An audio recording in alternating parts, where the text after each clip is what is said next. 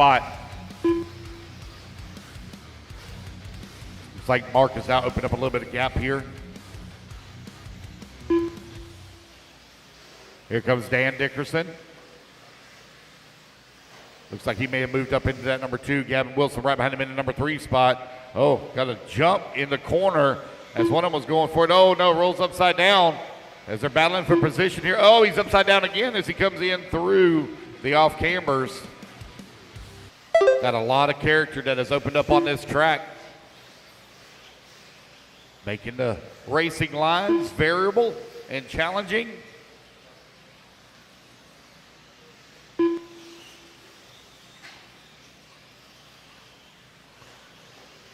Mark going full send up and over to triple.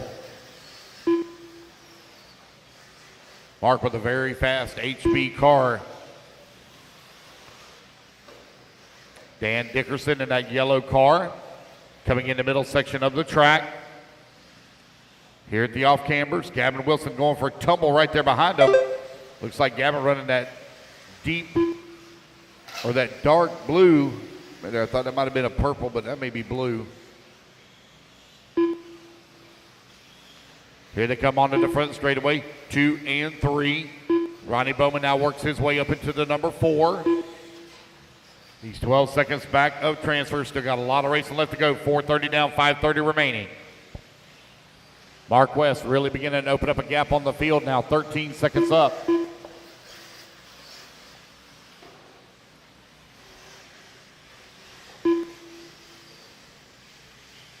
Five minutes down, 5 minutes left to go.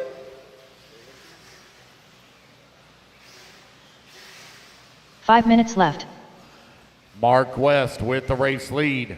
Dan Dickerson in the 2, Gavin Wilson 3, Ronnie Bowman 4, Allen in the 5, Allie in the 6 now. Pete in the 7, LJ in the 8, Sierra in the 9.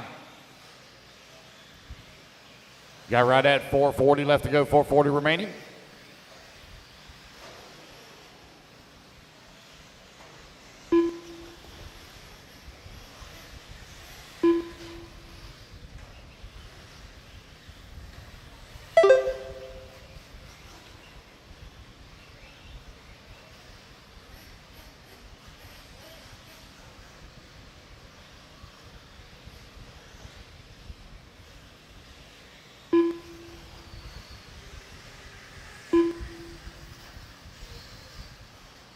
Mark West still continuing away with Dan working in that number 2 spot. Gavin Wilson in the number 3. 4 minutes long left. lap here for Gavin waiting to come across the line. There he is. Let's see where Ronnie Bowman's at. Looks like Ronnie's making up a lot of time here. Here goes Ronnie down the straightaway. Oh, Ronnie now 7.5 seconds back. He picked up 5 seconds that time by. And I see problems for Gavin Wilson over here. He's stuck on the pipe. Here comes Ronnie Bowman, the final bump spot on the top left-hand side of the track. Gavin upside down and around the berm on the outside turn. It's going to be Ronnie Bowman now up to the number 3 and final transfer spot. Ronnie Bowman now had a little bit of a bobble right at the start of the race. He's made up a ton of time. Gavin Wilson now going to make the pass. A little hot in the corner. Ronnie going to roll upside down in the bumps, the humps, and the lumps. You've got Dan Dickerson right there as well. 2, 3, and 4. Gavin trying to hold on to that number 4 spot on the back bumper here of Dickerson. Bowman over here on the right-hand side. Here comes Dickerson and Bowman across that start-finish line. Oh, a little hard on the brakes there for Dan. 3 minutes left. Ronnie Bowman right now running in that number 2 spot, I believe. Let's see when they come back around here. Oh, got one upside down. I might have been looking at the wrong car. I think Gavin is actually, yep, I got 2 cars kind of similar to one another. So it's Gavin Wilson now on the back straightaway.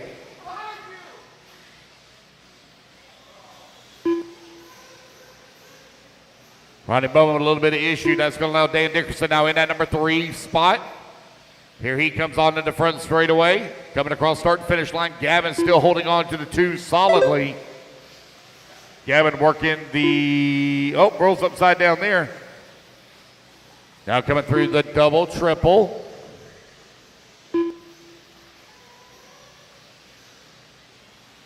Gavin right now with a little bit of a clean line in front of him. It's Mark West, Gavin Wilson, Dan Dickerson, 1, 2, and 3. Ronnie Bowman in the 4. Allie in the 5, Allen in the 6, Pete in the 7, LJ in the 8, Sierra in the 9.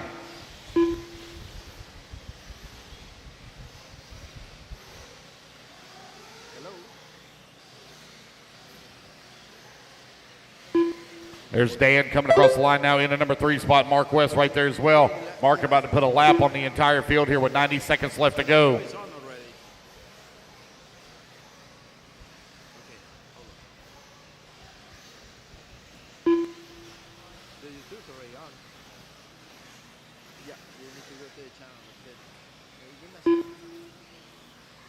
Dickerson up and over the triple. Oh, goes for a tumble. Turn Marshall there to grab him. As I look up, Ronnie having a little bit of issue as well. Not able to make up any time here. Oh, Dan into the backside of lap traffic. 1 minute left. They get tied up, going to have to be marshaled.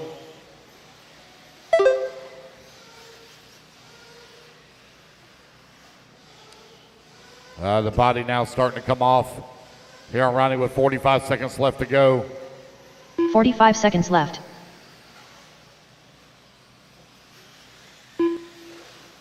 It's Mark West well out in front. 1 lap up on the field with 30 seconds remaining. Race number 2, race 2. Coming up next, race 2. 30 seconds left. With 30 seconds remaining, here is Mark West solidly in control. I don't think anybody's going to be able to take it away from him here. He's going to be the winner of Sportsman E-buggy C main as he begins his climb and see if he can race his way up into left. the A.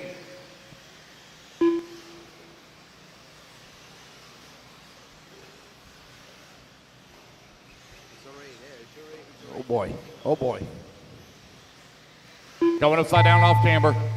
And the race clock expires. Race it back to the line, guys. You're going to be done. Gavin Wilson coming down the back straightaway in that number 2 spot. Got lap traffic right there in front of him, or beside him, that was going for a tumble. Here comes Gavin Wilson. Gavin going to come to the line, and Gavin he will Wilson make done. a transfer up LJ into Lawrence the B main. LJ going to come home in that number 6 spot. Mark West Pete coming Dickerson to the line, done. going to be taking Mark the West win done. here. Ronnie Just Bowman waiting done. on Dan. Ali Salson done.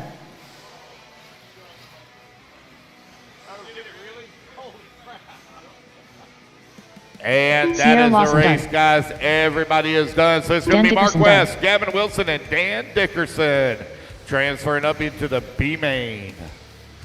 All right, you guys, quickly put your cars down. Come on out, grab a turn marshal spot. You're going into race number 5, guys. Race 5, so put those batteries on charge. Give your cars to somebody, put them on charge. Race number 2 coming up next. Let's get our turn marshals out here, please. I need 1 volunteer marshal. I need 1 volunteer marshal, please. 1 volunteer. I need Mark West on the 3, Gavin Wilson 2 on the 1. minutes to the start of the race. Dan Dickerson on the 4, Ronnie Bowman on the 2, Allie Swalson on the 5, LJ on the 7, Pete on the 9, Sierra 10. Actually, Sierra, if you would please take the 11. Allen on the 8. I don't have Evan Steichleather here, so I need him. I need a volunteer on 6 and 12. I need a volunteer marshal, please, on 6 and 12.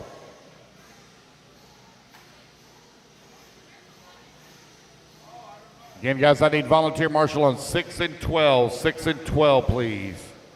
Evan Steichleather not here, and I need somebody to cover the number 12 bucket.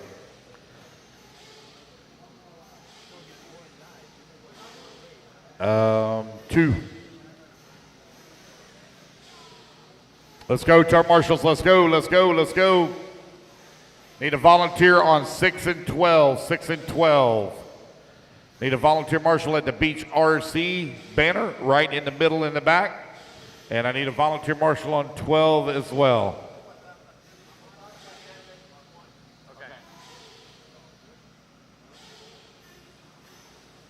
Corey, you gonna volunteer? Okay. Lucas, you gonna grab 12? Oh, okay. Guys, I need a volunteer on 12, please. Volunteer on 12. Need a volunteer on 12 by the podium. I need 1 volunteer, please. 1 volunteer marshal. Can I please have 1 volunteer marshal on 12? Can I have a volunteer marshal on 12? Guys, the faster you come out here to turn marshal, the faster we get to go home. We are already 2 minutes waiting on one turn marshal already. 2 minutes wasted.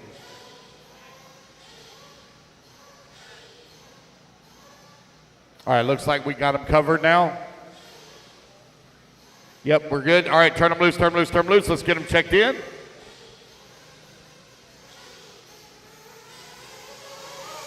Dennis Brew, Christopher Wilson, Alberto Santos, Mike Harris, Jerry Gadu.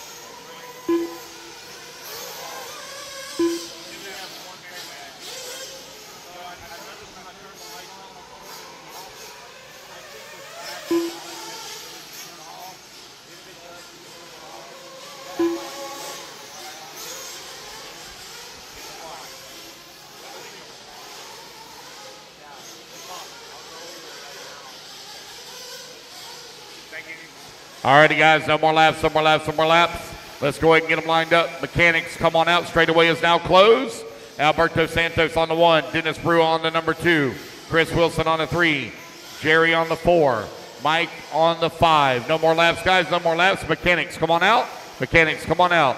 Straightaway is closed. Straightaway is closed. Mechanics to the track, please.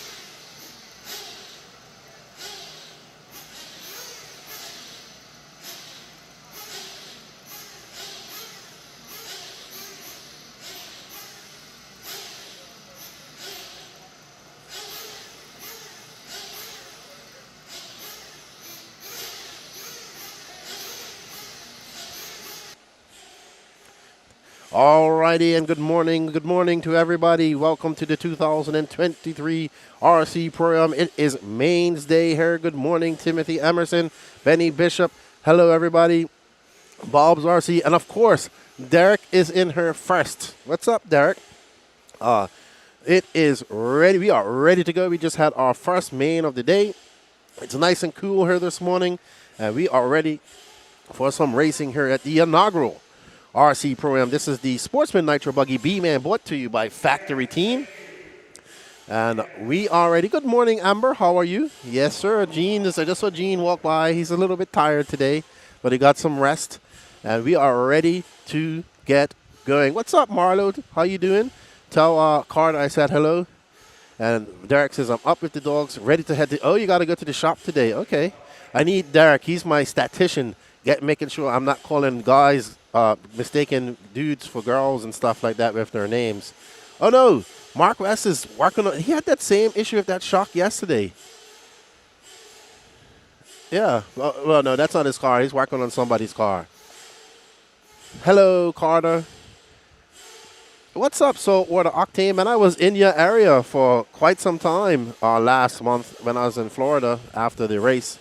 And yeah, I went up to Morehead City I know that's not Florida, but I went up there prior to coming to this race, and some beautiful boats up there in Morehead City. And there's Brent Danvers. I need to get myself one of these blue Beach RC.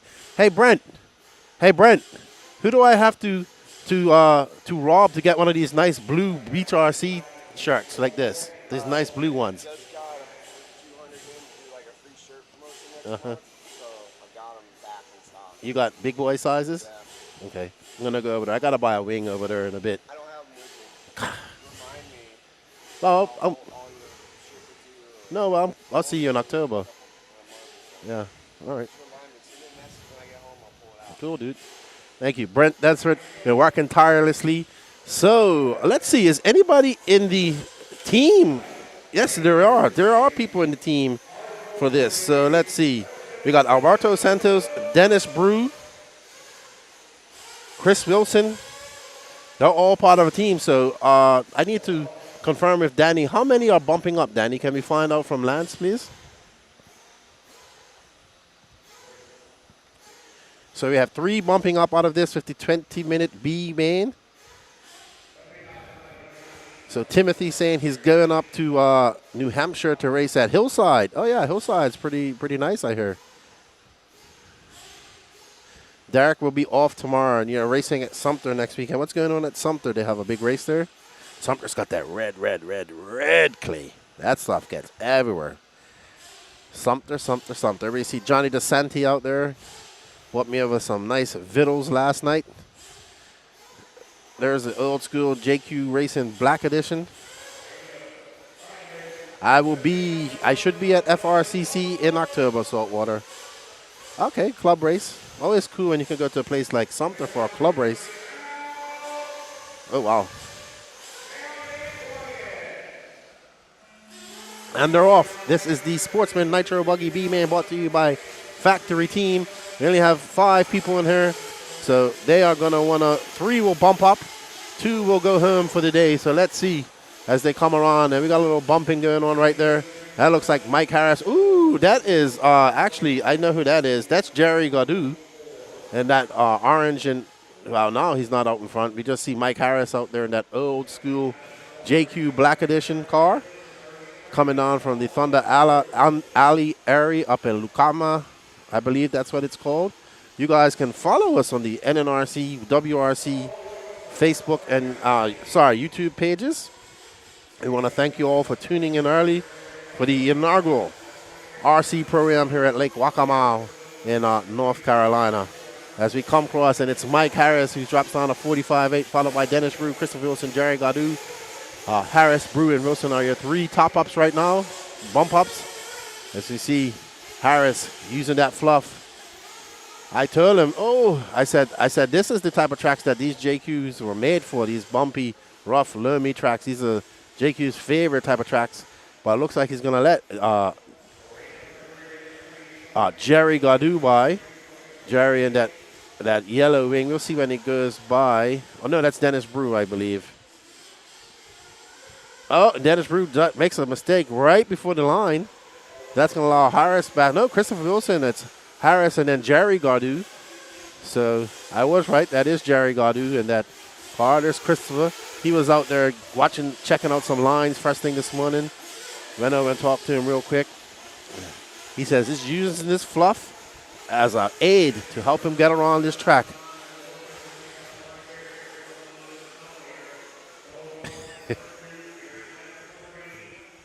Oh, no. Oh, I thought he broke for a second just now. No, he did not break. He is good. He is still out in front after that mistake, so he's looking pretty sharp. He has 17 minutes and 50 seconds left to go. He just wants to keep it smooth, bump up. This is your first heat of B-main. I think this is the only Nitro B-main we have. I don't believe Intermediate has a B-main. But it's Wilson, Harris, Santos on a team. He's actually on Camden Line's team. I have a breakdown of all the team points here. I'll go through them when this race finishes. But, oh, no, Harris making a mistake, getting off track, but still in third. So, oh, and there comes Gaudu. Oh, wow, that was almost really ugly. But we are on board with Mike Harris, who gets it wrong again. He's just got to calm down. That looks like Dennis Brew and Jerry Gaudu. Gaudu with the yellow wing, Brew with the white wing. And let's see when they come across Alberto Santiago. He's up into second. And then Alberto for many, many years. Met him through our good mutual friend, Charlie Linebacker, who's no longer with us. And there we are. There's Alberto right there. And that almost Fend-esque type of colors. But he's been a Kyosho guy for many, many years, and he's running this. That's like an old school Fen combination right there with that neon fluorescent orange and blue. That's what Fen's body used to look like back in the day. Now he's a lot more blue in it now. Dakota Fen, the Phenom. We want to thank everybody for joining us in our chat. We do know it's early. It's on a Sunday morning. So people are probably just chilling, having their Sunday morning coffee, and just enjoying some RC car racing. We are here at Lake Waka Waka. That's what I was saying to people. Lake Waka Waka. But right now, we are on board with Christopher Wilson in that blue. Oh, what a great self-marshalling job. So the guys did do some work on the track last night, and I was walking around earlier, and there are mountains of loam. Not a little bit of loam, like literal mountains of loam that are car stopping. It's like probably going into fresh powder on a snow slope. You know, you just sink and get stuck. There we are on board with Alberto Santos and that orange and blue Kyosho. He's in second place right now. He's 5.7 seconds behind Christopher Wilson. These guys just want to work together, and he has Dennis Brew right behind him, Jerry Gaudu in fourth, and Mike Harris, who was looking good in the beginning, is dropped down to fifth. So Brew, Santos, and Wilson are right now in bump-up spots. I said they fixed the track, right? But it's still super rough out there. So, and we see Alberto come by. He threw down a 46.4, but Christopher Wilson now to a 9.7 second lead over him. And we see first Johnny DeSanti doing some pits there. I believe he's pitting for Dennis Brew. And yep, so that was Dennis's first pit stop. Nice smooth stop down here. There we have Jared. He's doing the pit reporting, doing some pit reporting there. We're just making sure that we don't have any type of mistakes today. But Dennis Brew, oh, wow. Mike Harris needs to calm down. He needs to keep it on all fours. He still has a chance to bump up. We have 14 minutes down, 0. We have 14 minutes left to go. We see we're on board with Mike Harris in that JQ Racing Black Edition. And out in front of him is Jerry Gaudu. But Wilson, Santos, and Brew right now just cruising, looking to bump up. Good morning, Clubhouse. How are you? Thank you for joining us. Please, everybody, share this to your Facebook groups. I know it's early, but some people got to be up ready to watch some RC. And we have a full day of racing for everybody today. Scheduled to go to about 4:30 today. So lots of racing today left. Don't forget that we have the whole RC Pro-Am team side of things going on. I will give you guys a breakdown of the teams when we're done. As we see some pits, we see Mark Whitlow getting ready with his daughter, getting ready to pit. I believe they're pitting Alberto. No, they're pitting That was Wilson. He had a small problem coming into pit lane. Got spun around a little bit, but nice quick marshal and nice smooth field stop. So he's down and away. There we go. And here we have them coming in. They are pitting. Looks like Jerry Gaudu, I would say. Yep, that's his. Oh well, somebody went under pit lane just now. Yeah, Harris is almost out of fuel. That thing is pinging hard, but they're trying to get some fuel in this thing and get him back out on the track, and he is down and away. There we go. He missed the pit lane there. So. And here is Alberto. This is Alberto right here. Great pit stop by those guys.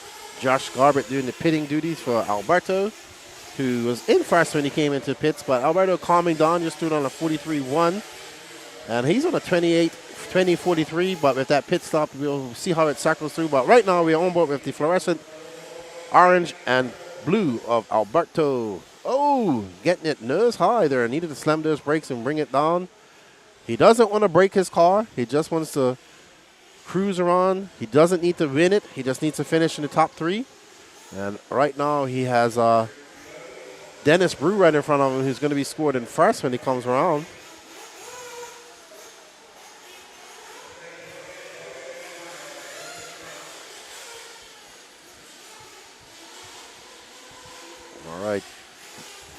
we're going to go have a talk with Mr. Josh Garbutt, who did an excellent pit stop with the old school fuel bottle.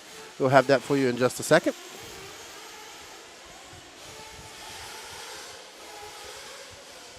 All right, guys, I am down here live with Josh Garbutt, the man behind Scale Racing Sports. And I know you don't do the events anymore, but we really appreciate your contributions because a lot of the equipment here was from your promotion. So thanks very much for your support, and really glad to see you out racing still. But just wanted to ask how that pit stop went for Alberto Santos. Looked pretty good, but how's things going this weekend?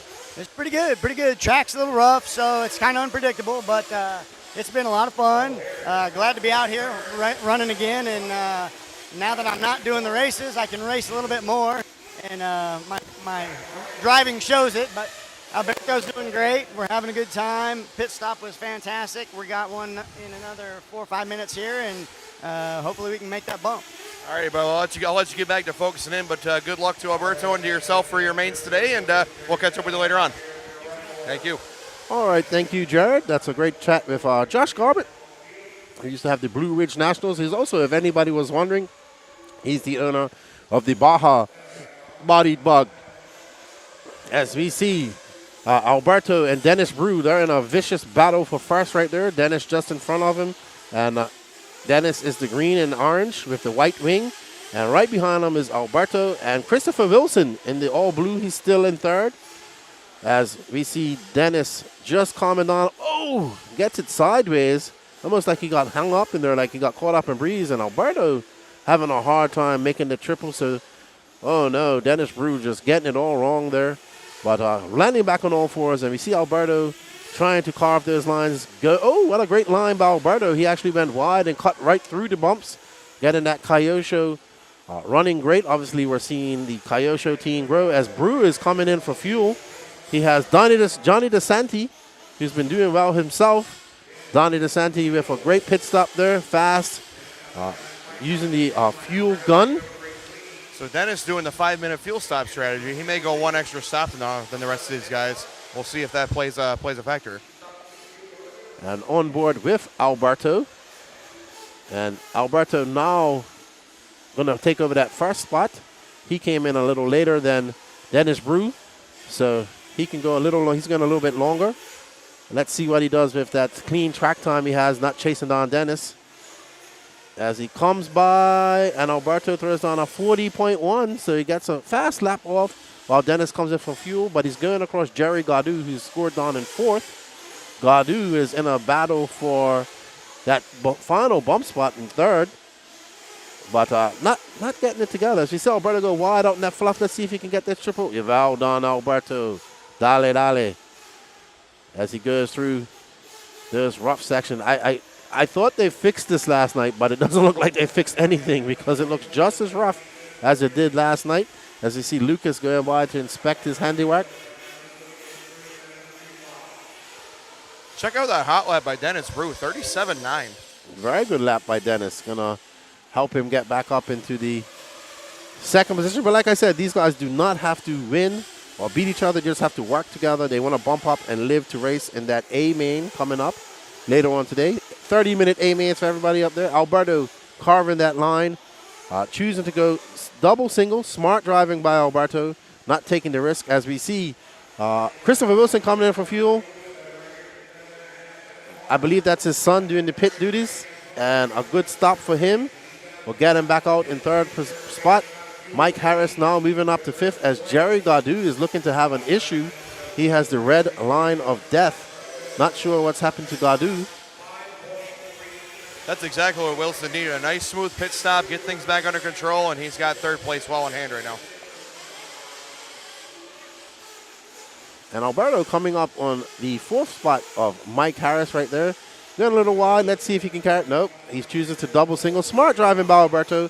Choosing not to break his car as he goes up. Oh. And he gets around that traffic as Mike Harris has a tumble there. With 7 minutes left to go, we should see Alberto coming in here soon for his final pit stop. But he has a great buffer. He has a 4.7 second lead over Brew. And their third place is 34 seconds back of the leader. So they have some cushion there. Alberto will be coming in probably on his next lap or so to get some fuel and just finish it off. Slamming on those brakes, not going too crazy. as we see Mike Harris coming in. That's his son doing the pitting for him. That's a nice calm pit. We see Jerry Gaudou's pit man, I believe. No, that was Michael. Looks like problems with Harris here. And he has a flame out, unfortunately, in the pit lane. And his son gets in crank. Oh. This is always a bad problem when you can't get the starter box figured out. Always good to have a starter box that's working properly and easy to crank up these cars. So Alberto is coming in for fuel. Let's see what Josh Garbett does. There we go. A great snatch and grab by Garbett. Opting to go with the fuel bottle. Great pit stop by Garbett. And Alberto is back out with 5 minutes and 48 seconds left to go. And he is looking to win this race and continue his racing into the A main. Uh-oh. That's why they made a mistake out there. He did. As he's coming down, he's not risking this triple. We saw him struggling with the triple as we see Dennis Brew coming in for some fuel and an adjustment. Looks like Mark Whitlow down there just giving a tweak on the high-speed needle and his daughter doing the pit duties. Mark and his family are traveling to a lot of these races in the southeast and are racing every. We have this. This is this second? This is first. Let's see. I think that was Dennis Brew. Final pit stop for Brew, nice and clean, no problems there. I heard Lance calling for the triple, so something's happened. Okay, so it's Brew, Santos, Wilson, Jerry Gaudou. Actually, Whitlow and those guys were pitting for Gaudou. Looks like Wilson's coming in for a quick splash. Just making sure he has some fuel there. He just came in. A great little pit stop. You see his son just looking up like, okay, Dad, thanks for flicking dirt in my eyes as they go down. And he's just coming in for a little splash and go. But Alberto back up to first. And he is valid. Ooh, wow. That was Jerry Gaudou coming flying across the track. Jerry crossing lanes right there. But nice heads up, Marshall. Looks like he is going to wait up, just kind of penalize himself. That was a nice move. This is actually for first and second between Albertos and Dennis. And they are going at each other. And Dennis will be the big loser in that. As we see Jared not only doing pit duties, but turn marshaling for people out there as well. Hey, a man of many talents. What can I say? And, man, these guys are getting aggressive here at the end of this 20-minute main. And they don't need to. They just need to work with each other, not break each other. And they will all finish. Santos, Brew, and Wilson are all in a bump spot. And they have a 2-lap lead over fourth, Jerry Gaudou. So, getting a little bit excited out there in the Sportsman Nitro Buggy B main, brought to you by Factory Team. But Alberto calming down, gets out of that traffic. Finally, a great jump for Alberto doing that triple, but Dennis Brew right behind him in that green and orange with white wing. We have two green and orange cars out there. And the red car in front of is Mike Harris, who's currently scored down in fifth. No, they're very close. We have a good battle for first and second.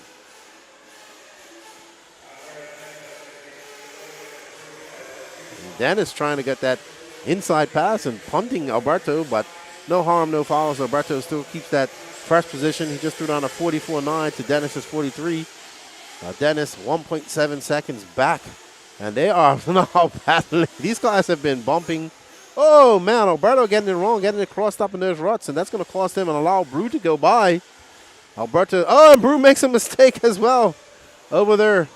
Oh, man, it is carnage out there, pure chaos. Yeah, this is getting rough out here, Lefty. They are definitely getting aggressive out there, and Alberto, you can see, like, the desperation is like, I'm going to catch him up, and I'm going to go through these bumps as fast as possible as they come through. And Brew out there in front now with that lead after that mistake by Alberto. But Brew also made a mistake. And Alberto with a long lap of 52.8. But Alberto just doesn't have to worry about it. He's in second. He's comfortable. He's got a 5.8 second lead. a 37.8 second lead over third, so he just needs to finish. Don't break his car. There's third right there, actually, in the blue car with yellow wheels. But man, these guys are going at it. They are bumping doors and bumpers, you name it. They are clashing wherever they can. This is the pass over Mike Harris. Oh, Mike Harris kind of needs to give him some space. Oh, getting it wrong there. So Dennis Brew now to a comfortable lead over Santos with a 6.4 second lead. With 1 minute and 5 seconds left to go. So they will, barring any disaster, Dennis Brew, Santos, and Wilson will bump up to the 30-minute A main. They just got to bring it home. That's third right there, that blue car. So Wilson happy to bump up and get himself, by the end of the A main, will be 50 minutes of runtime here just in Nitro Buggy. Runtime is the name of the game here at the 2023 RC Podium. 10-minute qualifiers, three 10-minute qualifiers this day, 20-minute B mains, 30-minute A mains, double 10-minute A mains for electric, and 10-minute mains for the lower electric classes. Oh.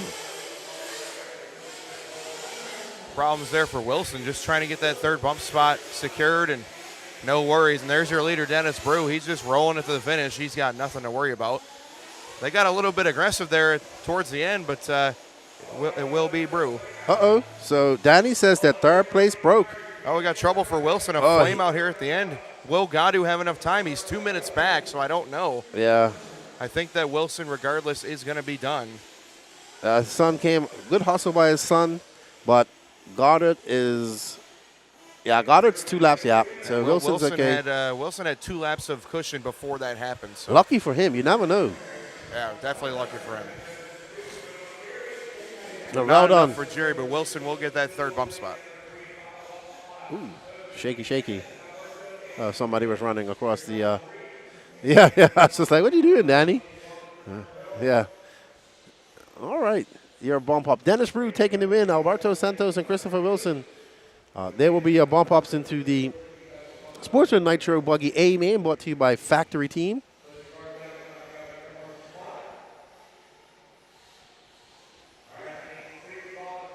Oh, yeah. Let me go through the points here. We have it up. I have it here. Oh, okay. You're going to put this spreadsheet up. All righty. So this is for E-buggy. This is the E-buggy RC Pro-Am points. So Team Ken Rand out top there after qualifying for 11 points. Hey, man, bonus points are a real thing. I mean, you remember some NASCAR championships were won based off who had more bonus points throughout the season. And Ken Rand starting off strong before anything even gets going with 11 points. Ogden with 2, and Hecker, or 9 for Ogden, Hecker with 2, and nobody else has any bonus points. So Ken Rand really making the right decisions there on draft night, at least for now. Right. So he got a. Let's look at it. He got a 2 in intermediate round 1, a 2 in intermediate round 2, and a 2 in intermediate round 3. So his intermediate driver was very good. Who was his intermediate driver? That's all Matty Long doing the heavy. That's right. Right there. So and very nice. Then we had in pro round he had no points, and then okay, let's look at the Nitro teams. Okay, so this is a little closer. Team Steichleather with Joe actually doing all the work for them. Yeah, in Joe intermediate. really wheeling it yesterday. He ended up getting overall TQ in intermediate Nitro Buggy, so congratulations to Joe. Ogden, again, making the right decision, 7 bonus points. He's the most consistent. But Ken Rand only has 2 on the Nitro side, so it looks like Ken specializing in the electric department. Team Rossiter with 7 points tied for second. Their intermediate driver who was their sportsman driver who did a lot of work for them, Mark West, who was very good in Nitro yesterday. Not too good in E-buggy, had some bad luck. It wasn't for lack of trying. I think Mark just had problem after problem. And shout out to Mark West. He was actually helping out Jerry with that shock problem before the start of that last main. So Mark helping on and off the track. Well, see, this is how the points work. So remember, these points will lead to a payout later on today. And we have 8 in the E-buggy class and 15 in the Nitro Buggy class. So as we get on later, I'll explain how the points go. I'm pretty sure everybody in there knows how the points are going in the chat at the moment. but later on today. But we are up now with the intermediate Nitro Buggy B main, brought to you by Dialed Hobbies. Dustin McCutcheon, Rob Lupo, Kevin Bullock, CJ Serrano, who I was just talking to, Gene Ninja Turtle Shrout Jr., and Grant Walker. This should be another good one, Lefty. This is going to be tough. 6 guys battling for 3 bump spots, and they're all based on qualifying history, very, very similar speed. So I don't think this one is going to be a foregone conclusion for anybody. Yeah, we shall see. We saw Rob Lupo have a lot of issues yesterday as well. Gene Strout running Nitro for the first time, I believe, and he's thoroughly enjoying it. CJ Serrano, I was talking to him earlier. He has just been into RC for a few months. Thunder Alley is his home track. Kevin Bullock is a veteran here. They used to earn, also very fast. Him and Monte Rita used to earn the Badlands track. Dustin McCutcheon, another HB driver. Not sure what Grant Walker is running. And Rob Lupo, also another Southeast stalwart, Savannah, from over there in Phil Hurd, making that his home track. And Timothy Anderson says, we're headed up north Thursday after work. Nice, man. Enjoy your time up there in the northeast. He's going up to Hillside, up there in New Hampshire. That's awesome. Very cool. And we want to thank everybody for joining in. And this is the intermediate Nitro Buggy B main, brought to you by Dialed Hobbies, 20 minutes long. So we should see some cleaner racing here. What an excellent looking starter box, multicolored starter box out there. That is pretty sweet looking. But yeah, I echo your sentiments, Lefty. That last race got a little bit fisticuffs there for a while. Hey, points for fisticuffs. Points for fisticuffs. You know what? Hey, I like that. Sometimes you got to do what you got to do. In that situation, they had a huge lead on 3rd place. Really no need to fight that hard, but sometimes you want the bragging rights, right? There we go. I like that, fisticuffs. And Grant is an HB driver, according to our statistician, Derek Vanderham. And they are off. Nice start right here. Oh, Serrano going end over end, but nice job getting back on all 4. And McCutcheon out of the hole with the lead. Whoa, getting it wrong. Anymore. Oh, that got rough. Serrano actually helping him out right there. That could have been a lot worse, but McCutcheon going to be falling down to 4th now, and he's going to have to safely re-enter. So not the start he was looking for, but guess what? He's got 19 and a half minutes to make up for it. That he does. And I want to apologize. It was not CJ Serrano I was talking to. It was La Stella. I've got their names confused, but not sure what CJ is running. And we shall see. But Dustin, you can, that old saying, you can never win a track on the first, never win a race on the first lap, but you can definitely lose it. He lost all positions, now down in, scored in 5th, but he has some work to do if he wants to get back up to a bump position in 3rd. But right now it's Kevin Bullock, Rob Lupo, CJ Serrano, Gene Strout.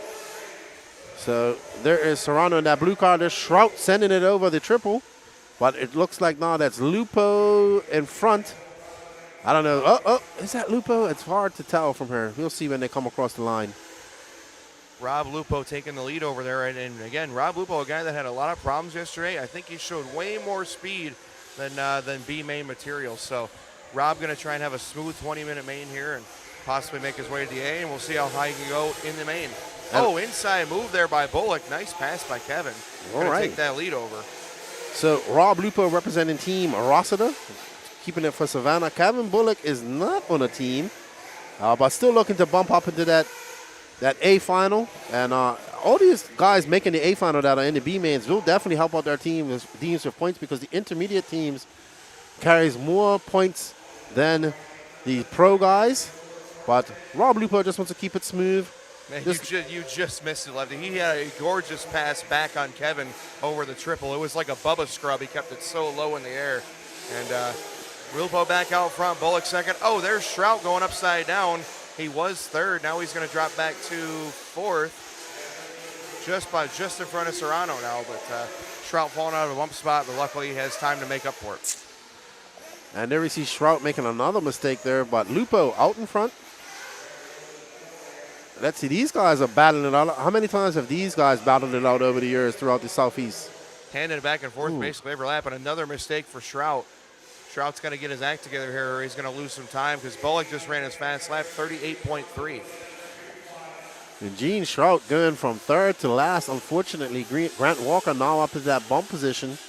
And CJ Serrano right behind, and Dustin McCutcheon now in 4th. So looking to make up for that first lap mistake. But Kevin Bullock looking smooth out there. He's the black wing car. Rob Lupo getting it wrong over that triple. Small mistake by Lupo. Luckily, Marshall was on top of it, so no flame out, no concerns there. But Kevin Bullock starting to drive away just a little bit down the back straightaway he goes. And unfortunate, we see McCutcheon now back up into fourth. He's going to set his sights on Grant Walker. And Shrout having that horrible lap, 56.7, and just putting him right there at the end of the pack. But still lots of time left here. 16 minutes, 31 seconds. I know his wife's watching him at home. And we are on board with Kevin Bullock, who's looking comfortable out there. Doesn't race much anymore. And we see Cooper in the house. Cooper Phillips. What's up, Cooper? Up early watching some RC racing. Picking up Grant Walker right there, coming up on Lupo. So Grant putting a nice run from dead last up to third. Final bump spot, but he's got McCutcheon right behind him. Bullock crosses this time with a 39.8. We'll see what Lupo's got this time by with a 39.4. Grant with a 39 flat. So here comes Walker running that white and blue right behind Lupo. Alrighty, there's Grant right there. He's going to put his head down, and we got 3 HB. Uh-oh. He has a body issue. We saw he's going to have an alligator issue here soon. Oh, no. That's going to be really costly. You can't run around like that. You're going to have to plan an early pit stop here. Going to have to change up your fuel strategy to make this work. Yeah, we've seen this happen. This is actually always a big problem with Truggy. But once that alligator, you almost want the body to just rip off completely at this point. But Grant being smart, not taking any unnecessary risks over the jumps, and he's going to come in. Let's see how they handle this. And he comes in. We got Matt Navoso doing the pit skills. Corey Humphreys working on his car. There we see Cupcake down there, thrashing away. Corey right there. They're trying to get that body down there and pinned on. And let's see, did he break the nose off completely? Oh yeah, it looks like they did. Oh man, I would just break out the duct tape at this point and just wrap it around there. And Mrs. Jean's mom, Mrs. Bonnie Simons is watching Jean as well. Jean up to 5th now. Let's give a little love to Jean, so we can find out what's going on. This is that Jean there? No, that's KB.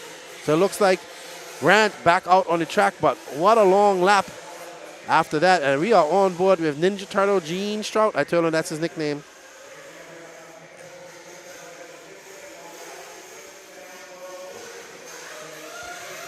All right, guys, I am down here with Matt Navoso, just doing some pit work for Grant Walker. Hey, we saw the body came off the car, but wanted to see what you guys were going to do to improvise for your fuel strategy. We're going to do probably one more stop in 7 minutes and just have him go from there. Yeah, good thinking on the fly. Obviously, good response time getting that clip thrown in there. How you feel about Grant's chance to get back into a top 3 spot? I think he's got a good shot. His car's really good right now. He just got to work through some traffic, but I think he'll be all right. All right, Matt, thank you very much for your time, and best of luck to Grant here. We'll keep an eye on it with now 13 and a half minutes left to go. Oh, okay, so Cupcake and Corey doing the pit duties for Grant Walker. Kevin Bullock still out front. He has a 1.9 second lead over Rob Lupo. Dustin McCutcheon climbing back out of that hole that he put himself in that first lap.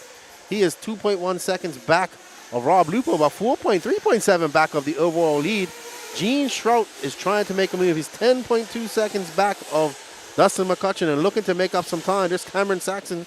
He must be pitting CJ Serrano or Dustin McCutcheon, sorry. McCutcheon with a nice pit stop right there. Saxon had a really fast stop right there. Yeah, Saxon been doing this for a long time. I've seen Saxon throw a frosty beverage up to a guy while he's coming for a pit stop. But right now we are on board with Gene Strout Jr. Oh, and he gets it wrong. Curse of the camera. Come on, Gene, you can do it. You got 12 minutes, 41 seconds left to go. Wow, up and away over that triple. Whoa. That was some big air. 3 bump up, Amber. So right now, Gene is just out of that bump spot. And we'll see what happens as these pit cycles cycle out. I'm pretty sure he has to come in for some fuel, too. Let's see if he comes in now.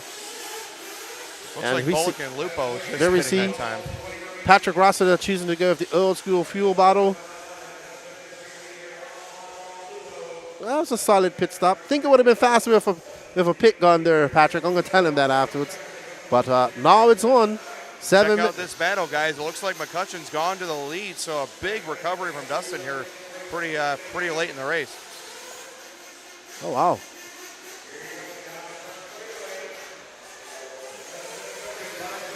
And that's correct. Dustin up to the lead with that great pit from Cameron Saxon and gets him out in front of Kevin Bullock. Rob Lupo just behind him. So this is the battle 1, 2, and 3 for the bump ups, but McCutcheon got that HB dial.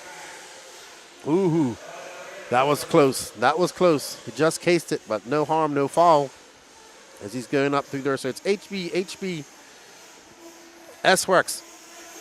And there we Serrano see. went for fuel, small mistake, but he's right on it. Rajay with the quick response time, and he's going to be down and away. Serrano scored in 5th right now. Gene Shrout trying to make up some time, but he's 17.5 seconds back of Rob Lupo. 11 minutes, 9 seconds left to go.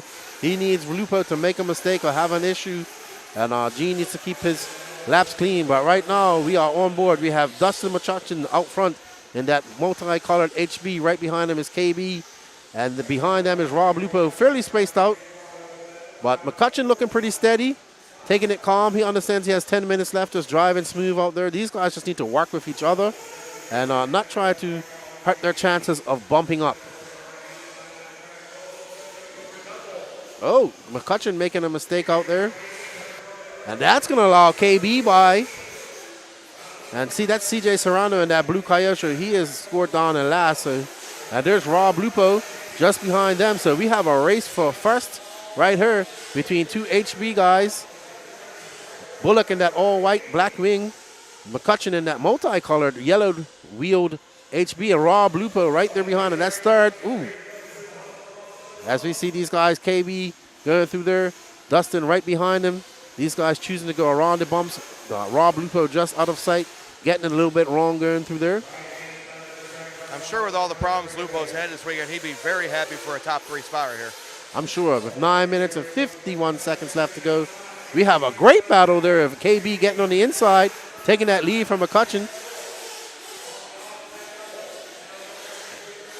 Let's see what happens. KB keeping it tight over that line. McCutcheon going wide. Oh, wow, and they get into each other. And let's see who comes out. And KB still comes out front. Takes that inside line, double single. We saw McCutcheon send it in there. Risk it, no biscuit. Nice sportsmanship there by McCutcheon. No, he probably could have kept going, but that was a good heads-up move. Yes. And right behind them is Rob Lupo, just waiting to capitalize on any mistakes that these two make. And he sees how they're going at each other. He thinks that's going to happen. Gene Shrout, 19.3 back. He needs a mistake. He needs a flame out or error from one of these guys to catch up. But 9 minutes left to go, so anything can happen. This is RC Racing, and definitely a Nitro. McCutcheon got such a fast. He's doing that Co-Ogden line through there. You saw Co-Ogden skitching that we picked up on berm. the same thing, Lefty. He is really railing that berm coming onto that double triple straightaway. Yes. And KB going more to the inside, so Dustin making a lot of time up right there in that section of the track. He's very fast there. KB keeping it steady around here. Let's see. Oh! Woo, that was close.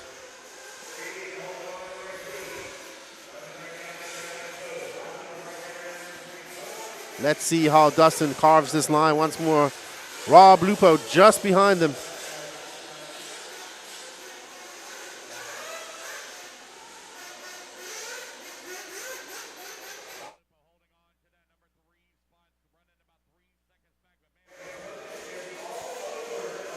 Oh, wow. Dustin is so fast through this section. His car is going through there very nice. And but KB seems to just pull away from him on these sections. Oh, Dustin going on the inside, and he gets him. They're going to drag race down the line. Oh! And he goes in too hot, and he gets caught up on that pipe. Adrenaline flowing. He forgot to get on the brakes there, and that's going to cost him some time and allow KB. Uh-oh! KB makes a mistake, but gets back. Self-marshals himself. Let's see if, so now Dustin and Rob are battling it out. Oh, Rob getting it wrong over the triple.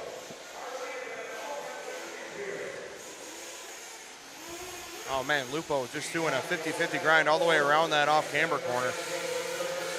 This shows you how difficult this track is getting. These are some really good drivers that are just fighting this racetrack right now, guys. We see KB out front, McCutcheon right behind him. He's got an 8-10 second lead over McCutcheon, but right now on the track, but this is where McCutcheon's making up a lot of time on KB. Let's see as they come around.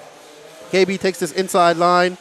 Well, goes a little wide. McCutcheon out there in that fluff, able to carry so much speed. Oh, wow, did he do a backflip? Like a 360 just now? That was amazing. Pit stop's happening, guys. Here comes Grant for his final pit stop. Navoso on the fuel gun. Very nice stop right there. That's exactly what they needed. It almost died out, but he was able to keep it running. So that's exactly what they needed to try and get back in this race. And here comes our leaders. They're going to be a head-to-head battle coming into pit lane. Here they come, both Kevin and Dustin. Who's going to get out first?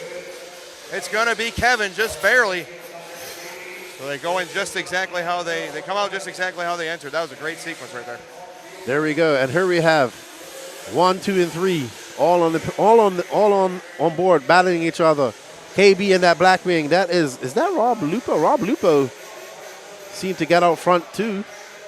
Let's see how it all pans out for these guys. But right now, Rob Lupo out in front after the pit strategy, or maybe he has to come into pit. I thought he came into pit with these guys. Probably didn't. But KB right there. Dustin McCutcheon right behind. I believe Lupo has to come in and pit.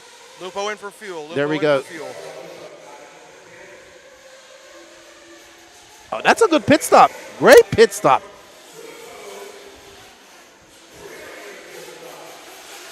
Lupo comes out right behind your top two. So again, stacked back up for 1, 2, 3, but a big gap back to fourth. Man, look how much speed Dustin carries through there. And doing that Ogden line through there. But KB just steady, Freddie, not making any taking any unnecessary risk. And Dustin just trying to get by, but 5 minutes, 15 seconds left to go in this race. And these guys just need to chill out and bring it home, not make any errors, make sure their car is finished. Gene Strout is the nearest competition. He is now, well, let's see after the pit stops cycle through, but Gene will be coming in for fuel here soon as well. Oh, he's already coming for fuel? Okay, well done. Gene, good to go with 4 minutes and 50 seconds left. He needs to put his head down and just click off some fast laps and pray to the RC gods for an error or a mistake or a flame out or a breakage from one of the top three. That's about all Gene can do right now is just worry about putting in his own clean laps and just hoping for something to happen. He's 16 seconds behind third place, Rob Lupo, with 4.5 minutes to go. Unfortunate for Gene, he made a long lap early on in the race and it cost him big time. Grant Walker was also fast but had his body come off. So Dustin McCutcheon made a mistake on the first lap, which put him down to last. But now you can see he definitely has the pace to keep up. Just a little erratic, trying to go too fast. And KB just keeping it smooth out there, not making any mistakes. And but just looking to come home and bump up and race again. Just something of note, Lefty. We got 4 minutes to go, and Grant Walker is the fastest car on the racetrack by a lot. Like, he is running down Gene Strout in a hurry, and he may be a factor in this before it's all over. If Lupo has a couple bobbles, you never know. That is true. So those guys got that body fixed. Maybe we can fire Grant Walker, see how it's going with him. Looks like a flame out on. Oh, that was Grant Walker. So flame out on Walker. That's a terrible break. He was really fast, and this is going to basically seal the deal for him, unfortunately. Unfortunate for Grant. He was just about to go watch him go, and then he flames out. Cursed off the camera prior before even getting the camera on him. But Gene Strout now, that leads on to, he has 10.8. He has 10.8 seconds to make up on Rob Lupo. So he has 3 minutes left. Oh, Gene getting it nose high there. Calming down, throwing on some calm laps here, it looks like. Gene just waving to the fans, that's all. All right. He's got a pretty good line. 3 to go. So we got 3 minutes left. We're going to set the scene for you. Bullock is leading by about 2 seconds over Dustin McCutcheon. Rob Lupo about 8 seconds back of Dustin, so Rob kind of chilling in that third spot. But again, Strout making up some time. He's only 10 seconds behind Lupo, so not exactly a comfortable situation. He's got enough of a gap, but there's so many rough features out here that one mistake really changes the landscape of that battle for the third bump spot. And we saw McCutcheon make a mistake right there. And actually, Gene Strout is now in view of Rob Lupo. He is now coming into the outer sights of Rob Lupo. Any mistakes for Rob Lupo, and Gene Strout will be able to capitalize on that. And Gene Strout is actually representing Team Matt Navoso. So he's on Team Cupcake. And There is Rob Lupo right there. He's getting a little bit of Lupo getting out in that fluff and just getting a little bit wild. Let's see when they come by. Where's Gene?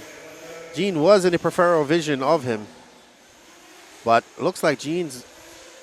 Oh no! So Gene must have made a mistake somewhere along the line because he is now dropped back quite away from Lupo. With 1 minute 49 seconds left to go, he needs to talk to those RC guards and hand him a favor. It's about a third of a lap or so from Lupo to Shrout. So that time by for Lupo was a 38.1. We'll see what Shrout has in response. Unfortunately, that's about as fast as Gene has gone the whole race. Oh, trouble for Lupo, and that's exactly what we're talking about, and he's upside down. That's a huge mistake. So Shrout with a 40.2, but Lupo just gave any of that time that he made up right back right there. You see Lupo heading over the triple, over the off-camber section right now in that yellow and white.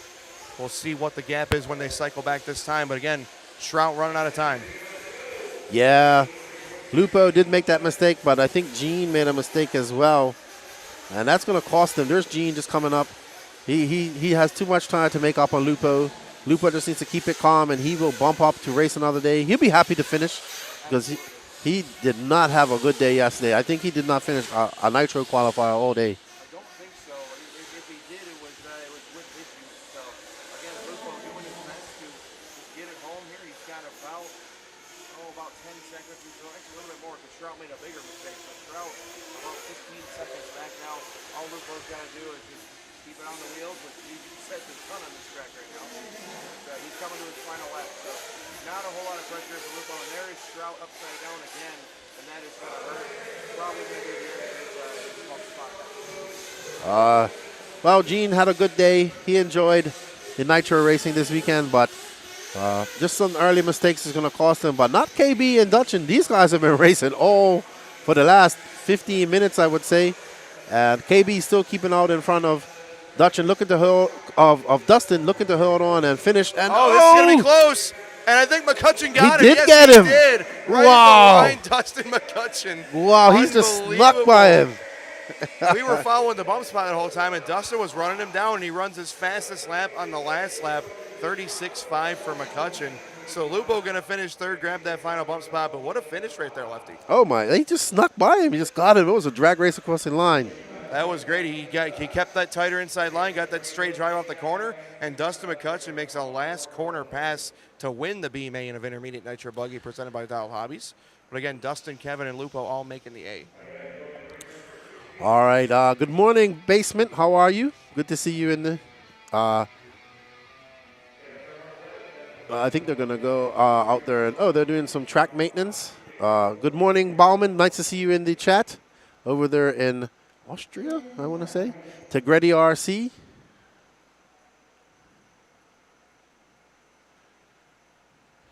And Amber still cheering on Gene, who still has E-buggy to go. Good morning, Robert Tannenbaum. Thank you for joining us this morning. Hope you guys are enjoying the coverage. While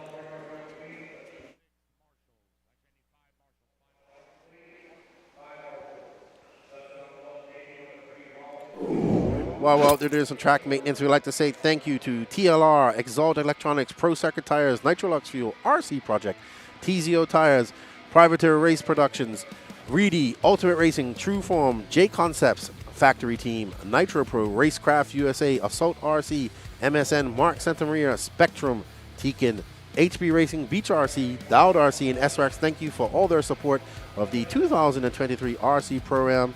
And it's looking to be some good racing left. We've had some exciting bump ups. That was a great race between Dutchin and KB. They went at each other almost the entire race. That was a great race, and just worth mentioning. A couple of the sponsors are actually in the house this weekend. Shout out to Drew Singer at Nitro Pro. He's been racing all weekend, which has been actually surprising for you, Lefty. He usually goes home early, so really good to see Drew out there racing. Yeah, I haven't even seen him much since I came here Friday, so always good to see Drew.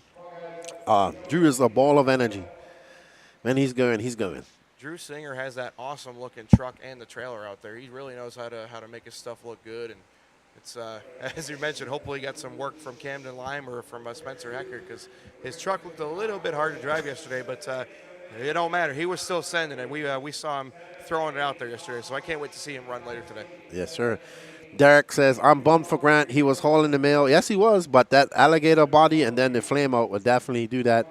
As I'm looking at Lucas out there inspecting that mountain of loam that's developed up there on that 180. That is probably 4 inches tall right now, that mound of loam. It's a jump. And you're trying to use it you're really literally trying to use it as banking right now. You're trying to use it as a berm corner, which is really, really cool. I mean, when Ogden hits it, he like gets a speed boost to the double triple. Yep. So up next, we have the B-main of E-truggy brought to you by Spectrum.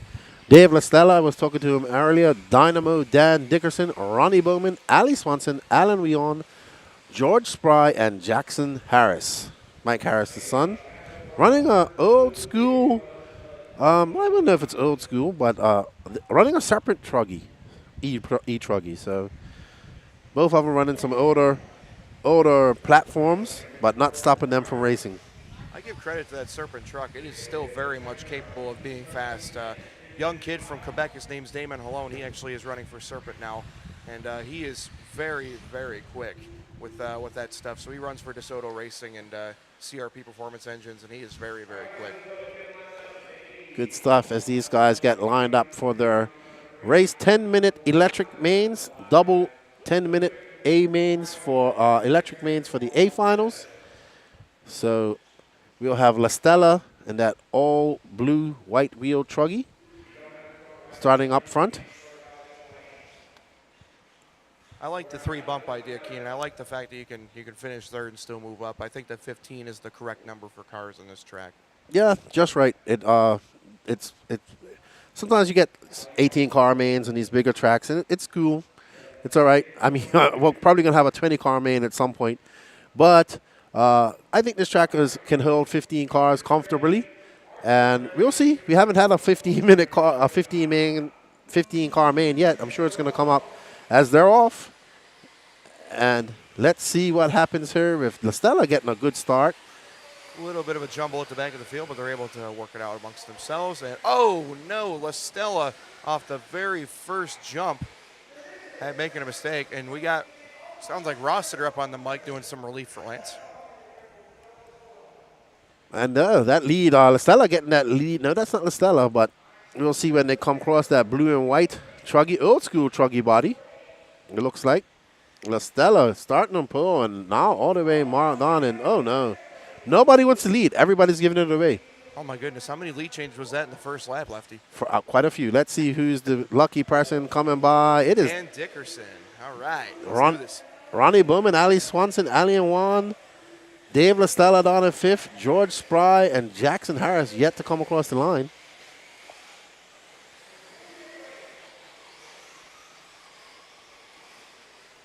It looks like we have a no start from George Spry.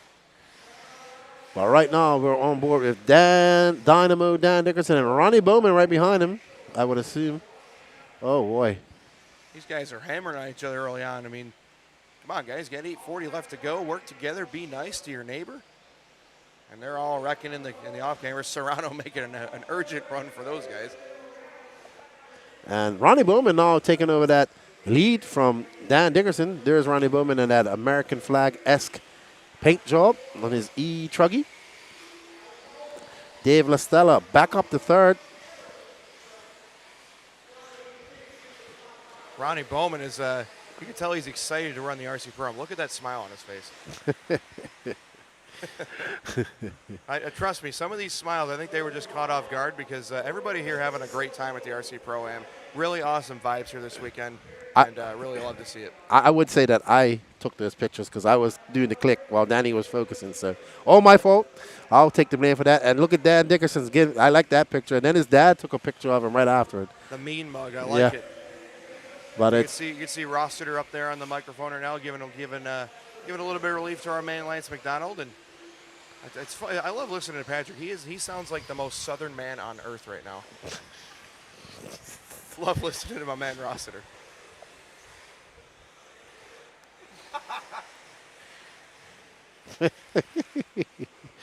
He gave us a nice belly flash yesterday in the pits, and we are on board. Looks like La Stella has gotten up to, let's see when it comes around. No, Bowman's still up. Leading. We just focus on them. Dickerson in second.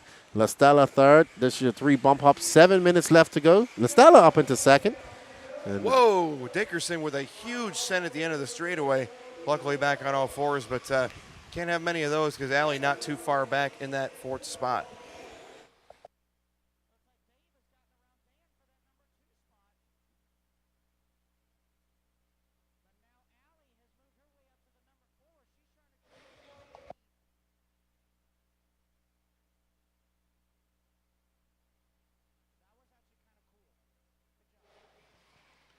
All right, so Lefty taking a quick minute to step away here. We got Ronnie Bowman out front, 3:30 down, 6:30 left to go. LaStella is in that 2nd spot, Dan Dickerson in 3rd. And right now, fast lap does go to Ronnie with a 38.9. We're following Dan Dickerson right now. That's the yellow and blue. That's our final transfer position to the A main of E-truggy, presented by Spectrum. Working his way over the left side sweeper. No problems out there. You see Brent Densford volunteer marshaling out there on the far left side of the track. So good to see Densford hanging out with us this morning, and obviously appreciate Brent for all of his efforts here on the promotional side and being the man behind the event. There is Bowman, your leader, the American flag with the yellow wheels, white wing. Ronnie working his way around that left side sweeper, up and around the little, we'll call it the crossover, the switchback on the double triple. No problems right there, gets plenty of lift. Coming to the off-camber section, he's just kind of taking it easy, not having to worry too much. Right now he's got a 9-second lead over LaStella for the lead, and still 19 seconds back to Dickerson in 3rd. So really no real urgency on the part of Bowman right now. Here's his fastest lap of 38.1. So again, just keeping it nice and clean. LaStella going to be hitting the line here in just a moment. He's going to come across this time with a 40.1. That's almost his best lap. Pretty good time there from LaStella. Dickerson working his way down the back straight and across the corner tabletop. He's going to be our 3rd and final bump spot for the moment as we just passed halfway. 42.5 there for Dickerson. Allie Salson in that 4th spot, but right there behind Dickerson, if we could pick up that battle for 3rd and 4th coming through the left side of the racetrack, it's going to be Dickerson and Salson, the yellow and blue and the all blue. There they go over the double triple straightaway. There they are right there. That's Salson in 4th, and there's Dickerson right ahead in 3rd. That's what we're watching right now for the final transfer spot to the A main of E-truggy. As right now, Bowman and LaStella pretty well solidified into 1 and 2. Down the back straight they go.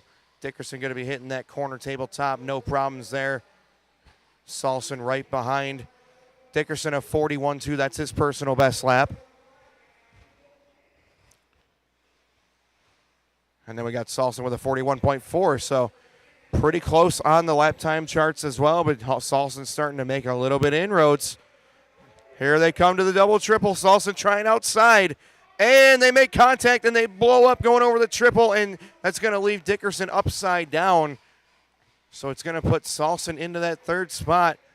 Looked like kind of a racing deal to me. They were kind of rubbing fenders. Nobody was going to give an inch. But I wonder if Dickerson has payback on his mind now with 3:30 left to go. Salson going to move up to that 3rd and final bump spot, but still 3.5 minutes left to go.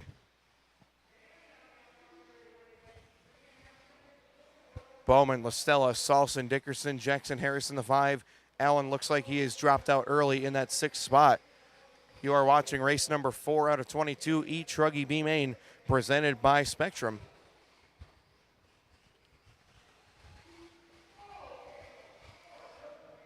Oh, no. That was, I believe, Dickerson having trouble. And we are clear over that triple, nosing it in, but Marshall all over it. Up next is going to be your B-main of Sportsman E-buggy, presented by Exalt. That should be another awesome race.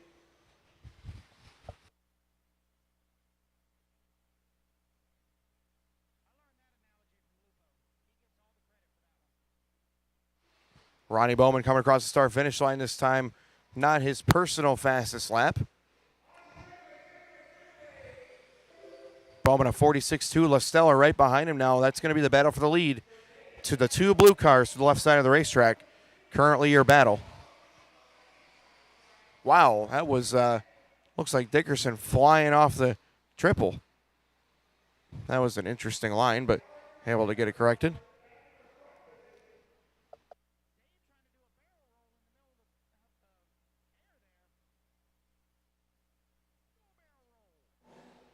Two minutes to go. You see the two blue cars battling out, Ronnie Bowman and Dave LaStella. So those are your top two bumping up right now, along with Salson in third.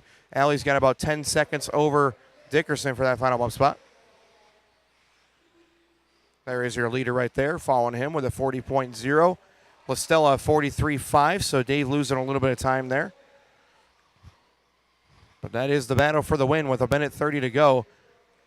Bowman up and over the double triple. Oh, getting a little nose high, but stabbing the brakes to bring it back down to the correct angle. LaStella landing on the pipe, a little 50-50 grind, but back on all fours. Oh, man. Bowman just bouncing through that off-camera section. Dickerson, or I believe that was Jackson with a mistake, so they're going to let leaders battle it out. Bowman 39.7, good lap for Ronnie. LaStella going to come across this time with a 40.8, so the gap is now 4.9 seconds from first to second, and got a big courtesy there from Jackson Harris, letting LaStella get around him. Oh, there's your leader with a mistake coming to the double triple, and we're going to have a battle one more time. LaStella finds himself about 20 feet back. Oh, no, LaStella having to roll these jumps. Is there something going wrong with LaStella, or is he just taking it easy? I wonder if LaStella maybe lost drive or the battery's starting to croak, but right now LaStella just doing what he's got to do to cross the line, and I believe he would have enough of an advantage over Dickerson to still bump up regardless of what happens. So Bowman coming to his last lap, LaStella coming to his last lap, and that thing is definitely reeling down the straightaway. But he does cross the line, and I think that's enough insurance for him.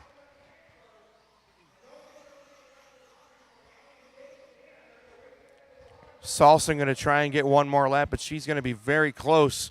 That might be the cutoff right there. Salson will not go one more time, so Salson going to cross for that third and final bump spot. And you're watching Dave LaStella nursing his truck home. Going to be a second place finish for him. Bowman coming across the line as we speak. Ronnie taking the win in the B main of E-truggy, brought to you by Spectrum. And here comes LaStella around the final set of corners, bringing that bad boy home. That was a hard-fought second for Dave. Jackson going to finish up for fifth, and that will do it. So Ronnie Bowman, Dave LaStella, and Allie Salson will be your three bump-ups from the E-truggy B main, brought to you by Spectrum.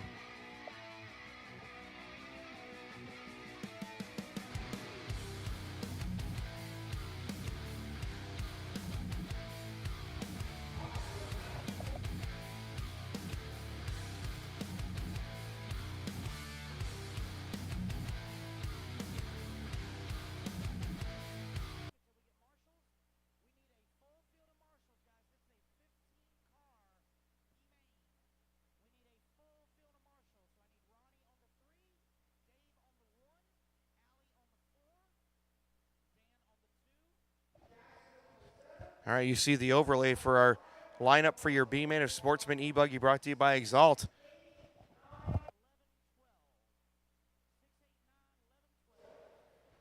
So Alan Bland just barely missing the main. He had a tale of 2 days yesterday. Really had a solid run in one of his rounds, and the other two weren't so hot. So Bland going to be on pole. See James Waite, Michael Watson, that's Techno Savage, and Corey Humphreys, Jeremy Lawrence, and the rest of company. Three of them trying to move on to the A main of E-buggy Sportsman, brought to you by Exalt.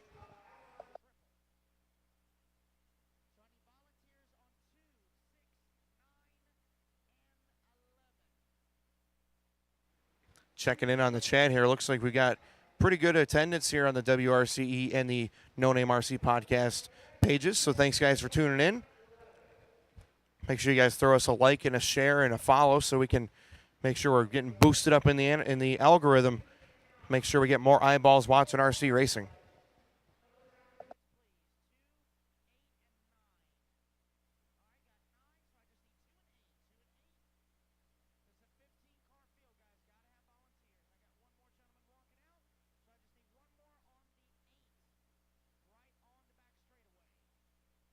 Best seat in the house. One more volunteer marshal, bucket 8, please, on the back. Oh, that's 6? Okay.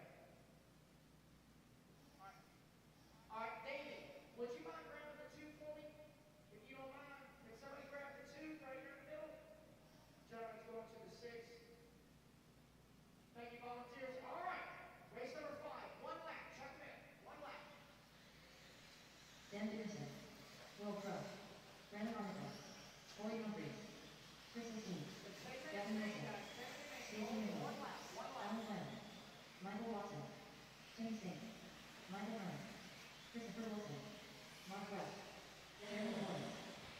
We have checks on all drivers. This is going to be an awesome race. B main of Sportsman E-buggy, 10 minutes in length. And the top 3 move on to the double A mains. So this is going to be pretty sweet.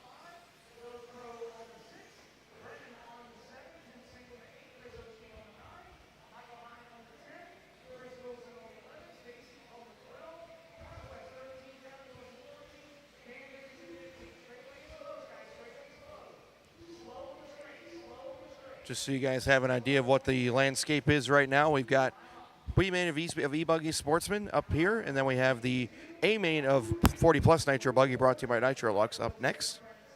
And after that, we'll go into TZO Tires Pro Nitro Truggy A main. There's Lance.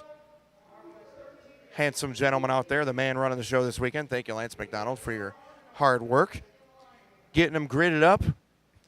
Lance out there, volunteer marshal and helping out. And this is going to be awesome, guys. All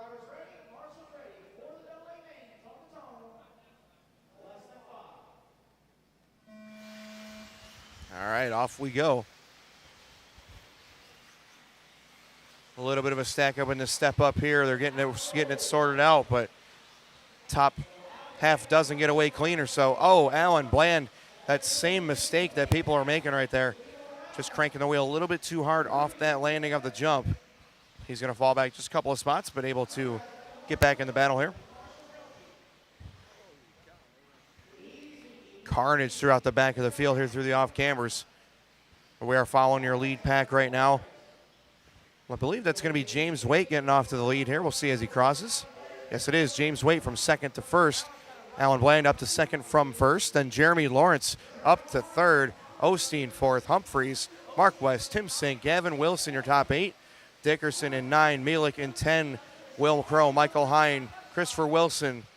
Then it's going to be Techno Savage and Brandon Armitage. So Techno Savage having a terrible first lap from 3rd to 14th. So Techno Savage has a little bit of work to do. Meanwhile, though, Bland in trouble, getting spun out there, going into the step-up jump. That's going to put Waite back out in front, but those guys pacing each other well. And a mess back in the field, so we're going to let that sort out. But following your top 2, it's going to be Waite and Bland, both going 42-second laps that time. So James Waite in the dark blue, white wheels, white wing, followed by Alan Bland in the orange and blue with the yellow wheels and the white wing. That is your battle right there. Bland off the racetrack by the Nitro Pro sign. Luckily, back on all 4. So Bland still in that second spot. Jeremy Lawrence in the 3rd spot. Here comes Jeremy in that pink and white, trying to rail around the outside through the off cambers. Bland able to hold him off for the meantime, but James Waite out there cruising. And Bland again getting de-wedged through that big crater. Nice outside move there by Lawrence. Bland back around the outside on the corner table, so good race over 2 and 3 right here. Mark West going to be in the 4th spot now. Mark way off the side of the track. He's going to wait himself. Rossiter all over it, make sure he waits up in plenty of time. So West going to have to get back to work here. Corey Humphreys in the 5. Small mistake for Lawrence there. That's going to hurt big. He's going to lose multiple positions. There is Alan Bland in 2nd spot. So Bland gets a little bit of reprieve. Bland upside down. Marshall not paying attention right there, looking the other way. And he's back upside down again. That is a killer. So Bland going to be in the midst of the battle now. We'll see. I believe that'll put Humphreys up to 2nd here. Here comes that green machine of Corey. Yes, Humphreys into that 2nd spot. So 5th to 2nd for Humphreys. And Mark West right there into 3rd. West having a rough day for qualifying yesterday, but trying to get back into that A main position. Needs some points for his team right now. Mark bumping up from the C earlier this morning, trying to go to the A. Bland right behind him, looking for a spot. West leaving those inside lines open. 2, 3, 4 in frame right now. That's Humphreys, West, and Bland. West going to get by for 2nd here as Humphreys drops down 2 spots. So now Bland into that 3rd transfer spot. Humphreys using up Bland a little bit there on that corner tabletop. And Humphreys going to go flying in different lanes. He's going to wait up this time. And Bland just boots him out of the way. I wonder if that was a little bit of payback for that move on the corner tabletop. But we're watching Mark West right now the orange and white HB in that second spot. James Waite 8 seconds out front in the dark blue car, so Waite has no worries out front. Oh, wait a minute. That is James Waite making that mistake right there. So we're going to put Mark West to the lead now. So it's going to be Mark West out in front. Maybe. Oh, maybe. Oh, no. Oh, my goodness. So Alan Bland going to be leading. Nobody wants to lead, just like the last one that Lefty had mentioned. But it is Bland, West, and Waite, your top three. Full run after that, it's going to be Jeremy Lawrence in the 4, Corey Humphreys in the 5, 6 through 10 going to be Crow, Wilson, Sink, Dickerson, and Armitage. And 11 through 15 is Watson, Mielek, Osteen, Hine, and Christopher Wilson. Oh, West upside down right there. Coming through the off-cambers. He's back on all 4.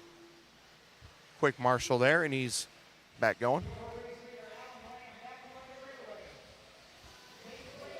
Alan Bland, that time 39 flat is your leader. Orange and blue, yellow wheels, white wing is your leader. Coming up on the halfway point, 5 down, 5 to go.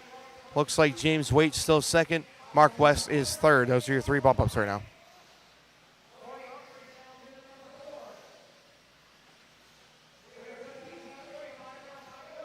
Oh, one car flying off the triple there. Gonna get it straightened out.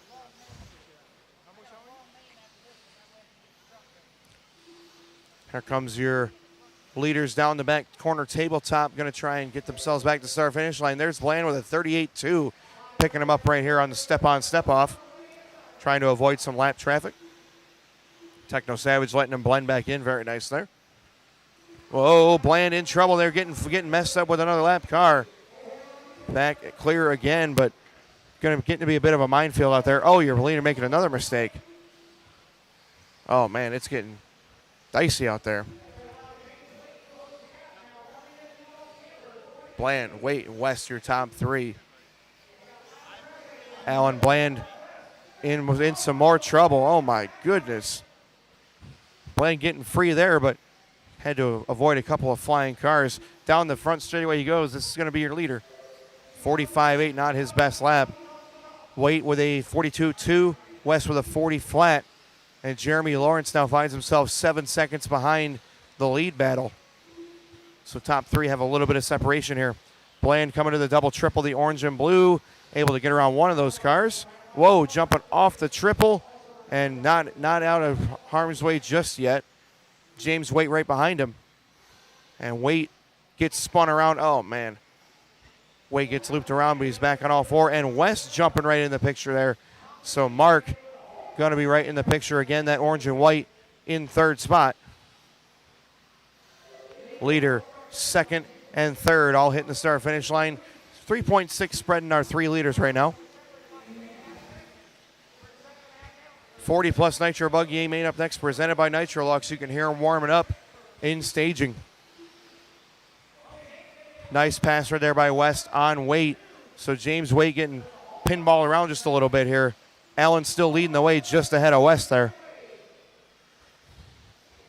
Oh, West getting nosed into the pipe and doesn't want the marshal's help. Oh, West having bigger problems here. Letting things go. All right, so Waite going to take 2nd place back, but looks like West struggling. Is something wrong with that car? Oh, no, you got to be kidding me. More problems for West. It looks like that car will not go straight. Oh, man. Mark West, another terrible, terrible error, and it looks like the car maybe has something bound up in the rear suspension or something, because that car was yawed out like a dirt oval car. That's going to move Corey Humphreys up to that 3rd spot. Corey in that bright green with the yellow wing is in 3rd. Jeremy Lawrence right behind for that 4th spot. So again, very, very close racing for the bump spot. There is the battle, 3rd and 4th. Lawrence in the pink and white right behind in that 4th position. Down the straightaway they go. Humphreys 41.7, 40.5 there for Lawrence. Wow, Lawrence upside down after the straightaway. He is all clear. Will Crow a little bit of a ways back in 5th spot, so it is Humphreys trying to just keep it clean with 1:20 to go. Down that center straightaway. It is so rough and bumpy. Humphreys almost throwing it away right there. Lawrence can see him up ahead one more time. Oh, Lawrence getting it wrong on the triple. And Lawrence going to have to get back on track here. So that is not a battle for position. Looks like that is a lap car behind Humphreys. Bland out front, got this thing made. He's checked out, gone. But here is the battle for that bump spot. Waite, Humphreys, and Lawrence. Lawrence again having a terrible lap here. Going to drop back. Will Crow into that fourth spot now with a 39.7.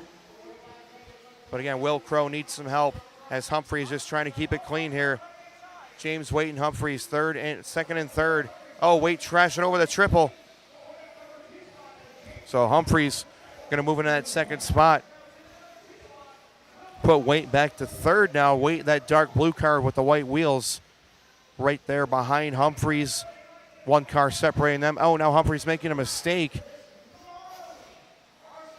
15 seconds left to go. Humphreys rolling it over on the corner tabletop. So Waite going to take second. That's Waite's final lap. Here comes Humphreys for his white flag lap. Will Crow right there behind. There's second, third, and fourth. Will Crow can see him up ahead. We're going to follow these guys to the finish as Alan Bland has a big lead. Oh, Humphreys in trouble off that sweeper, and there goes Crow having problems. So Humphreys going to get back into third. Crow had his chance, and he blew it. Over the triple. Oh, Will upside down, able to land it off his roof. Oh, Will going to flip it over after the off cambers. And now we'll see if Humphreys can just roll it home. The green machine trying to take that third and final bump spot. He's just trying to get it over this final jump. James Waite crossing for second. He's done, and there it is. Corey Humphreys got to hold on to that final bump spot in Sportsman E-buggy, brought to you by Exalt. Hard-fought race by Will Crow, finishing fourth, and Jeremy Lawrence in the 5. Everybody is done. So it's going to be Alan Bland, James Waite, and Corey Humphreys. Your 3 bump-ups to the A-main of Sportsman E-buggy, presented by Exalt.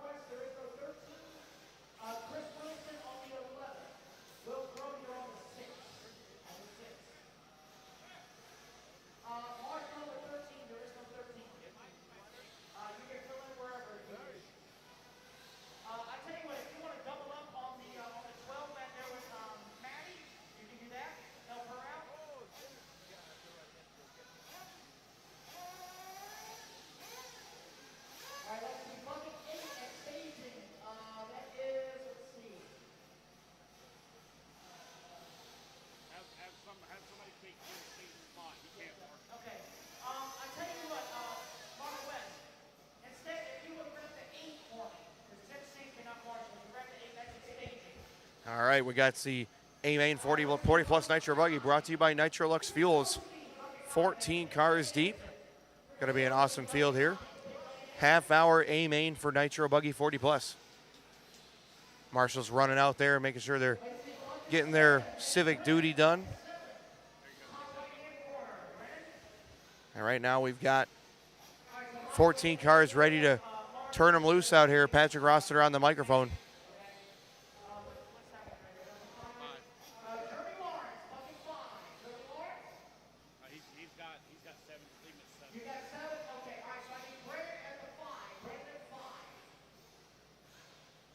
He's standing back there talking at 6.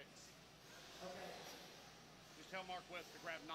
Mark West grab 9. All right, Mark West to the 9 then. Mark West to the 9. Turn them loose. All right, 2 minutes on the clock. 40 plus 9, so turn them loose. All right, warm-up has begun for your 40 plus Nitro Buggy A-main, brought to you by Nitro Lux. We are looking forward to this one. This should be a really fun race. Can't wait to see how this one's going to go.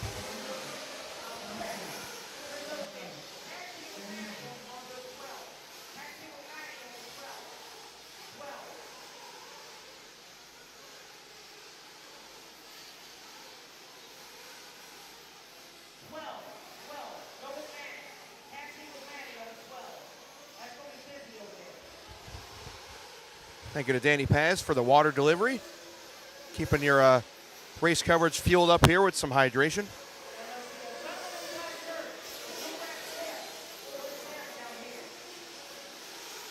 Looks like no check on Scott White yet, but everybody else has checked in.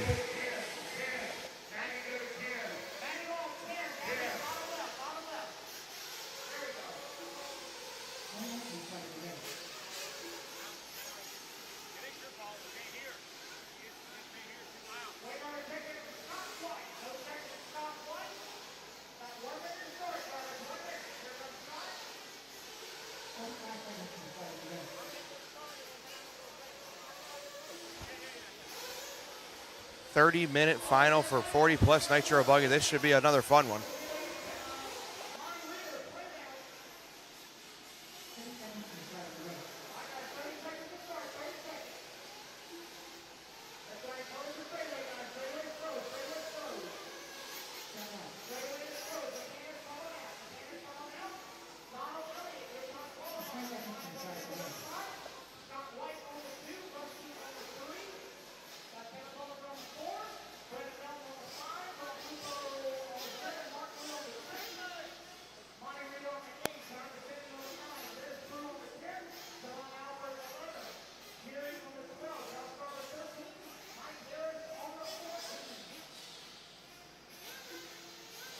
All right, we're bringing them into pit lane. We're filling them up. And you're about to see the start of your half-hour final for 40-plus Nitro Buggy, brought to you by Nitro Lux.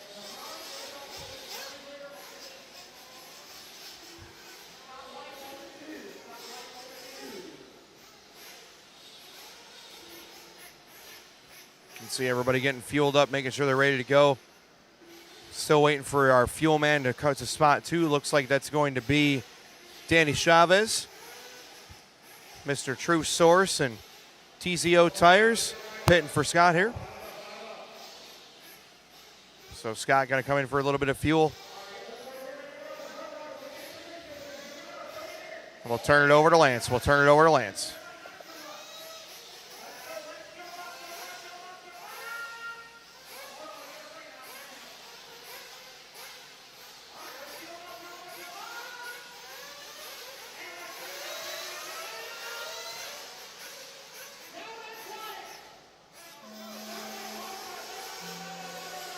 And we're bringing him back. Oh, wow.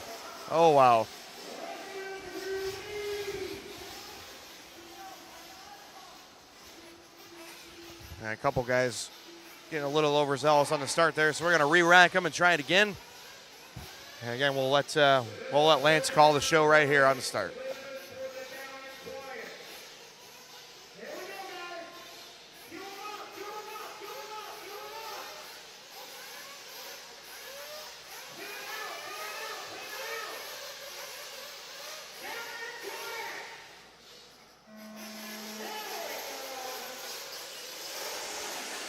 Alrighty, we are back for the 40-plus Nitro Buggy A-Man, brought to you by Nitro Lux.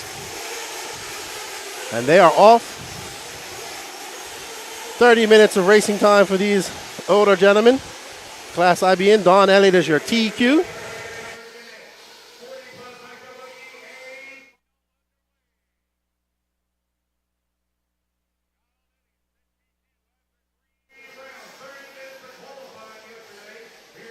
This is one I was looking forward to, Lefty. I really think it's going to be a much more competitive race than Don Elliott made it look in qualifying. So I think that Don's going to have his hands full here.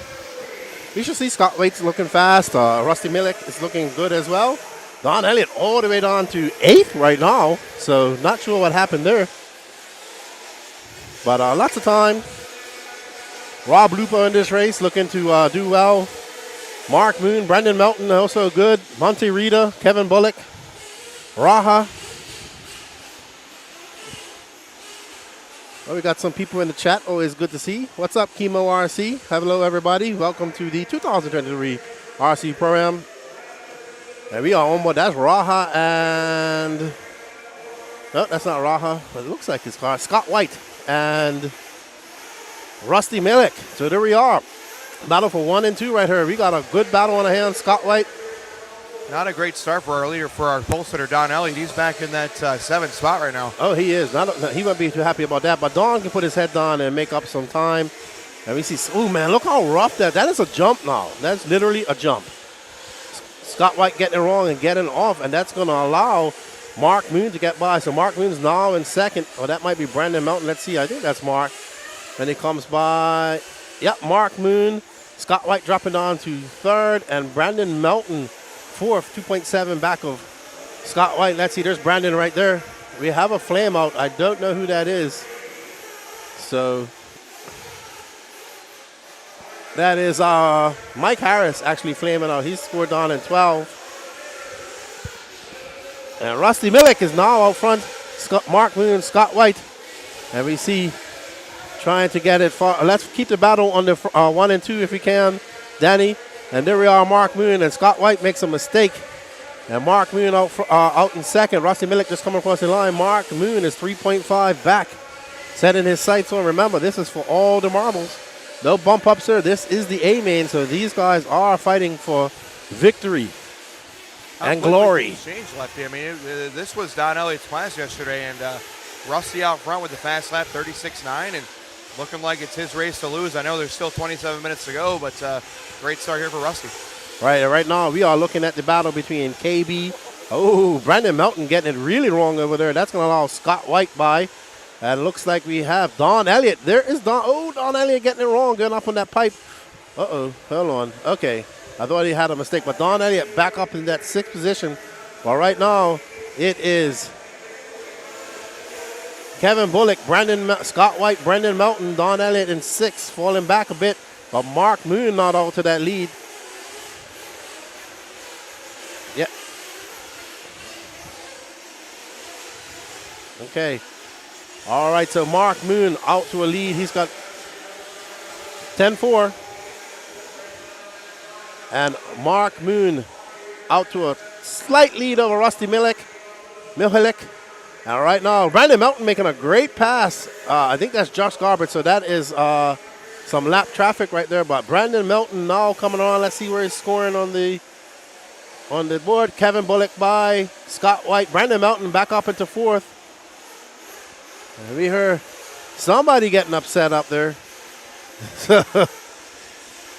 As we go by, we are now on board Scott White, Brandon Melton right there. That is the battle for 4th and 5th. But right now we need, oh no, we have a dead car on the straightaway. Who is that? That looks like Raha. Rajay with a flame out, so. All right. We are on board. Back going here. Rusty Milik is now out to a comfortable, somewhat comfortable lead. Let's see when my scoring comes back up. Milik has a 4.1 second lead over Mark Moon. Because Milik, Moon, Bullock, Brandon Melton, Scott White, all separated by just over 15 seconds, but not too far. The big lead is Kevin Bullock is 6.3 behind Mark Moon. So he's got to put his head down and clock off some laps.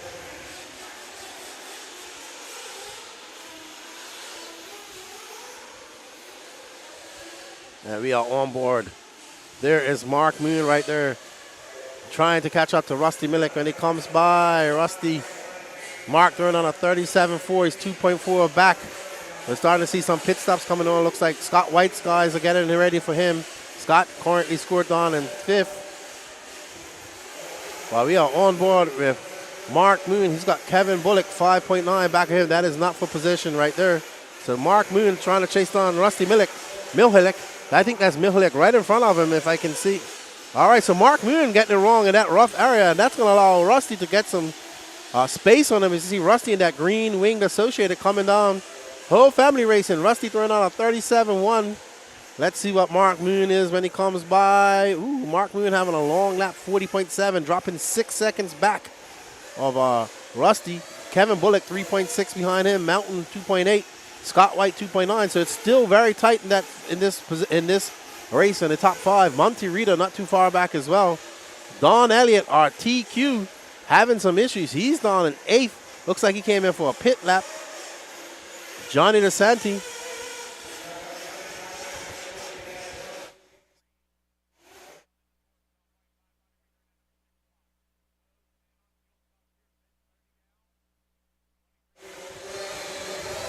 All right, you see Rusty's wife, Stacy, getting ready.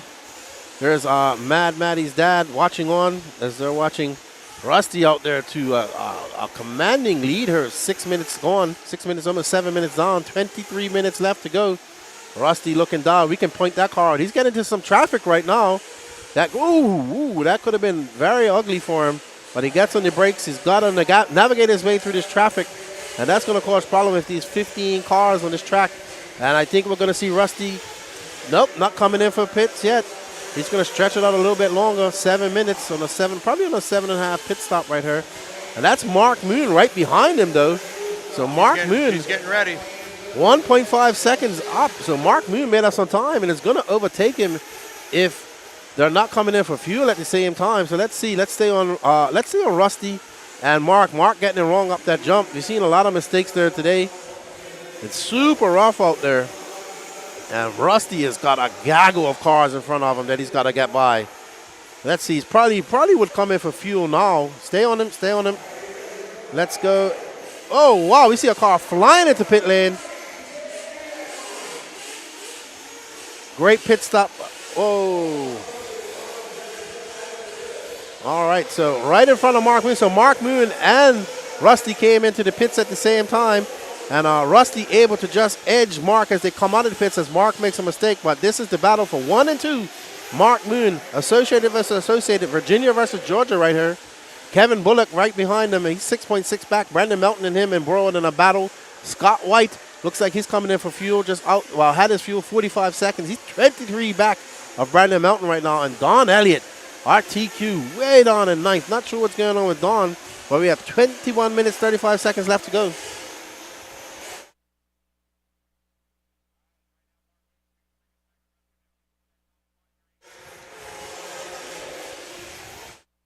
All right, we are on board in Rusty Millick.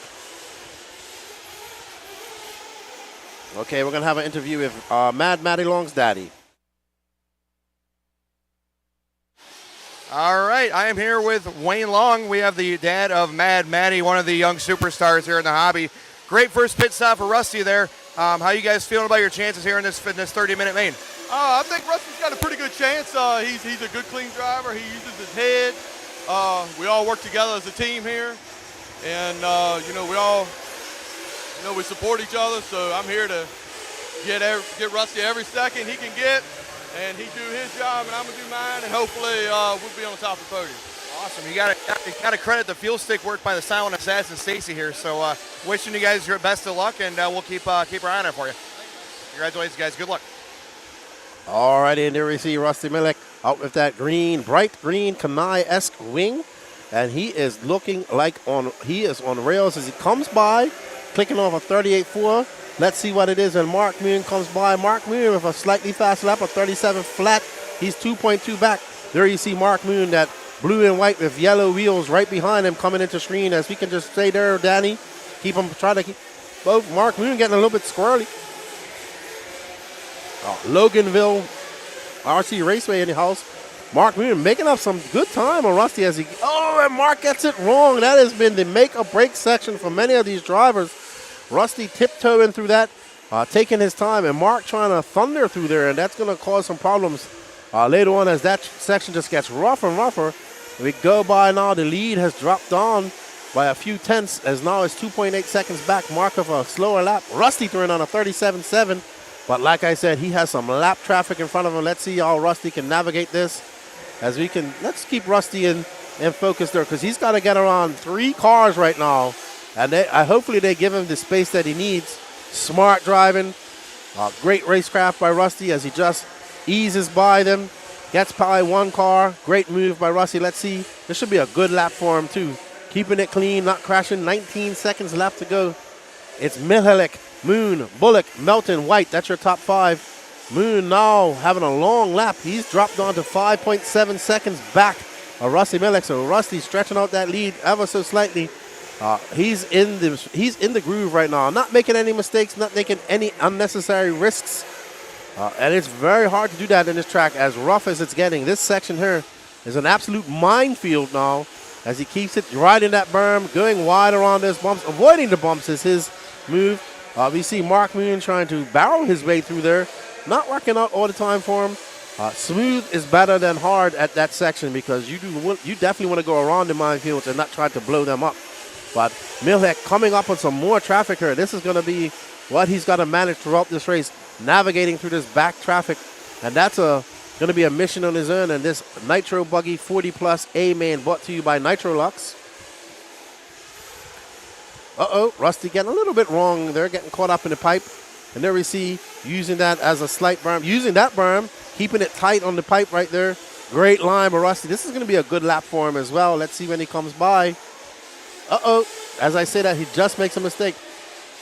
And he's going to lose a little time, about 39 flat. Let's see what Mark Moon does when he comes by. And Mark Moon throwing on a 37 flat, dropping that lead, gaining some time, is now down to a 4.1. We are on board with the Loganville RC Complex proprietor himself, Mark Moon, and that blue, white, and yellow associated buggy. He was super excited to TQ. I believe he TQ'd intermediate, or TQ'd one round yesterday, which ended up E-buggy. Okay, that's what it was. Just trying to remember what he done. But there's Mr. Mark Moon. And he's calmed down a bit. Let's see what he does when he comes by now. There's over 36.3. Oh, no, we got big trouble over the triple, guys. Loses a bit of time. And he can now see Rusty, that green wing of Rusty Mihalik, just in front of him. And Rusty getting in some lap traffic there. That lap traffic just drove right over him. Let's see if that allows Mark Moon to make up some time. And there is Mark Moon actually right there. So Mark Moon silently figuring it out. Not barreling through those bumps as he was earlier, driving a lot smoother. And this is going to be a lot closer when they come across the line now. And Rusty throwing on a 38.5. Mark Moon coming by, 38.2, 4.1 seconds. So Mark is like a great white shark smelling blood in the water. He can see Rusty right in front of him. He's going to try and get as close as he can. They are on exactly the same pit strategy, so we will see them come into pit here shortly.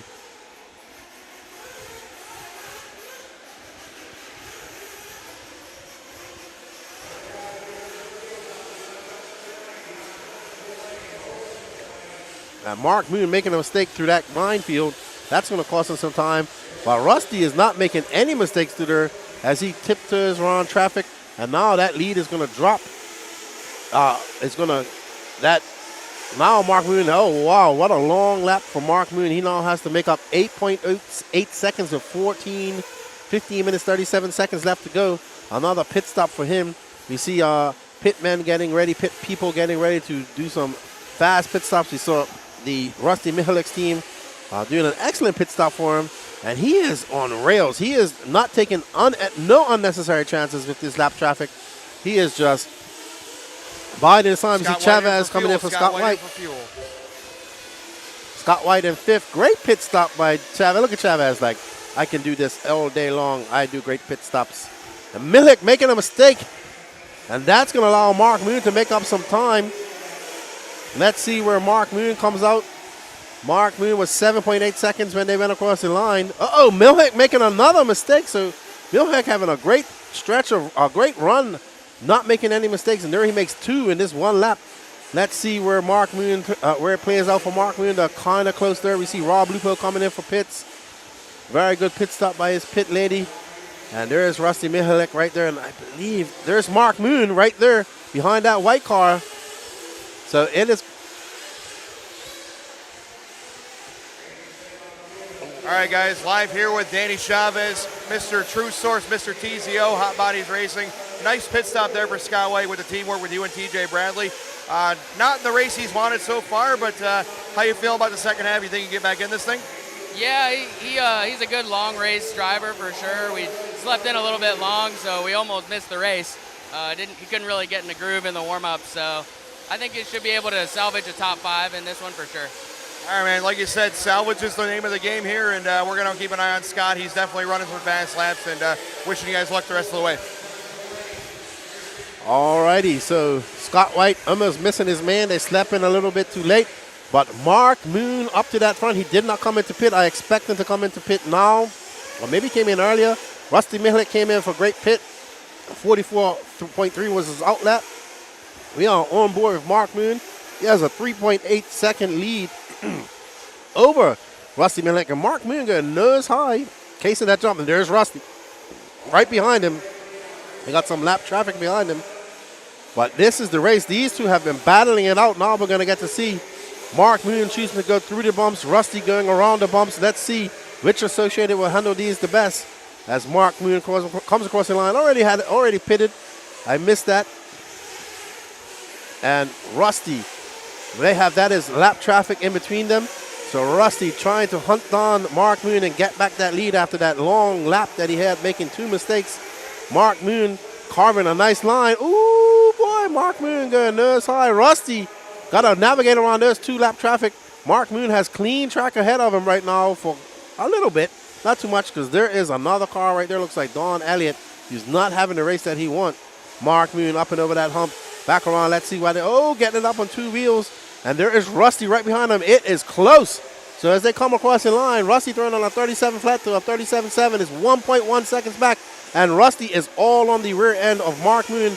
He has a rear view mirror of that green wing of Rusty Mihalik.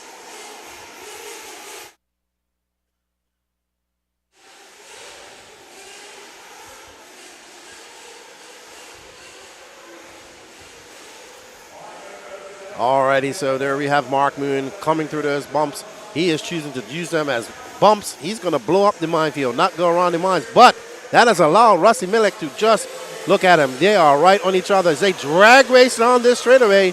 And ooh, Mark Moon going a little on the inside. Rusty having a look at the outside, and Rusty is all on him like a puma chasing down a wild hog in the jungles of Argentina. We see Mihalik right there. Oh, he gets it wrong. And that's the mistake right there. Let's see. This is where Rusty made. Oh, Mark Moon. Mark Moon gets hung up on that jump. He gets hung up on that jump. Oh, no, that's going to allow Mihalik to get by. Mihalik is getting by. Mark Moon got stranded on that jump. That must be like a cliff face right there right now. So Mark Moon going to try and make up some time as he comes around. Let's see what the lead is. Rusty coming by for 38.8. Mark going to have a 42.2. That lead is now down to 3.3 seconds. It's not too bad, but Mark got to navigate. There he goes. Ooh, tiptoeing around this traffic. But Rusty has some clear track in front of him as he gets around some other traffic. And we shall see. But Mark Moon not giving up easy. We have a race with 10 minutes and 50 seconds, and he makes a mistake over that jump. And he cannot afford to do that. Rusty has been very consistent. Mark cannot allow to Rusty to get in front of him because Rusty has been clicking off some very consistent, smooth laps. And Rusty comes by for 38.6. Brandon Melton now up into that second spot for 35.8. That's a fast lap. So let's see. There's Melton right there, I believe. Oh, wow. That was some carnage. There's Mark Moon right there. So this is actually a battle for second, apparently, according to scoring. Yeah, it is actually. So it's gotten real tight up here. That's Rusty Mihalik, Melton, Bullock, Moon, Scott White. Let's see when they come across the line. I'm pretty sure that Moon is now moved up into third. Nope, Moon is moved up into second. That's Brandon Melton right behind us. So this is the race for second right here. And KB, who probably is coming in and doing a long fuel stop. Yep, looks like that's a long fuel stop. But right now, this is a battle for second. And this is what Rusty wants. He's had a 6.3 second lead ahead of these guys. He wants these guys to battle it out and get... Oh, and ooh, Melton has a look. This is it's all associated, sir. Battle of Team Associated. As we see Brandon Melton, the team Associated Southeast manager, chasing down one of his team drivers, Mark Moon. Mark Moon keeping it tight on the pipe as they go into the straightaway. That's lap traffic in front of them. And great move, great racecraft by that driver, letting them go by. Melton going on the inside, having a look, but not able to make that pass stick as Mark Moon shuts the door on them. They do clash, but no harm, no foul. And we see Rusty. He's loving this. Rusty is just out now trying to get. That was close. That was a lap car that took out, I believe, Melton. No, that's Melton still there. You'll see. No, I think that's Melton who got taken out by that lap car. We'll see when they come across the line. So Melton having a long lap due to that lap car, having a 40-second lap. He's got a 2.4 second gap to make up on Mark Moon. He forces the issue with these lap traffic. He just jumps to the inside. There's Melton, that pink and white car right behind Mark Moon, getting behind, getting in front of that traffic. Right now, Melton wants to catch up to Mark Moon because Mark Moon has his sights set on Mihalik. Mihalik has a 6.2 second. You see Mihalik in that green ring just going out of shot. Mark Moon setting his sights on there. Brandon Melton going wide. Mark Moon coming back around. Let's see what the time is when they come by. Mihalik with a 38 flat. Mark Moon with a 37.5. Drops that gap down to 5.7. 1.6 back is Melton. Kevin Bullock 10 behind them. So this is the race right here. Any mistake by Rusty and Mark Moon and Melton can capitalize on that. I believe that's Melton, the Blackwing car. So look at that. Mark Moon is starting to see. Mark Moon should be in this time. Mark Moon should be in this time. All right, so we expect Mark Moon to come in for some pit strategy right now. Let's see. Let's try and see. And Mark Moon comes on. When he comes around the sweeper. Nope, he's going to go an extra lap. He's going to go an extra lap. And Rusty Millick has been in, so Rusty's good to the end of the race. Down and away. Nice pit stop from Tyler here. So Mark Moon has to really clock off a fast lap here, come in and get a quick pit if he wants to keep this lead.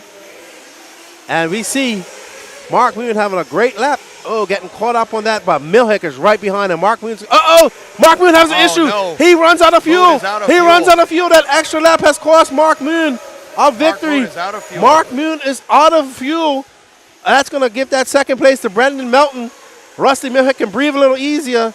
Mark Moon trying to stretch the issue. Running out of fuel. There's his pitman, Ryan Daze, running back, but it is too late for Mark Moon. Way too late for Mark Moon. Brandon Melton now up to second. That's going to move Kevin Bullock up to fourth. Monty Rita, Scott White going to inherit that fifth position. Unfortunate for Mark Moon, driving a great race and trying to push the issue. Not getting good fuel mileage, cannot push the issue. Rusty Milhick breathing a sigh of relief. He now has an 8.5 second lead over Brandon Melton.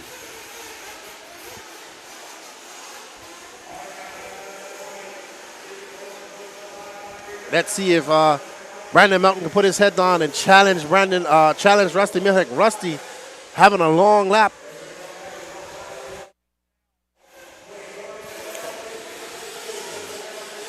All right, guys, we're here with Ryan Daze. And that was some quick reaction time on that flame out for Moon. Were you guys worried about possibly running one lap too far? I don't think we did. For some reason, I think he caught the rut, and it stopped the flywheel. It was not out of fuel. I mean, we only had 3 corners, so we were stretching it to 8 minutes on our fuel stops, and we should have made it. Well, great reaction time by you, Ryan. Tough break for you guys, and we certainly hope that Mark can salvage a good finish out of this, but wish you luck the rest of the way. All right, we heard from Ryan Daze. So Mark Moon did not run out of gas. Looks like he caught a rut. And now Brandon Melton is actually in front of Rusty. So we have a race with 5 minutes left to go. There's Melton right there in that pink and white. That Associated car team manager here. Rusty right behind him, hitting that triple, going a little bit wide. Melton hitting that cliff face now. That's turned into a wall now, as we see Rusty trying to just press the issue, waiting for Melton to make a mistake. Rusty been ever so smooth. Melton going wide, and he does make that mistake. Gets out in that fluff, but able to keep it on all fours. But that's going to allow Rusty to go by. When Rusty comes by, he's going to throw down a 36.9. Great lap for Rusty, but it's a 1.3 second lead of a Melton. Melton's been faster here on this side of the track. They still have to navigate their way through some lap traffic. Let's see when Rusty comes by here. As he comes down, hits that berm, rails it, keeps it nice and low over that double. Great run. Goes wide. He likes to go wide. Melton making up some time on the inside, but loses that time, and he goes up in that double, that wall jump right there. And Melton choosing to go around the bumps using the fluff, while Milahek likes to keep it on the inside. Not sure if that's working for Brandon right now, as we see a drag race down the line, but that is lap traffic right there. They're going to try and let Milahek by. And Michalik has a rear view mirror full of that pink and white car of his team manager, Brandon Melton. And let's see, Rusty going wide out there. Brandon keeping it tight, but going right there. It is a wall right there. You see him hitting his car, the front of his car, bouncing up. Watch Michalik's line through there. He keeps it tight. Brandon going through the bumps this time, going a little bit more on the inside, getting all huckabuck through the minefield. But that's just allowing Rusty. Oh, Rusty makes a mistake. He is going to lose some time. Woo! And he gives up that lead. Smart driving with Rusty. He could have wrecked both of their races. So it's Milton, Mihalik, Bullock, Reeder, Scott White. Bullock, Reeder, and Scott White are too far behind to be a factor. The race is on right now between these two. What a great race we're having with this 40-plus Nitro Buggy A, man. These guys are swapping the lead. Mihalik, watch this. Oh, adjusting his line. Keeping it tight. Look at Brandon railing that. Oh, it works sometime. It's just that it's bumpy out there, and that loom. And Mihalik keeping it on the smooth part of the track, and that is paying dividends for him as he comes by for 36.3, and that lead is now to 9/10 of a second, just under a second, but much, much closer on the track, as this is the fast part of the track for Melton right here. And we see Rusty coming down, railing that berm, getting that bump, getting a little bit unsettled. Oh, lucky bounce. Lucky bounce. But now Melton inherits that lead, and Rusty going for the inside there. Let's see. Rusty. Ooh, Rusty gonna, they're having a sneak peek. Here we go. Oh, no, getting on the inside there. That's going to allow Melton to go by. Melton has pulled off a lead on Rusty Malik. We have 2 minutes and 13 seconds left. We see a car going wild down there. Hopefully that doesn't affect these guys. As we see Mihalik gunning down the straightaway, trying to catch up Melton. This is Melton's fast part of the track. Melton going up and over. He is a lot faster than Mihalik right through here. As he hits that berm, just gets to his outside wheels. Oh, I thought he was going to case that triple just now. Let's see if Rusty can make up some time here. He likes the inside line.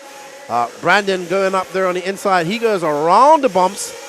So Mihalik going to keep it smooth. He does make up some time. Melton makes a mistake. That's going to lie Mihalik by. That's going to lie. That is the danger. It is so rough out there. Get on the gas. That's going to give a great lead to Mihalik as he comes by for 38.2. Ooh, Brandon Melton now with a 42.7. They have a 2.5. He has a 2.5 second deficit to make up. And Rusty going to keep it calm and smooth. Getting a little bit wide out there. I bet you the nerves are shaking. I bet you he is up there out of breath. It's probably getting warm up there. He's probably sweating away. Melton right there making up some time. As we see Rusty going through that section, tippy-toe and keeping it tight on the line. Let's see Malik. Let's see where Brandon going wide, cutting on the inside. Little better line for Brandon just now. Let's see if he can put his head down. And he can see the green wing of Rusty right there, but he has 50 seconds to make up. 2.4 seconds. You can see that lead. It's on there. Rusty looking smooth. Let's see as they come around, up and over the double, railing that berm. Brandon going to try and push the issue here, keeping it low. Whoa, he just looks like every time he jumps that, he looks like he's going to catch it. This is where Rusty makes up his time, right here in this part of the track, where Brandon tries to bully his way through the minefield, and Rusty just gently tippy-toes around it, and he's going to pull off even more of a lead. That was a great lap, a 36.2 for Rusty, and a 36.4, 2.6, 13 seconds left to go, 13 seconds, and Rusty will be your 40-plus Nitro Buggy A-man champion here at the WRCE Podium. Let's see as they come along. No mistakes. Rusty can't make any mistakes. Brandon will be hoping for a mistake. Oh, and Brandon makes a mistake and able to self-marshal himself. As we see, Rusty, Brandon making that last-minute charge. Rusty cannot ease up. Come on, we're going to have a race to the finish here. Rusty right there. Brandon right behind him. He's going to say suicide send. No! Oh, and it was close. It was close. It was close. A 1.5 second deficit. What a great race between these veterans. As we see KB walking off the ground. Looks like Brandon had some issues there. Let's go and have an interview with Rusty. I'm sure he's happy. That was a great race, tough race for Rusty. Let's go have a word with him.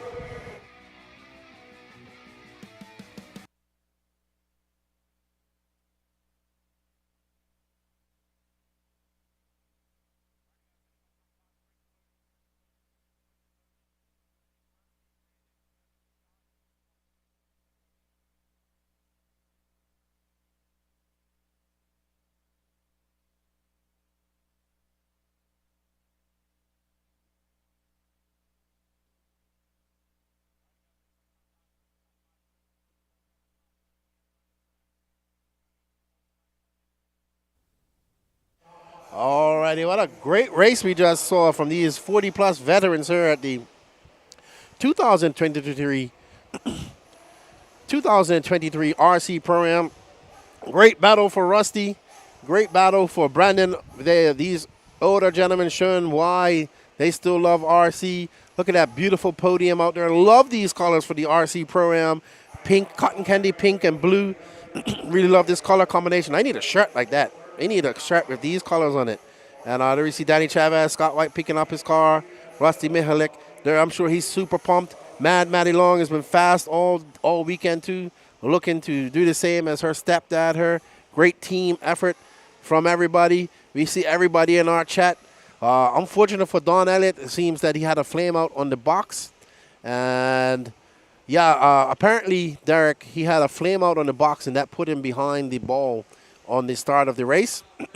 So we see that happening over there. Let me see if Danny wants me to go over there and do an interview over there. Maybe we can do it over there. Or let me see.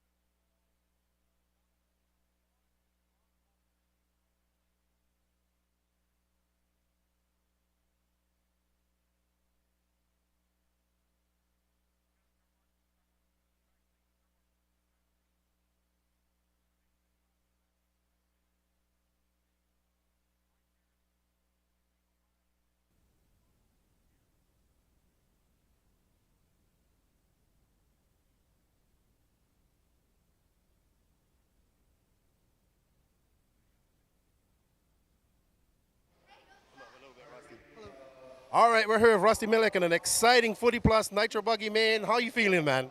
Tired. It's hot up there. It was an awesome race, though. Had battles the constant time and didn't really have any time I could relax.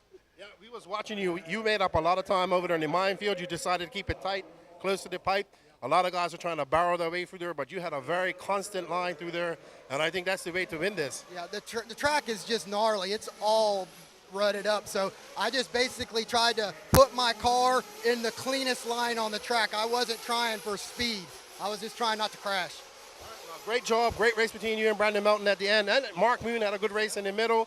We look forward to see what Maddie Long does. And I'm going to have a telepathic interview with her later on when she wins. She needs to take notes. Yeah, there you go. Good job, man. Great race. There's Rusty Mihalik, your 40-plus champion here at the RC Pro-Am, and we'll get ready for some more racing.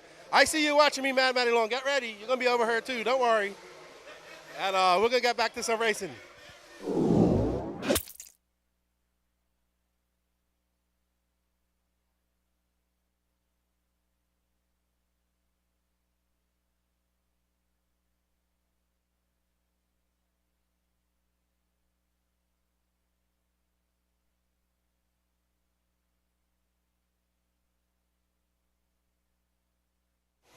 Oh, man, what a great race we just saw, man.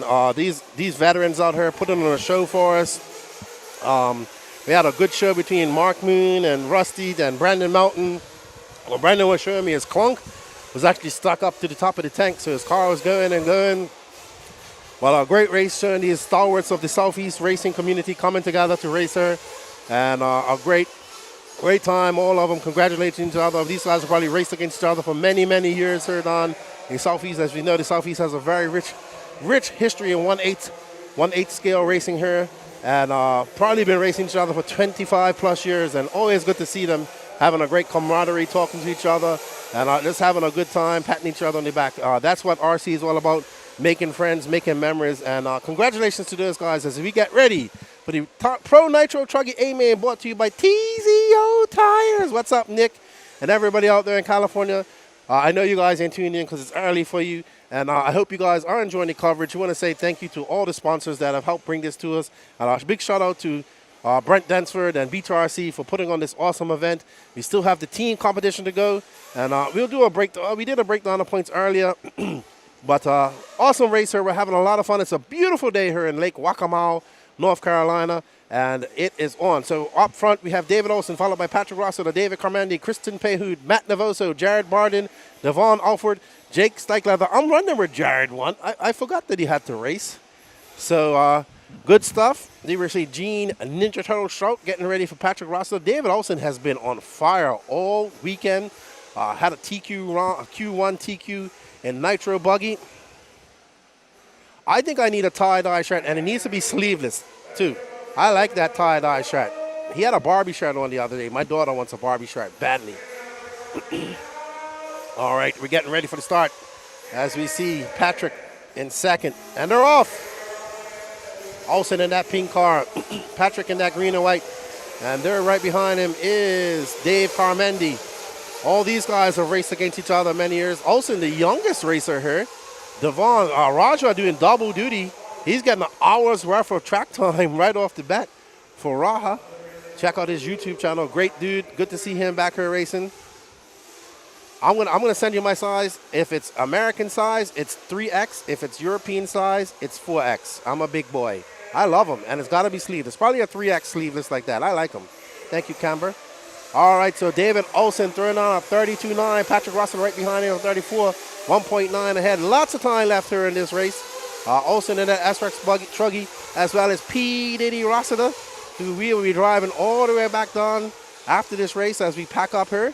And Rossiter, a Truggy specialist, always been very good in Truggy. Matt Rossiter back in the Revo days when I raced against him, he was a wee lad at the Nitro Fest back in 2004. Probably younger than Olson, I would say, about 13, 14, him and his dad. And there we see Olson, as he was described yesterday by Amber as having ice cream scoop hair. And we want to thank all of you guys out there in the chat joining us here. Let me get the Facebook chat up as well. See if we got some people out there in Facebook Landia. But we cannot do it without you guys' support. Thank you, everybody. And we do have, sorry about that, I am going to get our Facebook chat up. Good morning, Joshua Roberts. Good morning, Kelsey Alves. Hello, Mrs. Williams. How are you? I hope you guys enjoyed that great race between the veterans of our sport here at the RC Pro-Am.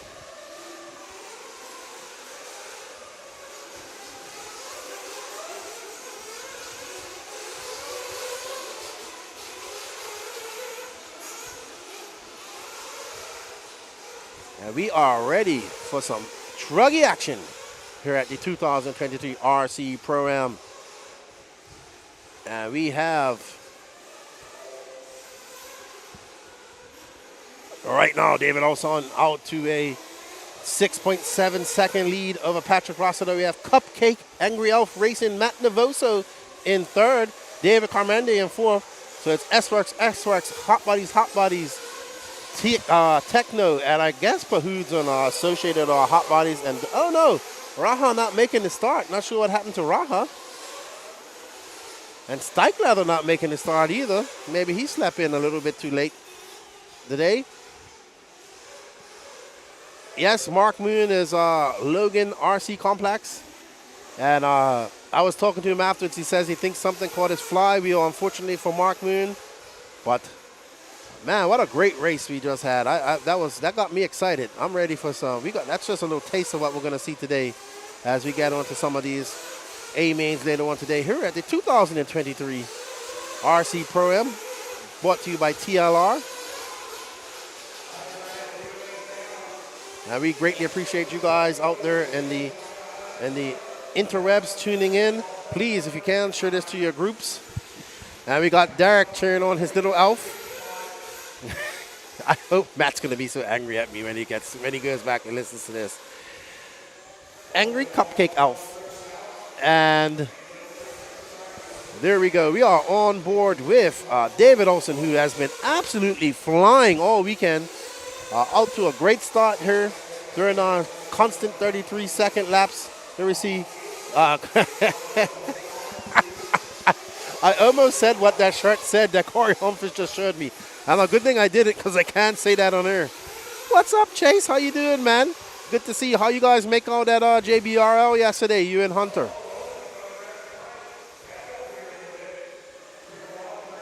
What's up, Daniel Sasanta? I'll try. Right now, we're running a pretty fast ship, so not much time in between heats.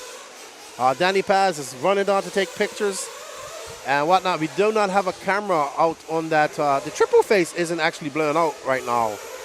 It's Nitro World Auto says Olson's already won. Hey, dude, we have 25 minutes. This is Nitro Racing. It ain't over till it's over.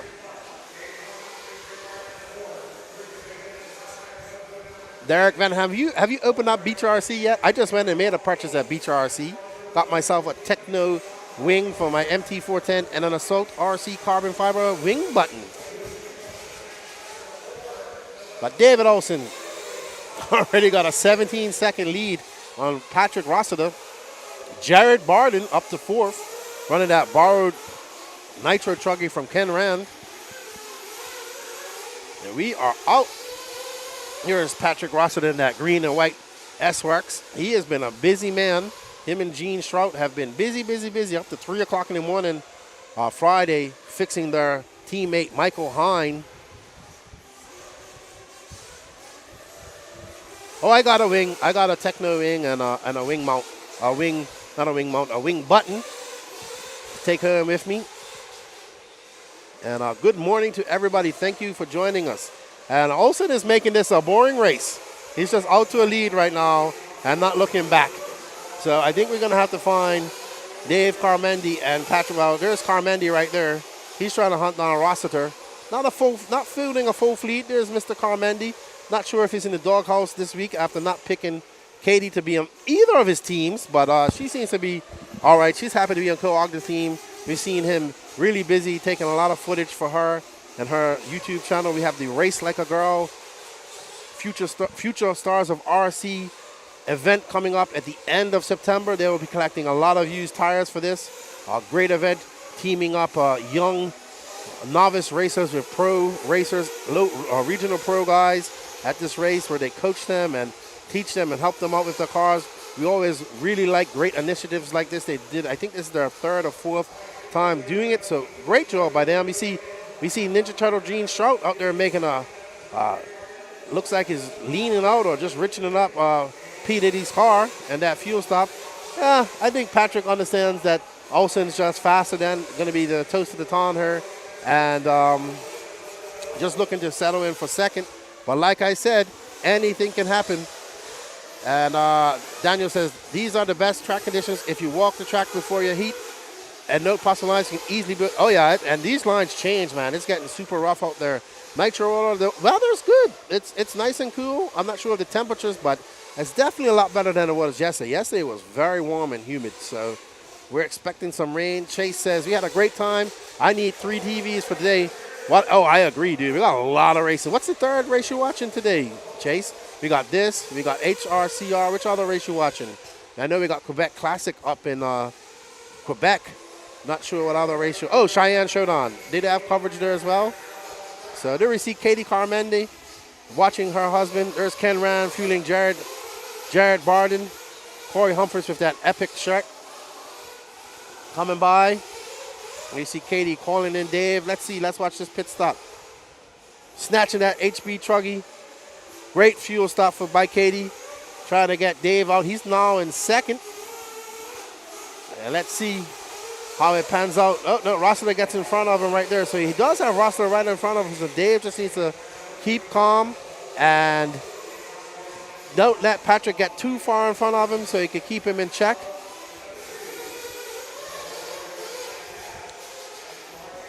And we have Twitch H2O cheering on David and Patrick. Bob's RC, how you doing?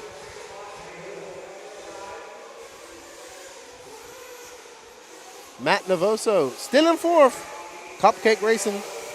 As we see Olsen pulling a wheelie down there as he guns it, keeping it tight. Olsen just getting some track time out there before he gets into the real deal Holyfield stuff of, oh my gosh, that is a big dragonfly that almost scared me to the bejesus out of me.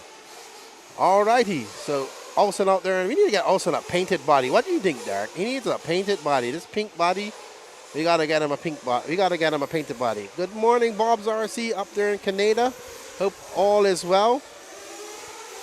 And yeah, Olsen is the S-Works regional team manager here, so he's out there in that S-Works truck, buggy, we're calling them nowadays. It's Olsen, Rossiter, Carmendi, Novoso, Pahud, Jared Barton in 6, Raha and Jake not making the start.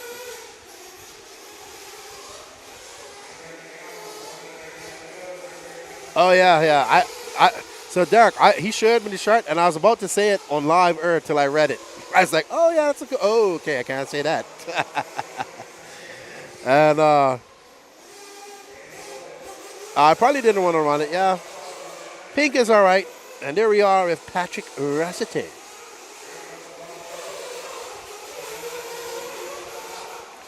Patrick now back up into second. He has an 18.6 deficit. He has an 8.9 second lead over Dave Carmandi, Christian Pahud, 14.8 back of him. And actually, Pahud and Novoso are having a good little battle there. What's up, Twitch H2? Hey, Lefty, did your son come to Podium? Nope, he didn't come to this race. I wasn't sure if I was coming to Podium. It was kind of a last-minute thing. But he had a good time at Wicked Weekend a few weeks ago. And he wants to come again. He wants to run Nitro, though. Says no more E-buggy for him. All Nitro.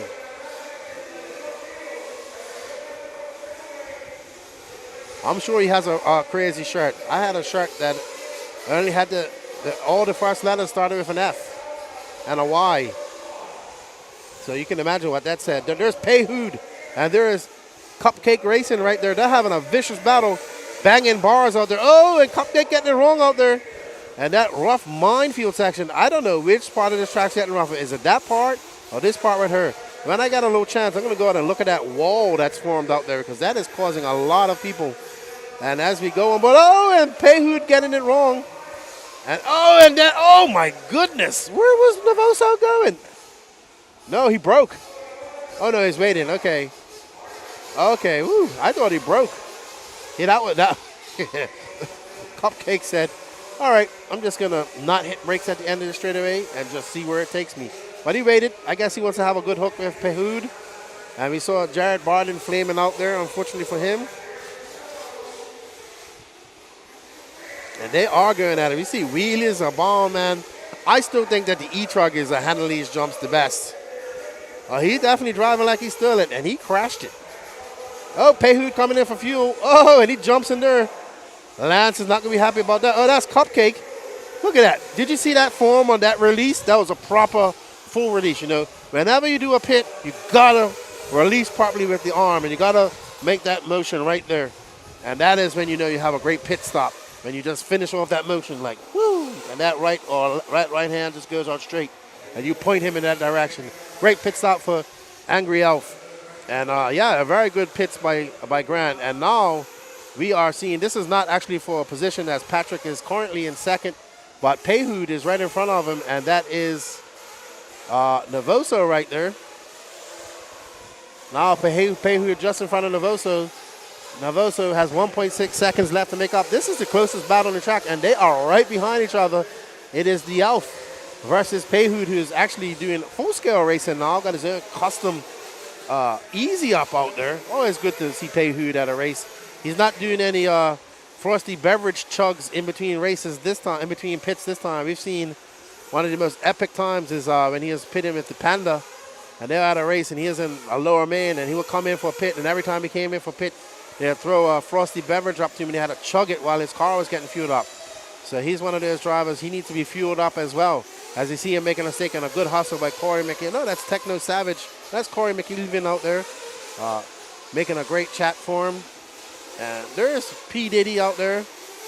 he's just out there on a, he's got a 9.1 second lead over Carmendi. Olsen's out to a 23.4 second lead. So nothing really for Patrick to do but just run his steady race, and he'll have a second place. There's Mr. Olsen looking on. Let's watch this pit stop by Ninja Turtle. Oh, what a good snatch by Green. That was a hot pit. Man, Patrick came in there flying, and Gene just stopped it with that big mid of his, like, stop, Patrick's car. I will fuel you. And we want to thank all of you guys for joining in to the Pro Nitro Buggy A main, brought to you by TZO Tires. And Patrick just out there running smooth. There's Navoso. There's Pehud. That's our closest battle on track right now between these guys. That's a battle for 4th and 5th. Well, 4th. Right now, Pehud right in front of him there. And Navoso gunning it on. And there we see Olsen coming around to lap Patrick. So Olsen got 2, gonna put Patrick on a lap. Now Olsen out there on rails. Definitely needed some other Nitro or keener refuels using the Force. That's right, man. I can't wait for Tuesday night to watch the 3rd episode of Ahsoka. Oh my, I am a Star Wars nerd. I'm just a nerd, period. Action figures, RC cars, Star Wars, Witcher. Man, Wheel of Time. I'm reading so many books right now. I'm getting confused. Here we see Pehud coming in for fueling. Olsen coming in for fuel. Camden Line is looking at him like hands in pockets, like, all right, good pit, dude. You don't need me here.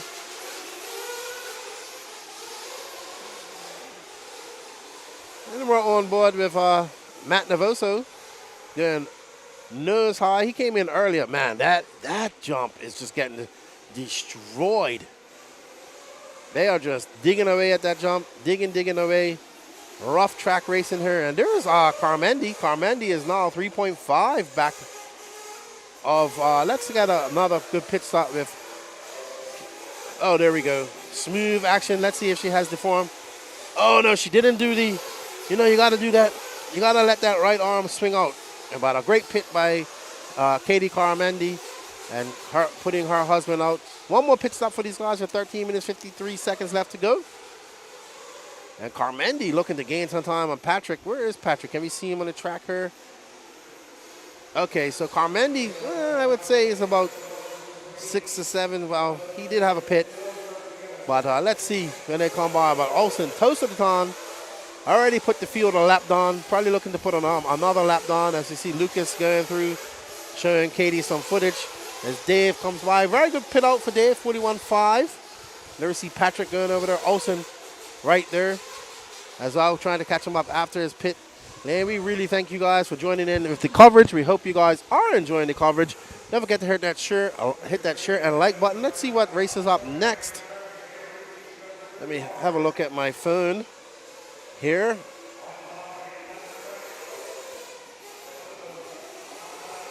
See what race we have up next.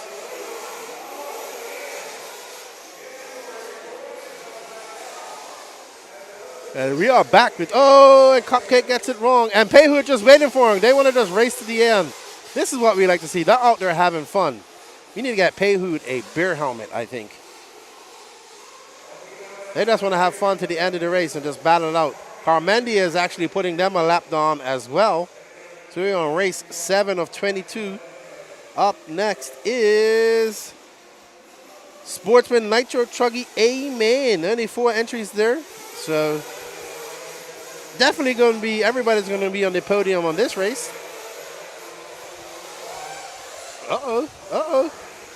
Carmendi getting it wrong there. We heard the ultimate death rev. And Pehud and Navoso just swapping positions, having fun, stopping for each other. Pehud.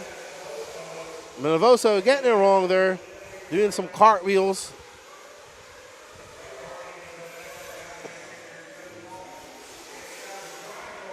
If Lefty would pit Mad Maddie and refuel telepathically, did she need to get into pit lane?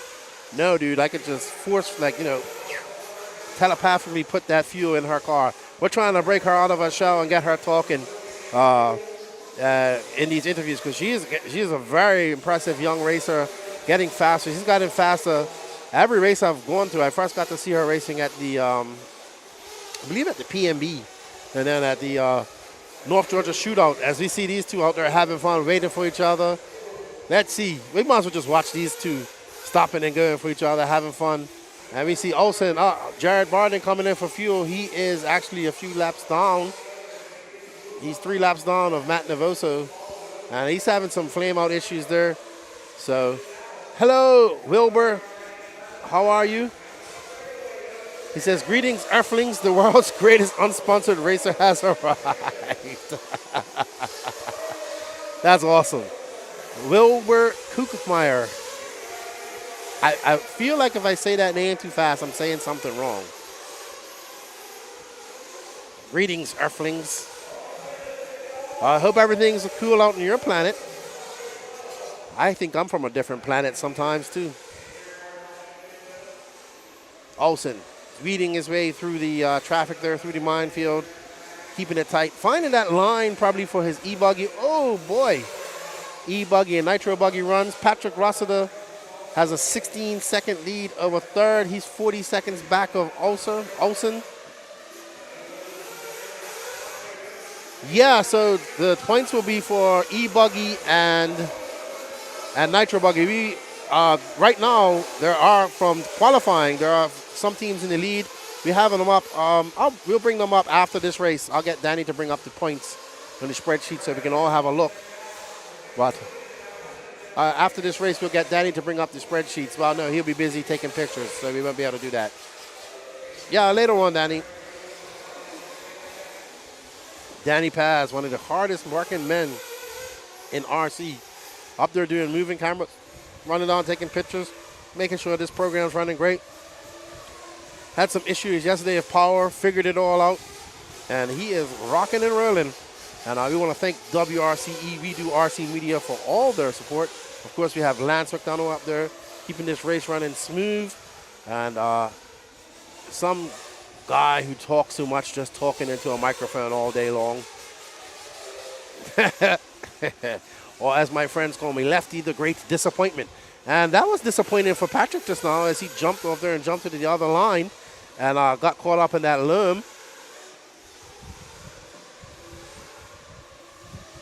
Oh, yeah. He says, Danny is one of the hardest working, but I've never seen somebody sleep so easily.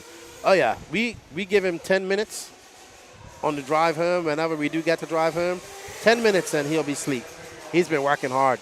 He wakes up early, too. He's up at 6 and out here. And, Novoso having a problem, so I don't know if Peihu's going to wait for him now. But,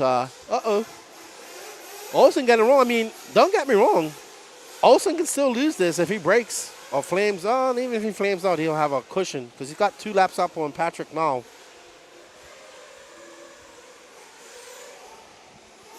And David Olsen out there just getting in some practice, getting track time, using this valuable track time for his E-buggy and Nitro Buggy runs later on today. His team's actually looking pretty solid too. And there we see Mr. Olsen just making sure it gets full. That'll be his last pit as we got 7 minutes, 42 seconds left to go in this Pro Nitro E-truggy A main brought to you by TZO Tires.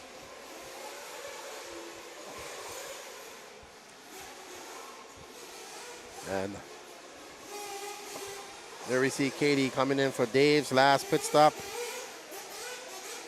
I'm going to give a shameless plug for the No Name RC podcast. If you guys haven't gone yet, go, if you're watching on the NNRC or you haven't, go hit that sub notification button. We just dropped a new episode on Friday.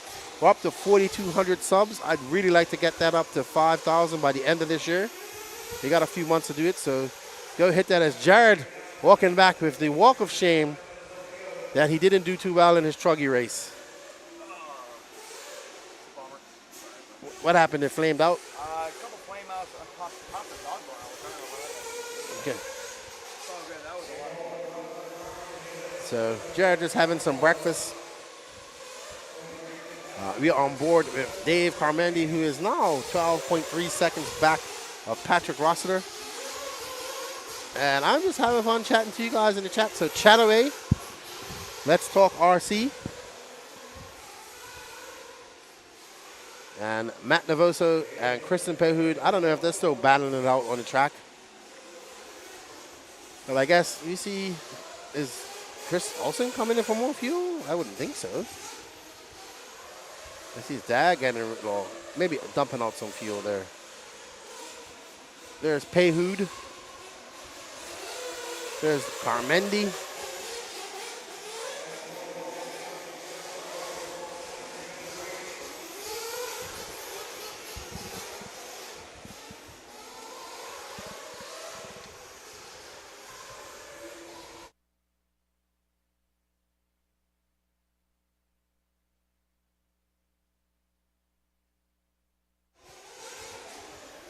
We got 5 minutes, 31 seconds left to go in this race.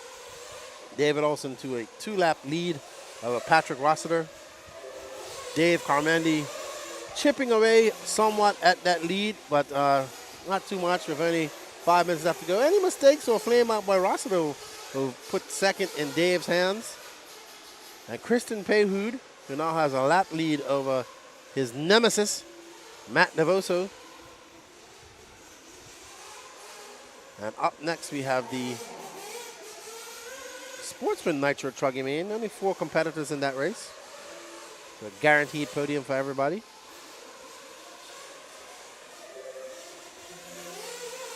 Oh, Pehoud having some issues there. Uh-oh, looks like he's done. His pit person talking to him, let them know what's going on. So Navoso will inherit that 4th spot.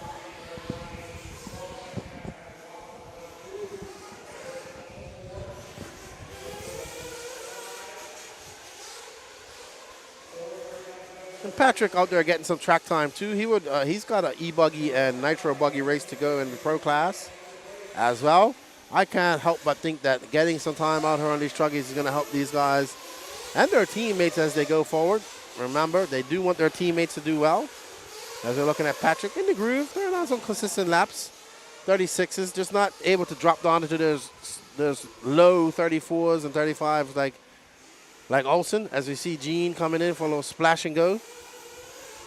And Patrick thundering out of the pit lane and that loam, roosting everybody in his wake. 3 minutes, 40 seconds left to go.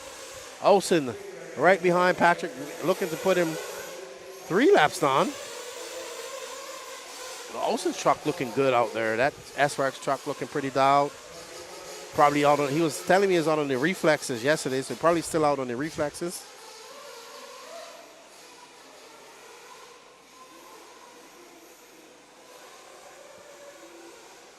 This is your 2023 RC program, Pro Nitro Buggy A main, brought to you by TZO Tires.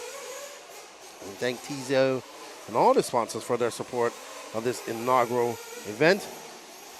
If you guys missed it, we had a really great draft the other day, the Friday night, where the pro guys drafted their intermediate and sportsman drivers for their team.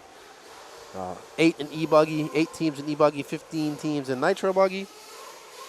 And the sportsman drivers carried the most points, intermediate drivers second most points, and the pro guys third most points. These guys really want these these intermediate and sportsman guys to do well. So that is maximum points for them.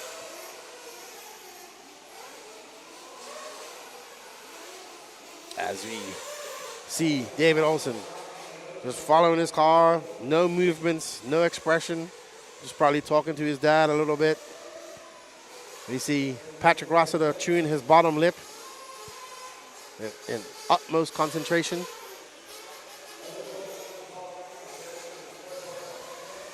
One minute, 59 seconds left to go. Olsen carving a great line through there. Looking to put his teammate Patrick Rossiter another lap down. And Patrick trying not to go 3 laps down. It's not that Patrick is not doing fast laps, consistent laps, just also just faster. He's been faster all weekend. Like I said, he did TQ round 1 of Nitro Buggy, which was a surprise to all of us. Likes this rough terrain that we have here at the RC Pro-Am.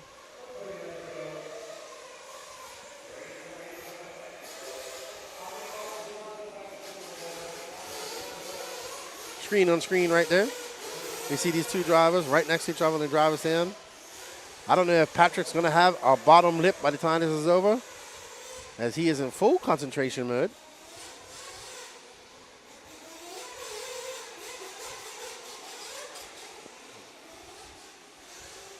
And no sort of expression from Olsen whatsoever.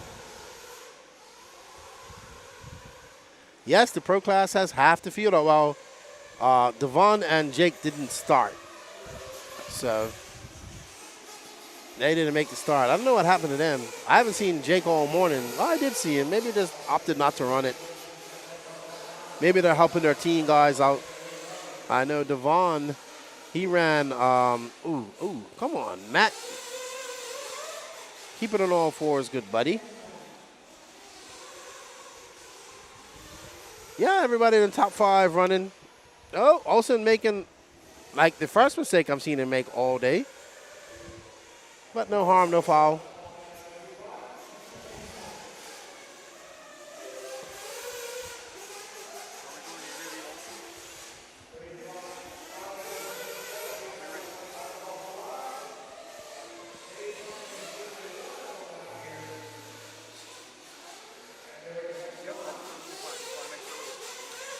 All righty then. So, as they come across the line, it will be Olsen taking the win, leading from lights to flags. Patrick Rossiter also in second from lights to flags. Dave Carmendi.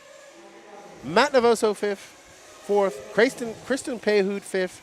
Jared Barden, who's going to interview 6th. And Devon Alford and Jake Steichlather not making the start. Well done to Olsen out there getting some much needed track time. I would say him, Rossiter, Carmendi, Navoso, Christian all getting some track time for their teams later on.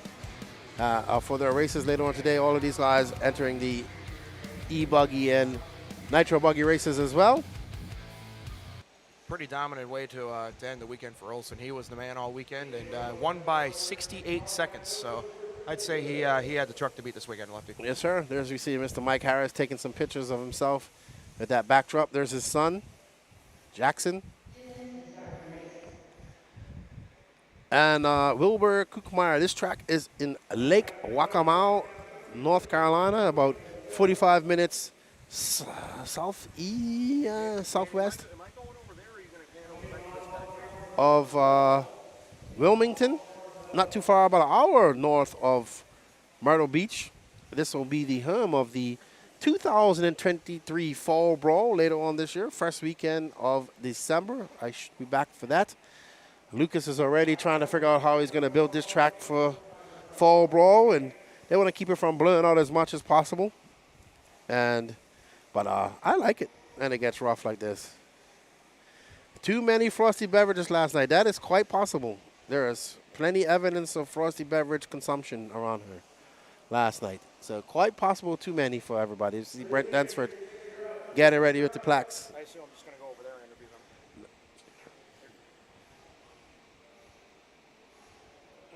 them. All righty then. I'll be right back as I'm going to have a little bit of breakfast myself.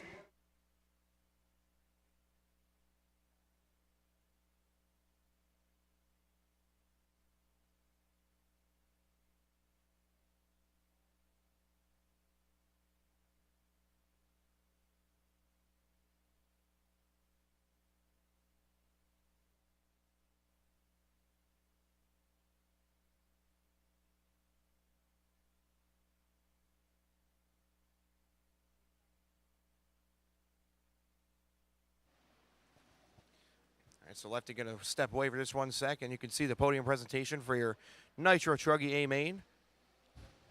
So pretty awesome there. That class brought to you by TZO Tires. So thanks again to Nick Hernandez and the whole crew for your support of the event. The first annual RC Pro-Am where the pros need the Joes. And David Olsen certainly was a pro this weekend in Nitro Buggy. He was the man to beat from lap number 1. He was fast off the truck. And well-deserved A-main win. TQ led it wire to wire. No real problems. So congratulations to David Olsen.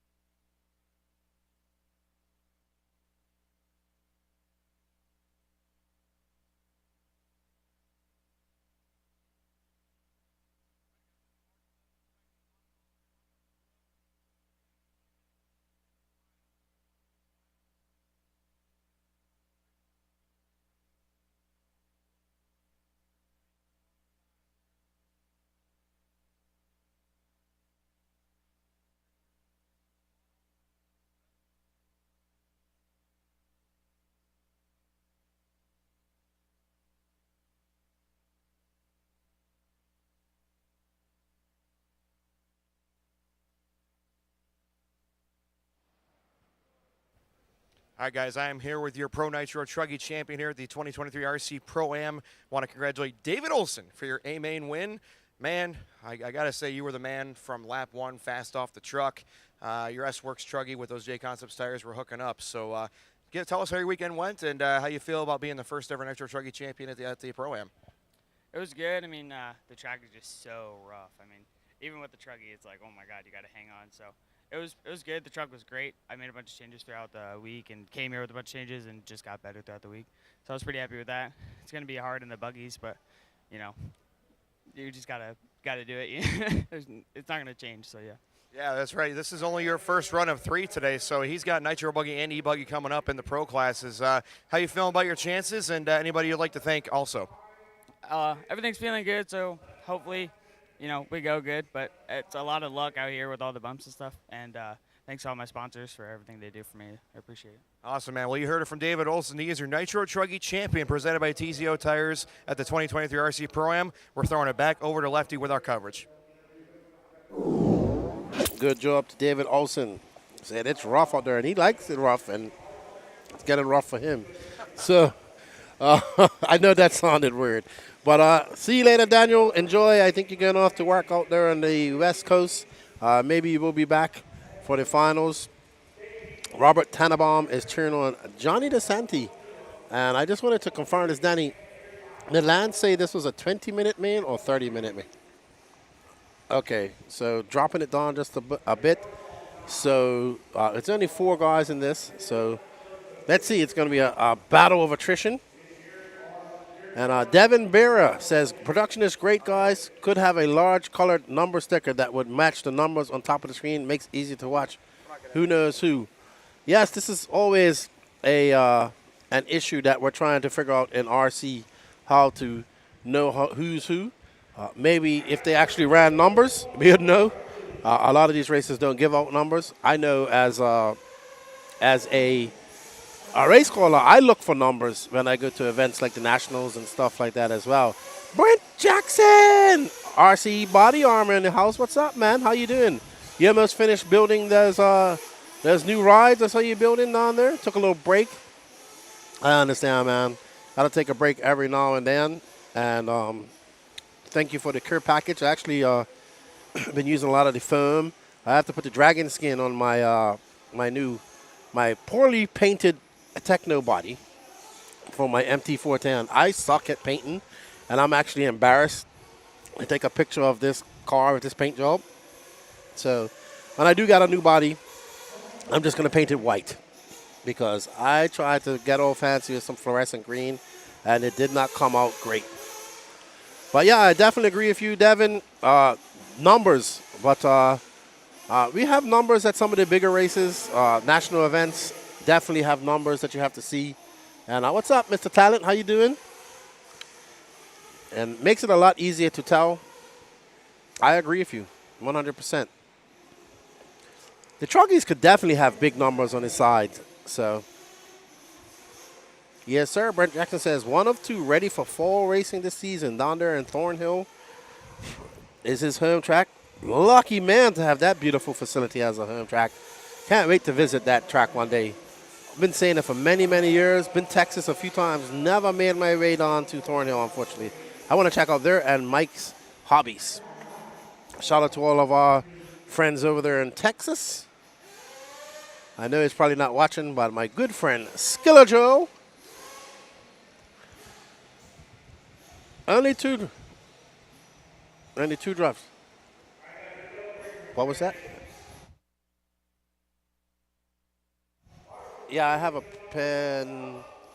I had a pen here. Why? What happened?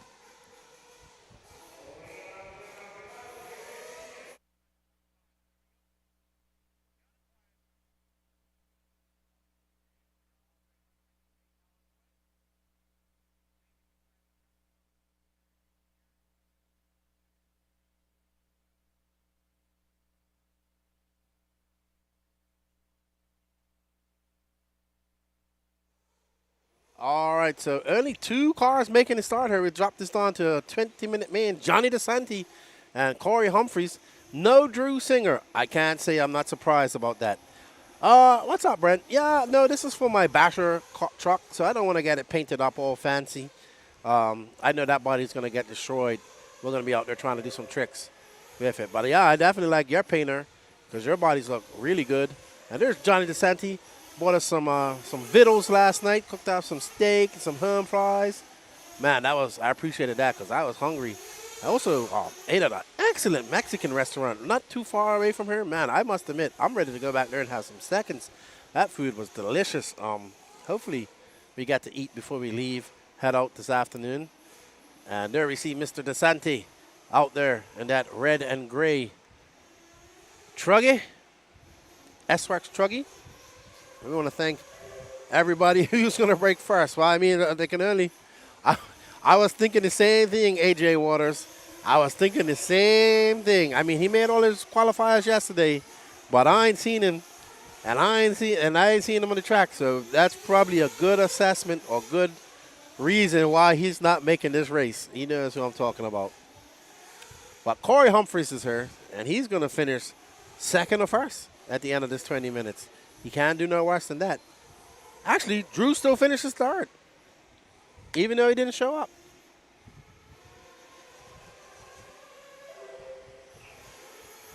So not much to talk about in this race. We have the John Deere paint scheme. Yeah, let's talk about the points while we're at it, Danny.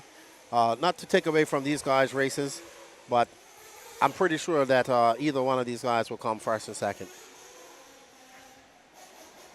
So we're going to have a look at the points and see who's in front and who's where. So let's look at the E-buggy points first. No, this is the...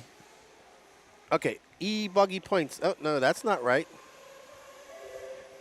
Okay, there we go. E-buggy points. So Team Ken Round is out front with 11 points. Mad Maddie Long doing all that work. She got 3 TQs yesterday and an overall TQ. So she got 3 twos and overall and 5 points for overall TQ, giving them 11 much-needed points. Team Ogden, he had a 2 and a 2, and that gave them overall TQ and 9 points. Team Heckert with that TQ in round 3 by Heckert gave them 2 points, so that's your points for E-buggy right there. Remember that Sportsman, you can see right there, Sportsman points score more. If you come first in Sportsman, you get 20, intermediate 18.5, and pro 17.25. So as they go down the line there. All right, Danny, let's go on to the Nitro Buggy mains. Points, please. Oh, yeah, Clubhouse. I agree. Nothing like some NY strip. Egg. Well, you got no eggs. We got some veg and some ham fries. Oop, Danny, where'd you go? All right. Team Stike Leather. Okay, Danny's having some technical issues up there. Nope, cannot see it, Daniel. All righty then. So here we are. If you're Nitro Points, Team Stike Leather. Brother Joe out there with a intermediate TQ in round 1 and round 3, gaining that 9 points in total for Team. And Brent just flashes me his almost got abs there. Team Ogden in round 2, with Ogden taking the TQ in round 2 and giving them overall TQ with 5 points of 7. And Team Rossiter with his Sportsman pick getting a round 1 TQ. Sorry. Nope, hold on. Yep, Rossiter getting a round 1 TQ and overall TQ, giving him 7. Team Olsen with 2. Team Mountain with 2. And Team Canran with 2. So right now, Stike Leather out to a comfortable lead. Now it's going to be up to their intermediate pick and Sportsman pick, as well as Jake, to do well in the E-buggy and Nitro Buggy mains to get those much needed points. We'll have a breakdown of all the points when it comes when we get these mains done. But there is a breakdown of the RC Pro-Am points section. Remember that everybody got drafted into this team by their pro team manager, I want to say. And it was a great event there. Everybody sitting off, having some frosty beverages, clapping for each other. Some people wishing to get picked. I know young Donnie Williams told me in the morning he was a little upset that he didn't get picked for a team. And I said, use that as motivation to show them why they should have picked you, and he did. And he came over after he TQ'd Ron too, and he says, "I told you they should have picked me." And he had a great day yesterday. Always good to see the youth doing well. And as Johnny DeSanti out there in front, these guys, he has a 25-second lead over Corey Humphreys. Drew Singer out there, Ghost Racing, and he's in third. We got Jeremy Talent, who's all smiles. You like that Baja Bug body right there, Jeremy? I like it too. I got one of them on my Techno. It isn't as cool, my Techno monster truck. It isn't as painted as cool as that, though. That's what I was telling somebody the other day. That's what's wrong with RC. Everything's so unison. Like, back in the day when I got into it, you had different cars, different shapes, all in one class, and they run. Yeah, I like it. I think it's cool. Very cool. Are you ready for your mains today? Yes, sir. All right. You're on both E-buggy and Nitro Buggy teams, correct? Yes, sir. Okay. So you had some good runs yesterday. We was just looking at the points and whatnot. And we're just waiting. You know, we got Drew Singh out there racing. He's not even on the track and he's racing. He's in third. Who knows where Drew Singer is? You never know. You never know when it comes to Drew Singer. And but he's in third and he's not even out there. But hey, if only 4 guys should. So Danny says he's taking a break. And actually, Danny, you could put Lance on. I'm going to go have a bathroom break myself. Okay. So,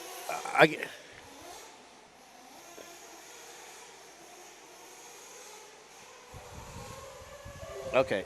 I'll be back, guys.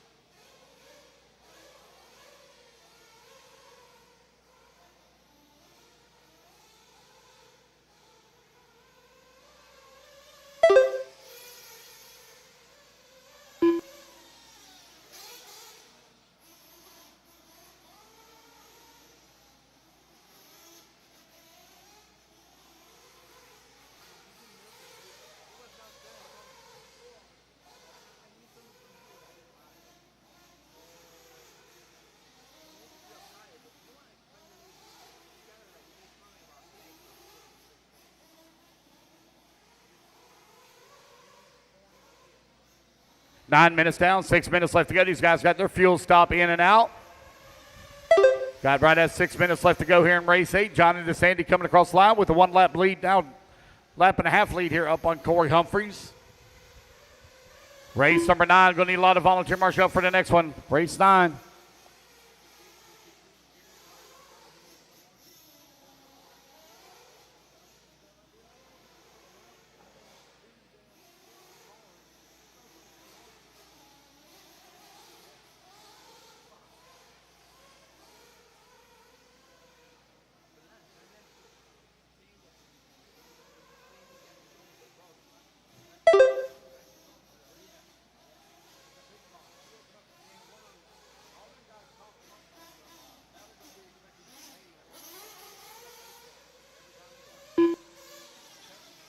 Five minutes left.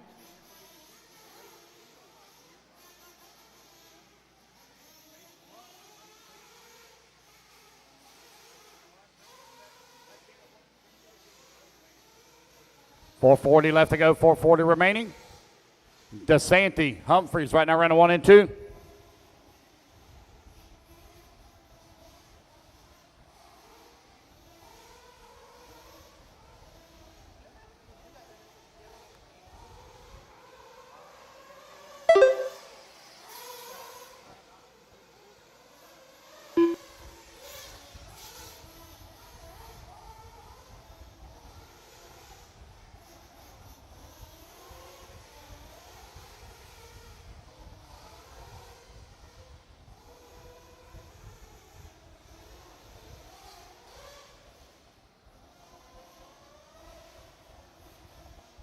4 minutes left.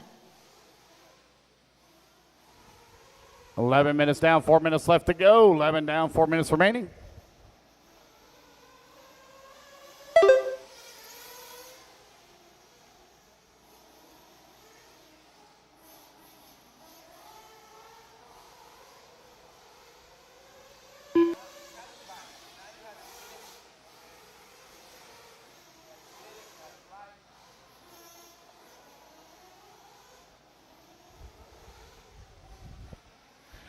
All right, 3:30 left to go. Johnny DeSanti, Corey Humphreys, Drew Singer not making the start. Josh Garbert not making a start either. So DeSanti and Humphreys got over 3 minutes left to go to determine the winner. DeSanti set TQ after 3 rounds of qualifying.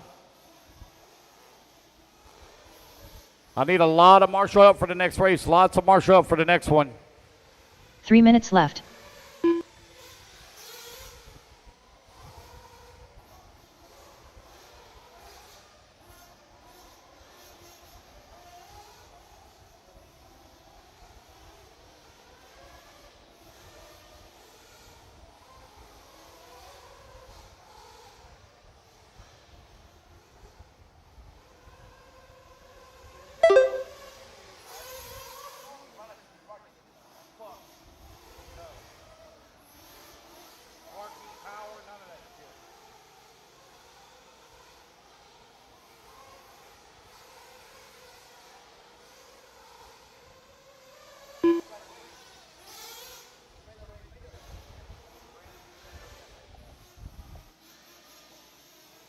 Just over 2 minutes left to go. DeSanti and Humphreys right now running 1 and 2.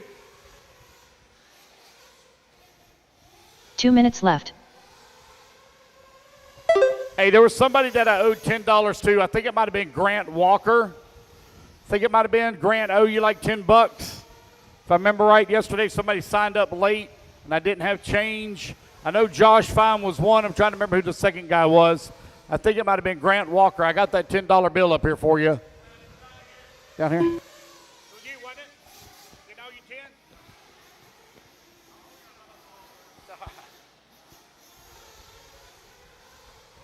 1:30 left to go. 1:30 remaining.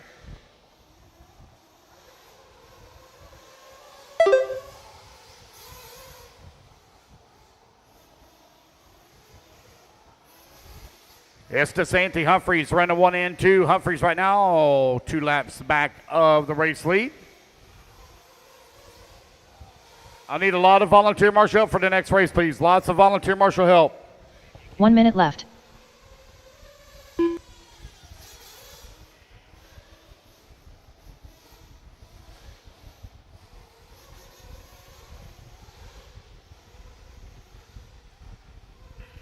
"45 seconds left.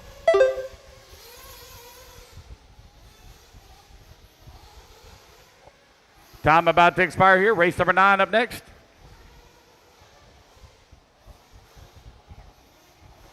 "30 seconds left.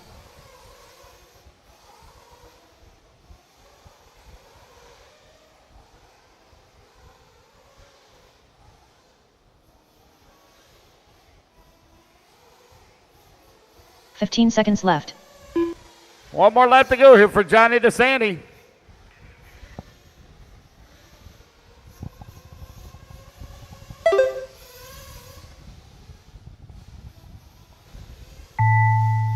All righty, guys, race clock has expired. When you race it back to the line, you'll be done.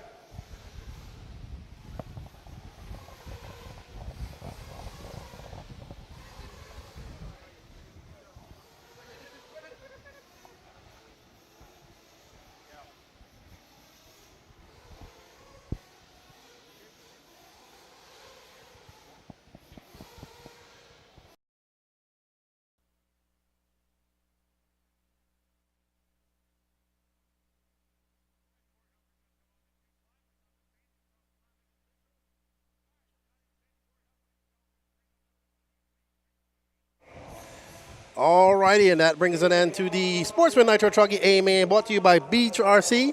Congratulations to Donnie DeSanti, Corey Humphreys, and Drew Singer, who drove out there telepathically using the force from the grave, I would say, or from his bed, wherever he is at this moment. And Josh Garbett choosing not to run with the Baja Bug. I'm looking at him just picking up his car now. So good job. And we're going to see the ghost version of Drew Singer when he goes out for his podium as well.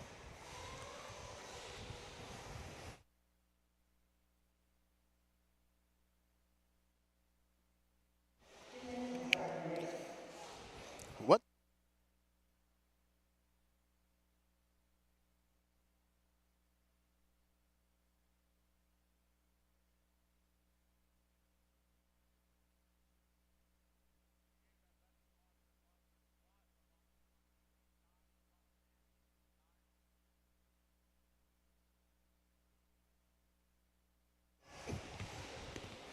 I see Drew out there. There he is. His ghost. He's in third. Oh my gosh. I'm going to go out there and pose for Drew Singer.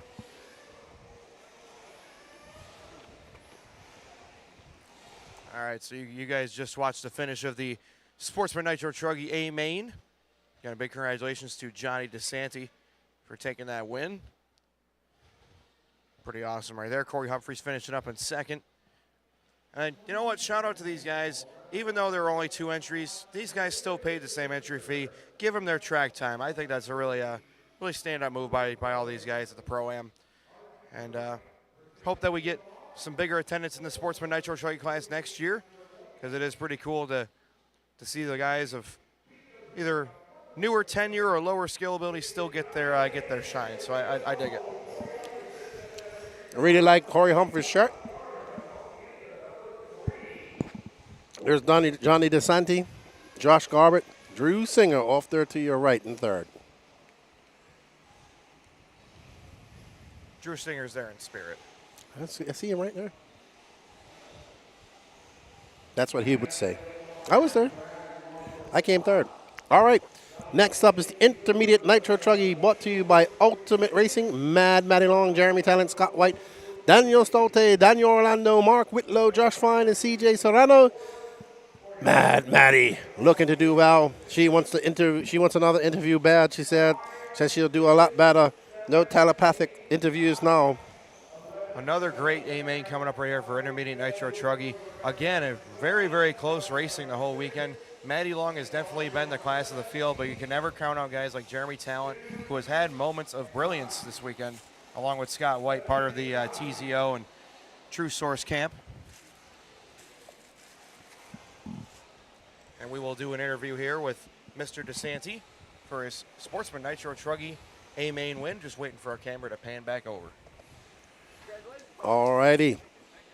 Johnny DeSanti there, waiting for his interview. And I want to thank him again for the videos that he brought over to us yesterday. It really was good.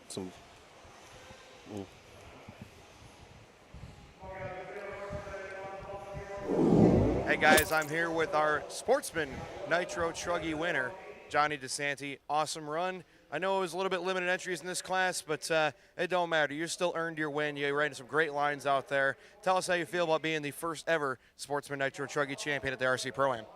I feel honored. The track is so blown out, and like you said, we don't have a lot of entries in the class. We had a couple people break. So I just went out there and tried to run smooth for a little bit, put a little bit of a lead up, and then started pushing, trying to find the lines for my next race, and I definitely found some areas I can push. Well, good for you, Johnny. That was a great run. You were hitting some really nice marks out there. Definitely think you're going to be bumped out of Sportsman from here on out, but want to say congratulations to you and anybody you'd like to thank in the meantime. Definitely all my sponsors, S-Works, WRCE, especially for putting this race on, is awesome. Nitro Caddy, I said S-Works already, ProTech, and I think that's it. All right, well, you heard it from Johnny DeSanti, your Sportsman Nitro Buggy A main champion here at the RC Pro-Am. We're going to throw it back over to Lefty in the booth.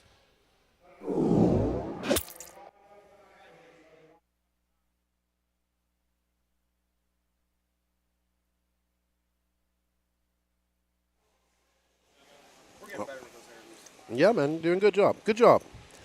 Very good job. Thank you, Jared. Thank you, Mr. Johnny DeSanti. And we are up with the A main Nitro Buggy Intermediate class, brought to you by Ultimate Racing. This should be pretty interesting. Mad Matty Long and Jeremy Talent and Scott White and Daniel Stote have been battling all weekend. So Scott White would have a little bit of advantage because he did run the 40-plus truggy main, I believe. No, sorry, buggy main. So he does understand a little bit of this track. But Mad Matty Long has been stoic and ice cold all weekend. Nothing has phased her as they go out there for their warm-up. And we get ready for this 30-minute final. This is race 9 of 22. I don't think you'll get much dispute that this has been the most competitive Nitro Buggy class of the weekend. As you mentioned, 2, 3, 4, Jeremy, Scott, and Daniel have really been close all weekend long. Don't forget about Daniel Orlando. So Mad Matty Long has been kind of the quickest truck. She's kind of had the upper hand, but again, 30 minutes, anything can happen, and this track keeps changing every run out. So this is far from a guaranteed win. Yes, yes, sir. And you just saw her stepdad go out there and win 40-plus Nitro Buggy, so she'll be wanting to repeat and do what Rusty done. And I'm sure the whole team will be down there cheering them on as they've been pitting as a team and doing this as a team the entire time. So always good to. I wouldn't mind seeing Mad Matty win this at all. Would definitely be a very popular win, especially for those back home in Virginia. Mad Matty Long has really been wheeling it all weekend long, making a great account of herself, and really is cool to see the whole demographic. You got Wayne and Stacy and Rusty, the whole family here racing this weekend, and obviously we're all going to be rooting on Mad Matty Long in this A main. These have 24 seconds left in their warm-up. And let's see if the young lady can take some victory from some of these veteran racers. Been racing for many, many years, probably longer than she's been alive, some of these races. And let's see if she can bring home a victory for her. And she has a lot more chances left to go. She is running Sportsman. I think she's running E-truggy. I think she's running Sportsman E-buggy. I'm sorry, she's running E-buggy, Nitro Buggy, E-truggy, and Nitro Truggy. So she is running all the classes this weekend as they get ready. Pit people get ready to line them up. There we see her dad, Mr. Wayne Long, getting her ready. I heard somebody with a high-speed Nitro. The excitement builds here for the 30-minute intermediate Nitro Buggy A main, brought to you by Ultimate Racing. And we're going to turn it back to Lance here.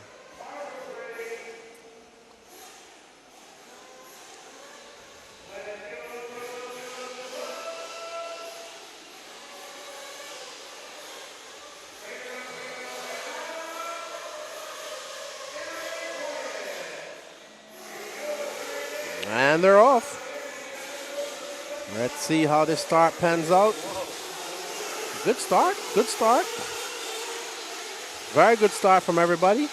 Nice hole shot from Matty Long, getting a few truck lengths on Jeremy and Scott. Jeremy a little bit crossed up in the first couple of corners, but she is back in it.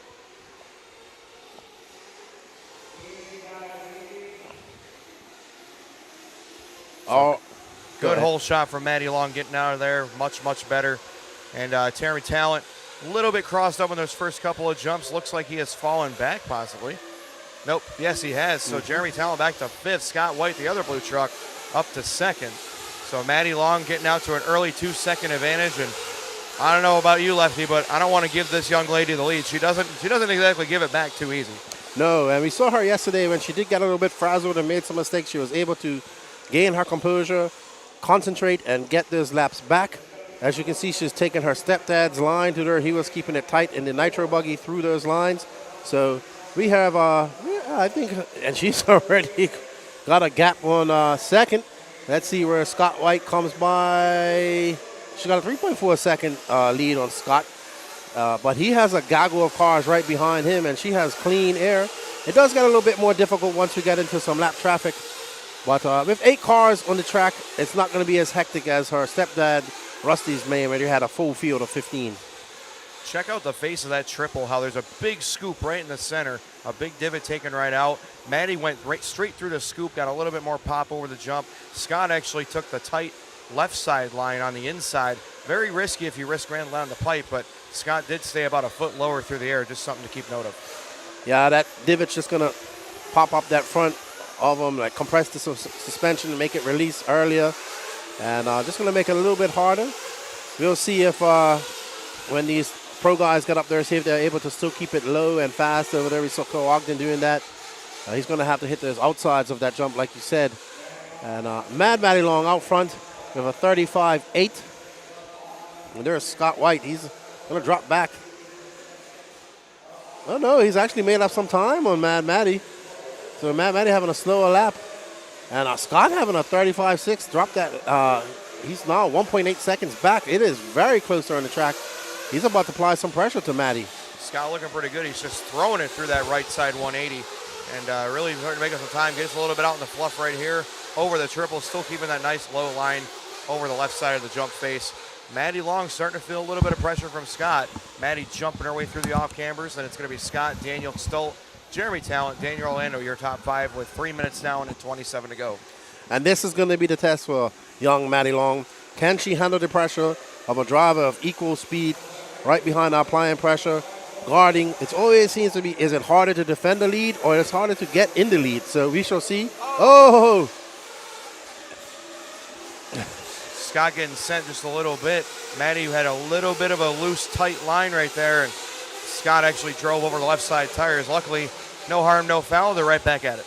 Yeah, and now Scott makes a mistake, and as I was saying, I just watched this line. He's able to get right on the inside and keep it very low over that triple and able to carry that momentum through on the inside, but throws it all the way through the minefield, and that's where Matty Long is going to show her composure. 26 minutes, 20 seconds left to go. The lead is now 3.3 for Matty Long. Daniel Orlando 5 back from Scott White. Jeremy Talent 1.3 back from him. Daniel Stolte just dropping down to 6. He is actually 5, 6, 7 are all embroiled in a battle right now. They are very close to each other, and there they are actually on camera. That is 5 through 8. Serrano, Whitlow, Stolt, and Fine all right there together. And CJ leading that ferocious pack of trucks in that dark blue and a little bit of white on the end. There's Whitlow in that white car with the black wing, and that is Daniel Stout in that all orange traditional truggy body. And there they have Scott White. They are not too far off Jeremy Talent, actually. What was that? No, sorry. So there's Talent. There's Daniel Orlando in that all yellow car, and Talent getting by Orlando as he gets a little bit crossed up. And I picked up a mistake from Matty Long over the triple. I believe we had a lead change. It looks like Scott White may have taken it over. Matty having a long lap. Scott just hitting the line now. So yes, lead change. Scott White taking it over. Matty had a little mistake over the big triple. Very long lap for Matty, 45.1. So she has now went from leading to a 4.4 second deficit that she has to make up. There's Scott White right there. Maybe the experience and veteran racer. So, that hole is getting deep. I'm telling you, there's some spots out here that'll just eat a car alive. Interesting to see the fuel strategy here, Keenan, because a couple of guys in that pro truggy race couldn't quite make 730. I'm wondering if they have to short pit a little bit, maybe just do a safety splash at the end, kind of like what Rossiter did. Yeah, we'll see what happens. Maybe just getting a little bit excited out there, getting on that fluff, getting a handful of throttle, causing to use more fuel than normal. But I'm guessing we'll see some pit cycles coming in the next couple of laps. As Jeremy Talent is now falling back to Mark Whitlow. And Matty Long trying to put her head down. Let's see when they come across. Scott still got a somewhat of a decent lead over her. As you see Matty, you see Scott coming around to the line now. He has stretched that lead out somewhat on Matty. He throws on a 35.7. Let's see what Matty does. You see his pit people getting ready for him, Danny Chavez and TJ Bradley. Matty with a 35.5. She is maintaining a 4.5 second deficit to Scott White. Hopefully she'll be able to put her head down and click off some fast laps to catch him up. From the way that Daniel and TJ were standing, it looks like possibly that they're not going to try and go the full 730 with Scott. I wonder if they're going to bring him in probably the next time by, but it might be this time by. We'll keep an eye on it, and I'll obviously be running over to pit lane to get the scoop. Looks like he's staying out for one more, though. One more lap. These truggy tanks are just a bit bigger, so 25 cc more, and they are just trying to stretch out that fuel strategy just a bit. Lead now for Scott, 7.8. Yes, Mad Maddie having another rough lap there. And she's just got to compose herself. And Orlando in for fuel down and away. Mm-hmm. So pit stops are happening at the 7-minute mark, and we've got 23 to go. I guess we're going to see Scott White come in here now. Yep. Danny lets me know that he will be coming. Let's see this fuel stop from Danny Chavez. Let's see if he has the form. Calm and collective. Oh, no, and he flames out on the box. Flames out on the box. Trouble for Scott White. That's going to they get likely him flamed cycle back Maddie up. back into the lead. Ooh, there's Mad Maddie. Jeremy Talent, 8.5 back of her. Did they get Scott fired back up? Okay. There you see Scott White. All right, guys, we're standing here with Daniel Chavez. Looks like that first run was about as good as you could ask for, except for the flame out on the box. How you feeling about the truck? Has Scott given you any feedback so far? Yeah, Scott always likes the truck. He's been struggling with it all weekend, but I think he had a good long race in 40-plus buggy, so he kind of knows where all the holes are now. I think the fuel stop was just probably a little fluke thing. I think we'll be okay for the next one. All right, well, you heard it from Daniel Chavez. It sounds like that's just a one-time issue, and these guys are confident they'll get back into that top spot before this thing's over. All right, we see Mad Maddie also flaming out as she comes into pit, and that's going to drop her down. Scott White in second is going to inherit that.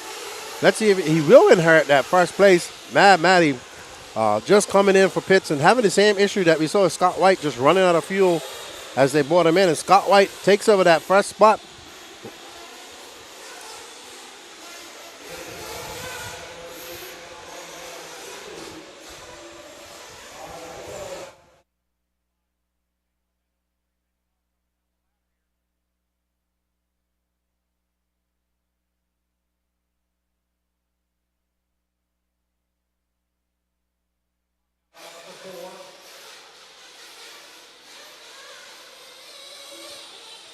All right, guys, live here with Rusty Mihalik, pitting for Mad Maddie Long in this Truggy main. So, Rusty, not the greatest start for Maddie. Couple little mistakes here early on. Pit stop looked pretty good, though. How you feeling about your chances the rest of the way here? Well, the track is really gnarly, so I'm just telling her to pick the smoothest line around the track and try to be consistent. I think that's what's going to win this. You don't got to be the fastest. You just got to avoid the holes. Absolutely. You would know from experience with that plus 40 race, but we wish you guys luck the rest of the way, and we'll keep an eye on it. All right. Mad Maddie trying to make up some time. She's now scored in fourth.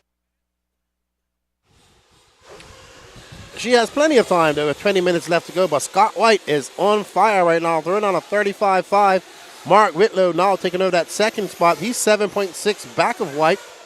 Daniel Orlando 7/10 behind Whitlow. So we have a great battle right now for second. Mad Maddie Long, 5.6 back from Orlando, but overall she's 15.6 seconds out of the lead. Well, Danny, let's find Whitlow and Daniel, because they're having a good battle out there for second. Orange and yellow car. No, orange, no, sorry. White car and yellow car. There's Scott White. They should, yeah. They'll be coming on the straightaway. There we go. That's Whitlow, and that is Daniel Orlando. This is our battle for second. Maddie Long, hoping these guys can battle with each other out, take each other out so she can get by and try to chase down Scott White.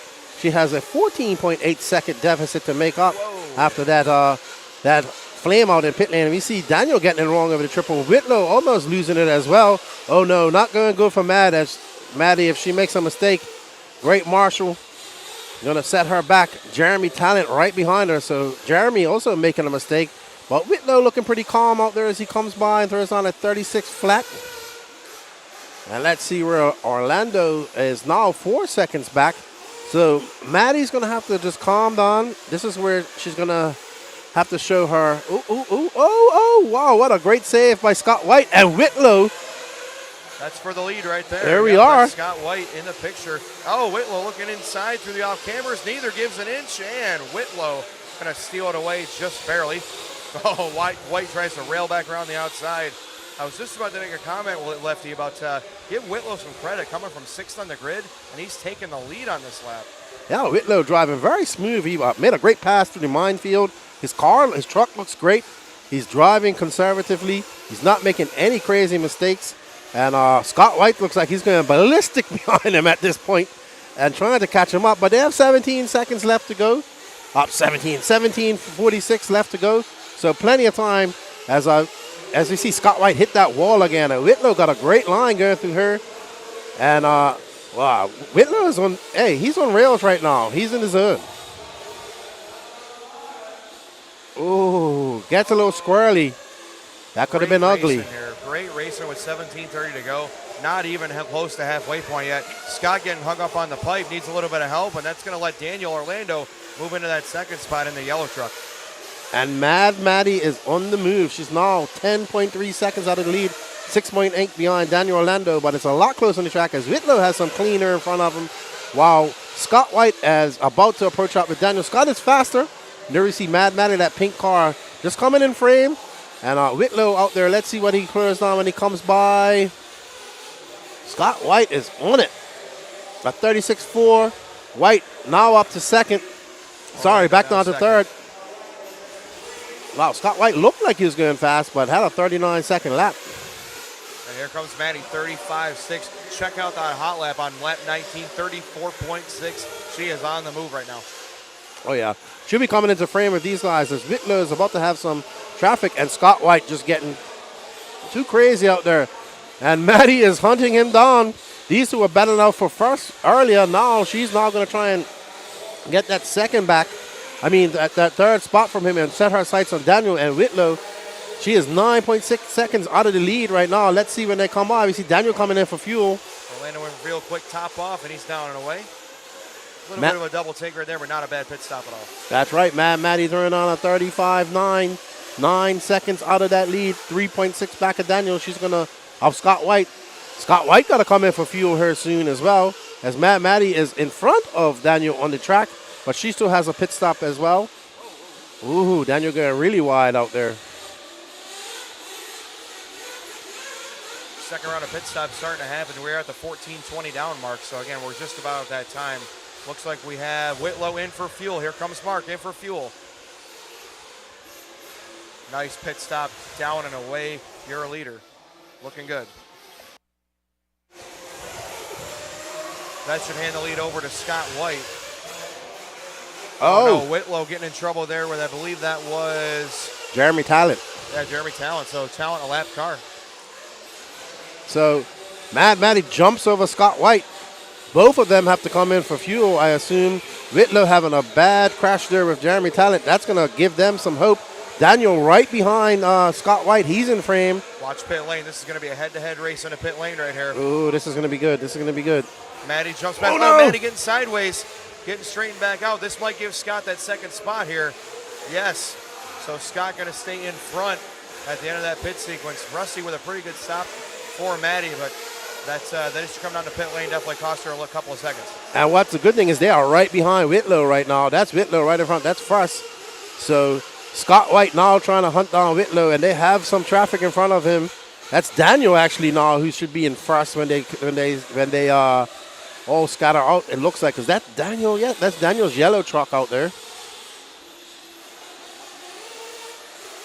So after the scoring recycle, it is Daniel Orlando leading the way. How about that? Whitlow in second. I believe Scott will be in third. Yes, he is. So Scott White third, Maddie about 1.5 seconds back of White. Jeremy Talent still holding on to the 5 with 14 minutes to go. We have a good race on our hands. With first, second, third, fourth, and fifth all still within striking distance. We see a good battle with Whitlow. He's trying to hunt down Daniel. Scott White pulling out a slight little lead over Maddie. They have 13 minutes, 46 seconds left to go. So let's see if Maddie can put her head down. Scott White has shown immense pace, but just erratic and not showing the consistency that we expect from a veteran racer.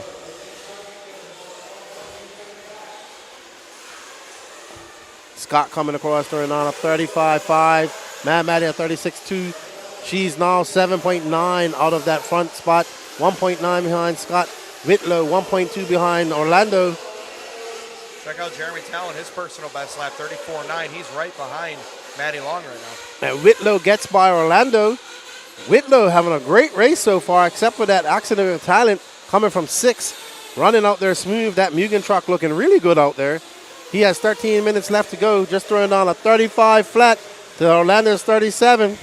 Whitlow with his personal fastest lap on lap number 27, and boy, did he need it. Got to try and get away from Orlando and build up a bit of a cushion. Maddie Long back up to 3rd, 3, 4, 5 on the left side of the racetrack. That's a great battle if we catch up to that battle at some point. But look at this race.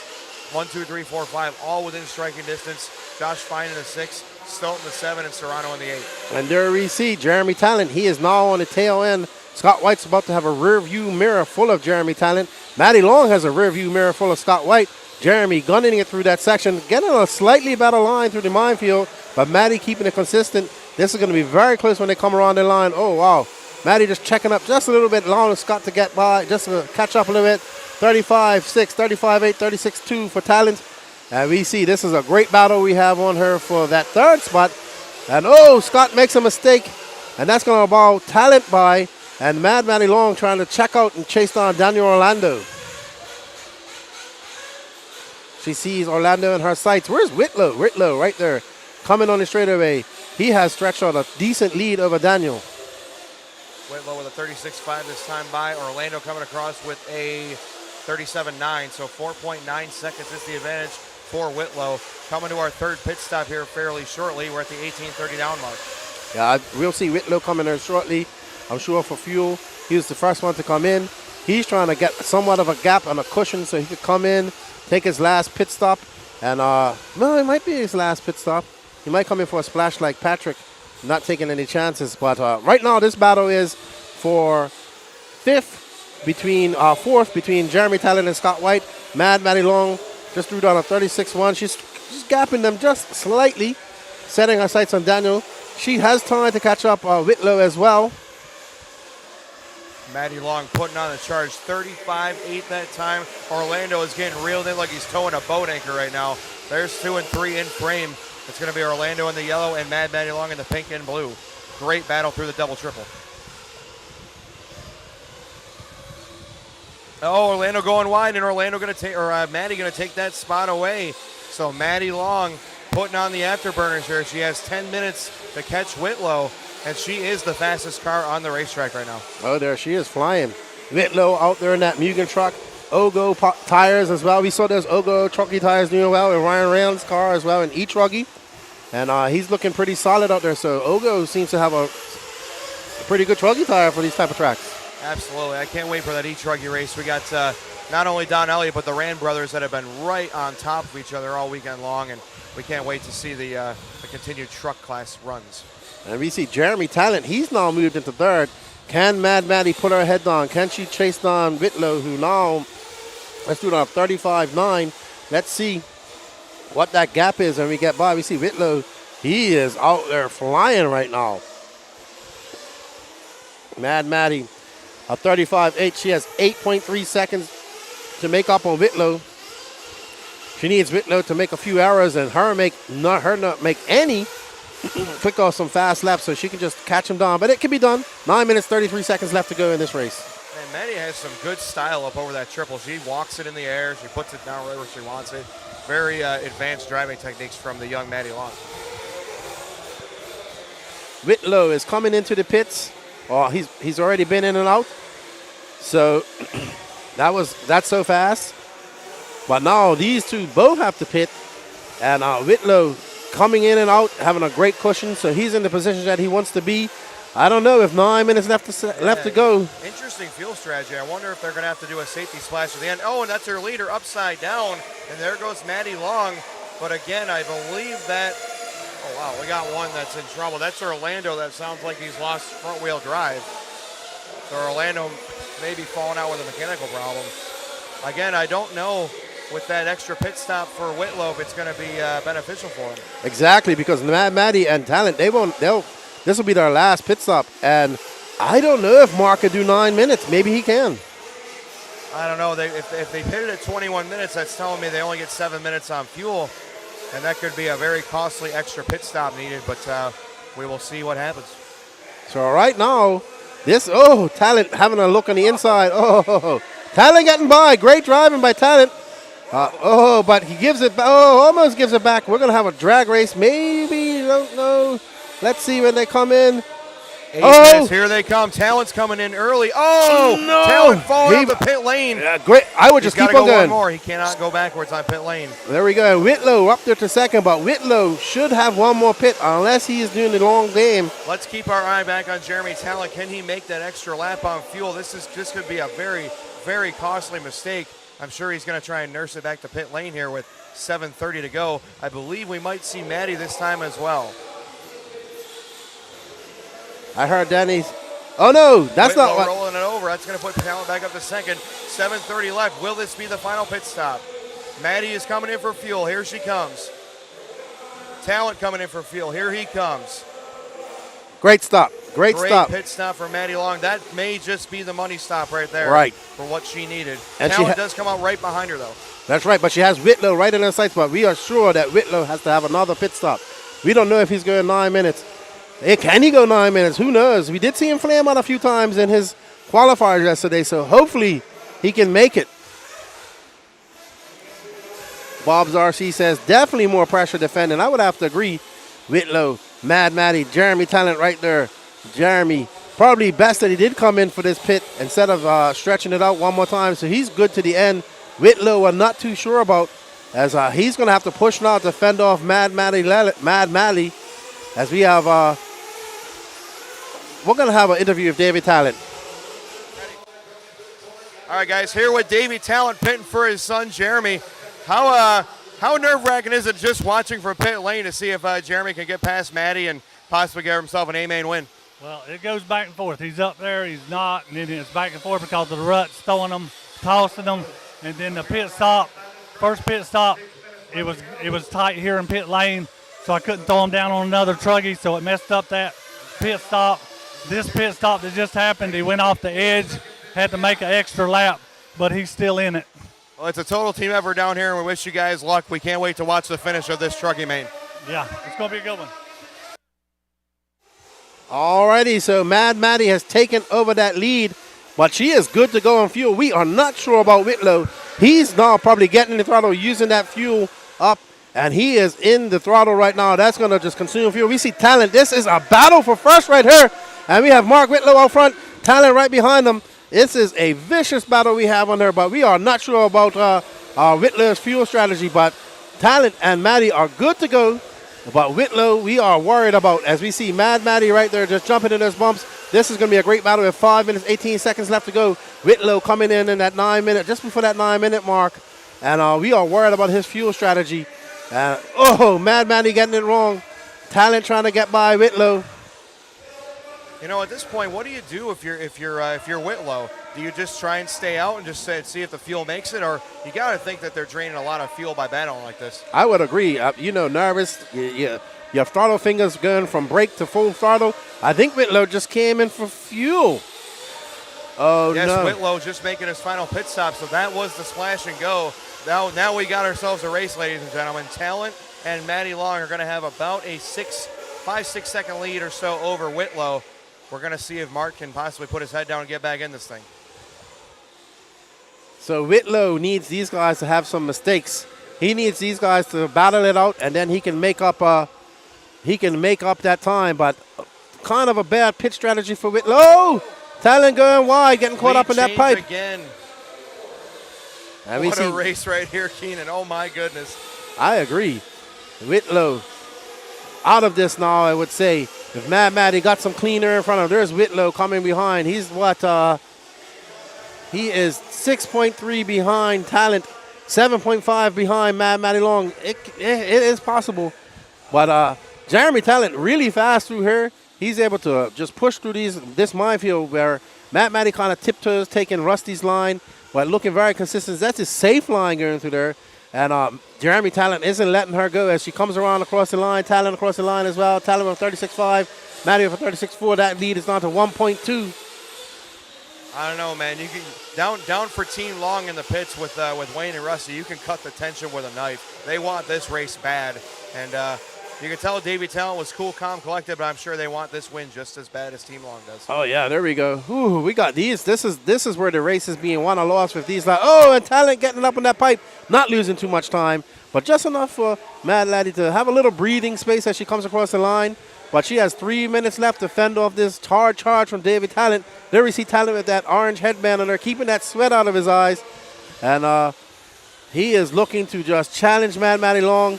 And that is not for position back there. Mark Whitlow is not out of this.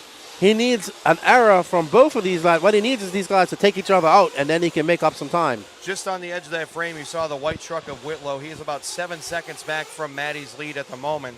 Whitlow in that white truck needs a little bit of help with 2.5 minutes left to go. Talent getting a little bit tangled there with the lap truck. And, oh, nice save. But Maddie Long starting to have a little bit of breathing space here with just over 2 minutes to go. There we see Whitlow now hunting down second position. But this is all good for Maddie. She has a clean air in front of her. Nobody harassing her. There is Talent. He's going to have company with Whitlow soon. Oh, no. Just as we say that, she makes a mistake. But great marshalling out there. And but going to give up a little bit of time. Now she has to push just ever so a slightly bit harder. Talent has to push harder as well. Whitlow coming into frame now as well. He's going to be looking to challenge these guys. Actually, Whitlow is, oh no, Whitlow makes that. He's going through there kind of slow. 1 minute, 50 seconds left to go. Mad Maddie coming across the line with a 39 to Jeremy Talent's 34-8. 34-8, yeah, so Talent putting in the best lap when it matters, but he makes a small mistake here off the step down. So credit to the engine tuner on Maddie Long. Sometimes a hit like that where you go off the racetrack and, you know, change elevation will flame one of those out, but the Long team doing a great job making sure that engine's in tip-top shape. I'm sure they're super nervous down there in pit lane, knowing they had a flame out early on and she had to overcome that. And she is right now, she does not have this in the bag. She still has 1 minute, 15 seconds left to go. And there we are, Mad Maddie making up some time on Jeremy Talent, and she can't drive for 35.9, Jeremy for 37.4. Mark Whitlow having a long lap. He's probably going to have to settle for third at this point. But Talent, Talent making a mistake. Well, Maddie making a mistake there. So now we have a race. This is a race for first. Going to keep the camera on these two. Whitlow kind of out of the picture unless they make a mistake. But, man, I'm telling you, this is when you are just shaking like a leaf, trying to just hold your line. And right now, Maddie, this is going to be their last lap with 33 seconds to go. Can Maddie hold off Talent for one more lap here?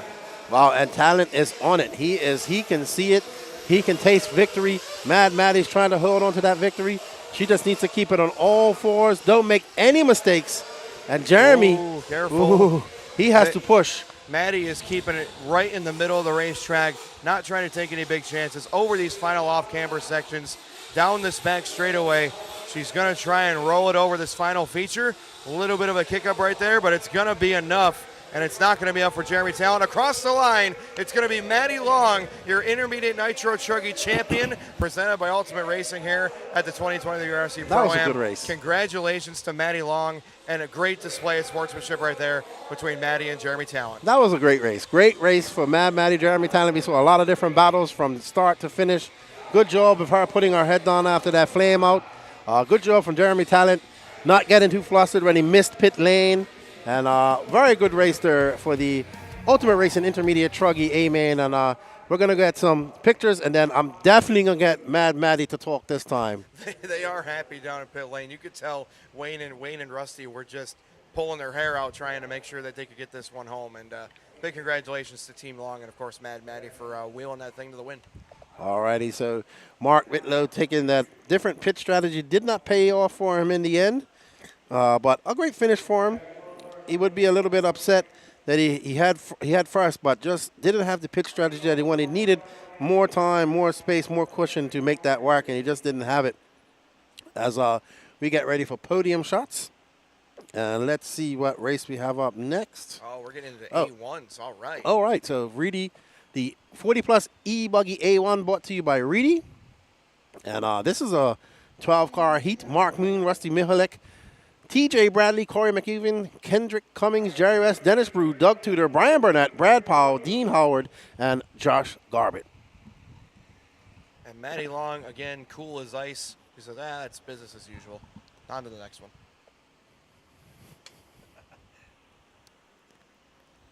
That was a good race. Very good race. And yeah, like we mentioned, that was by far the most competitive truggy class of the weekend. David Olson laid the whips to us in pro, but very, very awesome parity in the intermediate class. That's exactly what we were hoping for at the Pro-Am, and they definitely showed out.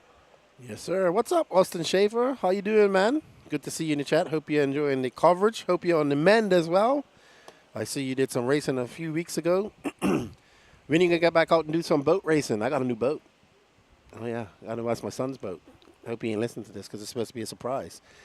But good stuff. I'm going to go talk to Mad Matty.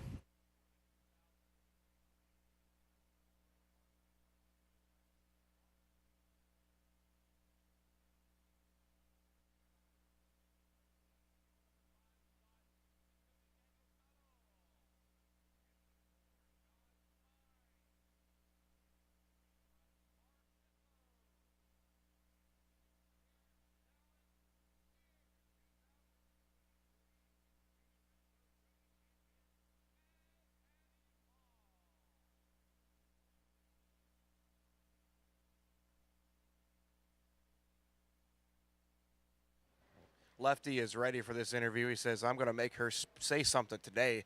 So we'll see what Matty's got to offer us. It's time to go get an interview with Matty Long, and I'll turn it back over to Mr. White.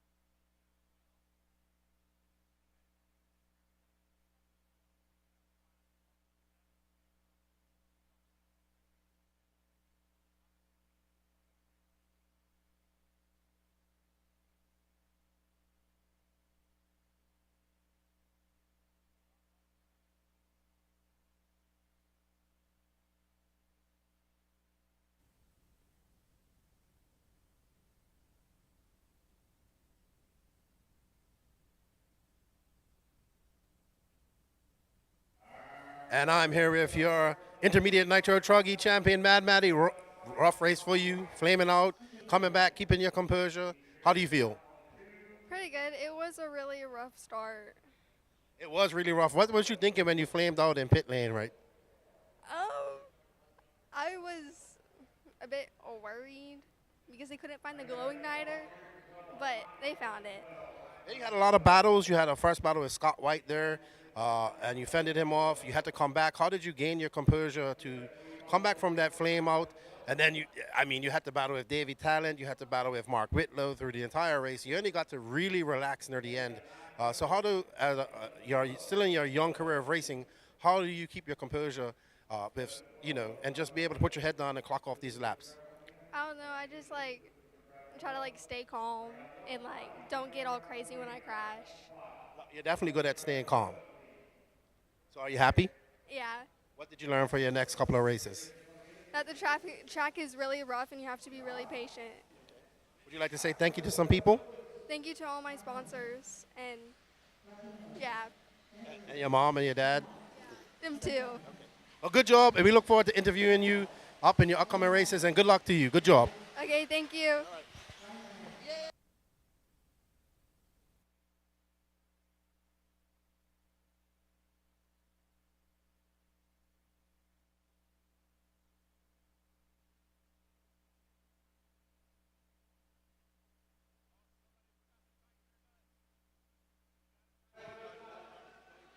I doubt that's the last interview we have with Maddie today. She did a great job in that intermediate Nitro Truggy main, way down in the order after that flame out in pit lane, but a wonderful job, and we couldn't be any happier for the whole family. Wayne, Stacy, Rusty, great bunch of people. So big congratulations to those guys. Meanwhile, we are getting ready for our 40-plus E-buggy A1 main, brought to you by Reedy. Again, as Lance explained at the beginning of the program, it is IFMAR-style tiebreaker.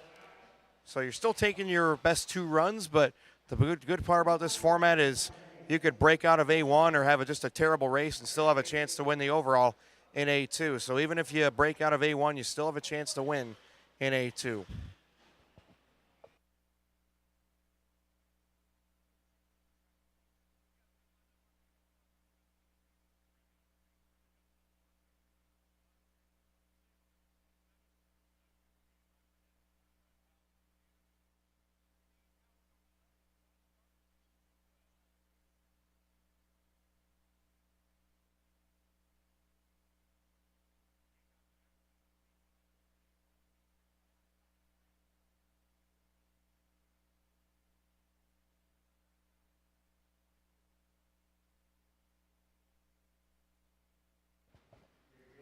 All right, we're almost ready to get things rolling here for your plus 40 E-buggy A1 main. You're looking at your TQ, Mark Moon, along with Rusty Mihalik second. Those guys standing side to side here. Rusty, the awesome-looking long beard he's got.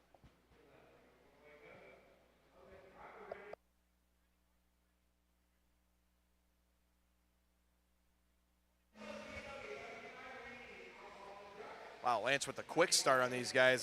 They weren't going to try and time that start. Out of the hole, there goes Mark Moon.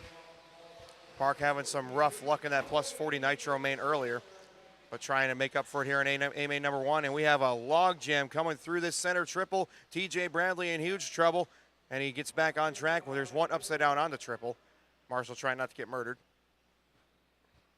Oh, no, looks like you got the red, white, and blue rolling over. I don't know who that was. We'll come back. However, Mark Moon bringing it around for lap number 1, and a big gap back to second place. Kendrick Cummins going to grab that second spot, followed by Rusty, TJ, Jerry West, your top 5.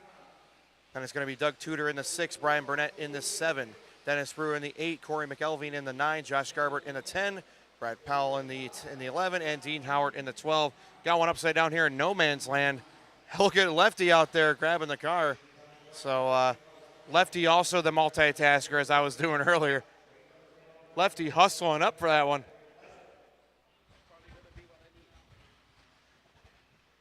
Getting our cardio after eating some delicious food here from the on-site food vendors. They got some good stuff here for sale to eat, don't they? Well, don't they, Lefty?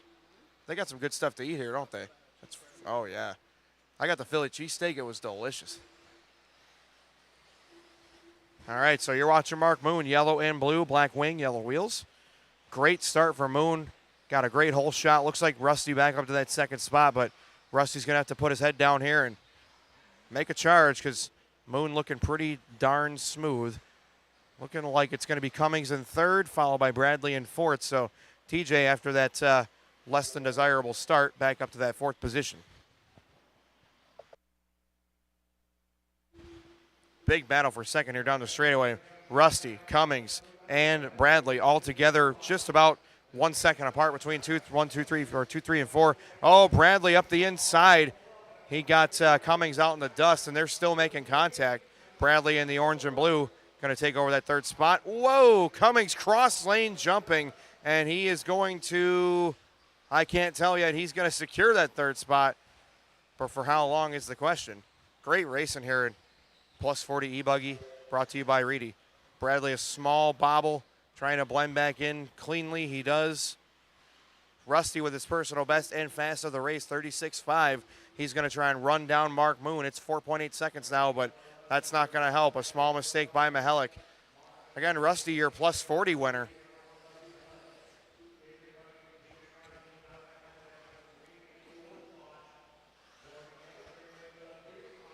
Three down, 7 to go. We are at the 3-minute down mark.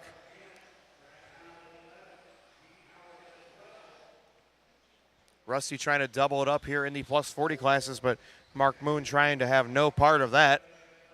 Moon last time at 37.9. Rusty not his best lap here, 39.4. 6.3 seconds is the gap. Oh, we got trouble. Car upside down. I do not believe that is Moon. I believe that is a lap car, possibly of Garber. So leader still clean and smooth with 3:30 down and 6:30 to go. Here is your leader, Mark Moon, working his way around that huge divot, up and over the back straightaway. Working his way down through the rhythm rollers, corner table, and down the straightaway he goes. This looks like a pretty decent lap, 39.5. Rusty Mihalik 36.9, so a good response there by Rusty, bringing it back down to 3.7 seconds. Kendrick with his personal fast lap in third with a 37.6 that time. Then it's Bradley, McElveen, West, Brew, Tudor, Powell, Garbert, or then Burnett 10th, my bad, and Garbert 11th, Dean Howard in 12th.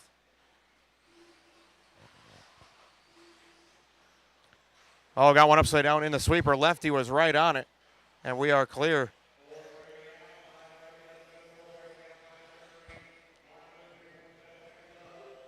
Mark Moon, 37.8, pretty good lap right there.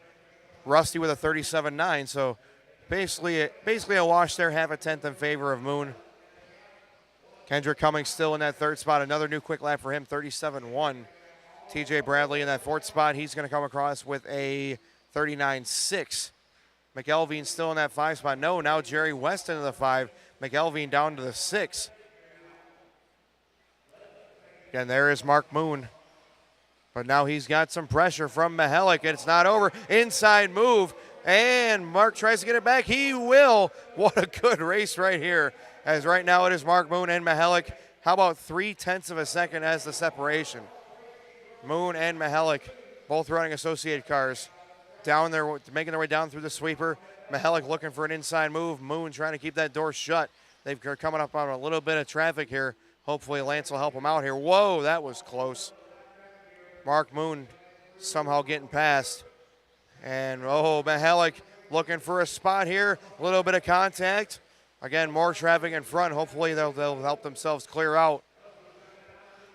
Mark Moon coming across the start-finish line, covered like a blanket by Rusty Mihalik. 0.7 of a second apart is the gap. Oh, Moon getting that little bit of a out in the dust. Mihalik looking inside. Oh, Mihalik having to check up just a little bit. Great racing, good clean driving. 6 down, 4 to go. Oh, Mihalik getting that triple landing wrong. Luckily didn't break the car. That was a really rough landing. But it is still Mark Moon out front. Very good battle through the off-camber section. After these two, it's going to be Cummings in third, Bradley in fourth, West in fifth. 6 through 10 is going to be McElveen, Brew, Tudor, Powell, and Burnett. We are still watching this lead battle. It's going to be a 38 flat for Moon, 37.7 for Mihalik. 0.4 of a second apart. Great racing again here in plus 40 E-buggy A1 main. You never know what's going to happen in round number 2. I believe the tiebreaker is the faster run of the two if they both get a win. So you still want to make sure you win the race, but regardless, go as fast as you can. And that is the separation.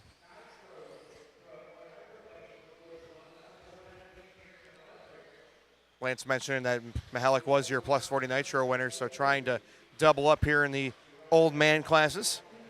And they're standing side by side on the driver's stand. Mihalik's got the awesome gray goatee beard and Mark Moon in the Reedy shirt.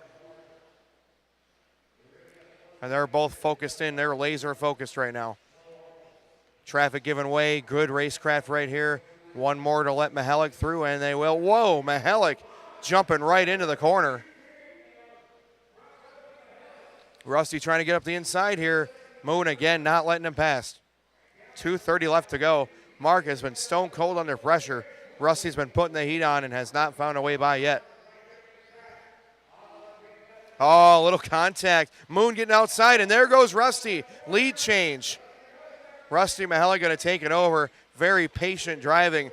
Rusty was looking for a way by for the last 3 minutes or so. Oh, and Moon takes it back. Small mistake from Mihalik through the double-triple. So Mark Moon gets it back from, and Rusty a small roll. Back on all four. So Mark and Rusty battling it out big time for A main number 1 of plus 40 E-buggy. Still got the A2 coming up later today, but Mark trying to start it off with an A main number 1 victory. Oh, Mark in a little bit of a donkey kick there. Rusty right up on the back wing, trying to make a move. Through the double-triple they go. Both guys pretty clean. Mark a little bit cleaner on the landing, but look at Rusty all over him like a cheap suit right now, trying to find a way by. Up the inside, trying one more time, and he's going to take it away this time. Oh, Mark jumping right back past him. How about that? Great racing here in A main number 1. and Moon's going to hold him off with 1:10 to go. But for how long? Here comes Mihalik again. 1 minute left to go. 9 down. Over the little bridge jump. Coming to the double triple. Oh, Mihalik outside pass. What a move. Got the preferred line in the next corner, and Mark Moon gets back by. Unbelievable racing here. These guys continue to hand it back and forth. Rusty tried to send it in there, but he got tripped up by the off-camber corner. This is going to be their final time by. We're going to have about 30 seconds left as they cross. White flag is out for your top two, Mark and Rusty, putting on an absolute clinic. They have gapped Bradley by 18 seconds right now. We're going to keep our eyes on this battle all the way to the finish here, as it is, again, Mark Moon trying to hold him off. Mihalik right there with him in case something happens. Moon trying to hold him off. Oh, Mihalik gets spun around in that wall jump, and that is such a tricky feature. Moon's got a little bit of insurance with 3 seconds to go. Final set of corners here for Moon, up and over the tabletop. And what a race. Mark Moon is going to hold him off for the A main #1 victory in plus 40 E-buggy. That was an awesome drive by Mark, and a nice high five there between Mark and Rusty. Great display of sportsmanship again. I'm telling you, Lefty, the vibes have been unmatched this weekend. Everybody really racing respectfully. And a great battle there with Mark Moon taking the win in A main #1.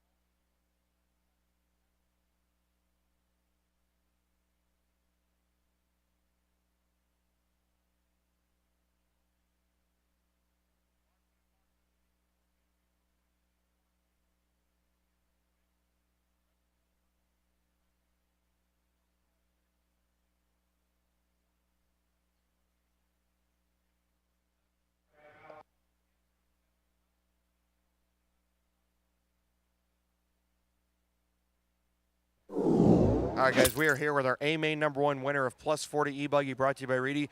Mark Moon, possibly the best race we've seen all day. That was an incredible battle with Rusty Mihalik. How do you keep your nerves in check when you are just under fire, swapping spots back and forth? I mean, what goes through your mind when you're just trying to get it home and get that A main #1 victory? I just try to focus on hitting my marks more than anything. I just know it takes one pothole to put you from the front to the back on this track. So I find a line, I stick with that line, and then what's working, I stick with it. And you know, if they gain on you, you just keep holding true to what you know, and then it all worked out. Awesome, man. That was a great drive, and we wish you best of luck in A main #2. Remember, if Mar tiebreaker, so you do have that point in hand. I do believe the fastest run of the two will be the separation, so hopefully you're happy with that run, and hopefully you can build on it for A main #2. And anybody you'd like to thank? Man, I just want to thank my wife, first and foremost. She's been here with me the whole week, cleaning my cars, bodies. Like to thank Lance for running an awesome program. Danny Pass for the media coverage. You guys for being here. But more than anything, my sponsors mean a lot to me. Reedy, I've been with them for a long time, associated, since 2011. And man, that Nitro run I had a while ago, had that flame out, was battling for the win, and it was good to have this victory right here. So came back with the E-buggy. But thanks to all my sponsors that support me. Awesome. Redemption is best served cold, and congratulations to Mark Moon, your A main #1 winner of plus 40 E-buggy. Back to you in the booth.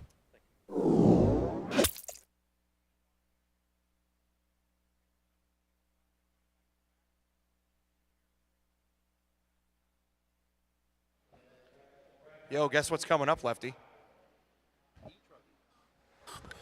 E-truggy A main #1, brought to you by Spectrum. One of our best classes of the weekend, and look who's back, Mad Matty Long. Yeah, Ryan Rand was very fast. Ken Rand, Don Elliott, Mad Matty. Kendrick Cummings all fast. But I think this is going to be a battle between the brothers here. We shall see. Don Elliott running that old school Agama E-truck. Yeah, tough break for Don Elliott in his plus 40 Nitro Buggy main. Not the run he was looking for. I'm sure he's going to want to try and get some redemption here in E-truggy A main #1. But again, like we mentioned, the Rand brothers have been on it all weekend. They've been kind of sneaking up on it, getting closer. I think Don Elliott is going to have a very tough road ahead of him to try and grab this A-main #1 win. Yes, yes. We need to actually find out how they score this too. I forgot to ask Lance. Which I believe Lance said at the start of the weekend it was if-mar tiebreaker, so it Okay. still takes your best 2 results. But if you do break out of A-main #1, you still have a chance to win in A-main #2. I like that format. I like the fact that you're not done for if you have a mistake in A-main #1. You know. Yep. So we shall see, because Raw tiebreakers would be combined. Well, Raw would be with 3 mains as well. So, but anyway, this is a full field of E-buggies. Just making sure that Charlie Mack is not joining us this weekend. Can't tease him. Man, that looks like an E-buggy right there. That cotton candy car. Oh boy. There is Ryan Rand, P3. And there is your A-main grid. Did we get a 1-minute call? Okay, so we got a 1-minute call. Not sure for who. But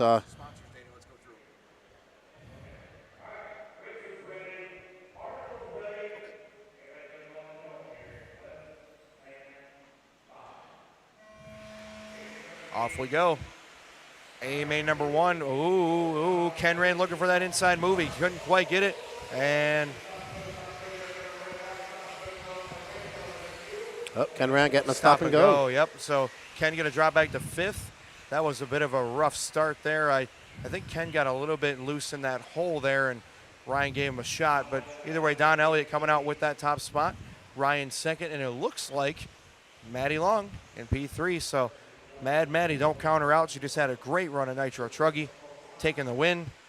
And I think she's going to be very tough in this 10-minute A1. There we go. So it's Don Elliott, Ryan Rand, Maddie Long, Ken Rand, Kendrick Cummings, our top 5 still in the top 5. We got trouble. 1 and 2 crashing, and that's going to put Maddie Long to the front. Sorry to cut you off, Keenan. I just wanted to jump in there because Maddie Long, sometimes 3rd place is the best place to be, and that was textbook right there. It looked like Don may have made a small mistake, and then Ryan had nowhere to go. We'll have to see how it looks on replay, though. And Ken Rand, even after that stop and go, still finds himself in 2nd, being in the right position at the right time, like you said.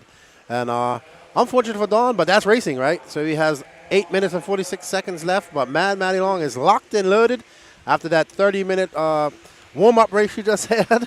She is ready to go. 30 minutes is such a long time, especially with the heat and humidity up on top of the driver's stand. As we mentioned, I mean, it's pretty warm down here on the ground, but you get yourself up in the air that high, it's probably a good 15 degrees warmer up there, and they're working hard up there when they're driving.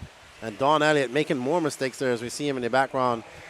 But Ken Rand and Ryan Rand making up some good time there. You see Kendrick Cummings taking over 4th, and Don Elliott dropping down. Well, that's Daniel Orlando probably taking over 4th, I would say.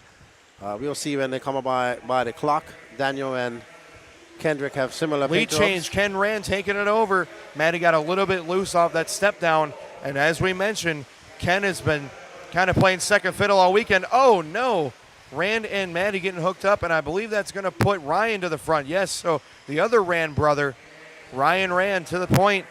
Again, I just announced her curse there, but these guys have been sneaking up on it all weekend, and all of a sudden Don Elliott is in 4th, and Ken upside down. That's a terrible break down to P4. It just keeps happening in front of us. We're trying to keep up with all of it.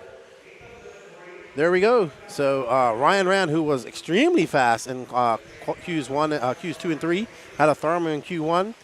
E-truggy seems to be his class. Right behind him is Maddie, and his car looked great out there all day. Like I said, we watched him with the Ogo tires earlier yesterday, and his car looked really planted. We saw Mark Whitlow with the Ogo tires earlier, and his car looked great as well. But Maddie trying to just keep her composure. You see 7 minutes. Ken Rand got Don Elliott behind him back there, it looks like. And Daniel Orlando and Kendrick Cummings making up that last top 6. But right now, this is the battle for 3rd with Ken Rand getting around Don Elliott. Great little race we got going on here. What do you think the nerves are when things are falling apart around you? Everybody's in this race has made a mistake so far. I feel like you just have to just kind of take a deep breath and say, look, this is not going to be a clean race in terms of prettiness, but you just have to try and salvage what you can, and as whatever it takes, really. Well, I think Don's been racing for many, many years. He's probably been in this position for quite some time. Chasing trophies. Looks like he broke a tie rod down there, a steering rod down, out for his race. So he can do it again in A2. And Ryan Rand, though, out there right now. Don Elliott chasing down his brother Ken Rand. And then we have the 2 yellow cars of Daniel Orlando and Kendrick Cummings right behind him. 4 down, 6 to go. It is Ryan Rand leading by 2 seconds right now. So Ryan and Maddie, 2-second gap. And Maddie Long throwing down the personal fast lap of the race, 34.2. Ryan at 34.3. That's probably about the fastest we've seen all day. And it makes sense with the Truggies being electric and big, wide tires on these things. Maddie and Ryan getting closer. The pink and yellow is Ryan, and the pink and blue with the yellow wheels and white wing is Maddie Long. We are following Ryan right now over the double triple. And now we have lap traffic come into play while they get by. Nice job getting past that crash car over the triple, and a great job by lap traffic letting them gather it back up. That was a very nice display of racecraft. Maddie Long all on the rear end of Ryan Rand. He's got a rear mirror view of her. And let's see, it's going to be super close when they come by as they throttle down the straightaway. Maddie Long putting on the pressure. Ryan hitting the inside pipe. Maddie looking to square him up here through the sweeper. Ryan getting out high, but on the gas, going fast. Right now going through that crossover straightaway onto the double triple. Maddie having a nice line right here, nice and low through the air. Keeping right on Ryan Rand. This is not going to be easy for Ryan to secure this win. He's going to have to go through Maddie in order for it to happen. His E-truggy is definitely, and she nice gets him. Run there by Maddie Long up the inside. She saw Ryan stumbling just a little bit, and a great forward drive, giving her the lead right there. Great pass by Maddie. Great patience, great racecraft. She kept on that inside. Now they have some lap traffic that's going to hopefully not play a part in their positioning, but Ryan Rand is right on. Whoa. What it was. What a save by Maddie. And Ryan trying to go to the outside. I don't think that line's going to work. Oh, it almost did. Almost, but Maddie shut the door on him. That was a gorgeous save, though, by Maddie. She saw that the car was getting upset. She literally let go of the steering wheel and let it straighten out. That is very advanced technique from such a young racer. Maddie coming on for 36.7. One of the best classes all weekend long. Maddie Long has been a little bit back in the woods here, but she is leading when it matters most at A-Main number 1. Ryan Rand trying to get back around. Over the triple they go. Again, it's the blue and pink of Maddie and the all pink of Rand running 1 and 2. Don Elliott about 6 seconds back. Inside move by Rand, and that's going to be good enough for the lead. 3.5 minutes left to go, and these guys are still battling despite Don Elliott and Ken Rand being very close behind. Great pass by Ryan Rand. Maddie just went a little bit wide, and that allowed him to sneak in. But she isn't letting him get away. She's latching on to the rear end and trying. Rand making a mistake, but still holding on to that position. Great recovery by Rand. Maddie, nice and smooth through there. Got a little high. Let's see her line through her. She kind of snakes through that jump.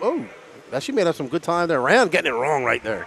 Rand is giving her that inside line, leaving that inside line open, and Maddie Long is just sitting back there stalking her prey.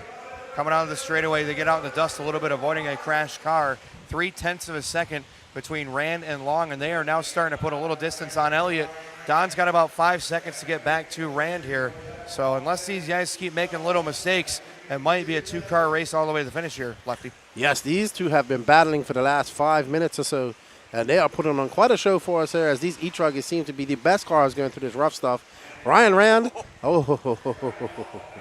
Maddie is on fire. Oh, what a great pass by Maddie. What a gorgeous move by Maddie Long. Another gorgeous setup there through that off-camber section. Ryan struggling just a little bit through there. Look at that move by Rand. Oh, my goodness. And Maddie going to try and get back to the inside. This is an amazing race right here, guys. If you're not watching online or at the racetrack, you are missing out. Maddie a little bit loose there after they're going through the double-triple section. But not over yet. 2 minutes to go. Yeah, she just got she got on the binders real quick right there. She throws, she's going to hit Rand. Good racecraft by her. Unfortunately, going to cost her a lot of time. 1 minute, 45 seconds left to go. Maddie looking to chase down Ryan Rand again. They've had a good battle. And Rand in some lap traffic right now. Whoa, that was close. Very close. Come on, Very Lance, close. help him out. Help him out, Lance. Where is Mad Maddie? Oh, no.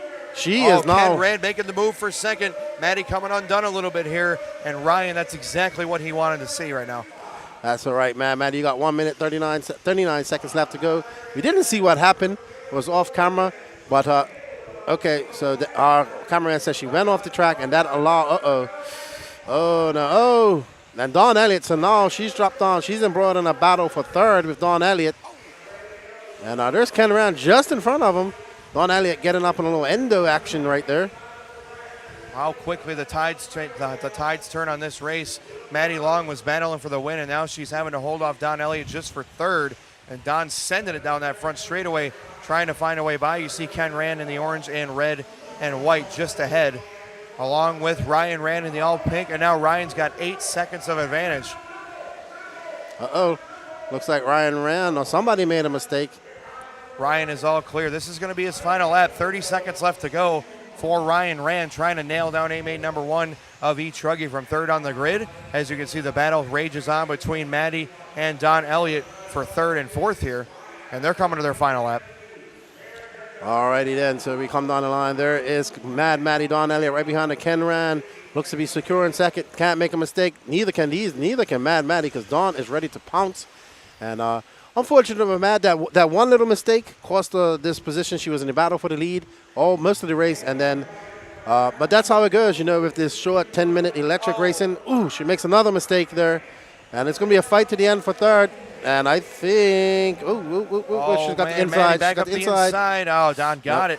Dawn just shutting the door on her. A little bit of pushing and shoving there, but Dawn is going to grab that spot. Okay, so Maddie is going to end up finishing in fourth. But not a big deal. Great run from Ryan Rand, keeping his composure. Ken Rand coming in second. Dawn Elliott coming all the way back from dropping down off that TQ spot. But they have another race to go, so no worries. They can do this all over again. And as I said, they take their best single run. So, excuse me, not to worry. Not over yet, and Ryan Rand with an awesome A-main number 1 win here in E-truggy, brought to you by Spectrum. We'll get a word with Ryan Rand and see how he thought about that run. That was a fun one, Lefty. Yeah, it was a good race. Like we saw him and Maddie had a great race going on, and she made that one error, and unfortunately just came a little bit unraveled after that. And I'm sure she'll take that into account and make some adjustments into the next race. EKJ 24,000. What's up, good buddy? How you doing? Good to see you in there. Left tire salute. E-truggy. E-truggy for the win. E-buggy. It's no longer truggy. Someone tag Charlie Mack. Tell him getting her in this chat. All right, up next is the Sportsman E-buggy from WRCE A1.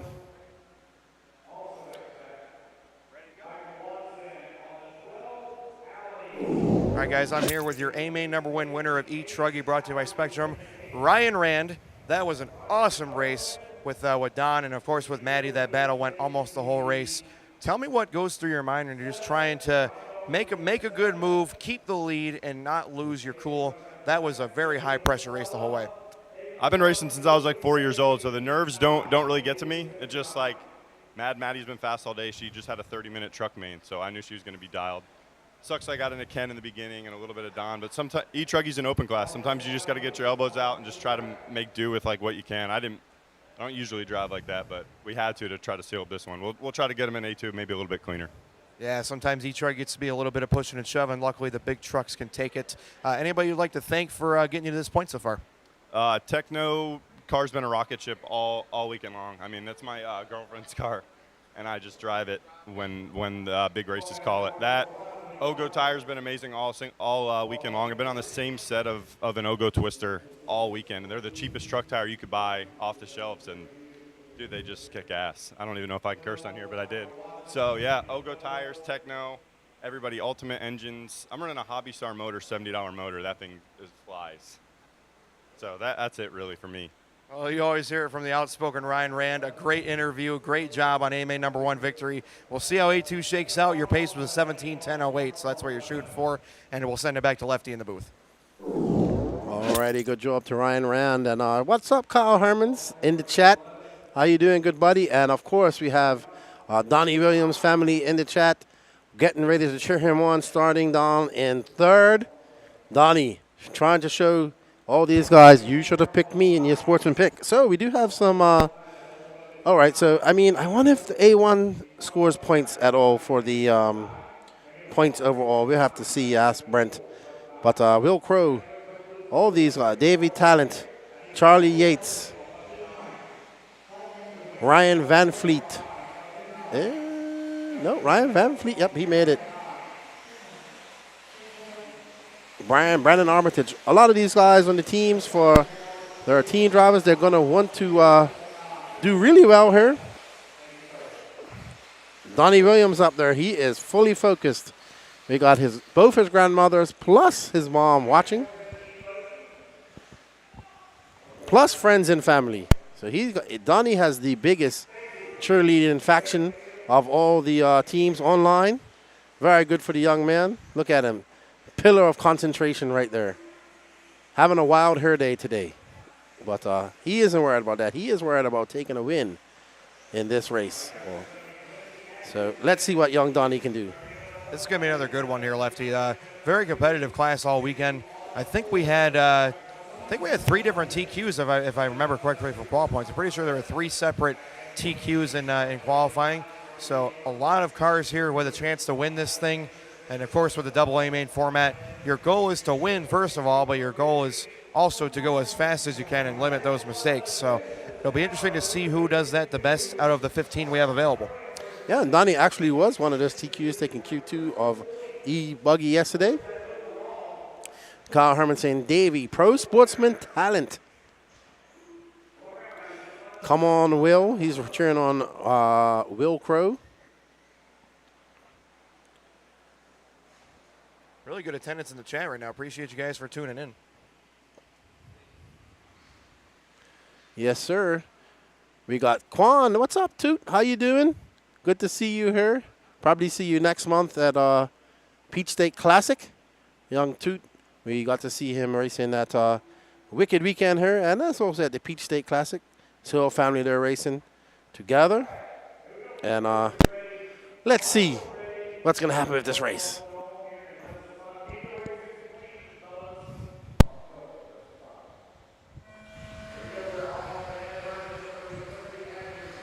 Off to the races we go. Pretty good start. I mean, a couple guys getting individually messed up, but for a 15-car sportsman race, that's about as clean as you're going to see. And that looks like Quincy Atkins, Talent, and ooh, someone getting nerves high up. There's young Quincy just gave away the lead, and I can't tell. David Talent. That's David Talent, but who's right behind him? Is it chasing trophies? No. Donnie Williams is all red. I don't think that's Donnie. I'm pretty sure we have that's John Scrabbits in that second spot. All right, so Davey Talent going to be taking that lead over. Just saw Davey feeling for Jeremy Talent in that Nitro Buggy race earlier. So we'll see if Davey can nail down his end of the bargain here. Jeremy with a second place run in Nitro Buggy, just behind Maddie. Donnie Williams down to 5th. So we'll see how it tallies out. Oh, we see somebody getting it wrong over there. I think that was Donnie Williams doing sky high over there. Let's see. And there is Donnie, I think. No, I think he. Oh, wow. Where is Donnie? Hold on. It's Talent. Scrappets. Quincy Atkins. Whoa, Quincy upside down, and he can't quite get it. Oh, man. That's a tough break for Adams. Donnie Williams is now up to 4th according to scoring. Well, there we are on board with Donnie right now. We know we have his family down there watching. I can tell he's got a blue antenna tube. That's how I know it's his car. He changed his paint job on me. He went from all red and blue to he's got his fancy paint job on. As he's in a broiled battle with John Scrappets. Donnie's going to be in second actually when we come around, it looks like. So Donnie, let's see when he comes around. This young man got a chip on his shoulder, ready to show the RC world why he should have been picked. And he is up to second, and he is setting his sights on Davey Talent. And we can see the chat going, wow, they're out there. They're cheering on Donnie and everybody. They're doing the wave at him as he's going to chase down Davey Talent, who's probably 3 times his age, 5 times his age, I would say. Maybe that's a little bit too much. No, Hey, Donnie's 10. Easy, Lefty, easy. 60. I think Dave is about 60. Uh-oh, and he gives that position back to, let's see, that's got to be Chris Hunt. That's Chris Hunt. Oh, good battle. Donnie going to take it back, and, just shutting the door on him right there. Donnie wants to get clear of Chris Hunt because he wants to chase down Mr. Talent. David Talent last time 39.6. Donnie with a 44.2, so he's got 8.5 seconds to try and make up right now. There we go. But there we see David Talent. But, oh, no, Donnie getting it wrong and just hitting that pipe. But he can make it up. He has got Quincy Atkins. Uh-oh, and that's what he wants. He wants these guys to give him the race. And that was a great comeback for Donnie. Thank you to Quincy Atkins for getting into Chris Hunt and giving that lead back. But you know who's smiling right now? That's Davey Talent. He isn't wearing his Wilson hat today. So, yes, he is. And, so he likes to drive. So I'm told he likes to drive the car with the steering wheel in the front. Triple clear. David Talent looks like Steve Irwin right now. Steve Irwin. He's trying to reel himself in an A-main #1 victory and exalt Sportsman E-buggy. There we go. There we go. Carl Herman says maybe 8 times his age. Donnie Williams. Okay, there we go. Donnie Williams he has some free space behind him and some free space in front of him. Now he needs Davey Talent to make a mistake or two so he can catch him up. Clean laps, Donnie. Don't do that no more. And Quincy is right behind him. And Chris Hunt. And Chris Hunt. So Donnie cannot make any mistakes whatsoever. And he's going to drop down to 4th. He's got to keep that door shut. And as they powered on the line, full chat. Young Donnie keeping Quincy. it tight, avoiding those bumps. Great driving by the young man. Quincy is driving full out right now, trying to catch these guys. And Donnie is trying to be a little bit more calculated. But, again, these bumps are just throwing you all over the place right now. Very smart driving by Donnie. Atkins trying to get around and trying to force the issue, trying to make the young man make a mistake. 10 years old. And he's looking pretty composed out there. He does have struggle through that line right there, and that's going to allow Quincy to get by. But he gets not it so back. fast. Nice move by Donnie, shutting the door on the inside. So Atkins almost had the move made, but Donnie said, I don't think so. And Donnie comes down the line, across the line. He throws down a 39. Davey Talent with a 40 flat. Here we see Davey Talent coming around to come to the triple. Donnie got a little bit of breathing room. Oh no. Bad spot to Marshall. Bad spot to flip. Great hustle by the Marshall. Now Donnie's got to do it all over again with 5 minutes, 1 second left to go. Can he do it? I believe he can. As we see Atkins now inheriting that second spot. And Chris Hunt just getting it wrong.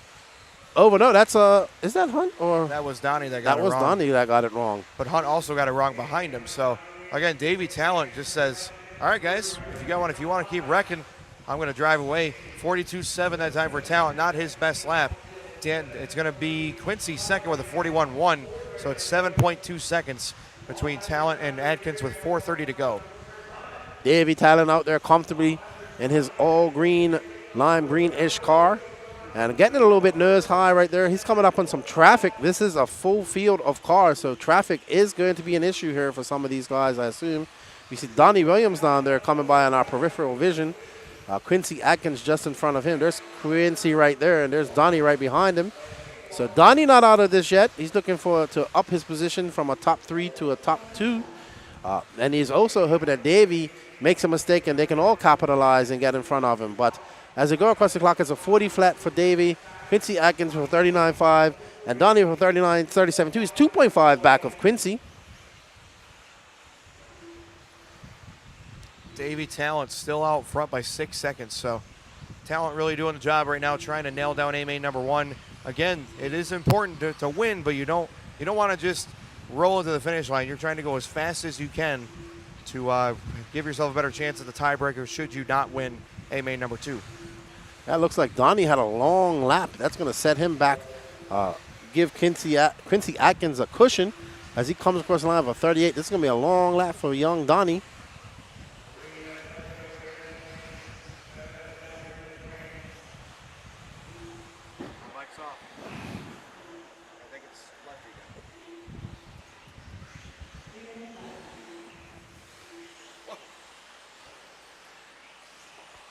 All right, so Davey Talent still out there. Quincy Atkins threading the needle and getting around this traffic, and but extending that lead over young Donnie.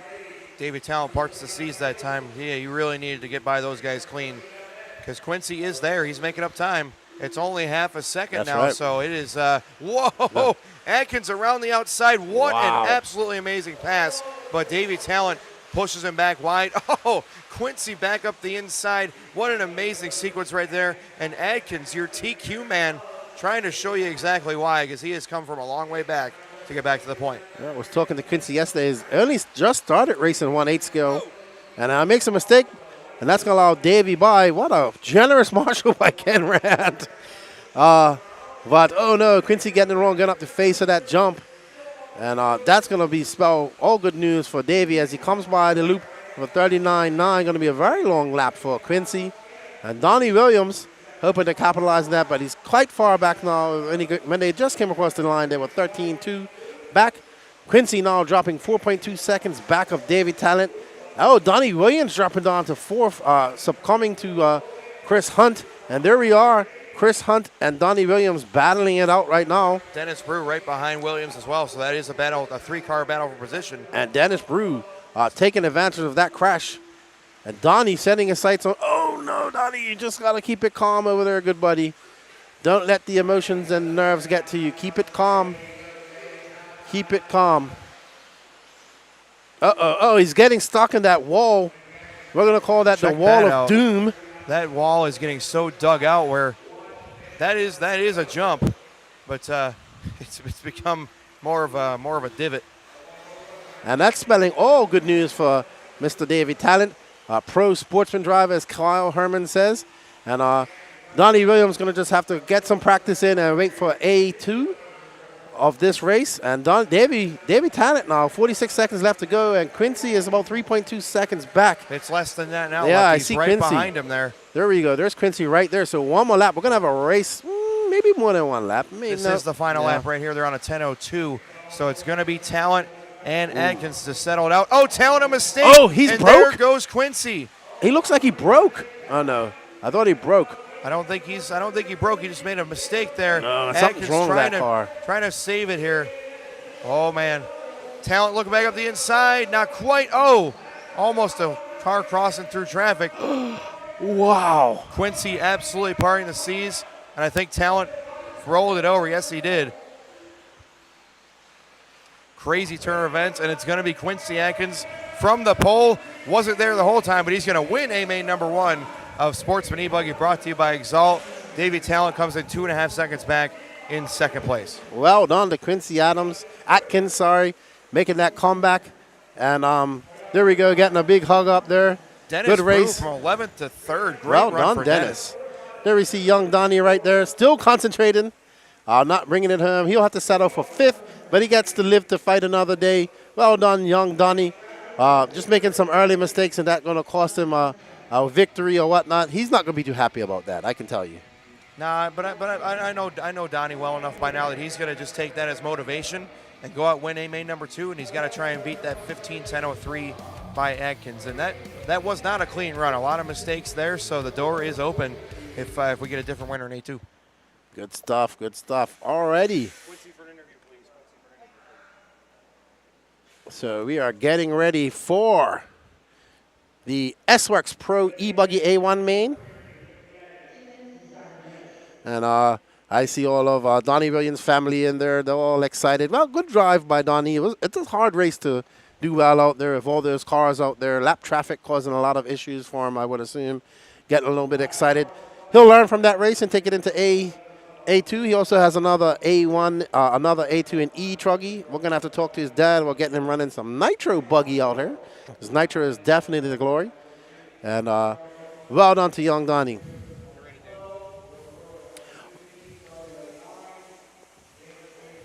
And we're getting ready to have a chat with Quincy, who had a very good run, very nerve-wracking run, I would say. Winning it in the last couple of corners. Well done to him.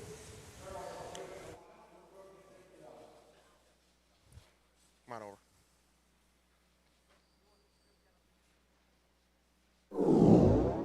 All right, guys, we are live here.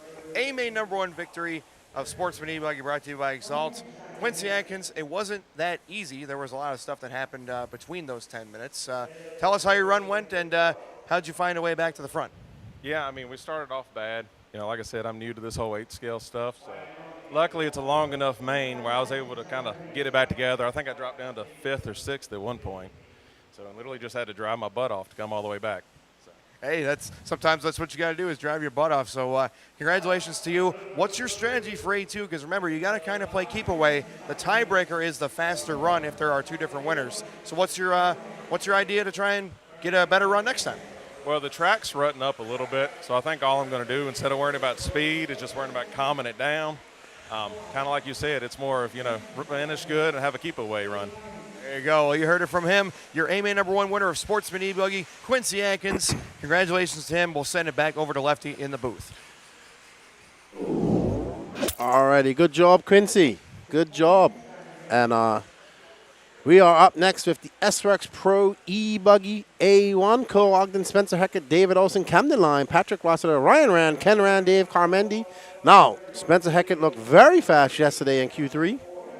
So let's see if he can carry that over. Camden Line wants to have a reset and do a lot better. David Olson was fast yesterday too, so I know we're talking about these bunch of guys because they were really fast yesterday. They are the top pros here coming over to race with us over here in Lake Waccamaw for the 2023 RC programs. They get ready to go with Cole Ogden on pole. And they're off. Nice start here from Ogden. Spencer Eckert right there behind him. Olson has been working on that car all weekend. He's not very happy with it at the start of the weekend, but looking good early. And I tell you, I don't think that it's going to be easy for Ogden. Heckert really found something yesterday in those round 3 runs. That's right. Let me see. Olson just making a mistake over that triple. That's allowing Camden Lime through, and there's Heckert. Has a little look on the inside. Cole trying to power through those bumps like he was all day yesterday. I think it's going to be that easy today. Those things are going really, really like a minefield. So let's go. I don't know who to cheer for. Spencer looked really good in Q3 yesterday. And remember, these all count for points at the end of the day. Lead change. He just did it in their left side of the racetrack. Spencer Heckert taking it away. Now can he hold off Ogden for 9 grueling minutes? That is not easy for anybody in the world to do.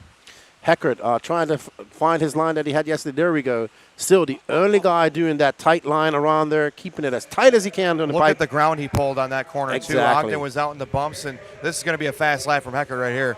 33.5 for Spencer Heckert. Pulls about a second and a half here of a lead with 8:45 to go. And there we go. Heckert looking really good out there, trying to get those much-needed points for his team. And there we see Ogden fending off Camden Lime, a hard-charging Camden Lime, resetting from yesterday. And looking to, and look, there's your buddy Ken Rand, who's now, Camden gets by Ogden as Ogden gets stuck on that wall. Ogden powering through that off-camber section. Again, that wall is getting so dug out where it's actually kickstanding the chassis where no tires are touching the ground. That's exactly what happened to Donnie Williams in that last run, too. So, very tricky section. I think you're going to just have to start going outside there. And there we see Cole trying to hunt down Camden Line. Camden trying to fend him off. And that all bodes well for Spencer the Heckert, who's just out there clicking off fast laps of 33.1 just now. There's Heckert coming through that minefield. He is going through to the fastest out of all these guys. Let's see Cole's line as he comes through there. See if he's Cole just skips over that jump. I like that. Takes it wide. Oh, that's a good line for Cole. He's going through there the fastest in that outside line, but Heckert still has that snaky smooth, silky smooth line on the inside. Camden taking the Heckert line through that off-camber section and staying nice and tight to the pipe. Personal best that time for Camden Lime, 33.2. Fast lap of the race is by Heckert with a 33.1. But Camden looking good this race. He's actually making a little bit of inroads on his teammate here as Heckert goes out wide after the triple. That's right, and you see that divot in that triple causing mayhem for Camden Lime, getting a little bit nose high. That's allowing Cole to keep it low and flying over that triple just about. But let's see what Heckert does when he comes by here. 34.1 to Camden's 34.2 and Cole 34.6. So we're still very tight racing out here, and we can see that Heckert got a little bit wide there. Let's see how he does over this triple. Ryan Rand still in the 4th spot. David Olson not having the one he was hoping for. He's down to 5th. Then it's going to be Ken Rand, Rossiter now 6th. Ken Rand 7th, Dave Carmen the 8th. There we see Heckert keeping it tight. Camden not going as tight as Hackett. Hackett able to hit that line every lap, and that is allowing him to just pull a little slight gap on his competitors each time as he comes flying down the straightaway. Just getting onto that loom, letting that loom slow him down ever so slowly so he can make that turn. And here we see this is where Hackett is just super fast on this track as he keeps it nice and low over this triple. And let's see if Camden can imitate him. I think that Camden is better on the left side of the racetrack, but Heckert makes his money right here off cambers and this final corner around that huge divot. Look at that ground he just made up. As Lime trying to keep his pace, he actually made a mistake through that second anthill. This is going to give Spencer a pretty decent lead. I'm going to guesstimate about 4 seconds here. There we go. Heckert with a 33.7. Camden at 36 because he had a small mistake. And Cole throwing on a 33.7, matching Spencer Heckert. These guys have been pitting together all week long, having fun here. Spencer Heckert looking to go out there and get some valuable points for his team. And he's looking good with 5 minutes and 42 seconds left to go. Picking up your leader through the off cambers. Look at that gorgeous line. He's just letting the car roll through there. He's not trying to force it. I think on this track, again, you're just trying to pick your spots, let the car do some of the work for you. And that's going to be a 34 flat for Heckert. He's really starting to drive off now. He is ripping. Not too worried about Camden Lime, who just threw on a 35.1. He's now 5.6 seconds back. So Heckert just out there. Remember, he cannot slow down. He still wants to go fast because if it's a tiebreaker, it comes down to times. So there he is, but still nobody repeating his line. I think this is going to bode well for his 30-minute Nitro Buggy Man coming up here. I agree with you. Halfway down, halfway to go. 5 minutes left to go. They're picking up Camden Lime right now, but he's starting to lose the rear wing of Heckert. 34.9 for Spencer. Not his fastest lap, but Lime, all he can do is a 33 flat. Brings it back down to 3.7. But again, that's Camden probably running all out right now, and Heckert just looks like he's on a Sunday afternoon cruise. Cole having a very long lap of a 39.7, dropping him 7.7 seconds back of Camden Lime. Cole not having the A1 that he wanted. We saw him really fast all day yesterday. But first time on the track today for all these guys. So he is flying. But I don't think his line, and that's what happens. Snake bit, trying to jump through that, catches him and just bucks him over. Cole's got that line to the double, triple, absolutely aced right now. Unfortunately, like you said, I think that Cole's trying to just ask for too much through that off-camera section. Oh, your leader, I think, just went off the track. That was a little mistake from Heckert through the triple section, and looks like Lime back on him. Look at that battle through the off-cambers, picking up through the off-cambers. Heckert and Lime back together now, so Spencer giving Camden one more chance here with 3:45 to go.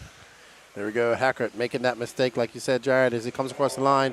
That was a 36.6 to Camden's 34.4. So now we have a race on our hands. They're coming up on lap traffic of Patrick Rossiter. And there we see Camden getting a little bit squirrely as he comes out of that corner. But Heckert looking good. Heckert has a good line through her as well. Wow, Camden just railed that berm. Coming up on Rossiter here. Patrick going to give him lots of room. Oh, Camden in trouble off that little wall jump, and that's going to set his efforts back. Oh, and another mistake there. It's getting worse. So Camden got to dig back in here with 3 minutes to go. Big break for Heckert, though. He's got a little bit of breathing room to work with now. 33.7 that time for Spencer. Yeah, Heckert just making that one mistake all day. And Camden Lime carrying so much speed through that double, triple, but when he gets to that minefield, he just seems to be struggling, trying to do a line like Cole, trying to do a line like Heckert, but Heckert, look, just keeping it smooth. Goes on the very inside of that jump, not getting caught up in that wall either. This is one thing we're starting to see from Spencer, and I really am happy to see it for him personally. He really has cut down his driving. He's not trying to go 110%. Really just nailing all the lines he needs to. A lot of tight lines here, staying out of the big bumps. This is Spencer Heckert at his best right now. There we go, Heckert throwing on a 35.1, sorry. He's got a 4.6 second lead over Camden Lime, and he's getting that rail line, but still seems like Camden Lime and Cole will be able to throw just a little bit more speed going through there. You see Camden going off the track, and that section out there is getting demolished. It's starting to look like the sand dunes or something of Tatooine. Star Wars reference.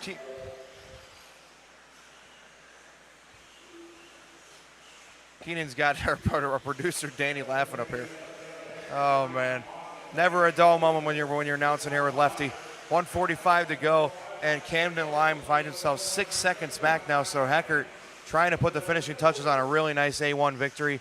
I don't think we've interviewed Spencer yet. I think we interviewed Scott earlier, but Spencer has yet to chat with us unless he.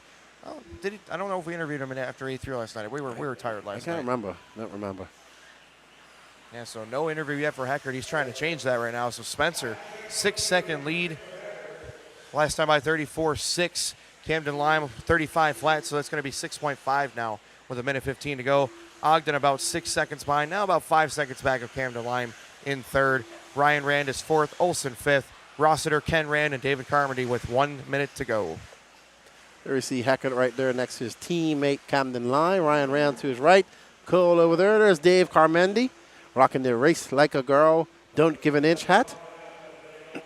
And there's Hackett, man. He is flying. That E-buggy is flying. He is able to put that E-buggy wherever he wants, and that has really been an asset to him today when he keeps it tight on these inside lines. Just look at his line as he goes through here. And, gets a little bit squirrely. But this is where he's making up so much time. He just cuts it right on the inside there, not getting caught in that wall. That was gorgeous right there. Look at this. Dug his tires into that big divot, but he actually used it almost as a bank, and this is going to be an awesome win here for Heckert. He really needs this for his confidence. Last lap coming here for Heckert with 15 seconds to go. 34.8 for him. He's now got an 8.7 second lead over Camden Lime. And Heckert coming around on his last lap here. Willing to get a good lap in her. He's looking super confident. Going to carry this confidence over into his next couple of mains throughout the day. The track is getting rough, but it's getting rough in the same spots.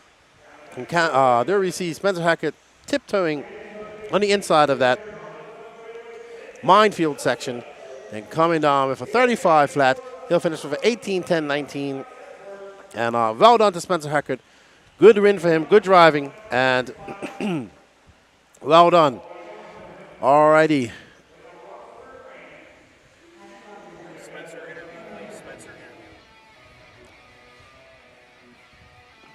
There we go. Hello, Sean Bishop. He says hello to you, Jared. Sean, how are you, sir? Good to hear from you. And Derek Vanderham, that is not Star Wars. That is Spaceballs. Made a Schwartz movie.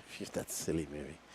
And we are waiting for the intermediate E-buggy A1. It brought to you by HB Racing. Once again, Matty Long on this one. Jerry West, Jeremy Talent, Cam Hamill, Corey McLeaven, Daniel Stolte, Gene Shrout Jr., Daniel Orlando, Cameron Sexton, Katie Carmandi, Tyler Melton, and Brad Powell.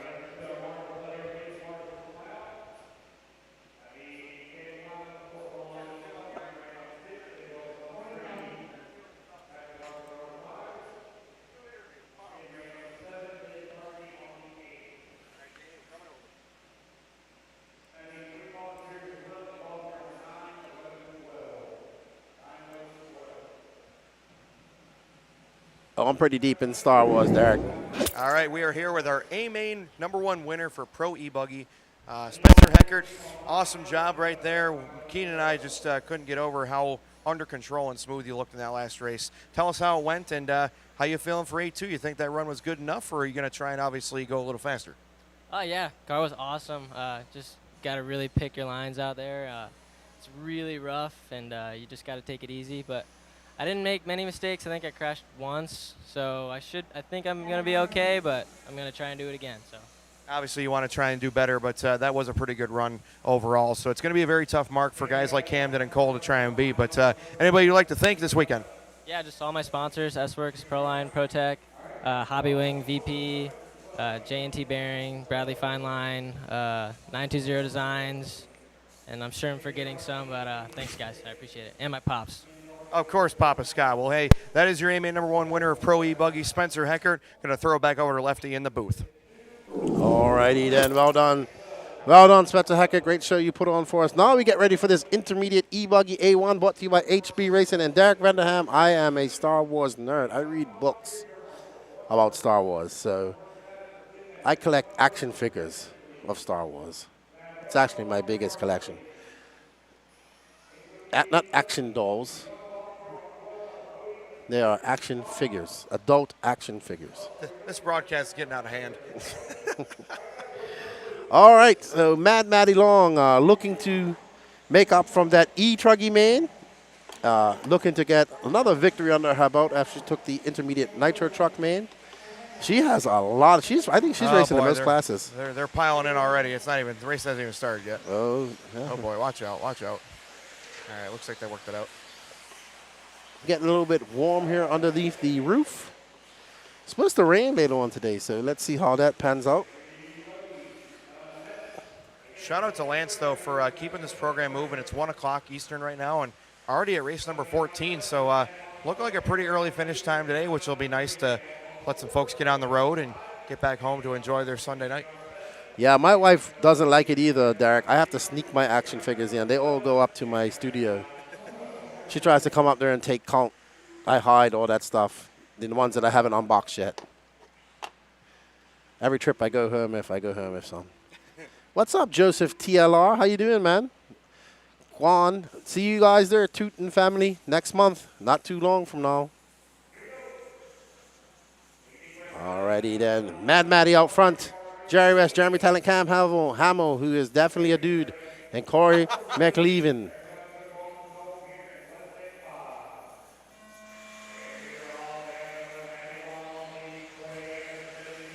Good start out of the hole for Maddie. Going to try and duplicate her Nitro Truggy success. Whoa, she's up on 2 wheels, though. Be careful. And that's going to give the lead over to Jerry.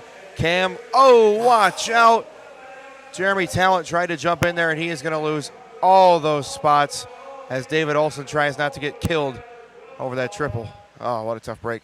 And it's still happening there in the off cameras. Is that Gene up to second or third? It Wow. looks like Gene Shrout making the big move right there, up to third spot as Maddie Long giving up the lead on lap number 1, but we'll see if she can get her back. Yeah, Gene into 4th right there, so good job for Gene. Whoa. Maddie still holding on to 2nd. Big loser of that was Jeremy Talent, who dropped Trouble all in the the way sweeper. down That to we got one last. upside down. I believe that is going to be Maddie. Oh, man. Ooh, and that was a good hustle by that young lady. Great hustle, but she almost got her legs taken off her underneath her. Luckily, nothing happened there, but got one pulling off right next to Stacy there. I'm not sure what happened. I believe that may have been Talent, maybe? Maybe that was a hard crash for him. Well, there's Ninja Turtle Gene Shrout. Is his wife? No, is his wife not watching nice this race? Save. Gene. That's his nickname, Danny. He likes turtles.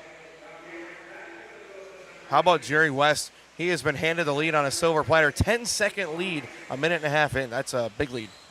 And there's Cameron Saxon just in front of him. Gene is chasing him down, trying to get up to that 2nd position. Jerry West out there. Ooh, good. Oh, wow.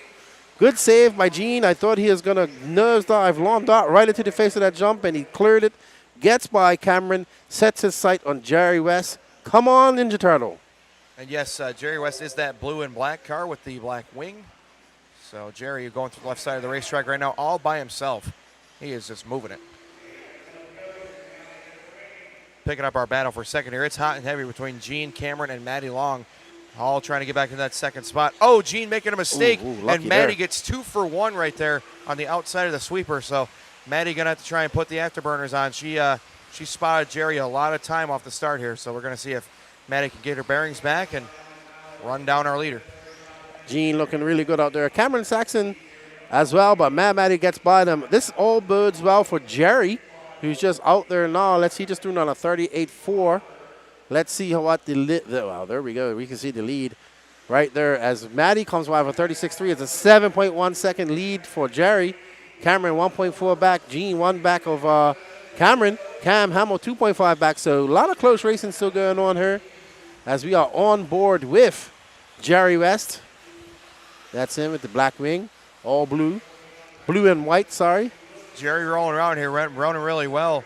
But how about Maddie Long, personal best and fast of the race last time, 36.9. She is making inroads, so Jerry better run. Jerry throwing on a 38.5. He is looking comfortable out there. Maybe Maddie had to get used from the transition from truggy to buggy. 35.9 for Long. That's another new fast lap. It didn't take her long. So she's back in the groove. Yeah, so let's see if she can Hunt Thunder, you can see the gap. It is doable. She has 6 minutes, 28 seconds left. There's Jerry West, so it is actually a lot closer than we think as she's able to put her head down. We've seen her do this pretty much all weekend long, come back from adversary, and be able to just clock in some laps, just keeping it steady, you know. Let's see what she comes by. This will be another good lap for her. Jerry West from 37.9. Mad Maddie at 36.8. That Another gap is second now, gone. yep, Wow. 3.4. Cam Sexton 4 back. Gene Strout trying to catch up to Cameron and get a third place. Let's see if he can do that. Stacy hides it well, but you know she is a nervous wreck right there, corner marshal. Oh, yeah. 100%. So there's Cameron Saxon come by. There's Gene in his tie-dye shirt. Jerry nice and clean. He's in the blue AE shirt. Tall man up on the driver's seat. He's got the height advantage there. So West with a 38 flat that time. Let's see what Maddie's got. Not her best lap here. Oh, 41.5. So Maddie's got to make up some more time. 5:20 left. Still over 5 minutes left to go. JCJ, I'll address that question after we finish this race because there are circumstances where you cannot do that. And you will get penalized for that because, but not at these type of races. I would say more at a Raw Nationals or Worlds. If you turn marshal a car and you are not a turn marshal, you're not supposed to do that. It's for the turn marshal's job. But Jerry West still out front, 38 flat. Losing some time on this with a 41.9. Also, Maddie Long trying to make up from that long lap share of 37.5, closing that gap down now to 2.4 seconds. And Cameron Saxon now 4.3 back of the leader, 1.8 back of Maddie Long after that long lap. We are on board with Jerry West and that blue and white E-buggy. And there you see Maddie go, getting around that lap traffic. And now she has her sights set on Jerry West, but Cam is right behind her. Where's Gene to? Gene's 3.9 back. So Maddie, ice water in her veins, not getting frustrated. Up front too. I believe the top three are all associated. 38.8 to a 36.8. Maddie's right there on Jerry with 4 minutes to go. She needs to get around him and then start making up some time because, again, your goal in double mains with IFMAR tiebreaker is to go as fast as you can. There we see, keeping her calm. Smooth over there. Ooh, that was close. Every time I see them just about make that landing, it just sends shivers up my spine. Makes your heart skip a beat, doesn't it? Wow, Thought she was going to do it. I thought she was going to pass him just now. She's got plenty of time. She's just playing with her food right now. 3.5 minutes left to go. Jerry down the start-finish line, 36.7. Despite the mistake from Maddie, only losing 0.6. So, unfortunately for Jerry, I think it's just a matter of time right now. Yeah, Jerry trying to fend off Maddie, but she is just faster right now. Not that lap, but that mistake. But now that gap's down to one side. And Jerry makes that mistake, and that's what Maddie was waiting for. Now she should hold on to this lead. It's getting worse from here. Yeah, unfortunately, Jerry was just fighting an unwinnable battle right there. Maddie is just flying right now. She's figured out what line she wants to run, and she is about a second a lap faster in open track. Yes, sir. I will be at AMS, Joseph. I will be there in November. So Jerry now got a rear view mirror full of Cam Saxon. And that's another Associated car. Associated very popular here in the Southeast. And especially up here in the Carolinas. HB and Associated, the two most popular cars. S-Works climbing, Techno as well.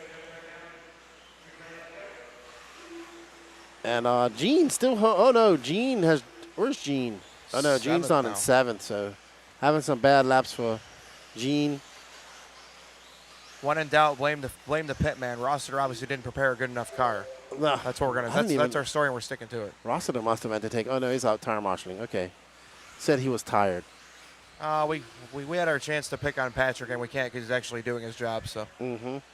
Maddie Long trying to run away from Jerry. It's an 8-second gap. You see West trying to hold off Cameron Saxon right here. That's 2 and 3 over the little bridge jump down the double triple. Here following third place Saxon right now. Whoa. Nice save by Cameron, getting the tail up in the air, but able to bring it back down. McElveen in 4th spot. Orlando in 5th. That's your top 5 with 1:40 to go. 6 through 10 is going to be Cam Hamill, Daniel Stolt, Gene Strout, Tyler Melton, and Katie Carmody in the 10th spot. All right, so Matty Long throwing on a 37.9, stretching that lead out. Now Cam Saxon taking over that, but it's a 9.6 gap to Matty Long. She wants to put her head down and push out some fast laps. Set a very fast time here in A1 of the HP Racing Intermediate E-buggy race. Oh, and Cam getting it wrong. They're just bouncing off the pipe in that fluff, allowing Jerry by. These guys are embroidered in a battle with 1 minute 9 seconds left to go. You see Cam and an associated car choosing to go up the wall, and Jerry going around the wall. And Cameron with the Hecker line right through that right side corner. Nicely done right there, but Jerry gets a good straight drive down the straightaway. So we're going to call this about a second gap, 0.7 of a second between 2 and 3. But again, Matty Long, she found her flow, just ran a 35.8 fast lap, and she is checked out. See you later. Yes, she is. She's definitely in the groove, and we see Jerry West going wide, getting out in that fluff, getting over that pipe. That's actually been a big, hard thing with that fluff. They can't get no traction to get back over that pipe. White flag is out for Matty Long, this time by a 39.4. Not her best lap, but still 10 seconds plus in hand. All she's got to do is bring it home for A-main number 1. Very fast run. I don't know if those mistakes at the start will really hurt her that bad, because she is just running a torrid pace right now, Lefty. Yeah, there she is. She is, ooh, wow. I thought that was close. Woo. But very good composure from the young lady as she goes by. And she is tiptoeing, and she's still going fast with her. She's not trying to push the issue through the minefield. As she comes by, she'll take this victory in A1. Well done to Matty Long. Having a great weekend so far. Still a lot of racing. 3 more races left for her this week. So hopefully she can get herself an E-buggy win. She's on the right road. So. And guess what? Another interview. Oh, yeah. Let's see. She should be happy now. And I'll do that. And I'm going to switch over and get myself a cold beverage because I'm tired of drinking coffee now. And well done, Matty Long, Cameron Saxon, Corey McEwen, Jerry West, your top 5. Daniel Stout, your top 5. Gene Strout fighting his way back up to 6. But he lives to fight another day. I'll get this interview with Matty if you want Oh, they're taking a break.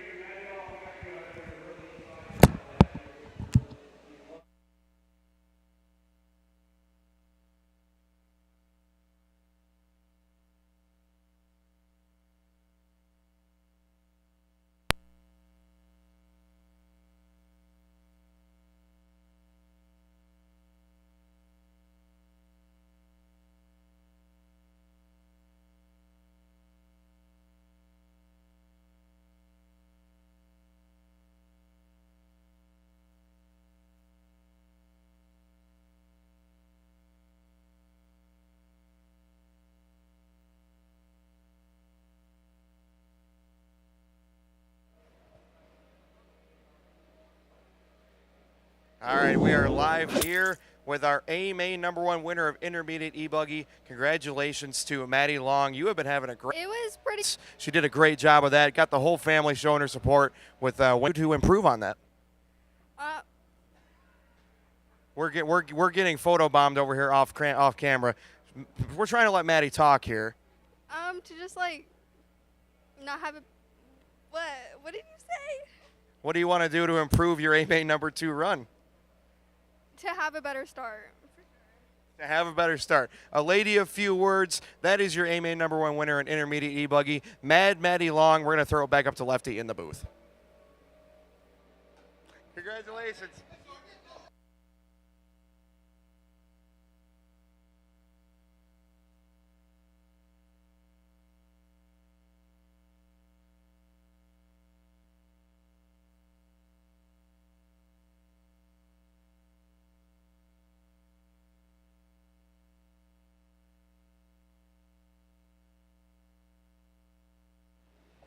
Taking a quick break here for Sportsman Nitro Buggy, the A-main. Going to blow off the track real quick. So we'll be right back.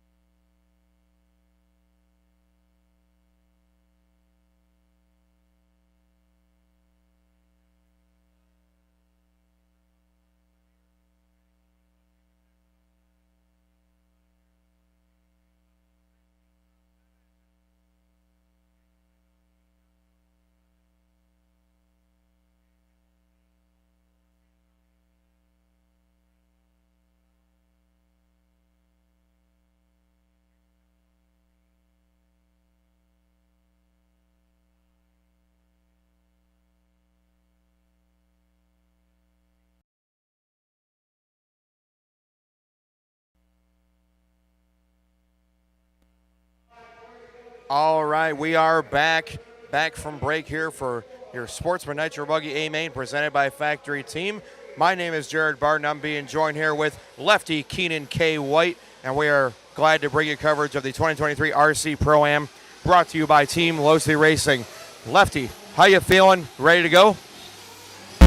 I just had a Red Bull. It's definitely, you know what? It's not as humid as yesterday, so that's a good thing. It's hotter than yesterday, but it's not as humid.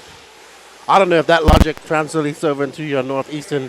Hey, either way, the temperature's hot, but guess what? The competition is hotter, and we're looking forward to an awesome 30-minute final for Sportsman Nitro Buggy A main, the 2023 RC Pro-Am where the pros need the Joes. Exactly.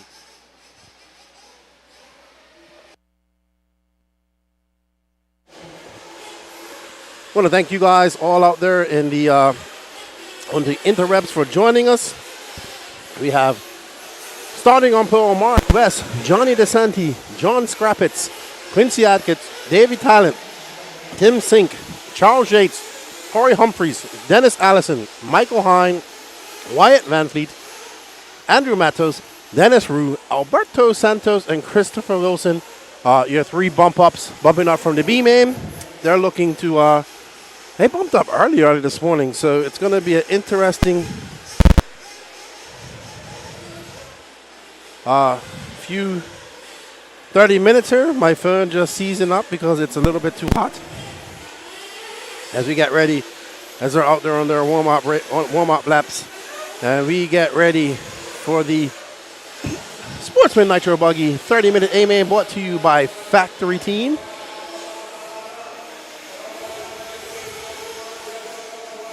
And we are on race number 15 of 22, scheduled to be done around 5 this afternoon, so people can get on their way to home. I want to thank all the racers out here. Thank you to Brent and WRCE for bringing us the RC Pro-Am and all the sponsors that are involved with this. Couldn't echo the sentiments enough, Lefty. We're in store for a great race right here. Mark West, your pole sitter. Johnny DeSanti second, John Scrappitz third. And of course, our E-buggy A1 winner for Sportsman Quincy Atkins running in fourth here. Davey Talent fifth, who was battling with Atkins and E-buggy. A lot of repeat names in this class. We expect just as good a competition, if not better, in Nitro Buggy with half an hour, pit stops, lots of adversity that these guys are likely going to face, and can't wait to get things underway. Yeah, Mark West having a great time in Nitro Buggy qualifying, but not so good. Not a horrible time in E-buggy. So as we get ready to go, we see Patrick there pitting him.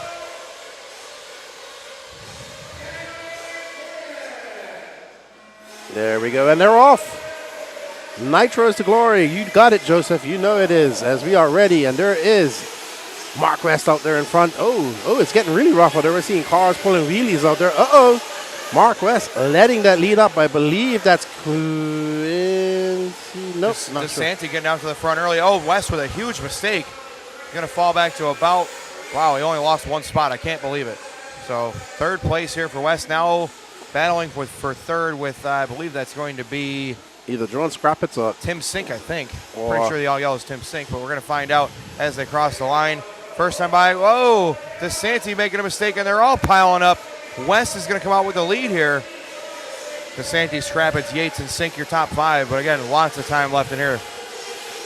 Mark West gaining back that lead. DeSanti looking to hold on to second. We got 29 minutes left to go. Lots of pit action here as well. So we saw a lot of attrition in the pit lane and in these Nitro mains on the flame outs when they're coming into pit. So let's see if that's the case here in this Nitro Buggy 30-minute A-main as we see Mark West in that all-white HB. Lost a shock yesterday. Found it on the track later on. And we're looking good. Nice racing here with West and DeSanti coming on the start-finish line. Just a couple tenths apart, call it 4 tenths at the start-finish line. DeSanti in the blue and white S-Works chasing the white and orange HB of West. West going out way wide after that step down. DeSanti can't quite capitalize, but he's right there waiting to pounce. Scrappitz running third, followed by Yates, Corey Humphreys, Alberto Santos, Michael Hine, Davey Talent, Andrew Matos, and Quincy Atkins, your top 10 after a minute 45. And as we see, DeSanti getting him around his DeSanti getting around Mark West. Both of them choosing slightly different lines, but working for DeSanti in that section. As he comes down and comes around across the line, it's going to be very close. Whoa! Oh, West tried the inside. There wasn't enough room, though. DeSanti leading the way 2 minutes in, and they have really gapped that third spot. It's a two-car battle here early on. Obviously, pit stops and flame-outs and possible mechanical problems will come into play, but right now, DeSanti and West class of the field thus far. Alrighty there. Oh, DeSanti trying to go for that Ogden line. Gets it wrong. That's a wrong spot to get it wrong right there, and he's going to lose a lot of time to Mark West. But third is still far behind him. You see third just coming into frame, and Mark West is about to come up on some lap traffic. So he's going to have a handful getting through there, I would assume. He's seen lap traffic cause some issues for a lot of these drivers today as he comes full chat down the straightaway, and he's looking to put some space between him and Mark West, and that space is exactly 5.7 seconds. And John Scrappitz is 6.4 back of Mark West, and Charles Yates and John Scrappitz are embroiled in a battle at this moment. There's John Scrappitz right there, and that should be Charles Yates right behind him. And there's Corey Humphreys in the join there, green and yellow. Good bet over 3, 4, and 5. Again, we are following John Scrappitz right now. Good, solid third-place run. Needs to make up some time, though, because DeSanti really going fast right now. He has found some good lines and having himself a good main day. Already won Sportsman Nitro Truggy, so would like to double up here in the Sportsman classes. There we see, somebody in for pits. That's Wyatt Van Fleet. He's on team Carmendi. So coming in early for some pit action or a tune, it looks like. Dave Carmendi trying to get his driver up in there to get some points. Was a flame out? Okay. And oh no. Got a flame out, looks like on Quincy. Nope, that's not Quincy, I'm sorry. That's Andrew Matos, and that is a part of, actually, this is for team action too, because Matos is on Jake Steichleather's team. Camden Lyon making a tuning adjustment. Looks like possibly they may have raised the idle just a little bit. So DeSanti and West, 3.6 apart, and then a big gap back to Scrappitz, Yates, and Hine, 3, 4, and 5. And don't forget, everybody, that the winner of this is going to gain some most valuable points for their team. Right now, John DeSanti's on Brian Melton's team, and we have Mark West, who is currently on Patrick Rossiter's team, looking to score some good points for him. So let's see what happens with this race. Remember, the Sportsman drivers will score the most points, and they have the highest weighted points going into the round of West upside points. Down, just catching it out of frame there. West upside down after the off cambers, and he was making time on DeSanti. Little mistake through the triple by DeSanti, but West gives all that time right back. All right. So John DeSanti has a 5.4 second lead over Mark West, but Mark West was very fast yesterday. Just got to put his head down and clock off. He's got 25 minutes pretty much on the clock.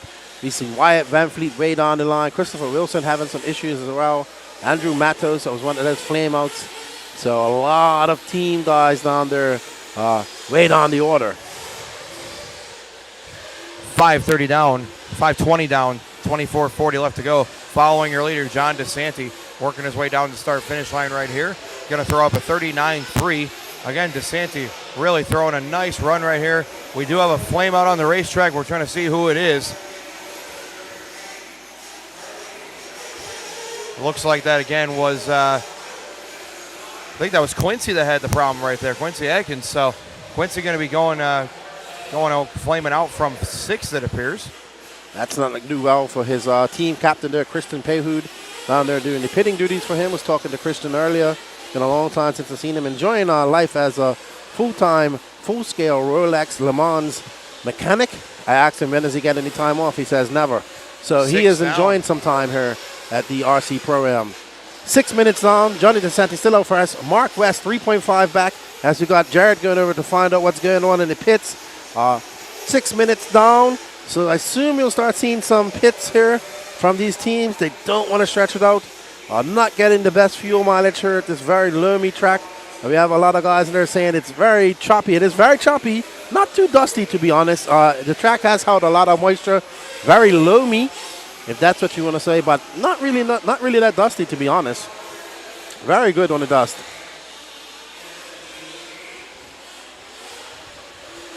All right, guys, we are down here trackside with Christian Payhood, team captain for Quincy Atkins here. I wanted to see what happened on that pit stop. I heard there was a flame out on track, possibly just a little short on fuel, or what happened? No, just he got caught up with a lap car, hung up. First time racing Nitro this weekend ever, so he doesn't really quite know the ins and outs of trying to keep on running. He just kind of let it idle like he was waiting on Marshall to come get him. So flamed out, so we just went and used it at our pit stop. So we didn't lose a whole lot of time. I think we still got a shot as long as things play out right. All right, so yeah, revise the strategy just a little bit, and we'll keep on it the rest of the way. Good luck, guys. All right, unfortunate for Quincy, he just started racing 8 scale and first time racing Nitro. A couple of first timers here as well. As you see Mark Whitlow down there getting some pitting going on. We see another pit there. There's that dude with that bandana. Mark West in for fuel. So Johnny DeSanti came up with a 48.2 pit out lap. So let's see when it all cycles around where Mark West and Johnny DeSanti end up. So there we are on board with Mark West. There's Mark West right there, Danny. Let's get over the triples, I believe. So let's get on board with him, see where he filters out after the pits cycles around. So, all right, so we are on board with Mark Race. That is Johnny Scrappets in front of him. So Johnny Scrappets probably not coming for fuel yet. But Mark West coming across the line. Is he going to be in front of DeSanti? Yes, he is. So Mark West getting that lead after the first cycle of pit stops. He has, I believe that's DeSanti right behind him. Should be. Oh, that's DeSanti. We'll see when it comes across the line. That's John Scrappets, who is down in 6th. Whoa! Getting it nose high, landing. You got to be careful landing those jumps. You can break a tie rod, break an arm. Landing hard, the cars on there, but Mark West keeping it smooth from there. Zigzagging, going through those bumps, keeping it wide around there. You see Wyatt Van Fleet having another issue with his engine down there in pit lane. Unfortunate for him. Mark West coming by, and that is a 39.9 for him. Johnny DeSanti, let's see what his lap is going to be like when he comes by. Another long lap for Johnny DeSanti. 44.1, 8.6 seconds back. So Mark West got a very good cushion out there right now, leading this Sportsman Nitro Buggy A main, brought to you by Factory Team. Mark West, very fast yesterday all day in qualifying, hence why he's your TQ. We thought we'd see that relate to his E-buggy run, but absolute bad day for him in E-buggy, and not finishing not one of his E-buggy qualifiers, but making up for that because we all know that Nitro is the glory. Does E-buggy really pay? Pays a lot of bills. A lot of people running E-buggy. What about E-buggy? That's a very big growing class here across America. It looks like in Europe as well, as we have the World Cup coming up shortly next month. And that is the first step in having a IFMA E-buggy Worlds. And they're going to have an exhibition class of E-buggy. And we see Andrew Matos coming in for some fuel. There's Camden Lime. We saw some excellent fuel stops by B. Rose and Camden Lime at the Nationals back in June. He said, he always told me, come in, hey, Lefty, make sure you got a good view of me and B. Rose's fuel pits. And they were epic. So well done to Camden Lime. But right now, Mark West out there with a 15-second lead over Johnny DeSanti. 10 minutes, 30 seconds down, 19 minutes left to go. So Mark West looking really good out there in that all-white, very good-looking car there, all-white, white dished wheels with a little black trim. Looks really good out there. Really like that color coordination from Mark West. Great dude. Got to meet him at Wiki Week. Oh, and he gets it wrong.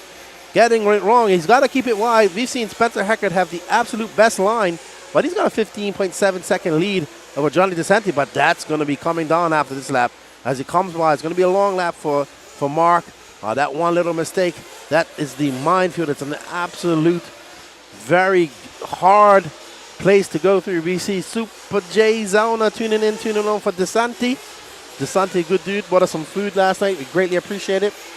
And we ain't seen Jay all day. Where's Derek? Derek must have some customers. I haven't seen him chime in for a minute here. So DeSanti now 11 seconds back, so it's not out of reach here. He needs some more mistakes from Mark West. So, and there, I knew Derek was right there. Of course he is. What's up, Derek? How you doing? How's things going at WRCE today? Derek not making the race. Got to go up to the WRCE Mugen Challenge last week. Lucky dude right there. That's a great race. Hopefully I can make that next year. I really enjoy LCRC. And Mark West out There, Johnny DeSanti coming around. Let's see what this lead is. Let's see if Johnny can chip away. Nope. It's going back up to 13.7 seconds. Johnny needs to put his head down, clear his head, put in some fast laps right there. And he says, super slow today. It is Sunday, so I wouldn't expect it to be super fast. I guess the tour season's coming to a close out there in Myrtle Beach as well. Woo! And Mark West goes nose high over that jump.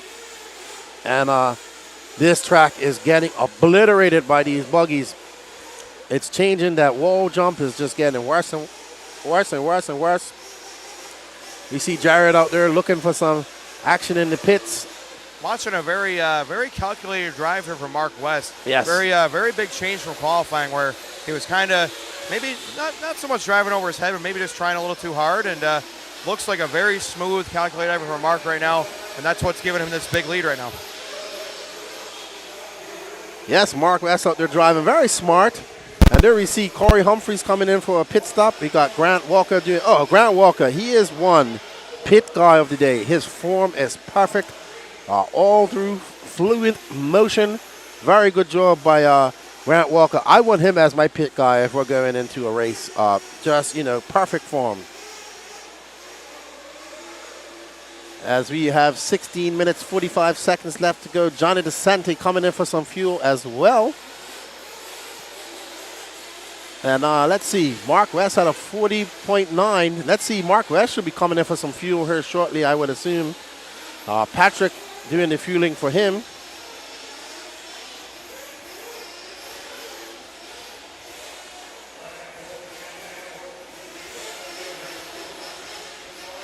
There is Mark West coming in.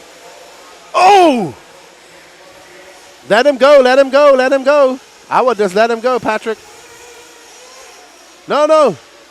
Uh-oh. Do we have a runaway? Oh, no, Mark West. Mark West had a throttle problem, a throttle servo problem. That's what happened. Patrick went down to snatch him, and he just gassed it, and it looks like he's lost the throttle servo. Oh, no, Mark West. That's not good for Patrick's team. Had a very good chance of victory there. That's going to hand that over to Johnny DeSanti. I thought that he just accelerated, but he basically lost throttle wide open, it looked like, and went out the gate. So unfortunate for Mark West. Definitely the fastest car out there, and he is retired for the day. Unfortunate, and Johnny DeSanti will inherit that Just got lead. word from the pits here, Lefty, that it was a throttle servo failure on West. Unfortunately, throttle servo failure for West, and it happened right as they come in from pits. Let's get an interview with Patrick Rossiter if we can.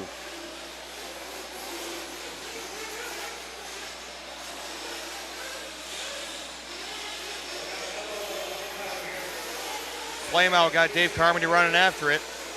Another flame out for Wyatt Van Fleet.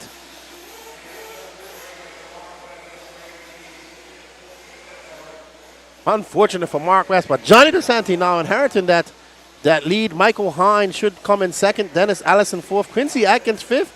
Looking to improve after that flame out. Quincy Atkins been fast all weekend. Got picked in Nitro. So Quincy Atkins now up to third. Michael Hine.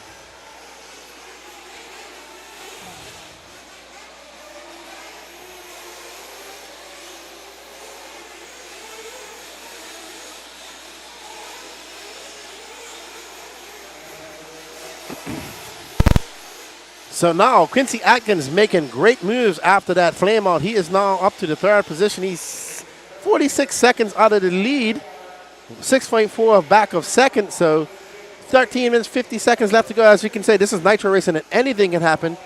We just saw our leader, Mark West, just really have some bad luck with that, losing that throttle servo right there as he came into pits. And a good thing Patrick didn't try to snatch the car because he would have had a broken hand by now. But we are on board with John DeSanti, I believe. Oh no. Looks like we have Hines having an issue too. So Hines is out. That's going to allow Corey Humphreys to bump up. got word from Michael Hine. The failure on Michael Hine was the outdrive popped out, or the dogma popped out of the outdrive.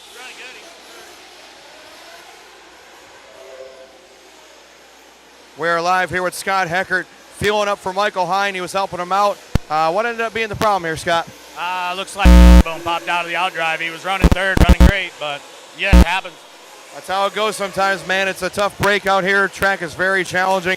Michael actually trying to do a live repair right now.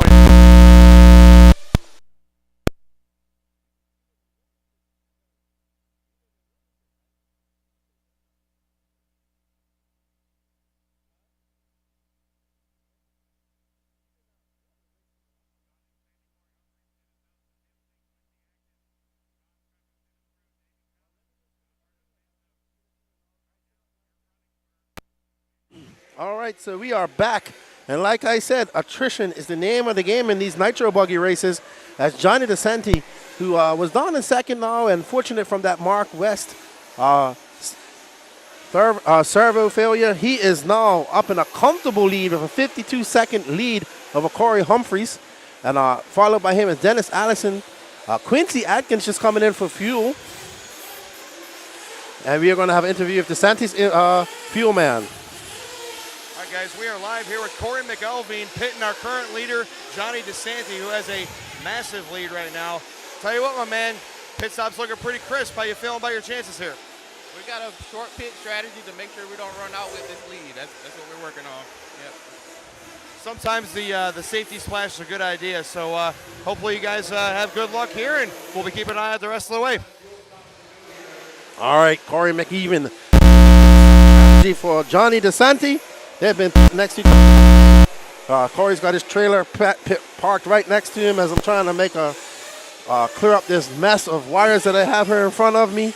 And Johnny DeSanti out to a very good lead out here. Corey Humphreys in second. Quincy Atkins on the move, trying to capitalize on, trying to chase down Corey Humphreys in that green and yellow car as we see him going over the jump over there.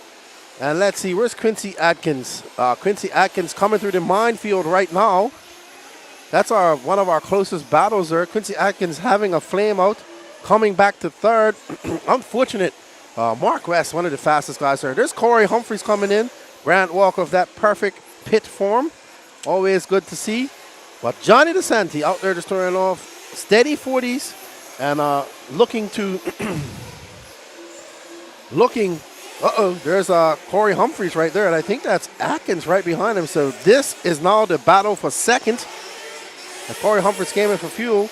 Not sure what, we lost track of Atkins' strategy because he had to come in and, after his flame out, but he gets by Humphreys, so now he's in second.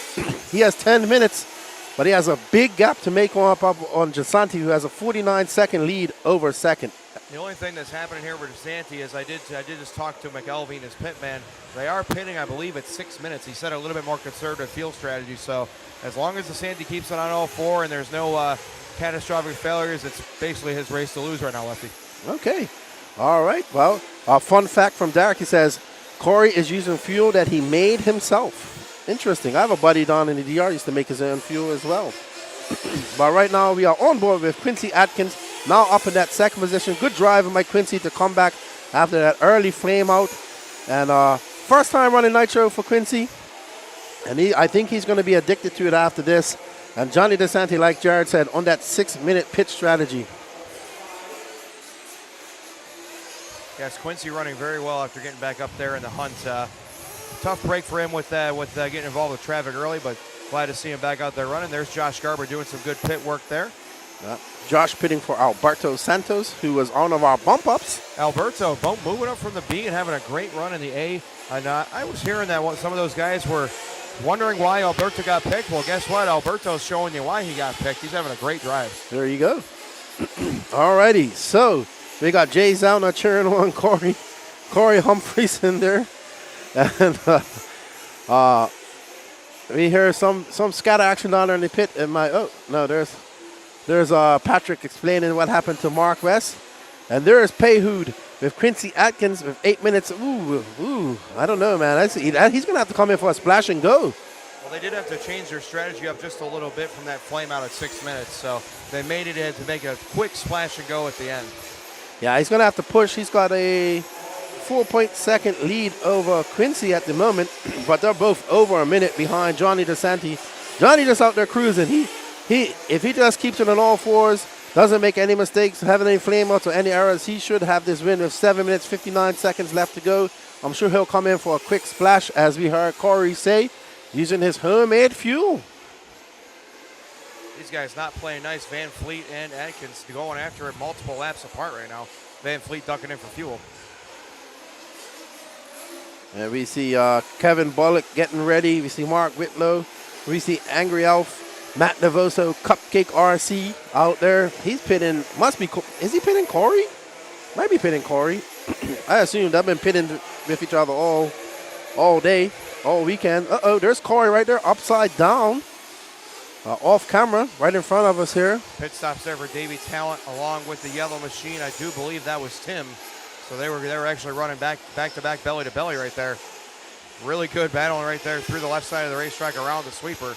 Davey Talent came so close yet so far to that Sportsman E-buggy win. Right now, Davey running well. Looks like he's going to be in the 4th spot. All right, so Quincy Atkins still holding on to that 2nd place. But right now, we are on board with Davey Talent. There's Quincy Adams just getting a little bit wrong over the double. I think that was him. I caught a quick glimpse. I couldn't tell.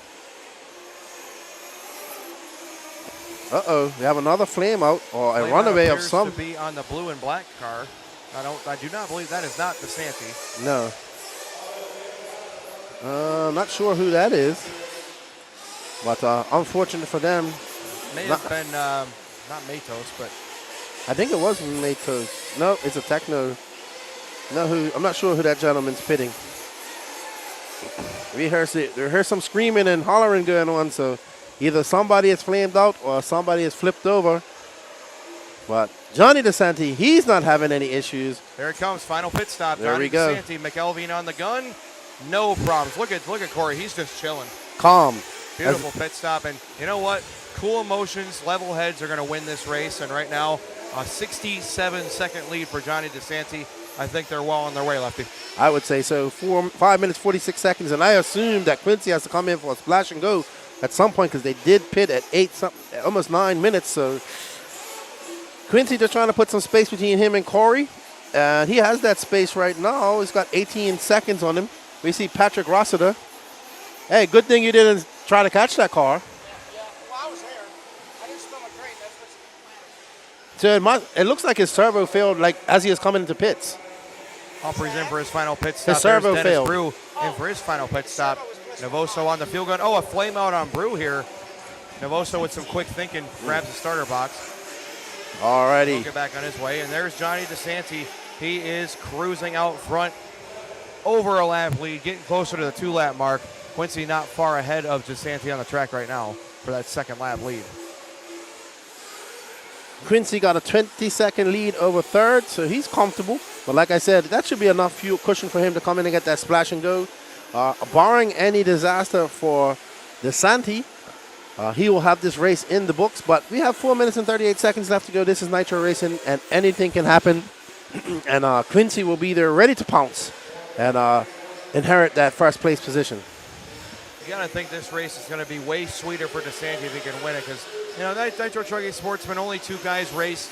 I think that he'll feel way better about this this Sportsman Nitro Buggy win because he has earned it. He has been the best car on the track.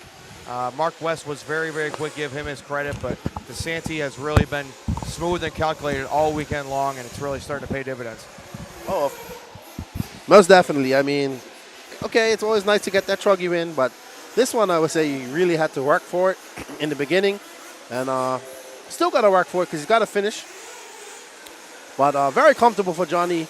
He can chill out, have a few cold ones, and cook some food up, and enjoy the rest of his time here at the RC Pro-Am. DeSanti will definitely be happy after this weekend. A very, very successful weekend for him and Team S-Works. I'm sure he'll be very happy on the drive home. Yes, sir. There he is, looking smooth. He's taking an even different line around there. He's driving around that big crater there. And we saw Spencer Hecker going on the inside of that. Some guys jumping into it and out of it, but he's avoiding it altogether. Great smooth lines. Not the fastest laps, but he doesn't need extremely fast laps now. Just consistent, no mistakes. 3 minutes left to go. Quincy, whew, he's got a lot of work to do. 2 full laps back now, so DeSanti really lighting it up here. Absolutely awesome drive from second place on the grid. He showed early that he was the class of the field along with Mark. Obviously, we're all gutted for Mark West. He's had just a absolutely snake-bitten weekend. If there was a hard luck award, I'm sure that Mark would win that because he has been very, very quick and just hasn't had any luck in finishing these races. Yes, sir. And DeSanti out there in cruise control right now. We are on board with Mark Atkins. Oh, sorry, Mark Atkins. Quincy Atkins. I have a buddy named Mark Atkins. That's why I said that. DeSanti right there coming up on some lap traffic. And no worries for him right now. 2:30 to go. He can just roll it from here on out. Just has to keep it alive, keep all 4 wheels on it, and I think he'll be in excellent shape. You can see him up there in the S-Works shirt, using a bit of a platform to stand on, and he is getting it done right now. There he is, calm and collective, got the ponytail draped over his shoulder, ready to go. Up next will be intermediate Nitro Buggy, I believe. Buggy, sorry. Another 30-minute main, and here we are, DeSanti. Cool, calm, and collected. Cool as the other side of the pillow. We all know how cool that is. And 1 minute, 52 seconds left for him to go. Quincy in for his last splash and go, it looks like. And out in time in front of Corey. So there we see Corey. He's coming, Quincy's in front of us right now. Good pit work by his pit team, getting them back out there. We see Corey, that drone there. He's coming past us right now. And Corey will be happy with if he could pull off a top 3. Davey Talent now moving up into that 3rd spot. That's the race right there with Corey 1.7 seconds back. You see Corey, that green and yellow car right there, Danny. They are racing for position. That's Davey Talent right behind him. Oh. That was Tim Sink, I believe, getting in trouble right there. Nice save, though. 1 minute to go, and Johnny DeSanti has all sorts of room out in front. Looks like Quincy having a long lap, but it's going to put Davey Talent into that 2nd spot. So Quincy having a rough run right here at the end. Still going to try and hold on to 3rd, but Humphrey's going to take it for now. Wonder if it was a possible flame out again on. Yep. I think it's a flame out. So Atkins going to fall now down, way down the order. Nope, don't see him. I don't see Atkins. I'm looking for somebody to go run out and get him. I don't see it. He's back now, a minute 13-second lap. That definitely was a flame out of some sort, and that sets him back down to 7th place. So DeSanti, Talent, Humphreys, Brew, and Allison, your new top 5 with 20 seconds to go. Oh, wow. All that hard work going down the drain for Quincy. Got all the way up to 2nd from that flame out, only to lose it here in the last seconds of this race. But Johnny DeSanti ain't losing nothing. He is up there. He is ready. He could cut out right now. He'll still win. Well done to Johnny DeSanti with 2 seconds left to go. I'm sure he'll be pumped about this. And it looks like it's going to be DeSanti, Talent, Humphreys, unless Talent makes a big mistake and Humphreys capitalizes on that. But DeSanti with a 43.30. There's a big smile from There we DeSanti. go. Congratulations, Johnny DeSanti, your A main winner in Sportsman Nitro Buggy, presented by Factory Team. There's Corey Humphreys just bringing it in. He'll settle for a 3rd. I met Corey last year. He's just running 10 scale. So he'll be pumped about this.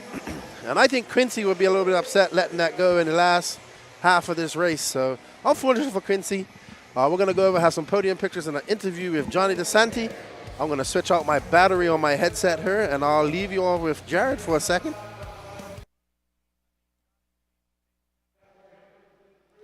Yes, thank you, Kevin Mendez. We are going to get a new set of batteries on Lefty's headset, so apologize for that issue. But thank you guys very much for sticking with us. We are on race number 16 now of the RC Pro-Am. This is going to be Intermediate Nitro Buggy A main presented by Dialed Hobbies. Again, we're panned over to the podium for a moment just to get a picture real quick, and then we'll send Johnny DeSanti over our way for an interview for his 2nd win of the day. He did win Nitro Buggy Sportsman earlier today.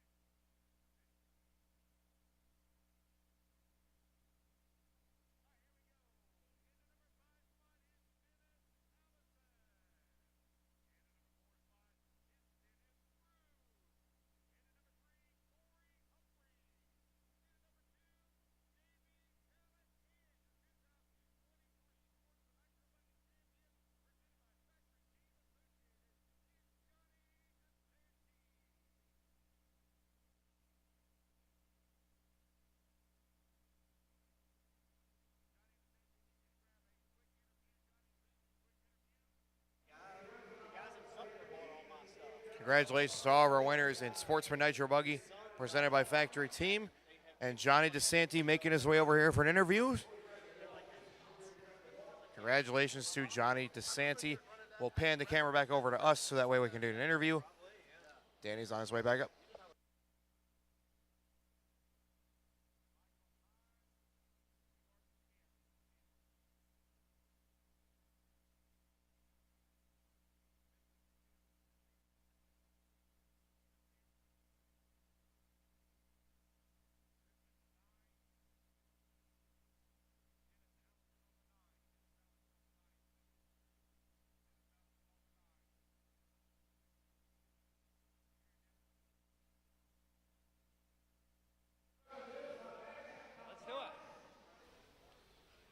All right, guys, we are live here. How about a 2-for-2 day for Johnny DeSanti, your winner of the Factory Team Sportsman Nitro Buggy A main.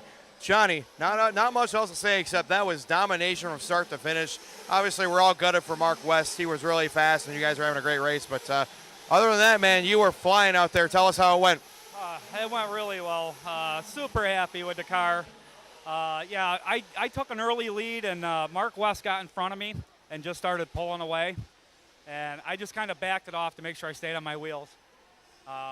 Mark ended up having a servo issue, unfortunately, and I just avoided all the potholes, took it real easy, hit all my marks, and it was an awesome run. Awesome, man. We are very happy for you. Hope you had a great time at the first ever RC Pro-Am. Hope to see you back next year for this same event.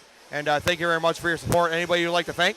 Absolutely. All the people that helped me out, definitely S-Works, WRCE, Nitro Caddy, Ultimate Racing, Nitro Lux Fuels.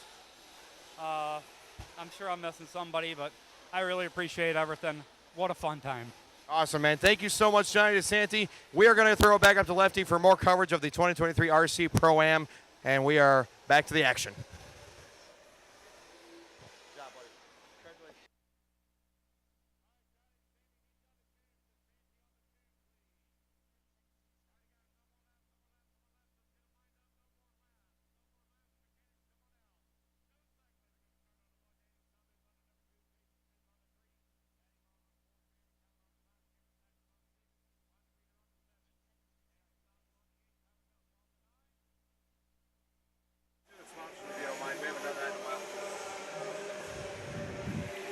Do we have time right now? No. Okay, no problem. We'll do it probably next race. All righty. Johnny DeSanti, super pumped about his win. I was just sitting off talking to a good buddy of mine, Pete Werf. We went out to California back in 2005. He doesn't live too far from here. Mugen for life. I think that guy's been Mugen since I've known him. So always great to catch up with him. Been about 25 years since we've seen each other. And he just made the trip down to check it out. Said he was going to do Fall Brawl in December. That's great to hear.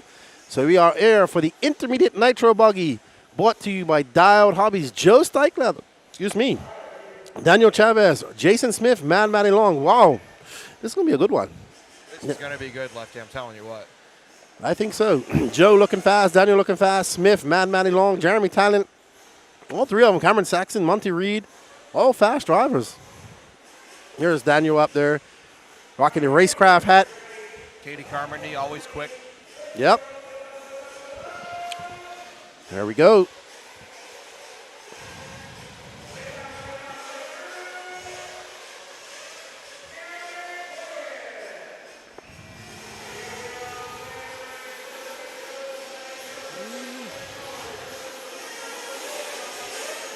That's a fairly clean start. Not too, okay, I talked too soon. Oh, look at this move inside. What a pass by Danny Chavez. Oh, wow. Off the very first lap. Whoa, no, that's not good. Man, that's going to hurt They both of them. crashed big time. Oh, man. And the big winner is going to be, I want to say, Smith. Jason Smith, yeah, that green and white car. Third is the best place to be. Chavez made a great move. Joe tried to go back up the outside, and they made contact.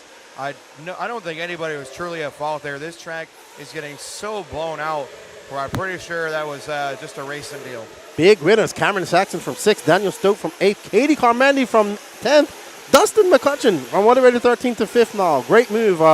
Danny Chavez just gave a bunch of people a whole bunch of positions. They definitely dug themselves a hole off the very first lap there, Lefty. I don't know if it's going to be very easy to get back up through this field. I have a feeling they'll be there, but it may take a while for Danny Chavez and Joe Steckler to get back in the picture here. I would say so, but right now it's between Jason Smith and I believe that is Cameron Saxon behind him.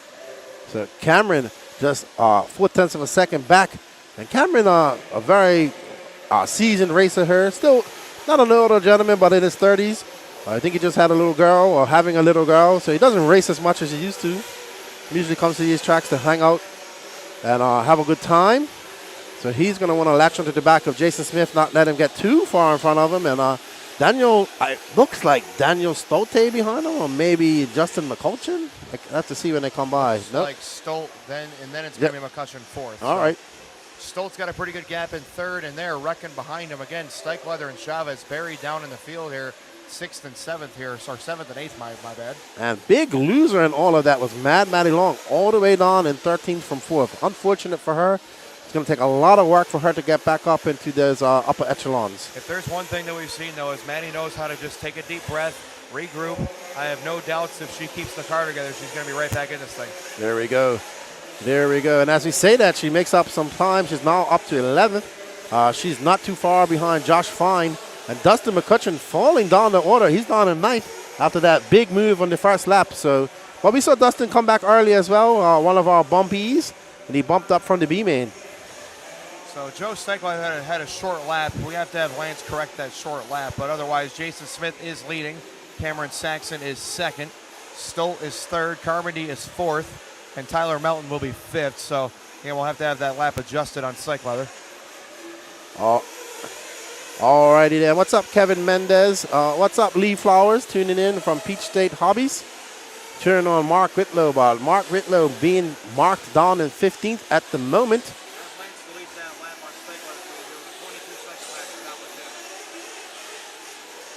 And there we see Maddie upside down on the other side of the triple. Oh, is there a problem? Looks like a steering servo issue. No steering on long. Oh wow. No. So yeah, looks like possible steering servo failure. Man, Mark's a brave man. That chassis had to be hot on the other side. Unfortunate for Maddie. Very unfortunate for her. But right now it's Jason Smith out in front. Cameron Saxon second. Daniel Stolte third. Joe Steikleather is not in first. As we know that he does have a fast lap somewhere. So, Danny Chavez into the pits. For Chavez. Oh no, this is a terrible break for Danny. He was up there trying to make up some ground. It appears that something went wrong. It looks like a quick fix though. All I saw was Payhood moving something around on the underside, and unfortunately, Maddie Long coming off the driver's stand. Probably a steering servo failure on Maddie Long. Terrible break. I don't think it'll take much away, though. She's had a wonderful day so far. Obviously, don't want that, but she's had a very good day up to this point. Cameron Saxon now up into first, taking that position from Jason Smith, coming in for his pit lap, it looks like. No, it'll be an early pit, but just having a long lap at 40.3 seconds lap. Jason Smith falling down to third. Losing that position to Daniel Stolte. Let's find Cameron Saxon, Danny, if we can. While Jared's going over to find out what happened in the pits. This is Cameron Saxon. Like his exhaust sounds very weird. Daniel Chavez, I wonder if the pipe is halfway off or maybe there's a big dent in it or something, because it definitely doesn't sound correct, and I'm sure it's not. I'm sure the tune's not where it should be either. All right, so we are on board with Cameron Saxon, who's coming around the line here. Let's see what he does when he comes by the loop. A little slower lap, not really, 38.9. He's got a null. He's got a, let's see when Daniel Stolte comes by. Stolte is dropped back a little. It's now a 5.1 second lead. Jason Smith, 1.4 back of Stolte. Jeremy Talent trying to hang on there in that fourth spot, but 10 seconds back of fourth. And Katie Carmende, 2.4 back of him. Lots of time left here, 24 minutes on. We've already seen some attrition with Danny Chavez out.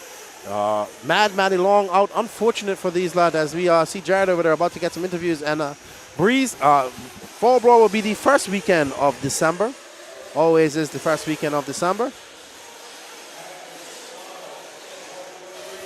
Yeah, guys, just getting word down here from the Chavez pit. His pipe actually broke at the exhaust point. So that's the reason for Chavez out of this race now. That's a terrible break. Really gutted for these guys. Yeah, that probably happened with that clash with that clash that he had with Joe Steiglather. Actually, that's probably where it started, and they hit very hard there in the first lap. But right now we see Cameron Saxon out there on cruise control, coming across the line on a 38.4. Going to stretch that lead out just slightly over Daniel Stolte. Daniel Stolte having a long lap as well. It's now a 7.4 second lead for Saxon, and we are on board with Saxon and that associated. Looking to do some work. His team will be happy about that. He is actually on Evan Vale's team, so looking to bring some valuable points to Team Vale. And we'll see what Cameron Saxon can do. He has 23 minutes left to go. Should be seeing him come in for some fuel here shortly. Maybe this lap. Let's see when he comes around. Yes, he is. Let's try if we can find Evan Vale. There he is, getting ready to pit up. Evan Vale going solo pits. Good pit by Evan Vale. Great pit. Had to reach really far to get Saxon, but gets him out, fills him up, and we see another car being brought in right there. But great job by Evan Vale and his teammate Cameron Saxon. These guys travel to races all across the South, and great to see them here. Again, always good to see Vale and Saxon here. Always become good friends of mine over the years, and always enjoying RC. As Saxon goes through that minefield, gets a little huckabuck through there, and keeps it calm. As we see, that looks like, I can't see whose car that is. Not sure, but they're having a problem. We see another pit man going running. Evan Vale doing double duty, pitting two guys out there. Not sure who he's pitting. Oh no. This is the battle of attrition with this Nitro as these temperatures get hotter. Oh, Mark Moon. Mark Moon pitting. Nope, that wasn't Mark Moon, sorry. I thought it was Mark Moon. Not sure who that was. Payhood. We're here live with Evan Vale doing multiple pit work here. We had Dustin McCutcheon as well as your leader Cameron Saxon. Evan, you're all business out here when it comes to pitting. How's Cameron's run going so far, and how you feel about your chances here? I mean, it's looking pretty good. Cameron's driving great. He's in the lead, so we'll see how it goes. I mean, he's driving smooth, so we'll see. Here's hoping, man. How you feel about your own car? I know your program's been getting better and better all weekend. You think you got a good chance in your main later? Hopefully. I mean, me and Cameron's been working on setup, so I'm hoping it's going to go good. Qualifying had, bad luck, so I can only move up from where I'm starting. There you go, brother. Congratulations on the success so far. Wish you luck later today, and we'll keep an eye on how the rest of this main goes for you. Good luck, guys. Alrighty then, Evan Vale doing double duty out there. But his driver right now, Cameron Saxon, out front, followed by Jason Smith. That lead is now 13.6. Daniel Stolte and Jason Smith embroiled in a battle right now. Maybe we can find them. Jason will be coming across the line very shortly here. There he is. He's across the line. This is those two guys. I assume these are those two guys right here. One of those cars, I believe, is that yellow and white car, but that's Carmendi, who's, no, that's not Carmendi, sorry. So there's Jason Smith, that green and white car, and there's Daniel Stolte. So this is your battle for second right now. Let's hang on this because Saxon's out there on a Sunday afternoon drive. And let's see if we can get a great race between Jason Smith and Daniel Stolte. Stolte in that white car, yellow back. And we see Smith making an error there, and that's going to allow Stolte to get by as they come across the loop. So Jason's going to have to put his head down and try to chase down Stolte and see what he can do as he comes by. And that was a 41.5 for, oh no, Jason's still in the lead. I don't know how that is. Maybe I got the cars confused there. I do have the cars confused. So Stolte, there's Jason Smith. And it's not, no, look at Pahud. Pahud is chowing down in pit lane. Yes, sir. That man is just chilling. He's waiting for Nitro Buggy later on. He is, that is a role model RC racer right there. He's got the build and everything.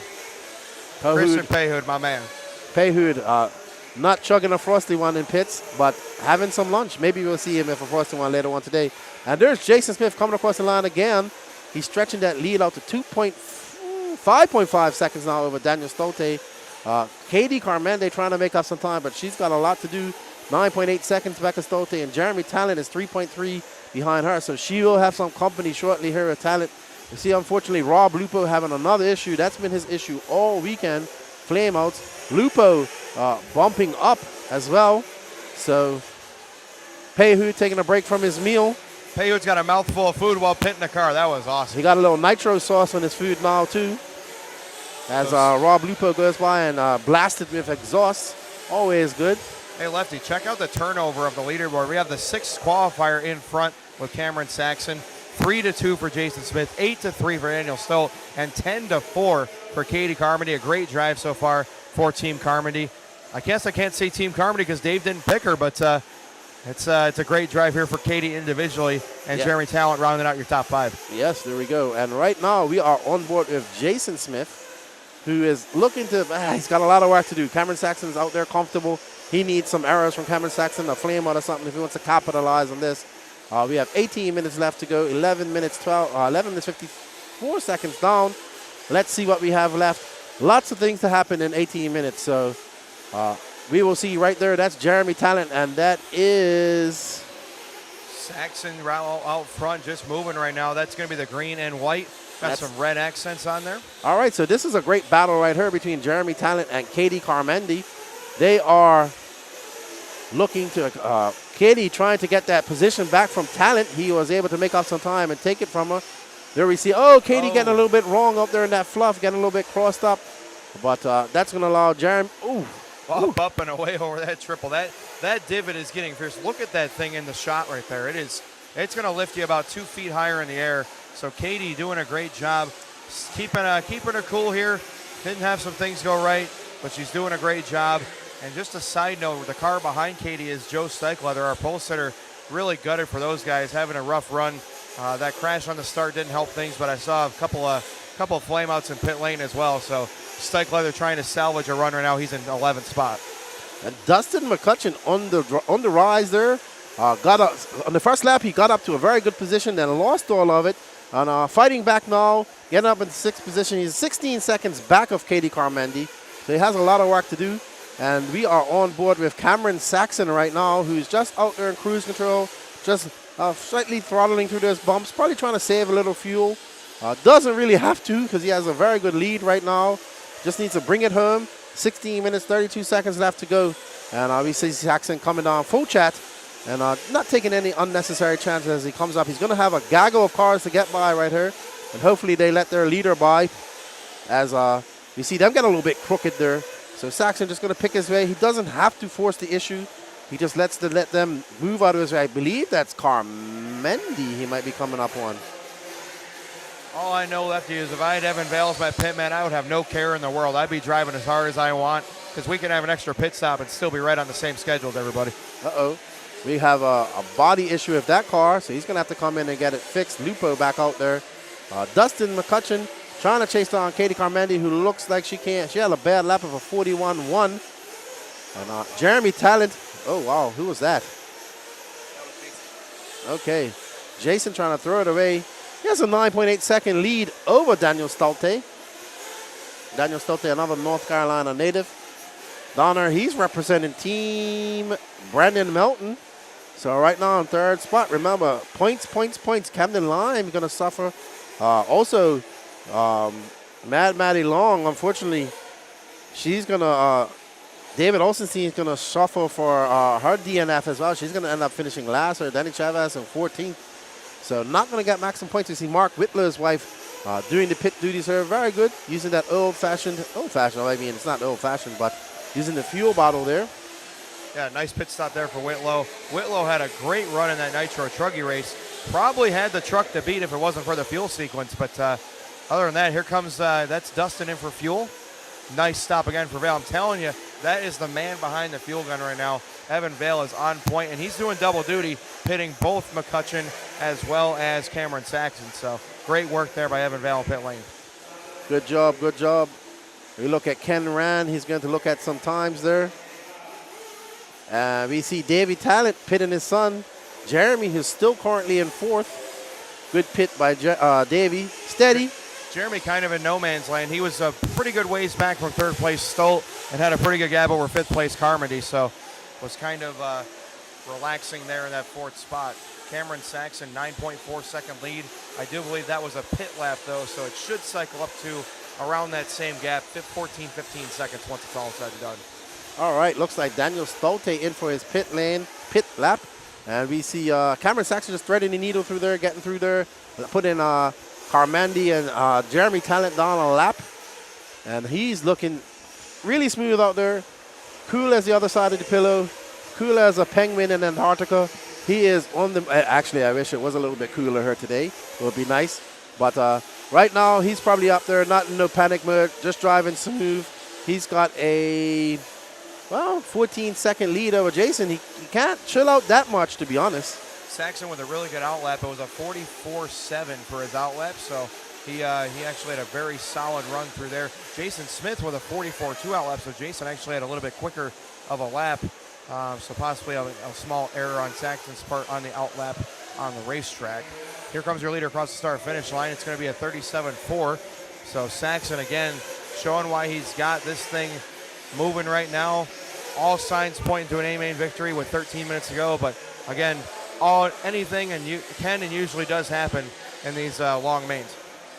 That's right. Jason Smith comes by, and that lead is stretched out to a 16.8. And hit the nearest competitor to him is 10.9 seconds back. That's Daniel Stolte. And right now, the biggest battle going on is between Jeremy Talent and Katie Carmandi. She's just 0.3 of a second behind Talent. They've been battling all race long. Dustin McCutcheon from 13th up to 6th. A great drive for Dustin. That's going to be a lot of good points for whoever he has drafted. I can't remember who off top of my head, but Leslie's got it. Cole Ogden's team. Yes, so Ogden, I'm sure, is very happy down there in pit lane. So good stuff to Dustin. Coming up from the bump from the B main, and there we are on board with Katie Carmandi. And there we see Davy Talent. That's a position. This is going to be for position as she takes that 4th spot. Yes, sir. From big mistake by Jeremy Talent. That may also give a spot to McCutcheon. Those guys were fairly close. McCutcheon was about 11 seconds back, so we'll look for McCutcheon, but I believe Talent will hold on to 5th. And that's going to be, she's going to move up in points for her team. Kristen Payhood picking her. And so Carmandi looking to get up there. She's now in that 5th spot. Well, she'll be in that 4th spot, sorry, as they come across the loop.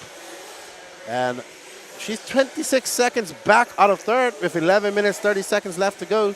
So definitely needs Jason, Daniel Stolte to make some mistakes or have an error. And we see Jason Smith with a long lap, so he's been in for fuel for 47.3, I would assume. So he comes in at the 11:17 mark. He's going to have to pit one more time. All these guys are going to have to pit one more time. As you see, should see a plethora of pit stops coming up here shortly. We got a big mess down here on the left side of the racetrack. All clear. I think Saxon got a little bit of that at the end, but I think he's still okay. Yeah, he has at the moment a 22-second lead. That's going to drop a little bit as he comes across the loop. We see what Jason Smith does here after his pit out lap. 38.6. So let's see when Saxon comes across the line. We are on, that's Dustin McCutcheon. And I believe that's Jason Smith right there, I want to say. So Jason Smith lapping Dustin McCutcheon, who's in 6th. Oh, no. Wow, Smith landed it, but McCutcheon did not. Over the triple, big problems. Marshall trying not to get his head taken off, and that was a nice move by the orange car. I did see he checked up for Marshall's safety. That's a stand-up move by a driver there. Cameron Saxon out there in cruise control. Jason Smith, his Stolte is early. Let's see when they come across the line after that lap. So Stolte 7.4 seconds back, so he has time to capitalize and get up there and get some much-needed points for his team. He is on team Brandon Melton. So Stolte trying to get up into that 2nd position. Jason Smith, not on anybody's team, so he's just out there for guts and glory. And he's trying to get a 2nd place, barring any disaster from Cameron Saxon. But right now, Katie Carmandi, Jeremy Talent, Dustin McCutcheon, all on a points team. Tyler Melton also, he's on Ryan Daze's team. But right now, we see Jeremy Talent in that blue and white car, orange, yellow wheels, and there is Katie Carmandi just in front of him in that aqua teal and pink white car. Nice job by Carmody avoiding Lupo right there. That was very close. Jeremy Talent off the side of the triple. I think I just heard him pound the driver's stand in frustration. It's hot emotions running high in this intermediate Nitro Buggy A main, Lefty. Yeah, just got to keep it calm. Probably mad with himself making mistakes like that. But not making any mistakes is Katie Carmende, as we see Rob Lupo out there with the alligator body. Saxon just running nice and clean right now. Smith had a 35.6 as his hot lap, but it comes back with a 46.8. That will be his out lap. So again, about the same lead, 13 seconds or so. So again, Cameron Saxon just cruising right now, trying to withstand the really torrid pace of Smith, except Jason will make a mistake every so often, and Saxon just like clockwork, man, every single time around. All right, and it looks like Saxon, Smith, and Stolt are both going to have to come in for a splash and go here at some point. With 8 minutes and 17 seconds left to go. Cameron got it. Carmody down and away, nice pit stop from Payhood. See, all he needed was some race fuel, a little lunch in him, and now he's pitting like a pro. Oh no, so Jason Smith is out. I heard Lance say that he's walking down the pit lane. So Jason Smith, unfortunately, not going to finish in second, not going to finish this race, and that's going to be big moves for all these people on teams. Daniel Stolte, Jeremy Talent, Katie Carmende, Dustin McCutcheon, Tyler Belton, all moving up a spot. Going to help their teammates out with this intermediate points battle going on, as you see. Evan, more pit work for him. There's Saxon, your leader. Down and away, gorgeous pit stop. Ooh. But Great form. What a terrible break there for Jason Smith. I got a feeling he doesn't want to talk right now, but we'll try to figure out what happened to Jason. Terrible break. He was very quick. Probably about the only thing that was challenging Cameron Saxon in this race, so we obviously feel bad for Jason and his whole crew. That's right. Cameron Saxon now out to a 30-second lead. Let's see what that lead is when Stolte comes by. Stolte looks like he might have come in for some fuel as well. Jeremy Talent trying to, Let's see, Stolte for a long pit out lap, 48.6. Jeremy Talent looks like he's coming in for his last bit of fuel as well. And there we see Katie Carmende not coming in for fuel, so maybe she has already pitted. We can't tell. Yes, Katie already pitted, yes, sir. Okay, there we go. They pitted at about 8 minutes left, so I think that Katie is getting a little bit better run time than most. Let's see. Maybe she's being very conservative with her throttle finger out there. And hopefully she doesn't have to come in anymore. But Cameron Saxon out there to the lead, followed by Daniel Stolte, Katie Carmende, Jeremy Talent, Dustin McCutcheon back up to fifth, Tyler Melton, Kevin Bullock, and Joe Steichler, all point-scoring positions. Mark Whitlow, the next point scorer right there. Rob Lupo out there in 11th. So Dustin McCutcheon coming from the previous man in 13th, bumping up and starting in 13th, and now in that 5th spot. Yes, sir. Give Steichler his due credit. He has not had the race he's wanted, but got a couple cars right there in front of him if he can possibly run them down. He's currently in 8th spot and probably go about as high as 6th unless somebody else has a problem. As we hear, somebody has lost a wing, a complete wing. No, that's a tough break. That's an orange wing. It might be Stolt. Yeah, I know he was running the bright colored wing. Let's try and find a car with no wing on it, but there it is, right there. Yep, looks like our leader's okay though. Trying to track down who that car might be. Oh, that thing is a handful to drive right now. Orange and red and white. I cannot tell who that is. I think that's Tyler Melton. Pretty sure that's Tyler Melton. Could be. Looks like his paint job.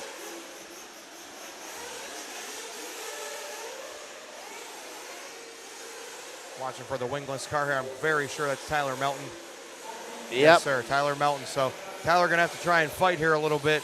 This is not going to be very fun for him, but he's a good young man. I'm sure he'll be doing the best he can out there. 4 minutes, 50 seconds left to go. Katie Carmende in that 3rd position.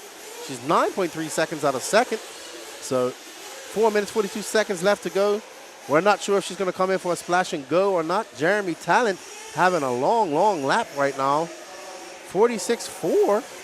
So he's just having a bad time out there and losing touch with Katie Carmende, and he's 15 seconds back of her now.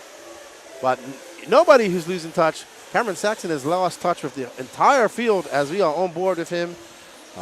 We got it wrong. Daniel Stolt is the wingless car, so pick him back up again, Danny. Is it? Daniel Stolt does not have the wing. Tyler is actually running pretty good laps, but Daniel Stolt with no wing, he's going to be nursing that thing around. That's going to be a very hard last 4 minutes. Oh, yeah. And that's where Katie Carmenda is ready to pounce with 4.9 seconds back. That would be some much-needed points for Kristen Pehud's team with Quincy Atkins. Oh, man, well, Quincy, I forget where he finished in the Sportsman, but we'll see. Man, Stolt is struggling with that wingless car. These things are not very fun to drive as it is, but you take off all that rear downforce without that rear blade, and it is going to be a very tough final 3.5 minutes there for Stolt. He just hit the line with a 47.1, and Carmody does move to second. And Carmody up to second. Dustin McCutcheon will set his sights on Stolt as well. 22 seconds back right now. Let's see when Justin comes across. 14.2. So Daniel, that wingless car, going to drop him down. And Dustin, probably smelling blood, going to chase him down. He wants to get as much points as he can. He wants to bump it up and get into position for his team of Cole Ogden. Cole Ogden's looking to do pretty well as well. He's going to try and win the Pro Main and get maximum points. But Katie Carmende now up to second. Let's see how she does with this last 2 minutes and 43 seconds left to go. And Dustin McCutcheon, let's see what it is when he comes across the line. Definitely getting closer. 10.6. 10.6 for Dustin. Give a call to Katie Carmody, though, from 10th on the grid up to second. Masterful run. She's really just been picking her spots, being easy with it, like we mentioned, getting a little bit better run time than most. She's just taking it easy on that throttle finger, and if she can stay on the track with another 2:15, she's going to be rewarded with a lot of points and a nice second-place finish. I think she'll be even more happy that she beat her husband's pick. Absolutely. This is definitely going to be one of those long rides home for Dave Carmody tonight. But here we are on board with Katie Carmande. Let's see what the gap is between 6.7 seconds. So, Danny, let's find the colorful car, HB, pink, yellow, and white of Dustin McCutcheon. He should be going up, coming up on the triple. Just stay right here. He'll be behind that wingless car. There we are. Nope, that's not him, is it? Let me see. No, that's him right there. So there is Dustin McCutcheon, and he is trying to catch up that wingless car right there, and he will catch him. No problem right now. Daniel with no wing. That car is just getting bucked all over the place by these bumps and ruts. Oh, no. McCutcheon off the racetrack, and that's going to give Stolt the third spot back. So McCutcheon really fumbling a chance right there. Wow, look at that mistake. That was a Steichleather sending it after the straightaway against Steichleather. Not having the run he was hoping for. TQ in this class, and looks like he's going to have to settle for probably 8th spot. Daniel Stolt fighting to hold on to that third spot. They're very smooth over that line, but, man, we see Dustin McCutcheon just sending it over there. He's going to send it through her, and there we go. Yes, and he competes that pass, but gives it back. So maybe that wingless car, just making him drive a little bit more carefully through the minefield as we come around the corner. It's going to be very close when they come across the line here. The problem is the leader has flamed out, apparently. That's what we're hearing. I'm watching for it. I don't see Evan. Oh, Evan getting him out there fast. There's Saxon. He's out of the pit lane now. Does Carmody have enough time? I don't think so. Carmody has not even hit the line yet, so really lucky break there for Saxon. He had a big lead, and he probably used up just about half of that lead right there. Oh, I bet you he was nervous right there. Oh, yeah. And Evan Vale, I'm sure, had some heads-up pit work there. Let's see if Cameron can just roll it around to the start-finish line. Looks like another flame out there at the end. I'm not sure if these guys are running short on fuel. Regardless, though, Cameron Saxon is going to hold on after a crazy intermediate Nitro Buggy main, and he will take the win around the start-finish line this time. Congratulations, Cameron Saxon, your A-main winner in intermediate Nitro Buggy presented by Dial Hobbies. Oh, wow, that was a crazy race. Let's see where it plans out. Daniel Stolte actually drops down to Jeremy Tallent, getting up to that third spot. Daniel Stolte flaming out as well. So let's see. Oh, no, Daniel Stolte dropping down. Oh, man, he's going to drop down. Kevin Bullock, Tyler Mountain, Dustin McCutcheon having a flame out as well. Unfortunate for those guys. Going to lose valuable points for their team. Let's get ready for the podium pictures. and we'll have an interview with these guys. Looks like a disagreement there between Stolt and McCutcheon possibly at the end, and neither of them finished.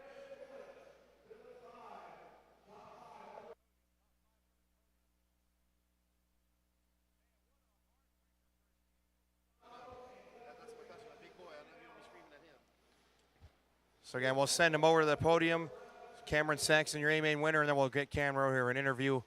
And up next will be Pro Nitro Buggy presented by J Concepts, guys. If you're not in the chat and watching, you definitely are going to want to be there because it's getting to be game time here, folks. Pro Nitro Buggy, half-hour final coming up. Thanks to everybody for tuning in. But make sure you guys are watching.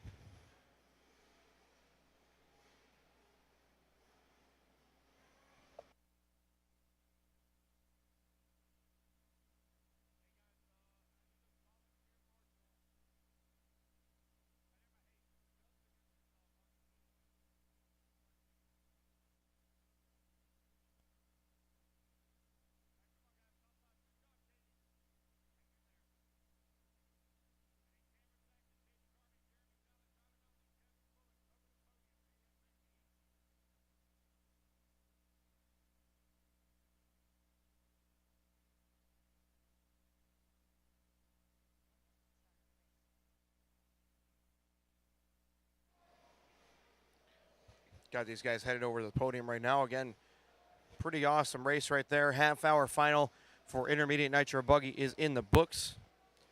Next up, we'll have Pro. Hearing somebody yelling around there. Hope that's a good yell and not a bad yell.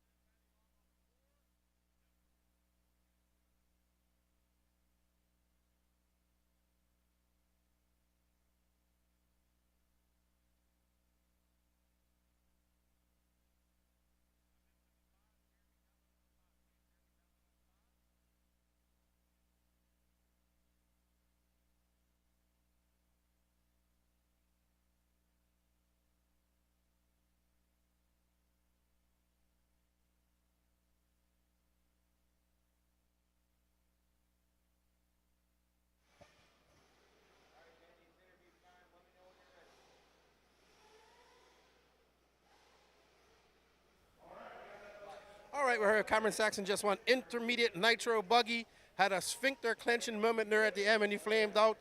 But good job, man. I appreciate it. It's been a rough weekend. I kind of struggled in qualifying just to keep up with the pace, but I think the track chunking up like it did, you know, kind of suited my old school driving style maybe, but man, that was fun. You know, 30 minutes of non-stop stress is all it was. Evan Vale giving you some smooth pits down there. I saw him, he had a little struggle, he had a little panic, but he didn't panic too much.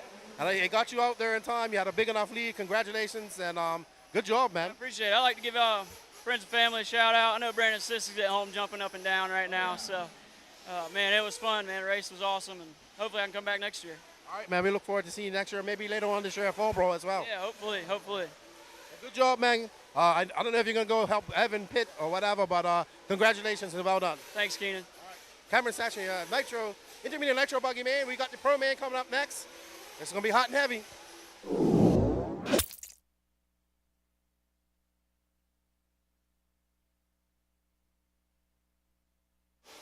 All right, awesome job, Lefty, on that interview. Up next, we've got our probably the most stacked race of the day, Lefty, our Pro Nitro Buggy A main. Half an hour. This is going to be another amazing race, and we're definitely going to be on the edge of our seats here, getting ready for all this action to start here. I hope so. I hope we have a good race. I don't want to see a walk away. I want to see a look at what's up, Brandon Sis. About time we saw you in the chat. How you doing, man? Yes, sir. Okay. All right. Let's check out the points now. Do you have updated points in front of us?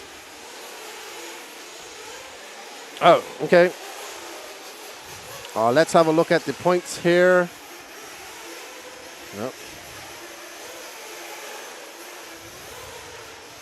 Pulling up our live points update so you guys have an idea of what's going on. And we'll let you know the scene right now because we are coming up to one of our biggest races. So here's our new Nitro points going into this race. Let me see. Let me turn my phone around.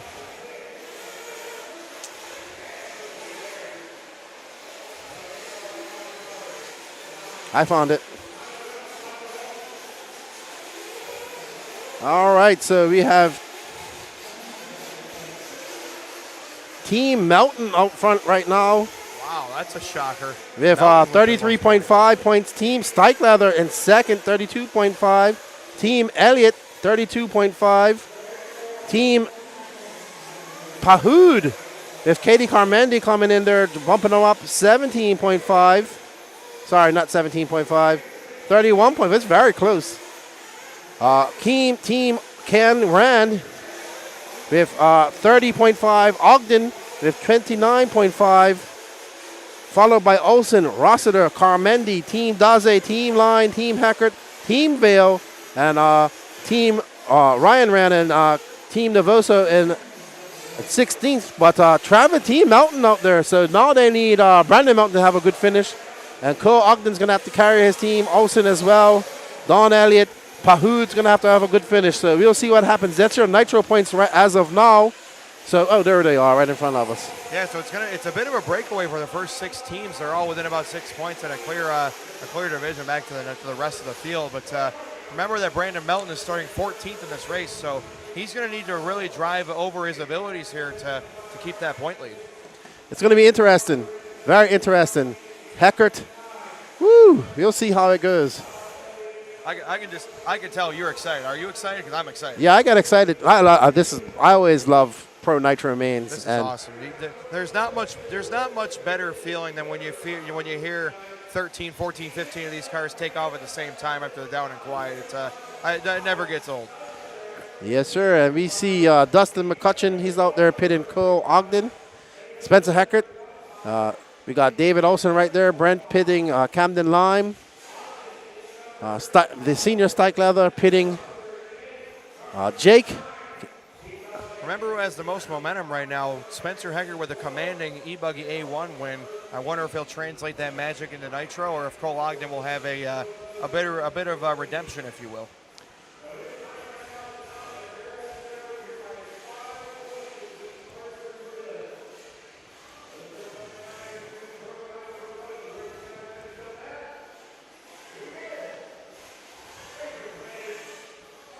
All right, let's get ready to go here, guys.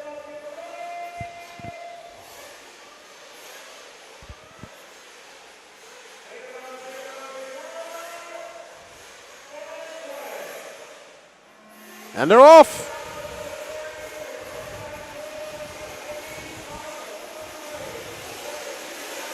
Ooh, what a start. This is why these guys are the pros. Couple guys getting tangled at the back, but otherwise pretty clean up front.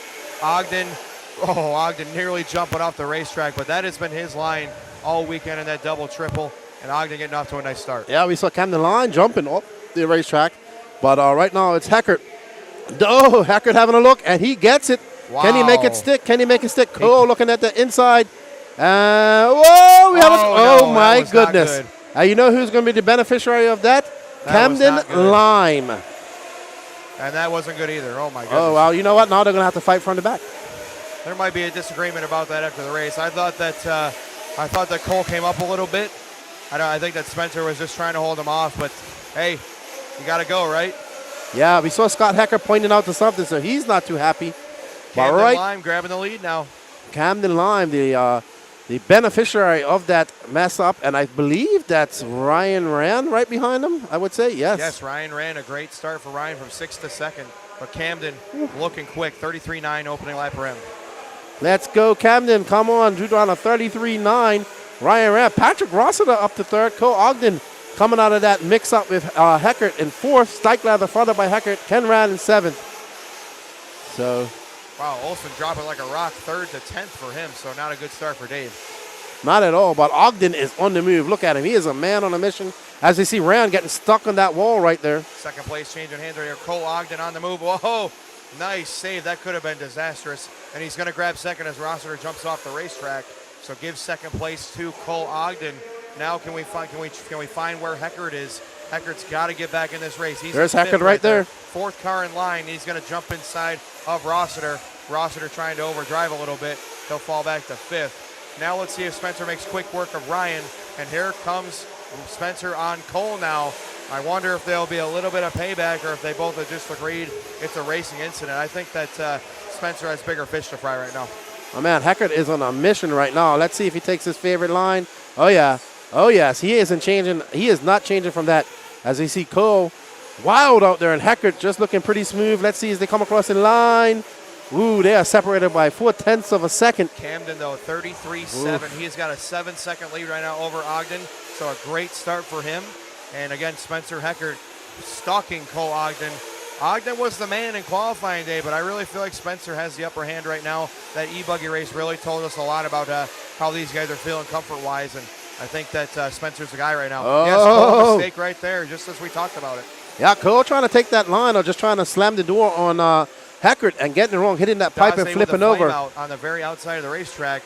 Oh, I guess he's still running, but he's not having a good time right now. Oh, and that's Steichlather running straight into Daze, and Steichlather going to pay the price for that one. So Daze having problems here. Yeah, Daze looks to be, his race looks to be done unless he's going to get cranked back up. But Camden Live out there, beneficiary of that good start. And he is not looking back. Not had the best weekend, struggling in qualifying. Said it was his worst day of RC all year. And looking to make up for that this week. But Spencer Heckert is a man on a mission right now. And let's see what the times are when he comes by. Line with a 34.5. Heckert this time with a 34.6. But again, check out that hot lap for Lime. He's figured something out at 33.7. Nobody else even close right now on that hot lap. That's right. But Heckert got plenty of time. 26 minutes left to go. Camden Lime, I would like to see a good battle between these S-Works teammates. And I'll see what they can do. I wouldn't be mad if either of these guys won. Don't forget Cole Ogden. He's right there. He won't let that go by. Oh, and Heckert makes a mistake trying to cut it. That line's getting hard and harder to do as that line gets smaller and smaller. That divot, that hole's getting bigger and bigger. Heckert's still got that right-hand corner down pat, though. He is really nailing that line. The only thing, though, is he can't mess around too long because when Lime gets a comfortable lead, he starts to just throw it back into neutral, and he really starts just cruising. Trouble coming over the double-triple. I believe that was going to be, who was that? Was that Don Elliott? Yes, it was Don Elliott that was upside down. So leader's still okay. Camden Lime has really been putting in a good drive thus far. Heckert trying to come from behind here. Remember, Heckert was your third-place qualifier in E-buggy, so he knows how to make passes to get up through the field. Camden Lime had a slightly slower lap of a 35.4. Let's see what that lead is when they come by, 5.6. So Spencer slowly chipping away at that. Let's see what Cole does when he comes by 34.2. He is on a mission. He is 4.9 back of Spencer, 10.5 back of Camden Lime. Daze is done. That was from earlier. I thought it looked like it wasn't turning, possibly a steering servo failure, but I guess they're going to try firing back up. Alrighty then. And we see somebody making a mistake there, but that is Don Elliott. Spencer Heckert trying to read his way through some traffic right there and to catch up to Lime. 34.4 this time for Lime. Let's see what Heckert's got. Looks like another pretty good one. 34.7. So 5.9 is the gap right now for Lime. Lime being able to get through this traffic. Spencer Heckert having a little fight with those two cars. We see, Cole caught back up in some traffic as well. That's going to slow him up. All boding good for Camden Line. This is what he wants. He wants Ogden to catch up to him and challenge Heckert, and Heckert have to slow down and slam the door on him. But Heckert still doing that smooth line through there. Ooh, we went a little bit wide just now. Didn't cut it right as close to the pipe as we've seen him do, but Cole's right behind him. You saw him coming in there. Here comes Camden in for there fuel. he He's is. pitting at 6 minutes, so Good bit pit. of an interesting fuel strategy right there. Good pit by Brent, checking to make sure he got enough fuel in, and Brandon makes a mistake. Top two coming together. That was Lime and Hecker both hitting each other. So Lime actually going to come back in front. That was a bit of a rough exchange, but it will put Camden Lime out front, and Spencer has not yet pitted yet. And there we see Cole just in frame. He's on the hunt. He just threw down a 34.7, 5.1 back of Spencer Heckert. Heckert got to come in for fuel. Cole got to come in for fuel. Camden already in for fuel, so he's on a slightly shorter fuel stop than them guys. So let's see how it works out for him. You see Dustin McCutcheon getting ready. He's going to be fueling Ogden. Hecker did make the pass down on the back straightaway, so Hecker back out front, but again has not yet pitted. So Camden Lime Cole short making pitting just a another little mistake. bit. You got to figure that Camden will want a little bit of gap to feel good about this race, or else he's going to be one stop too much compared to Heckert or Ogden. And again, Lime getting back around Heckert, so Lime is guzzing his way to the front right now. 7 down, 23 to go. Let's stay on this, Danny. This is the battle for first. Heckert probably coming in for, nope. He's keeping it out there. Staying out for one more. So Spencer going to go the 7:30 route. Again, Camden pitting at 6, so must not have felt too good about his run time. And right now, Camden needs to rebuild that gap that he had.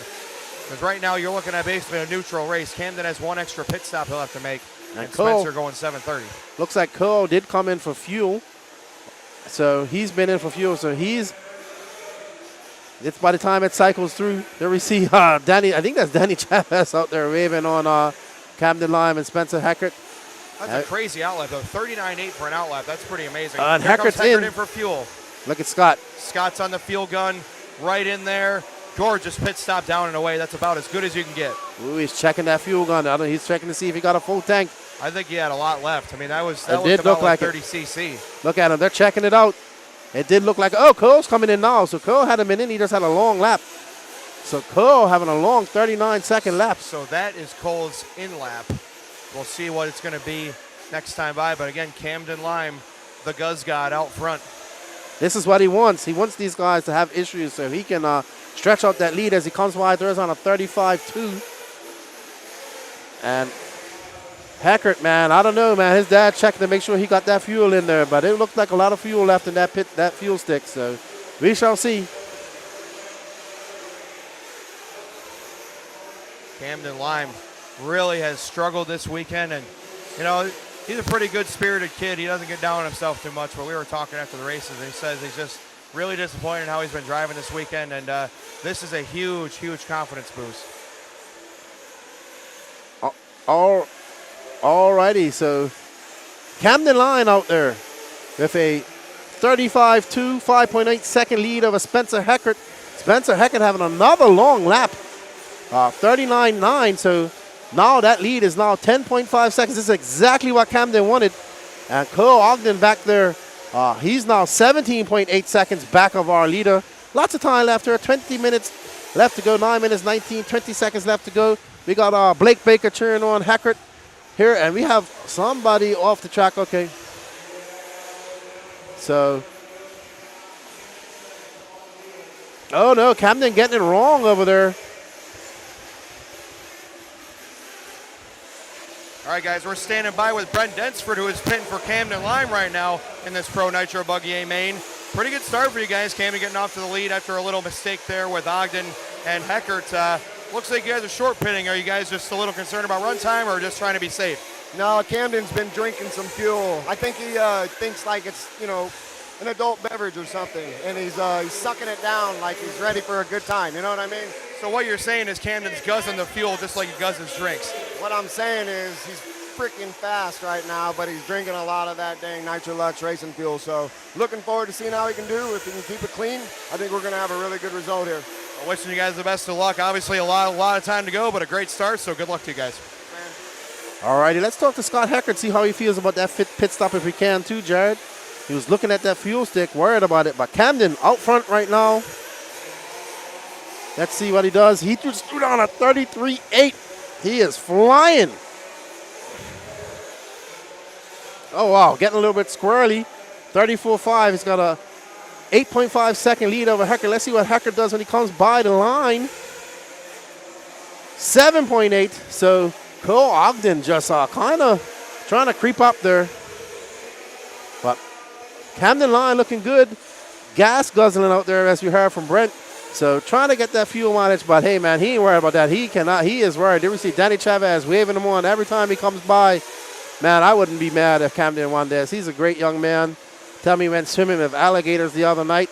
He didn't realize he was swimming with alligators. I let him know afterwards. But a 34.3 for Camden, and he is looking on fire. Can Spencer Hackett put his head down and catching up? So getting ready for a pit. Let's stay on Camden if we can, Danny, please. Let's stay on Camden and watch his pit. Oh, no, he gets it wrong.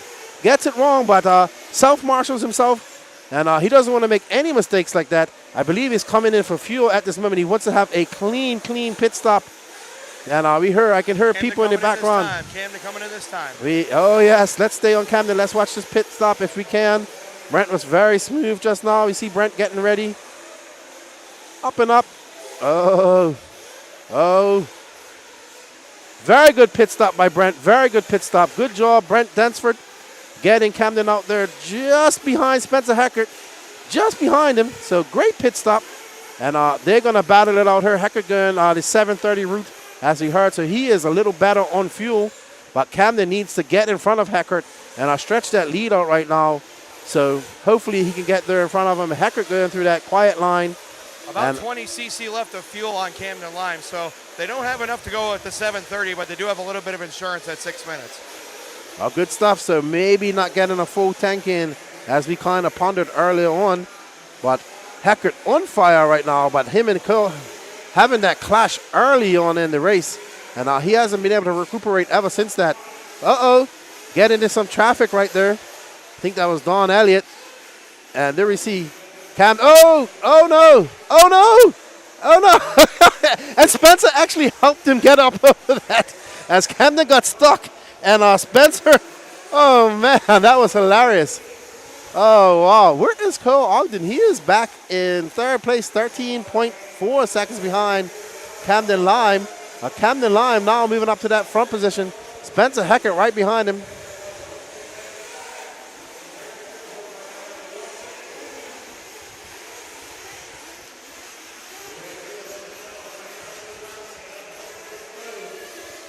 All right, guys, we're standing by with Cameron Saxon. Obviously a tough break for Evan Vale, dropping out of this race early. Nice of you to return the favor from Evan with some great pit work, but what ended up going wrong for you guys? We just had a rough start. Something happened with a random flame out at the start. He just lost all electrical power there, so we're not sure what's going on. Take it back, figure it out, be better at the next one. Yeah, electrical gremlins will always get you, especially in these nitro classes, but tough break for you guys. Obviously, we're gutted for you, but hopefully see you back in the next race. Oh, for sure. We'll be here next year. All right, so we are back on tap with Camden Lime. Spencer Heckett getting it wrong over that double. That's going to cost him precious time. Camden wants all of this to happen because he is on a shorter pit stop than Spencer. Spencer should be coming in for fuel right about now. Heckert, Spencer. Oh, no, and Cam gets it wrong out there. Gives it all back. Oh, wow, there we see Heckert getting by. But I believe Heckert is going to come in for nope, he's going to go another lap. And there we see Camden not letting him get out of his way. Oh, Camden having a look on the outside, but decides to just hold off. Doesn't see a space out there. Goes for that gap, but decides not to. As Ayrton Senna says, you must shoot for the gap. Time, guys. Heckert will be coming in this time. As we hear, Heckert will be coming in this time. And let's see. As they come up, let's stay on Heckert if we can, Danny. And there's Heckert right there, still in the lead, but he has Camden Line in tow. And let's see. All right, so Camden Line going to come flying down. Oh, a little bit of a, Scott, a little bit shaky. A little bit shaky. A lot of fuel left over in there. That fuel stick is empty on Scott Heckert's car right now. Very, very little fuel left. Hey, Scott, let's get a word with you while we got a little bit of time here. Danny, you ready for this one? we're going to get a quick word with Scott Heckert. So, Scott, how you feeling so far? Spencer's made a great drive back through the field. You feel like you got something for Camden here? Yeah, it's a really tight fuel window. We're going to try and run 7:30s, but you can see from the gun, we're running on fumes on the last lap. So if we can make it, we'll make it. If not, you know how that goes. Basically playing your cards the best way you can right now, but good luck, guys. Hopefully we get them on pit stops. Good luck. All right, you heard Scott Hackett saying their tank was running on fumes. Fuel capacity at this track, fuel run time at this track is not very good. This loamy, this slippery stuff, they're getting out there, they're on throttle full time here. But right now, let's see Camden Line coming across the loop. He just threw down a 34.9. So Camden Line on fire, finding that pace late here. Ogden is out, guys. Ogden is out. Ogden is out. We heard from our pit lane. Cole Ogden is out of the race. He has the red line of doom. So Cole Ogden, one of the favorites to do this. Your TQ actually out with 13 minutes, 26 seconds left to go. And that's what no! Good. Oh, wow. That was a great hustle from Danny Chavez doing it for us big guys. I love that, Danny Chavez, showing us big guys we can run too. As we come down, but no harm, no foul. As Camden comes by, it's a 38 flat for him. Let's see what Hackett does when he comes by. Hackett with a 35.8. That lead is now 5.9 for Camden. I think if things continue like this, it is going to come down to pits because Camden's on a 6-minute pit stop compared to that 7:30 that Hackett and the guys are going through. Will they risk it? As they say, no, risk it to biscuit in this game. And but Camden Line looking pretty dialed in. He should have a good lap here. If he gets past, that's Dave Carmendi. Good job by Carmendi coming by. Line with a 34 flat. So he just put on a heater. Let's see what Spencer answers with. At 34.9, that lead is now to 6.8 seconds. Come on, Camden. You have it in your hands. 12 minutes, 22 seconds left to go. I guess we're going to see him come in for fuel here shortly. Guys, watch for Camden Lime. He's coming in this time, guys. As I said, there he goes. Coming in for fuel this time. He needs a miraculous pit stop. Brent has been on the pits really good so far, so let's see if he can give him another one. All the pressure on Brent. All the pressure on Brent. No pressure, Brent. All the pressure. All the pressure. Oh. And he's like a baseball player. He swings back and launches that car down there. Great form by Brent Densford. Getting Camden out there. And that's what he needs. But Hackett, right in front of Hackett. Hackett's coming in at 7:30. So Camden needs to just put his head down, stretch that lead out. He wants to be in front of Hackett as far as possible as he can while they come in for fuel. Okay, we're going to find out what happened to Cole. All right, guys, we are live with Dustin McCutcheon pitting for Cole Ogden. Obviously, Cole having a big problem there. I didn't catch the full part of it. What ended up going wrong for you, Dustin? I think I might not have got just enough in it, and we run out, and he fouled the plug when we run out. Oh, man, I saw you guys messing with the rear suspension. Everything okay there? Well, early in the race, I panicked and threw him over pit lane into the straightaway, and he got hit in the back. So he was concerned that he might have a little bent shock shaft. Gotcha. Well, hey, best of luck to you guys. I know Cole's going to push hard, and best of luck to you guys the rest of the way. How you feel about the rest of the race?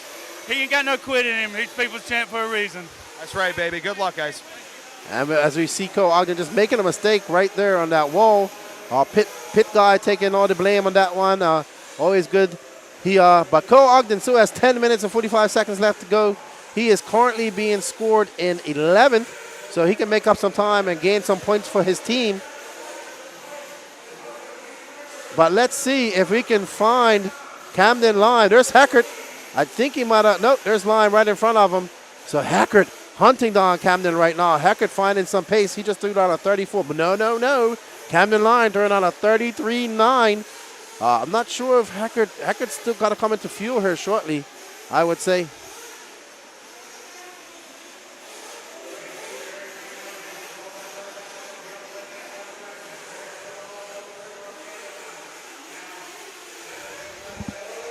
Yes, he does.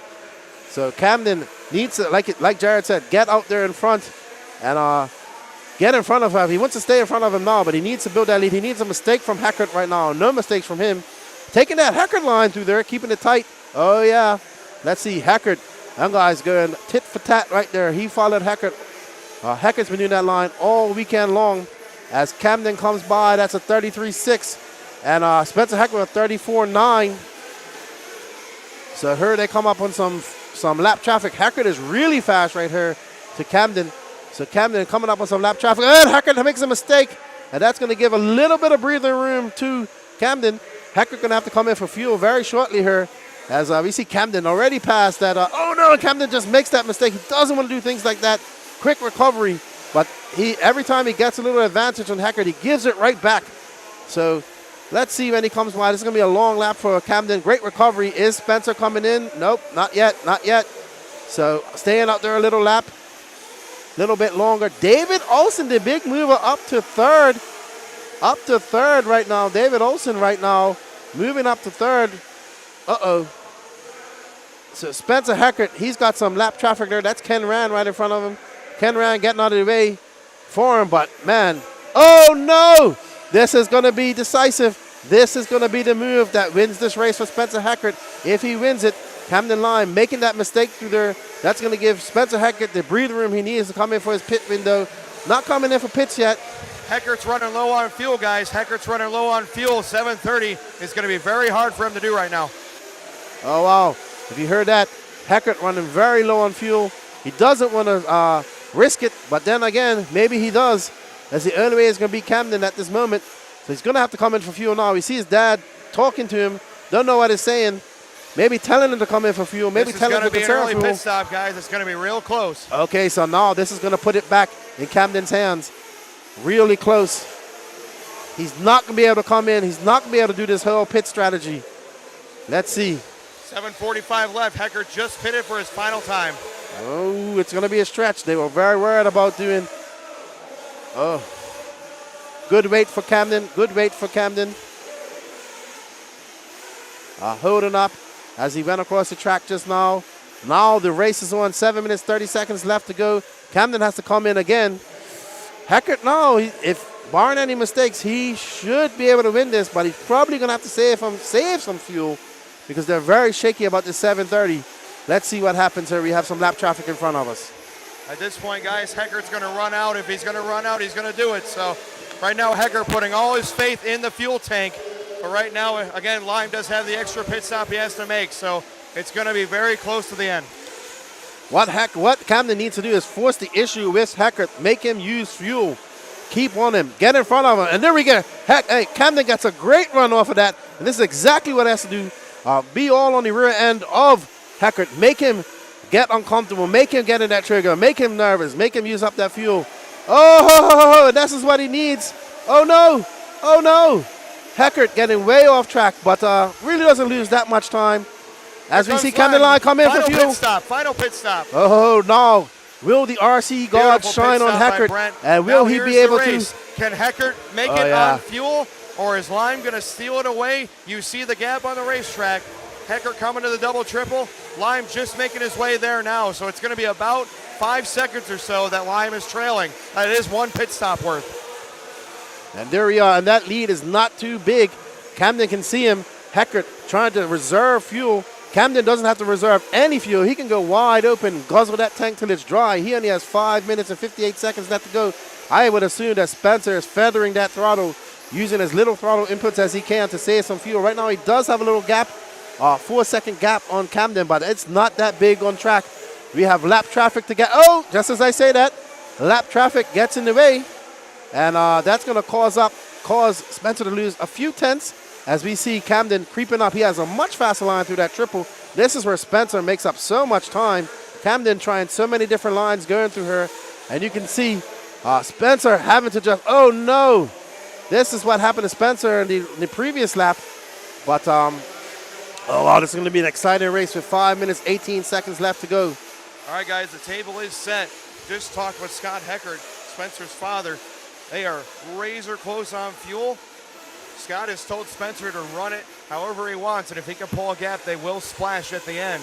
However, remember that gap is still about that 5 seconds or so. So Lime is done pitting. No more pit stops for Camden. But Spencer is either going to try and conserve or pull this gap and then splash. It's going to be very, very close. I expect a photo finish. Yeah, Camden had a very long lap just now. Not sure what happened. It happened off camera.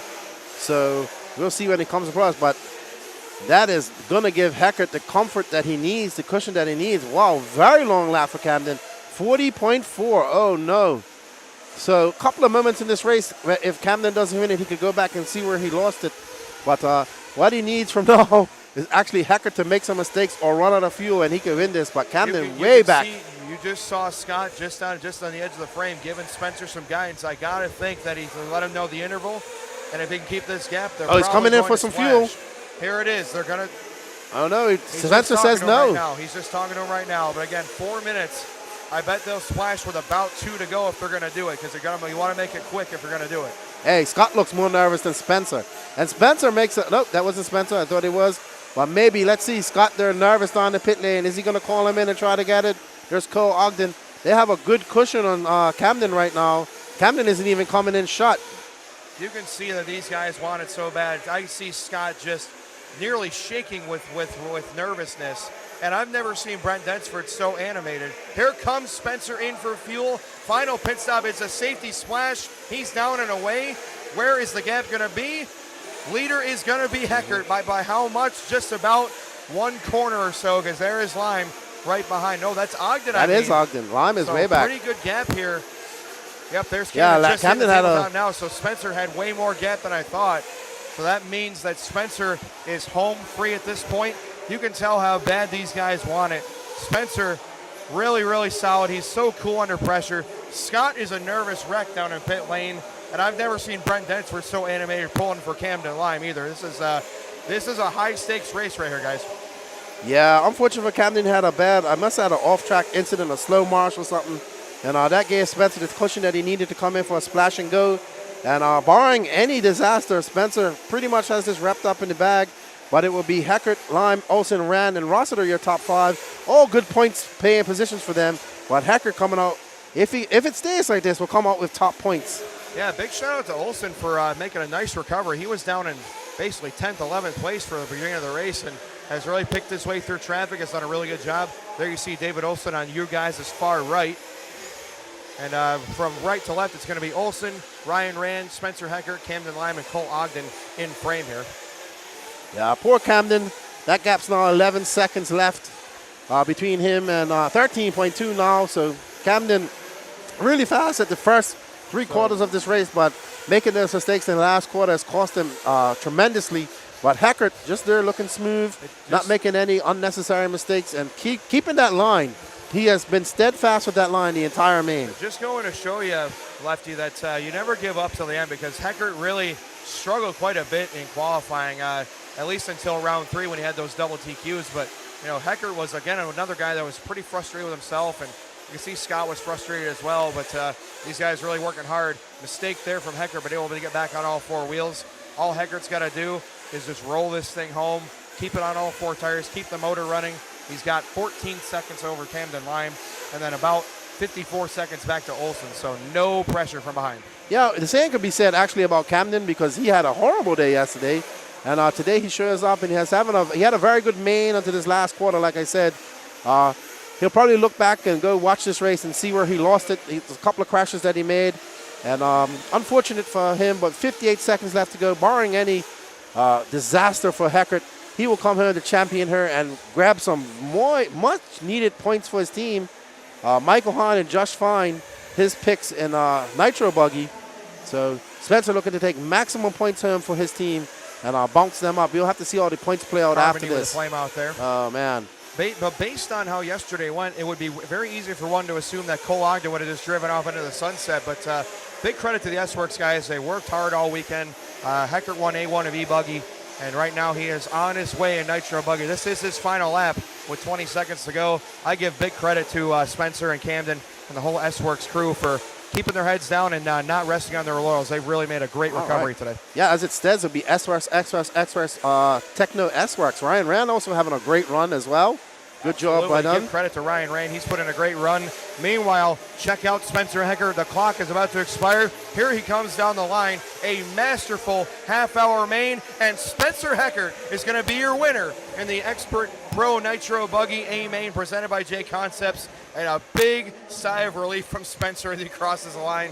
Obviously, Camden frustrated in his own right, but nothing to hang your head about Camden Lime. A great run for Camden. moving from 4th to 2nd. Olsen will grab 3. Ryan ran 4th. Patrick Rossiter will finish in the 5th spot. And that's how they're going to wrap it up here in Pro Nitro Buggy presented by Jay Constance. And look at Cole having a laugh Spencer up there. Hackett. Well done to Spencer Hackett. Cole having a good giggle up there. But well done, Spencer Hackett. Decided to show up in Q3 yesterday, and show up he did, and that continues on today. So congratulations. We're going to go get some pictures. We got an interview with him. I really want to get an interview with Camden if possible. Danny, if you could get Camden and Hackett over here for a quick interview, that would be good as well. Can you let Lance know? Okay. 100% Camden deserves an interview after that great run. He really put his head down, and he was in this thing, man. He made Spencer earn it. So big heads up to those, big kudos to those guys, and we'll get interviews after the pictures are concluded. Next race up is E-buggy 40 Plus A2 main presented by Reedy.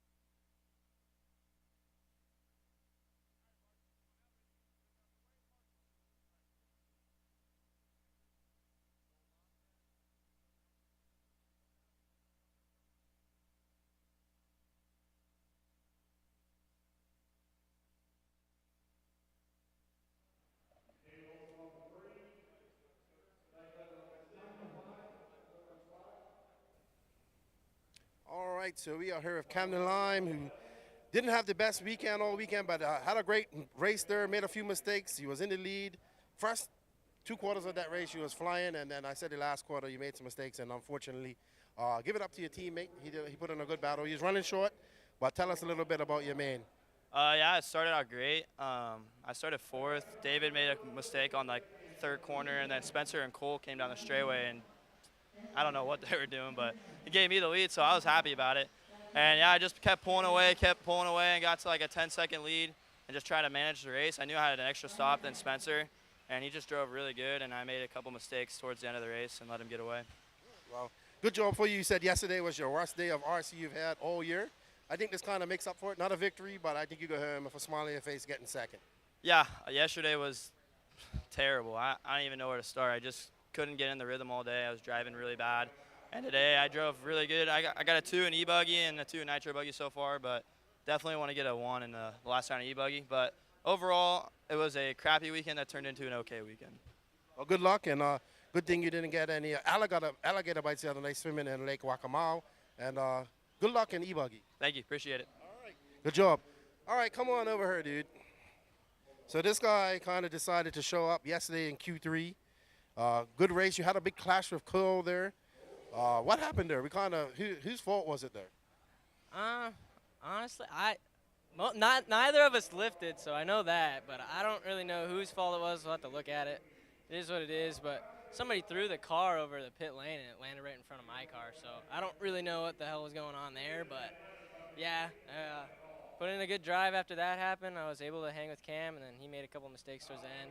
I was really close on fuel, so I was barely pulling any throttle, but yeah, it was good. We was wondering about that when you and Cam were battling it out. Was you getting nervous? Was you getting more on the throttle? Was you sticking to your game plan about just feathering that throttle? Your dad was super nervous, and I say a good victory for you. Like I said, you showed up Q3, you was fast, and good job, good points for your team as well. Yeah, it was good. It was definitely close on fuel, like I said, just barely pulling any throttle. I was doing the best I could. It's hard racing with Cam. He's pretty strapped. It's hard to save fuel racing with Cam, so it was good. Well, good luck, and good luck in your E-buggy, man. Willing to say some thanks to some people before you got out? Yeah, just thanks to all my sponsors, S-Works, Proline, Hobby Wing, ProTech RC, A-Main Hobbies, J&T Bearing, VP Racing Fuel. I'm sure there's more that I'm missing, but thank you guys. Well, good luck in your E-buggy, man, and congratulations. Thank you. Spencer Hackett, your 2023 RC Pro Nitro Buggy winner. And we're going to get over to the racing with Jared. Had to make a quick change right there. Thank you so much, Lefty, for the great interviews. And again, congratulations to Spencer Hecker for a masterful A-main drive. And nothing for Cam to hang his head about either. It was a great drive, and he certainly deserved every bit of recognition as well. So getting back into the action here with race number 18. This is plus 40 E-buggy, your A2 main. Mark Moon out in front, trying to nail it down overall. He's basically just trying to play keep away, as we mentioned in the interview earlier. As long as Mark wins the race, nothing else matters, and Mark is your overall champion. But Corey McElveen going to try and have a say about that. Right now, Rusty Mihalik in that 4th spot. Rusty was second in A-main number 1, so Rusty needs to get back in the groove and go challenge Mr. Moon.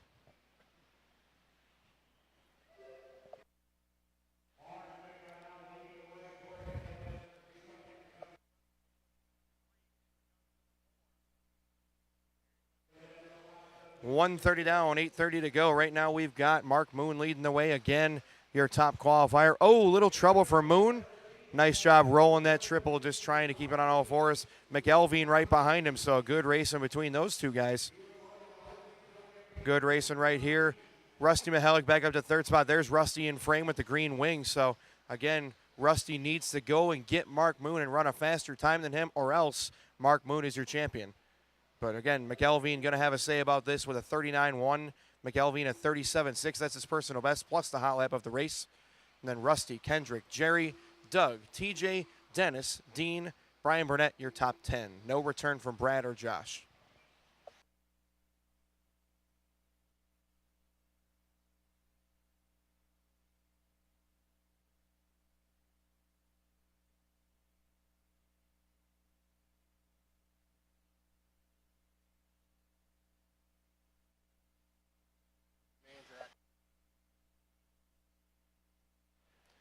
All right, so we're watching Rusty trying to run down McElveen. That's 2 and 3, just behind. Oh, maybe not behind much longer. Mark Moon, a big mistake on the step down.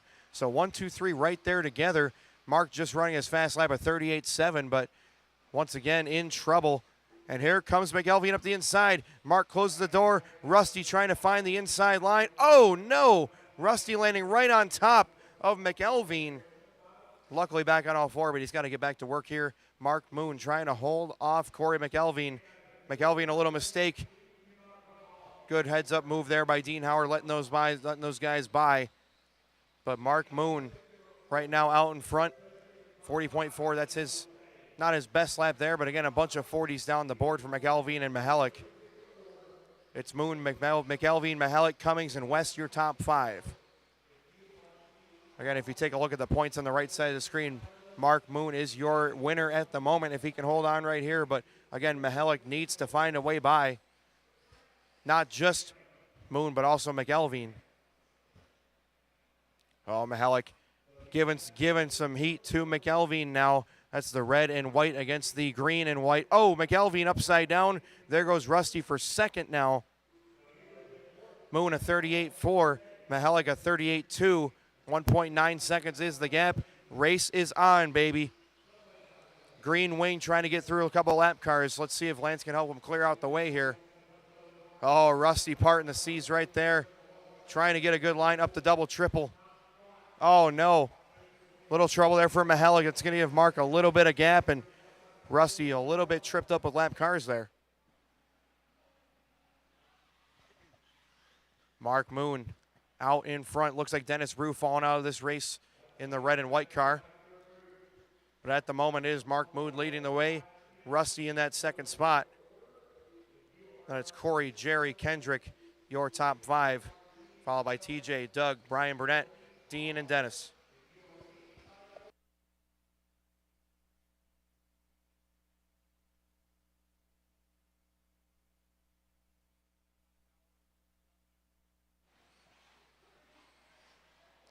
Coming up on halfway, guys. Halfway, 5 down, 5 to go. Mark Moon still out front. We're watching him right here. Rusty only about a corner behind. Again, that is the battle for the overall win. Right now, Mark Moon out in front. Mihalik in second spot. But again, Mihalik needs to go faster than Moon's first round time. First A main time of Mark Moon, I believe, was a 16:10.04. Right now, they're not even close to that. So again, it's going to take a Herculean effort by Rusty to make it happen.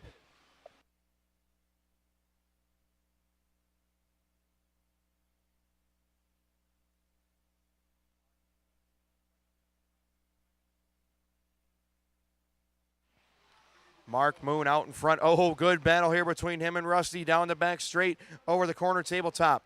Again, a rematch from round number 1, A-main number 1, where Mark and Rusty swapped the lead. How many times? About 10 times or so.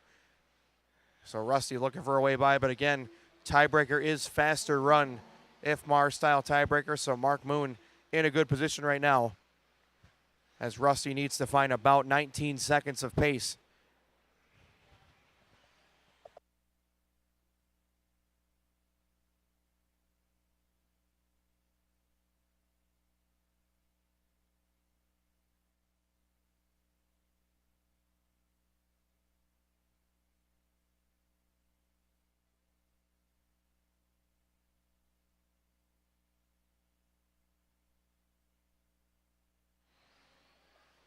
.320 left to go, guys. 3:20. It's still Mark out front. 37.9. That's his personal fastest lap. Coming to the double triple right now is your leader. Nice clean elevation right there. Rusty getting it sideways in the air, but a nice save. So 1 and 2, you see him in frame. Jerry West in third. Only a couple seconds back. There's Jerry at the end of that picture. So Jerry West making a nice move through the field from 6th to 3rd with 3 minutes to go.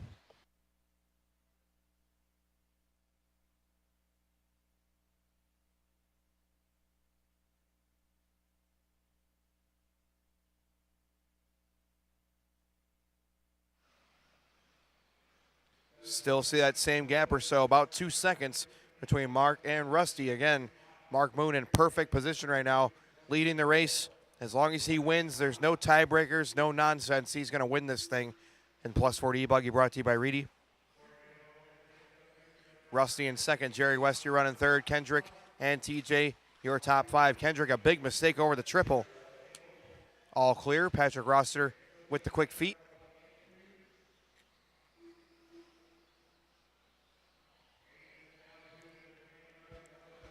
Mark Moon again, 6-second lead over Jerry West. So Rusty losing that second spot now to Jerry. 2 more minutes here for Mark to have himself an overall championship in plus 40 electric buggy.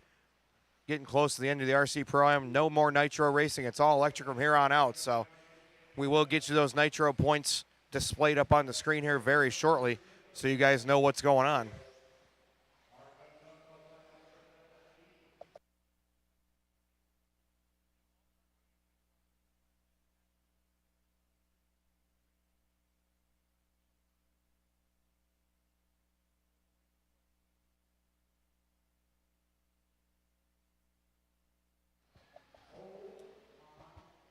$1:15 left to go. Again, Mark Moon, 6-second lead. Just cruising right now. No worries. Yellow, blue, black wing, yellow wheels. Up and over the back straight. Little roller jump to the corner table. He goes up and down. No problems right there. As we have 1 minute left to go. 1 more minute in Old Man E-buggy. Brought to you by Reedy.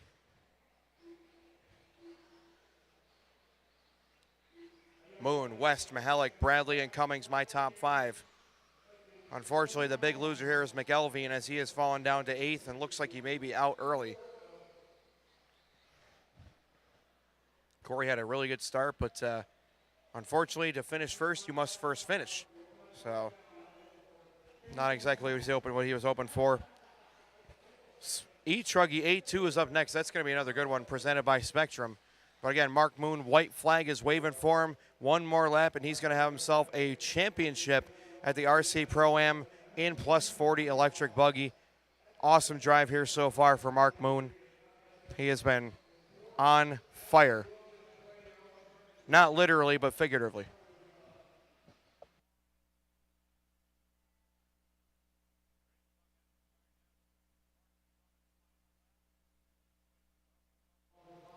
As you can hear Lance directing him around the final set of corners right here. Mark Moon, this is going to be a big win for him. He really is grateful for Associated, his sponsor, along with Reedy. Here he comes, final corner, and Mark Moon is going to nail it down in 40 plus E-buggy presented by Reedy. Congratulations, Mark Moon, your champion at the RC Pro-Am 2023 in plus 40 electric buggy. Jerry West going to finish second in this one, followed by Rusty, Kendrick, and TJ finishing order here in A main number 2.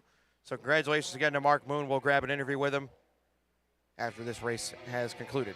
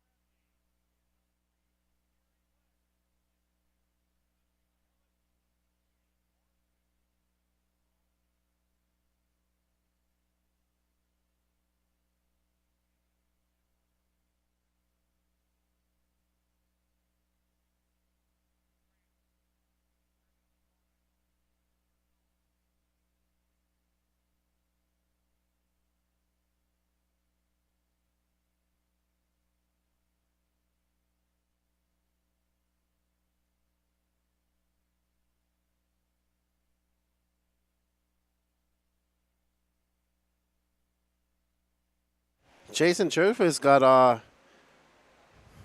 got banners out there for him. He's got a fan section over there. She's got her placard, chasing trophies.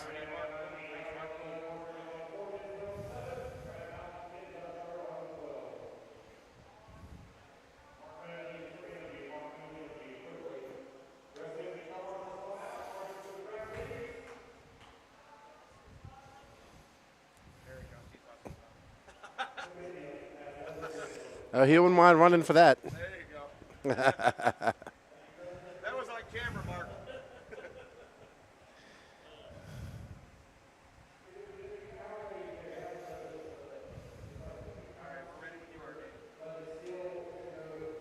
Guys, we are live here with your champion. Finally, I get to say champion and Plus 40 Electric Buggy, brought to you by Reedy. Mr. Mark Moon, how you feeling? I'm sure it's got to feel great. I bet it's going to be a replay of our round one, of our A1 interview, but tell me how it feels.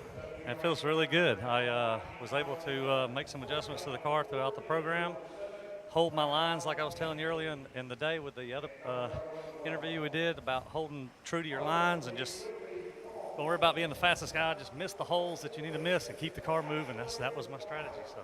Amen. Well, it worked out great for you. Overall winner. Good battle with Rusty, and I see you got away there at the end. Actually, Jerry grabbing second and A-main number 2. So hopefully you are happy with this weekend. I know that Associated Reader are going to be fired up about this. So who would you like to thank for everything this weekend?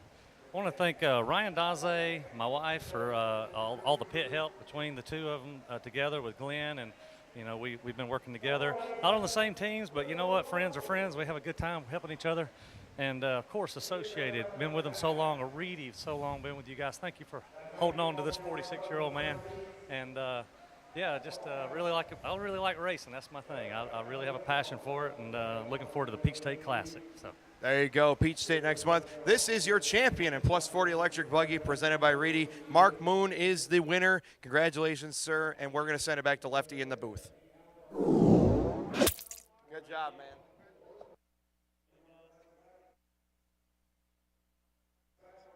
All right, congratulations to Mark Moon. And before we get started, I just want to make an announcement from Mad Maddie's mom. They're having Mad Maddie's birthday bash, September 9th at Leaned Out Raceway. So if you guys are interested in that, she goes 13. She's having a race on her birthday at Leaned Out Raceway, September 9th. Go up and check out the Mad Maddie birthday bash. And she is up here in E-truggy. Pretty sweet backyard track that they got for, for Maddie. So I guess that proves why she's gotten so dang fast, as she practices a lot. And obviously, as she has a great support system underneath her. So if you guys can attend that race September 9th, Mad Maddie's birthday bash, I'm sure it'll be a great time. That's right. That old saying, hard work beats talent when talent don't work hard. Well, she has some talent, and she's working hard. So that's going to be a deadly combination later into her career, I'll tell you that. Yes, sir. All righty. So Ryan Rand took the win in this first E-truggy main. That was an awesome race with Mad Maddie. Obviously, Maddie having a little trouble there at the end of the race, but I got a feeling she's got something for Ryan here. She's had a really good day. Obviously, Nitro Buggy was a bummer, but I think she's going to have a little chip on her shoulder and want to get this race back. Yeah, I'm sure.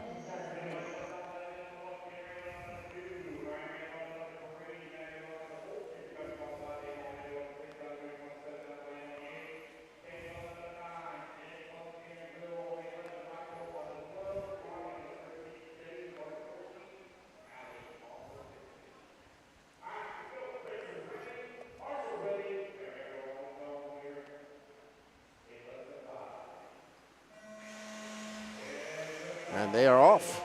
Remember, Don Elliott was your pole sitter, but he's going to get passed early on here by Ken Rand. And, Ryan hooking Don right there, and that is a mess.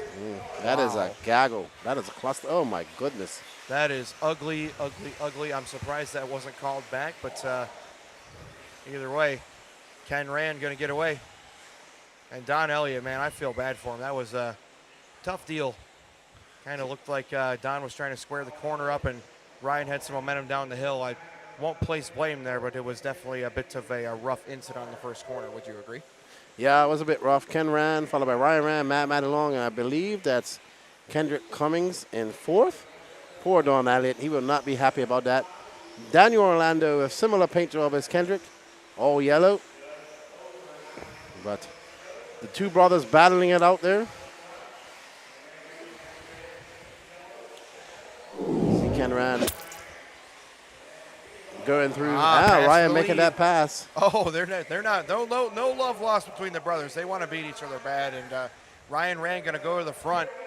Remember, Ken's got to beat that pace set by Ryan if he wins the race. So it's going to be Ryan Rand leading the race, followed by Ken, Maddie, Kendrick, and Daniel.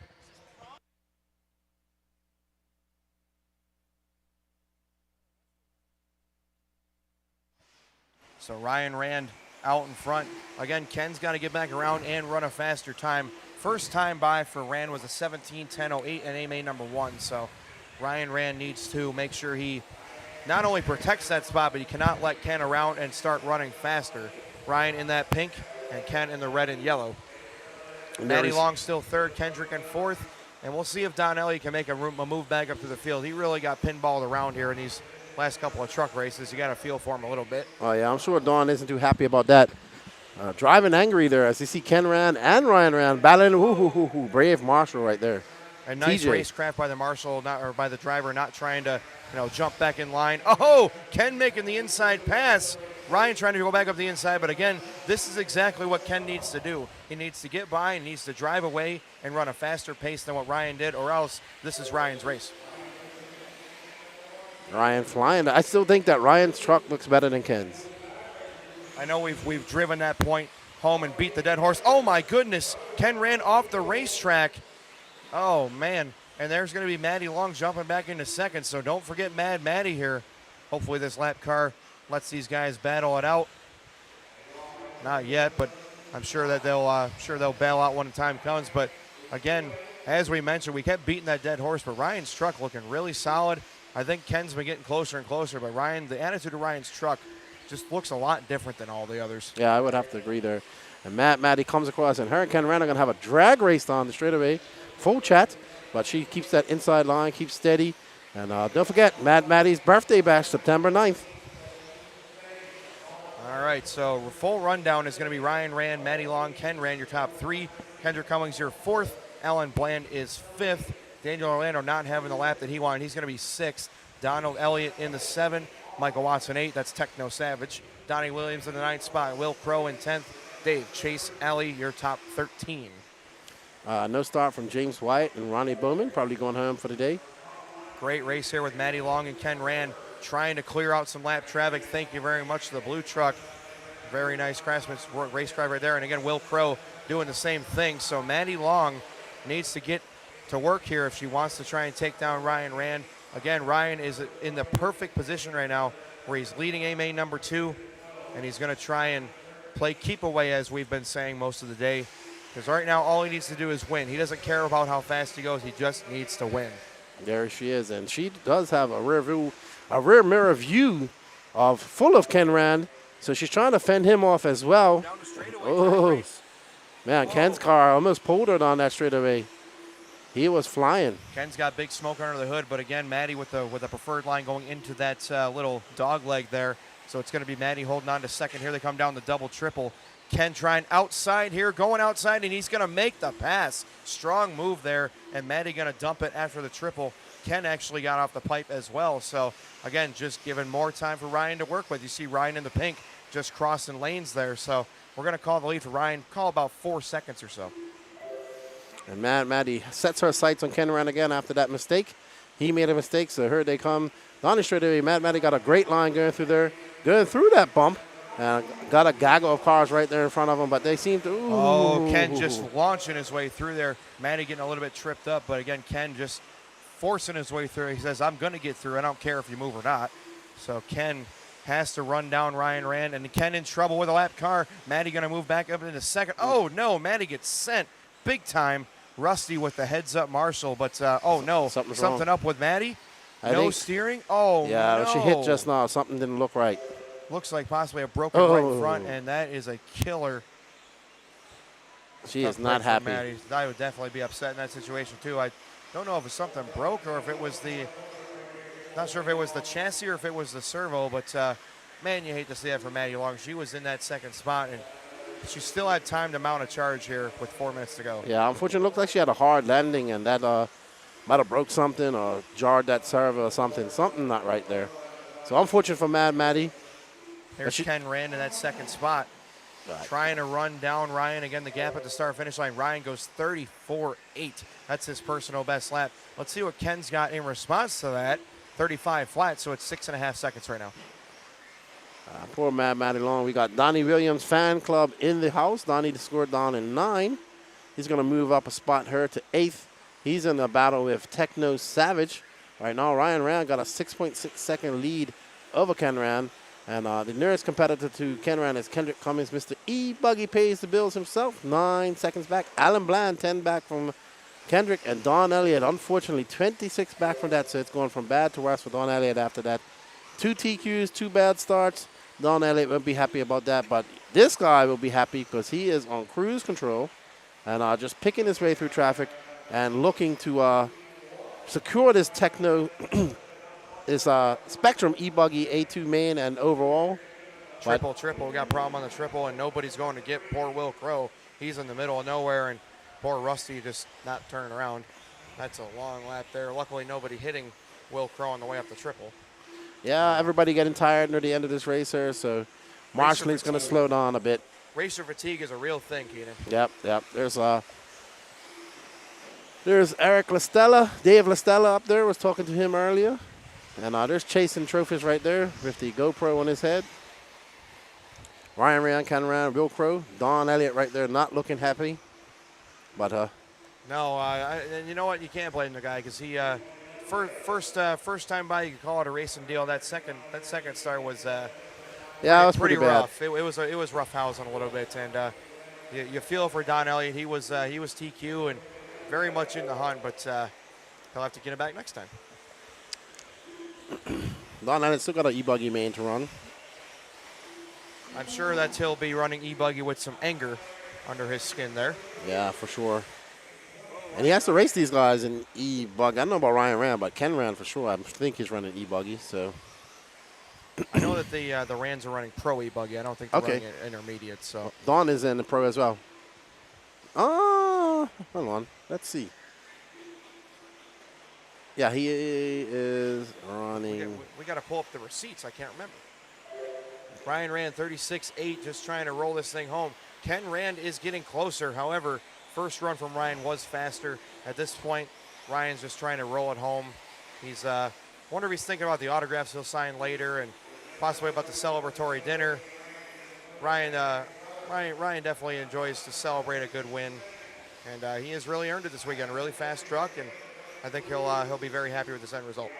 Nope. Don Elliott is not running E-truggy E-buggy, so this will be his last race of the day. No, he's not running. Nope, not running E-buggy at all. Tough way to end the day here for Don Elliott, but he's a classy guy. I'm sure that he'll lick his wound and come back for the next one, and I'm sure there'll be a phone call early next week discussing how this all went. And Donnie Williams moving up to that 6th spot. Susan Williams and his grandmother and his fan club back home are watching him. He's getting ready for his Sportsman E-buggy main coming up next. After this, he'll be looking to take this. There we are with young Donnie. Getting it wrong. Get these bugs out of the way. He wants to have a good run in E-buggy. And there is Ryan Rand. Ryan Rand just getting around Donnie that time. Donnie letting him by. Very nice courtesy right there. So we're going to follow Ryan to the finish here. And pretty dominant win for Rand. We didn't know what was going to happen here in E-truggy. He had that DNF in round 1, but ever since then it's been nothing but good news for Ryan Rand. Ken did get pretty close here at the end, but it's not going to matter. Ryan Rand going to be your E-truggy overall winner, presented by Spectrum, and he rolls it at the end. Oh, Ken gets left hanging. Did you see that?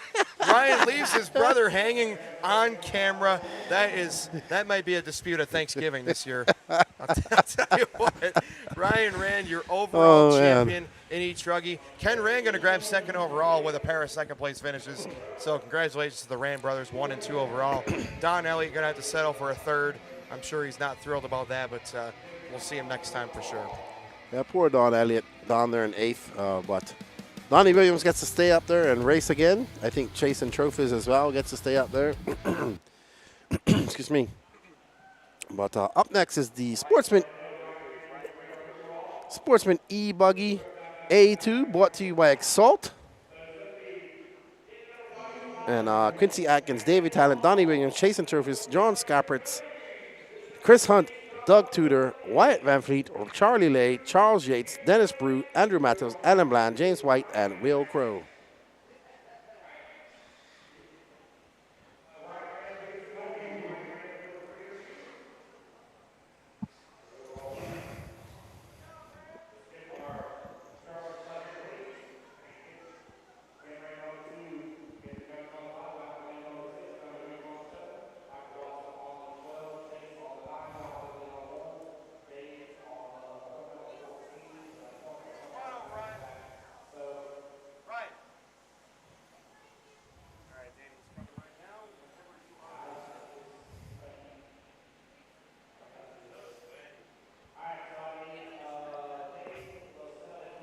All right, guys, here with your overall champion in E-truggy presented by Spectrum, Ryan Rand, A1 and A1, A1, A2. My brother, tell me how it feels. You are the first ever E-truggy champion at the RC Pro-Am. Let me know how it feels. It's awesome, man. My car was a rocket ship all weekend long. After that one thermal incident in Q1, we were pretty much lights out fastest all weekend long. I think Ken got the TQ just because of takeout because I was in the B sort, but it was just sweet, man. It's awesome. Awesome, man. Yeah, you were definitely class of the field. Great battles there with Don Elliott and your brother Ken. Very entertaining to watch all weekend with me and Lefty broadcasting. Who would you like to thank for bringing home the W? Everyone, man. My friends watching online, Air Force friends, my friend Anthony watching, AJ, my girlfriend, everybody, man. Techno, Ogo, Nitro Pro, Ultimate, Peach State Hobbies, J&T Bearing. It's everyone, man. It takes a village, it really does, especially on an Air Force salary. Thank you, guys. Well, congratulations, Ryan Rand, your E-truggy champion here at the RC Pro-Am. Still plenty more action to come. Don't go anywhere. We're throwing it back to Lefty in the booth. All right, we are ready for the race number 20 of 22, Exalt Sportsman E-buggy A2. We have Donnie Williams and his entire family watching there at home, getting ready to see. He's starting in third. He's looking to improve on his finishing position from the last race. It was a great race. Where did Donnie finish last race? Let's see. Yeah, let me check her.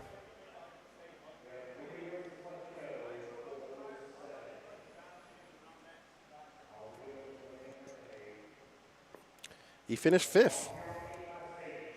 Quincy Atkins won this. Davey Tannant, Dennis Brew, Chris Hunt, Donnie Williams. So at this point, it's going to take a superhuman effort from Donnie to grab the overall, but he is starting third, so a good position to be in. And as we've seen multiple times already today, Lefty, sometimes third is the best place to be. Oh, yeah. And he has a chip on his shoulder. Young Donnie, 10 years old. Got his fan club back home watching online. Grandmas, mothers, uncles, aunts, cousins, sisters, brothers, I assume. But I know definitely grandmothers and mother is watching. So they are cheering on young Donnie. Great young man. Leslie Williams. Oh, well. He starts in third, so he is in a great spot. Just got 10 minutes of practice right there in his truggy main. So hopefully that can transfer into some good results for him here in his E-buggy main. Lefty and I both got drinks of water down here. It is another warm day here in Lake Waccamaw, North Carolina, but we are just about done with our coverage here. We got this race plus two more, and we appreciate you guys hanging with us on Facebook and YouTube and as well as the WRCE stream. So big shout out to Danny Paz for all of his work on the on the media. It has been a gorgeous coverage of everything this weekend. Obviously, shout out to Lance McDonald, the man behind the microphone. He has been holding it down all weekend for us, and we are getting ready to start our second main event of Exalt Sportsman E-buggy. All right, as they line up, there we see Davey Tallon in that lime green whitish car. There is, Quincy Adams, sorry. Quincy Adams going to be in front. That's Donnie Williams in third. Where is Quincy Atkins? There he is. Yep, Quincy just bringing it to the grid right now. 10-minute final. And Quincy was your A1 winner.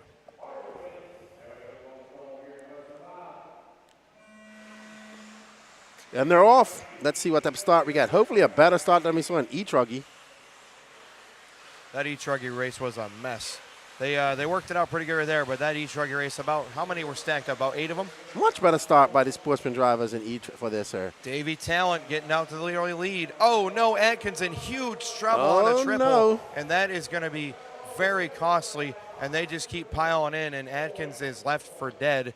So Davey Talent, he understands the assignment. He's got to go run a clean, fast race. He's got to beat a 15:10.03 put up by Atkins in round number 1. And Donnie Williams out there in second, but he's got 2-3 cars right behind him as he comes across the line. Oh, no, John Scrappett, sorry. Got his car, I'm confused. Donnie dropping down to 4th. So he is now hunting down third place, which is Charlie Lay.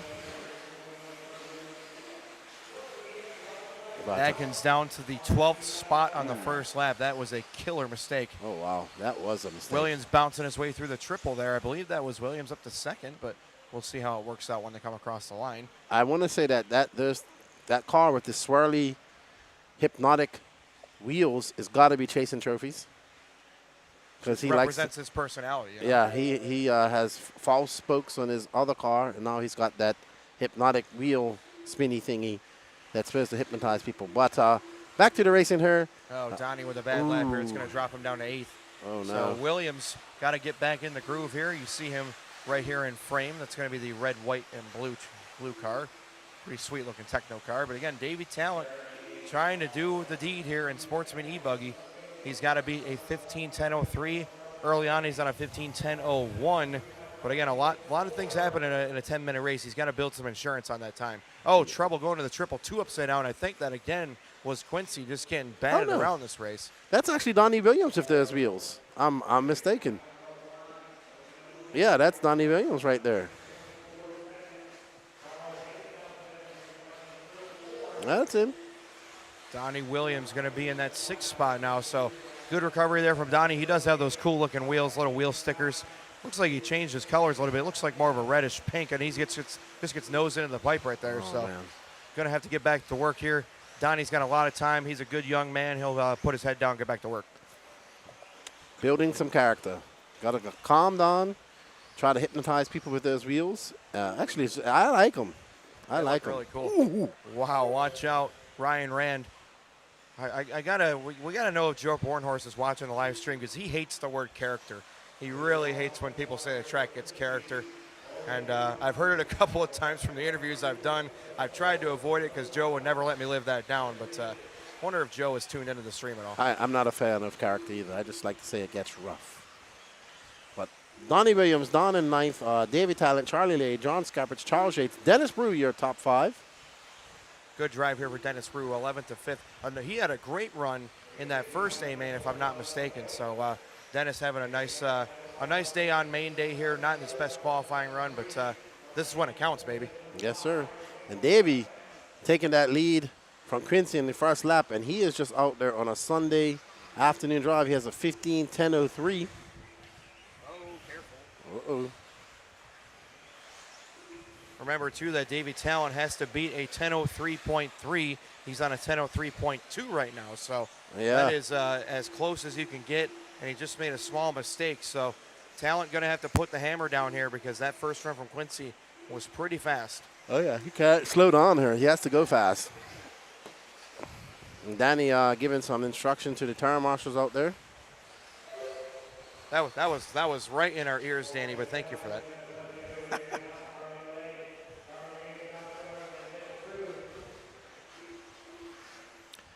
Davey Talent. Ooh, he dropped 3 seconds on that. He's going to have to pick up some time here. He's on a 15:10:06. Not enough to beat Quincy Adams' first round time. So Quincy Adams still can win this. He needs Davey Talent to have some bad laps. The track is really working against these A2 guys because the track is getting a lot rougher. It's been this way most of the weekend, but you can just tell that the bumps are kind of changing run to run. You can see guys getting thrown around. I mean, that Pro Nitro Buggy race, that was Heckert and Lime driving with every ounce of talent they had, and they were trying to survive this very, very rough racetrack right now. That's right. So there's Charles Yates. But you know who the big mover and shake is right now? It's Donnie Williams moving up to 6. He is now 3.3 seconds out from Dennis Brew, chasing him down. And Dennis Brew is 1.1 seconds back from 4th. So Donnie looking to get up into that top 5. I think I just saw him out of sight there. No, that wasn't him. I thought it was him that made that mistake. So Donnie putting his head down, coming back from 9th, up now in 5th. So he does get by Donnie Scrappets. I'm sure Donnie's fan club back home, they're excited watching him at home on the big screen, rooting on young Donnie, who is driving for chip on his shoulder. I really like that young man. And speaking of him, there he is right there with his red wheels. Nice oh, what a good self-marshal. That is probably one of the hardest sections of this track, this section right here. But entering that section, we've seen a lot of mistakes as that jump just deteriorated into pretty much a wall. And love his blue antenna tube, though. Got to ask him where he got that from. Always good to see antenna tubes. Old school, very old school. Yeah. But, yeah, I mean, going back to Donnie, he's hitting some good lines here. This is a very difficult race service, and young man is really making a good name for himself this weekend. So we expect to see plenty more of Donnie Williams moving forward. He's only 10 years old, so we hope to see him in this hobby for a long, long time. And Davey Talent now on a 15:10:08. That will not be enough to beat Quincy Atkins' time. As you can see the live points on the screen, it still is Atkins with the overall win if they were to finish right here. But David Talent is not going to give up. There's no give up in that Talent family. But again, how about the good run here from Charlie Yates and as well as Charlie Lay, both coming from deep on the grid. So, whoa! Charlie Yates inverting that thing in the air on the triple. That was sick. Yeah, I want to say thank you, Charlie, for bringing us some nice cold water over here. Oh, it's so much needed. Prior to his main and a cup of ice. So, but all good, Charlie. Got to meet Charlie at Silver State last year, and he is an avid RC racer. And we are getting ready with 2 minutes, 53 seconds. Donnie up to fourth now. He had 12.6 seconds back of third, so he needs some mistakes. There's young Donnie right there. Donnie locking in right now. Oh, Charlie with an awesome endo, like a reverse endo. Of course, he meant to do that. Oh, that one was he almost put it. He almost pulled it back. Almost Charlie pulled it Lay back. right there behind him. Charlie Lay right there with him. Dennis Rue is in fourth. Donnie Williams in the fifth spot. Davey Talent out front, but he is no longer in the conversation for the overall. Trying to just nail down second right now. Yeah, now he's down to a 15:10:23. So Quincy Atkins on point to win this unofficially. We don't want to say anything officially. We learned anything from the 10th scale Royal Nationals. What an epidemic there. I feel so bad for Kyle, but you know, I feel like Roar did a great job with admitting they made a mistake, and I think they did a really good job in not trying to hide anything. They were transparent, and I think that's good news. Yeah, it was the right decision at the end of the day. But we are using IFMAR tiebreakers here, so it's the fastest, best run. Talent that time 40.8. Again, we're watching Charlie Yates in second spot, so Talent's got a big lead. No worries out front.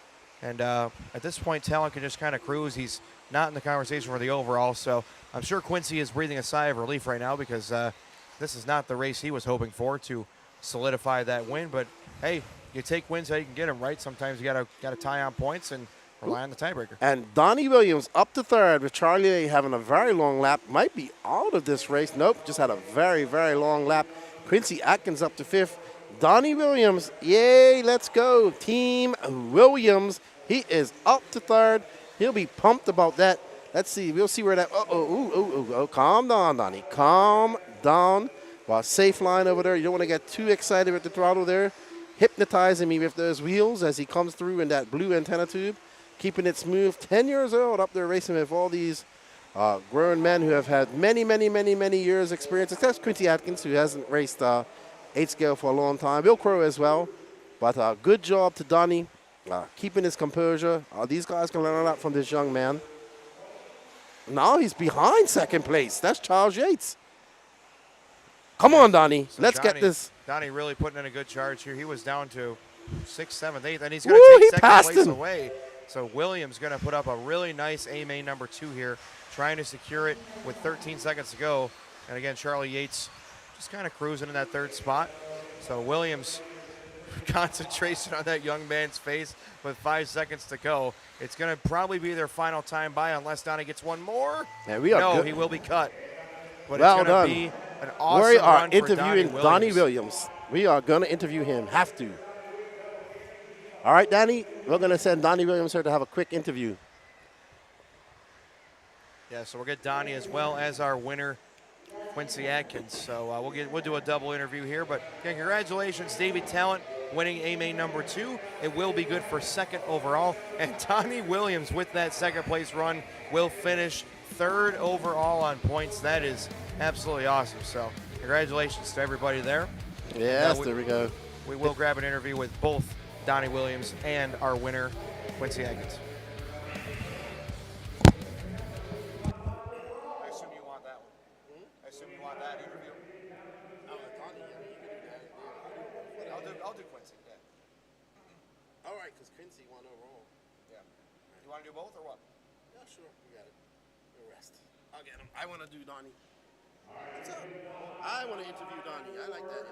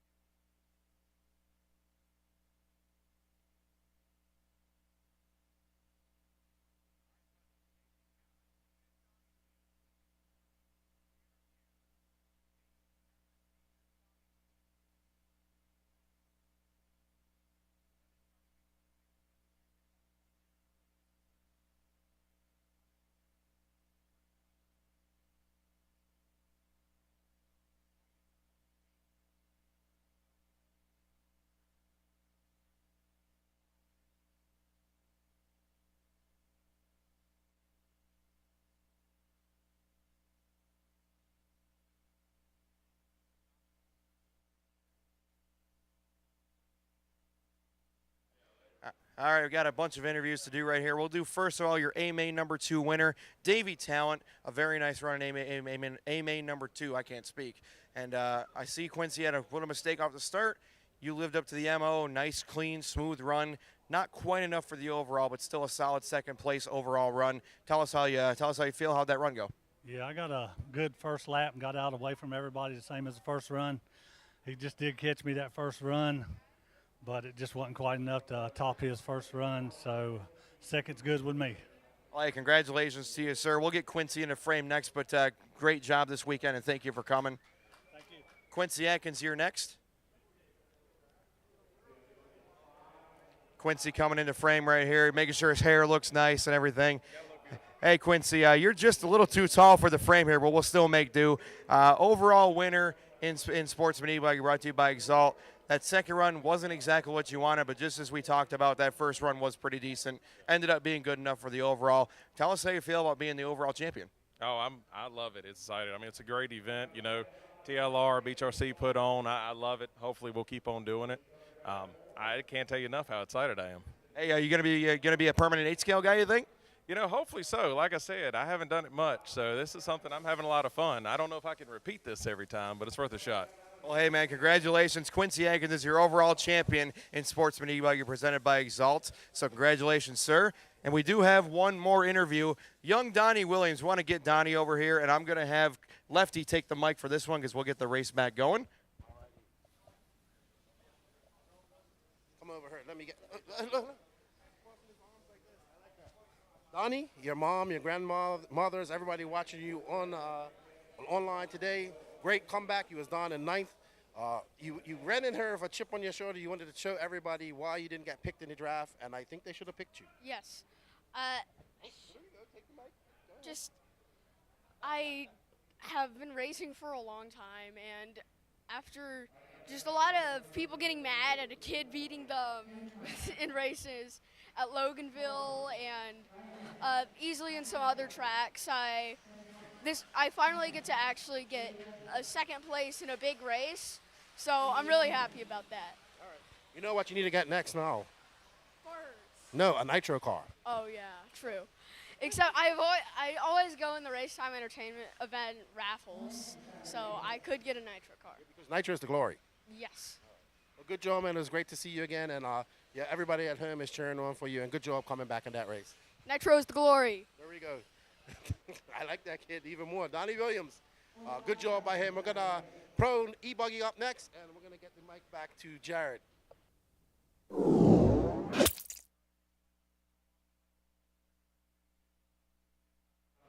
That was a great interview with little Donnie Williams. That kid's funny. He's got a good personality. So hopefully we see much more of Donnie in the future. He made a great account of himself this weekend. How about 3rd overall, Lefty? That's a pretty awesome way to make your, I wouldn't say your debut, but really make a name for yourself. Yeah, but I mean, coming back from 9th, you know, being right on to put your head on. We have grown men out there that can't do that. So, you know, it's good to see. And he grabbed the mic from me. I was like, oh, okay. That's all right. That's what we gotta encourage the youth and make sure they stay here racing with us. He's like a young Conor McGregor. He took the mic from Joe Rogan that one time, so it's pretty funny. But hey, A-main number 2 Pro E-buggy Spencer Hecker put down a smoking first run. That's going to be very tough to beat. We'll see what happens. All right, so let's see. Ooh.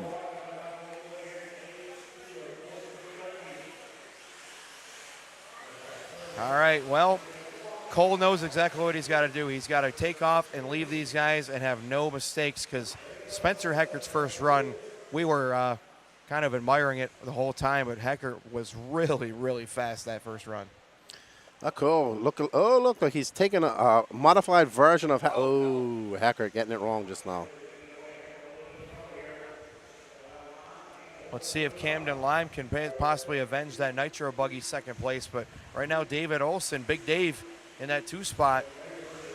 David Olson has been working on that car all weekend. He told me earlier that he was very unhappy with his E-buggy, but it looks like it's been getting better. Cool. Whoa, Ogden upside down before the double triple, and he is in huge trouble. Oh, no, he's going to go all the way down to last. Marshall is trying not to get hit, and right now Cole goes from first to last. Oh, no, and that is going to give Camden the lead, because he got by David Olson as well. Unfortunately here, the suspense gets less and less the more mistakes that are made, because Heckert's first run was so dang good. Right now, Heckert, his first run was an 18:10:19, and Camden currently on a 17:10:09. So it's going to take a very strong run here from Camden to get back into this thing and make this a sweater for Heckert. A Herculean effort needed by Camden Line, but this, as we see, this track is deteriorating and getting worse by the lap, so it's going to be hard to repeat that line. And is that thunder that I just heard? That sounded a lot like thunder, and weather's been threatening all weekend, but the beautiful thing is we have 2 races left and we have a covered roof. So Camden Lime going to try and nail down this E-buggy race, but again, at this point, it's going to take a superhuman effort. But if anybody can do it, guess who can do it? Camden Lime. Yeah. Well, he's a lot of time to make up here with 8 minutes, just about 8 minutes to go. And we'll Spencer see. trying for the double sweep here in E-buggy and Nitro Buggy, and that would be a big way for him to finish out this weekend. Again, start of the weekend, he was really getting down on himself a little bit. Scott was on him a little bit for over driving and just making unforced errors, but Heckert has really been on the money today, and really happy to see that for him. Yeah, there we go. But Camden found his pace finally after being there for about 4 days, so he should be happy about that as he's coming down here. But it's a tough mountain to climb here to beat that time set by Heckert earlier on. Absolutely. And, either way you put it, a success story for Camden Lime, because he was, again, very upset with his own performance this weekend before main day, and a great drive for Nitro Buggy to grab second overall, and right now looking at second overall in electric. So pair of 2s, I think he'd be happy coming home with those. He's still the only one of these drivers that's able to do that line lap after lap perfectly. He doesn't let his car get into that divot at all. He keeps it as tight as he can along that pipe, and that is showing dividends because he's now right on the rear end of Camden Lime. Spencer Heckert, again, just sitting back there stalking his prey right now. He has that first run in hand. Just a superstar run in that first round. 18 laps. Right now, they're not even close to that. So I think Heckert at this point is just kind of sitting back, watching what Camden's doing, and I wonder if he'll make a move when the time comes, or if there will be a little bit of team orders to help Camden grab the second spot. I guess we'll find out. Could be. As time goes by. Camden's knocking on the door. He's just through on a 33.8. He's on a 17:10:01 pace. So, but that's still going to be a very, very hard time to beat. He's about right. 15 seconds back of Heckert's time. Oh, Camden off the track. Not back gonna do on it all that four, way. but again, Heckert can just sit back, throw it into neutral, and let her coast a little bit. He's sitting pretty with 4 down, 6 to go. Yeah, definitely not going to happen that way. So, unfortunate for Camden, but I think this pretty much Heckert has it in the bag here with that fresh run time. So, Man, Camden's so talented. You see just how he hangs it out there on the ragged edge, walking that thing in the air. He does things that very few can do with a race car, and I think he's going to be around for a very long time. Son of Tim Lime, S-Works Team USA, and I think that Camden will be a name you hear for many, many years. That's still young, 19, I believe. So, still putting in a lot of effort. He does put in a lot of work, races a ton, and just finished up school, so he is going full-time racing plus working with his dad. He just bounces it off that See, pipe. little things like that. Yep. He felt the car coming out from underneath him. He just literally micro-corrected the wheel. But while we're talking about Camden, Spencer Heckert going 33.6, fastest lap of the race. And at this point, I think Heckert is going to be extremely satisfied with the end result this weekend for S-Works and Proline. He is really put in a great drive this weekend, especially here on Sunday. Yep. Spencer Heckert has shown many glimmers of good performances here. We know he has the pace, but when he gets a chance to do things, I look at him just up there smiling. He's smiling right now. Both him and Camden having fun. Cole Ogden is not having fun right now. I feel he's going to be a little disappointed with how this race went. But Spencer and Camden are having fun up there. That is what RC is all about. Even though these guys are in the pro class, they're having the time of their lives, both the S-Works teammates. There we go. Ryan Rand right next to him. He's in third, by the way. So a good performance for him. Ryan Rand's had himself a very good day, too. E-truggy winner, 4th in Nitro Buggy. So Ryan Rand really showing up today. Unfortunately for Ken, I think Ryan definitely has the upper hand here in terms of who had the better weekend. Bragging rights will definitely be his as they go home. And you remember that in 2023, the inaugural RC program when I handed you? First ever RC program when I whooped your behind in 3 classes. Absolutely. That's brotherly love right there. But, just a shout out to the Rand brothers. They are a great team, and they really represent their sponsors well. They're definitely assets to this hobby, and we're glad to have them.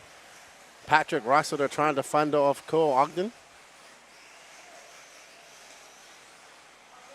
Oh, right. Yeah, we got to wait till you see this.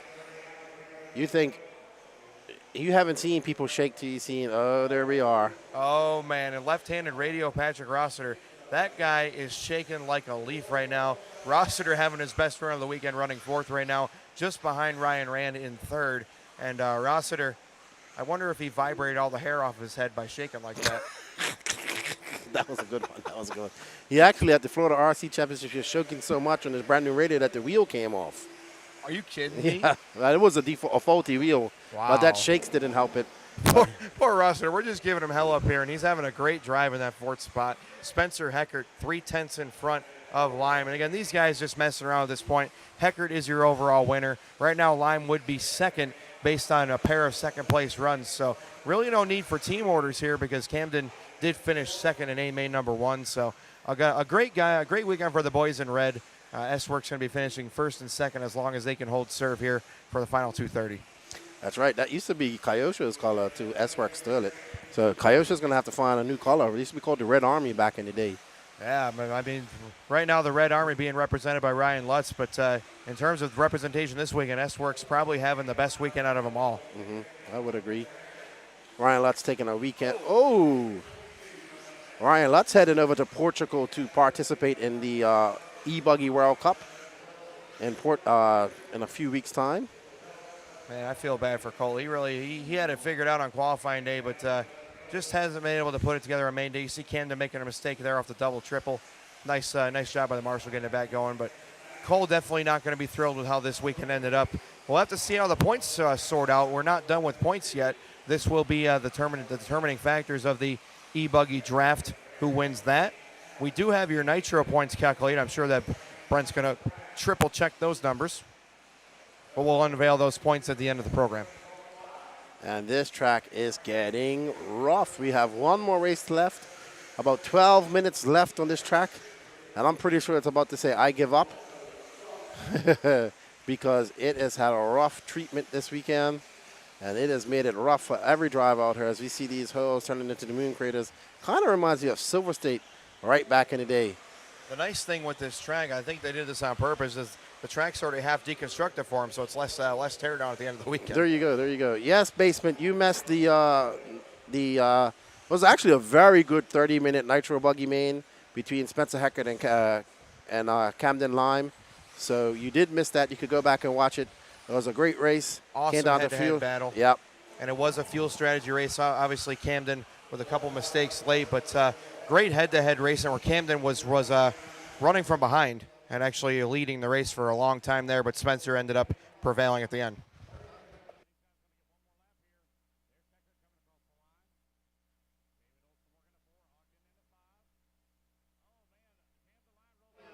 little trouble there for Heckert. But again, no worries right now. Heckert is just cruising at home. So Spencer Heckert going to try and secure this A main number 2 victory plus the overall. And I'm telling you what, this could be very big for the points. We're going to have to see what the points calculate to at the end.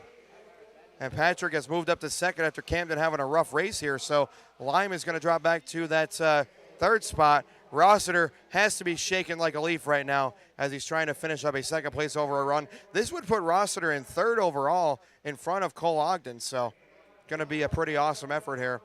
Camden sending it through that final section. Rossiter trying to get it home here. Camden going for the full send at the end. Over the final corner. Oh, Camden will take it back away and deny Rossiter's hopes and dreams right there. So it's going to be Heckert, Lime, Rossiter, your top 3 in this one, followed by Olson, Ogden, Rand. That's Ryan and Ken, Dave Carmody, and your top 3 on points will be Heckert, Lime, and Ogden. So congratulations, Spencer Heckert, your overall champion in Pro E-Buggy, presented by S-Works. Oh, man, Shake Simmons had a second there. Oh, wow. Spencer for an interview, please. Spencer Heckert interview after the picture. Okay, so Spencer Heckert interview, please. I'll get Spencer. No worries, bud. All right, Basement, I'm looking for the race 17, Basement. It was a good race. Very good race. As Jack gets ready to interview Spencer the Heckert. Lance, bring Scott over, too. Bring Spencer's dad, Scott, over, too. Please bring Spencer and Scott both of you.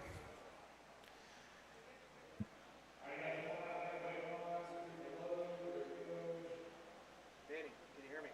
I need both Scott and Spencer. Both Scott and Spencer. Please have Scott come over, too.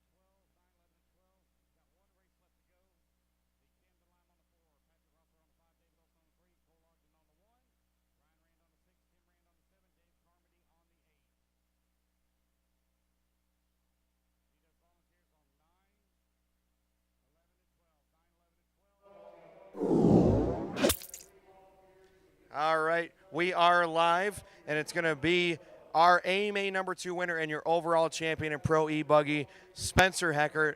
Absolutely awesome weekend for you. From this time yesterday, you weren't very happy with how the weekend was going very much, and you guys definitely put your head down and found some speed in round 3. Couldn't have asked for a much better main day. Tell me how you feel. Yeah, it was good. Like you said, we found something in qualifier 3 in both E-buggy and Nitro Buggy, so it was good. Yeah, I was able to just run a good race. Me and Camden were up on the stand laughing. It was a good race, so yeah, it was fun. Yeah, that was cool watching you and Camden having a good time up there. The really, really good weekend for you guys. You got to be happy about this. I know you've been getting a little frustrated with your results recently, but really happy to see it. So who do you want to thank? Yeah, all my sponsors, obviously my dad, my family. It's just awesome. Yeah, definitely needed a good weekend. I've been struggling a little bit, so yeah, this is good. Stoked for you, man. Congratulations. Good stuff. I'm going to get an interview with your dad, Scott. Come on over, Scott. This is the man that is equally responsible for the success of the Heckert camp. Congratulations, Scott. I want to know from you, because I know personally this weekend you're a little frustrated. Spencer was overdriving a little bit, but I want to know how you're able to get through to him and calm him down a little bit and put on a display just like he did this weekend, because that was prime Spencer Heckert we just saw on the racetrack. Yeah, we've been struggling here for the last, I'd say, month or so, and I don't know if it's been set up, but we came here with a different attitude. You know, with Spencer, when we work together good, it really pays off. We did a lot of setup changes, and we did a lot of changes to the car to make it comfortable for him. So I think it really shows, because when he has a good car, he's really fast. When his car doesn't feel good, then it's an issue. So we worked good together and just took this as a very good learning experience. I think this is Silver State-style dirt. Bumpy tracks. This is what always happens at race time events. So really focused on working on the car setup. And we never ran the car ever in practice or a qualifier. Every single time it was different. and some things were good and some things are bad. So he accepted that, and we worked through it, and I think in the end we got a good setup. So. Well, awesome. Congratulations to you guys. Very happy for the success of the Hecker Camp and all the S-Works and Proline team. We'll see you back at the track soon, and great job. Absolutely. Thank you. All righty then. So good job to Spencer Hackett, and we are on top with the final race of the day, and Maddie Long starting out front. Let's see when it comes across. I've lost scoring here. So we have lost scoring. Yeah, it's just Race Vision is not updating, but yep. the loop is still live. Just Race Vision is not updated. All right. So Maddie Long out front, but makes a mistake right there. Oh no, that's going to put. I believe that's going to be Cam Hamill to the front, if I'm not mistaken. Cam Hamill. Like Hamill. Yeah, that looks like his car. And this track is getting rough. Oh, it is bad out there. These buggies are going to struggle. I think everybody says, thank goodness this is the final race, because, I mean, you just saw all the pro guys, like Camden Lime, as good a driver as anybody, making unforced mistakes, and I'm sure that Camden is happy with that weekend, but I'm sure he'll be going back to the drawing board, because Spencer definitely was the man in E-buggy. Yes, we are, and there we are. Cam Hamill, he's coming up on some lap traffic right there. And there he has, it looks like Cameron, I want to say Cameron Saxon, or no? Tough to know who's who without the scoring, because they just keep swapping around. The red car, I want to say, may be Corey McElveen. Yeah. Oh, no. Little mistake right there. That is McElveen out front, and there is Maddie Long in second. Maddie was your A1 winner, so she's going to try and double it up here. Her run was a 16:10:13, and a little bit of a mix-up on the start. We'll see if McElveen can keep the hammer down. Whoa! Maddie had the run, but she had to check up. That was a great piece of driving right there. She could have sent Corey packing. Right. So nice job right there by Maddie. It's Corey, Maddie Long, Daniel Stout, Jerry West, and Jeremy Talent. So a good battle here for first. We got Stout right behind it. Corey McEwen there in first. Only runs E-buggy and electric, does not run. Funny, he's making his own fuel, but doesn't run nitro. Yeah. Isn't that something? I'm going to have to give him talk to him about that. And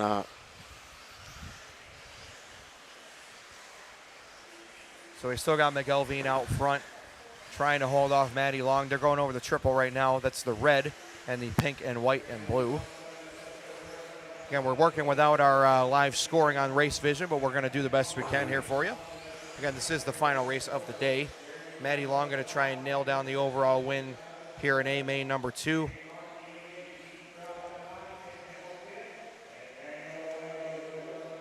So McElveen and Maddie Long. Oh, Maddie making a mistake after the straightaway, and she's on her lid. That's going to put Daniel Stolt into that second spot.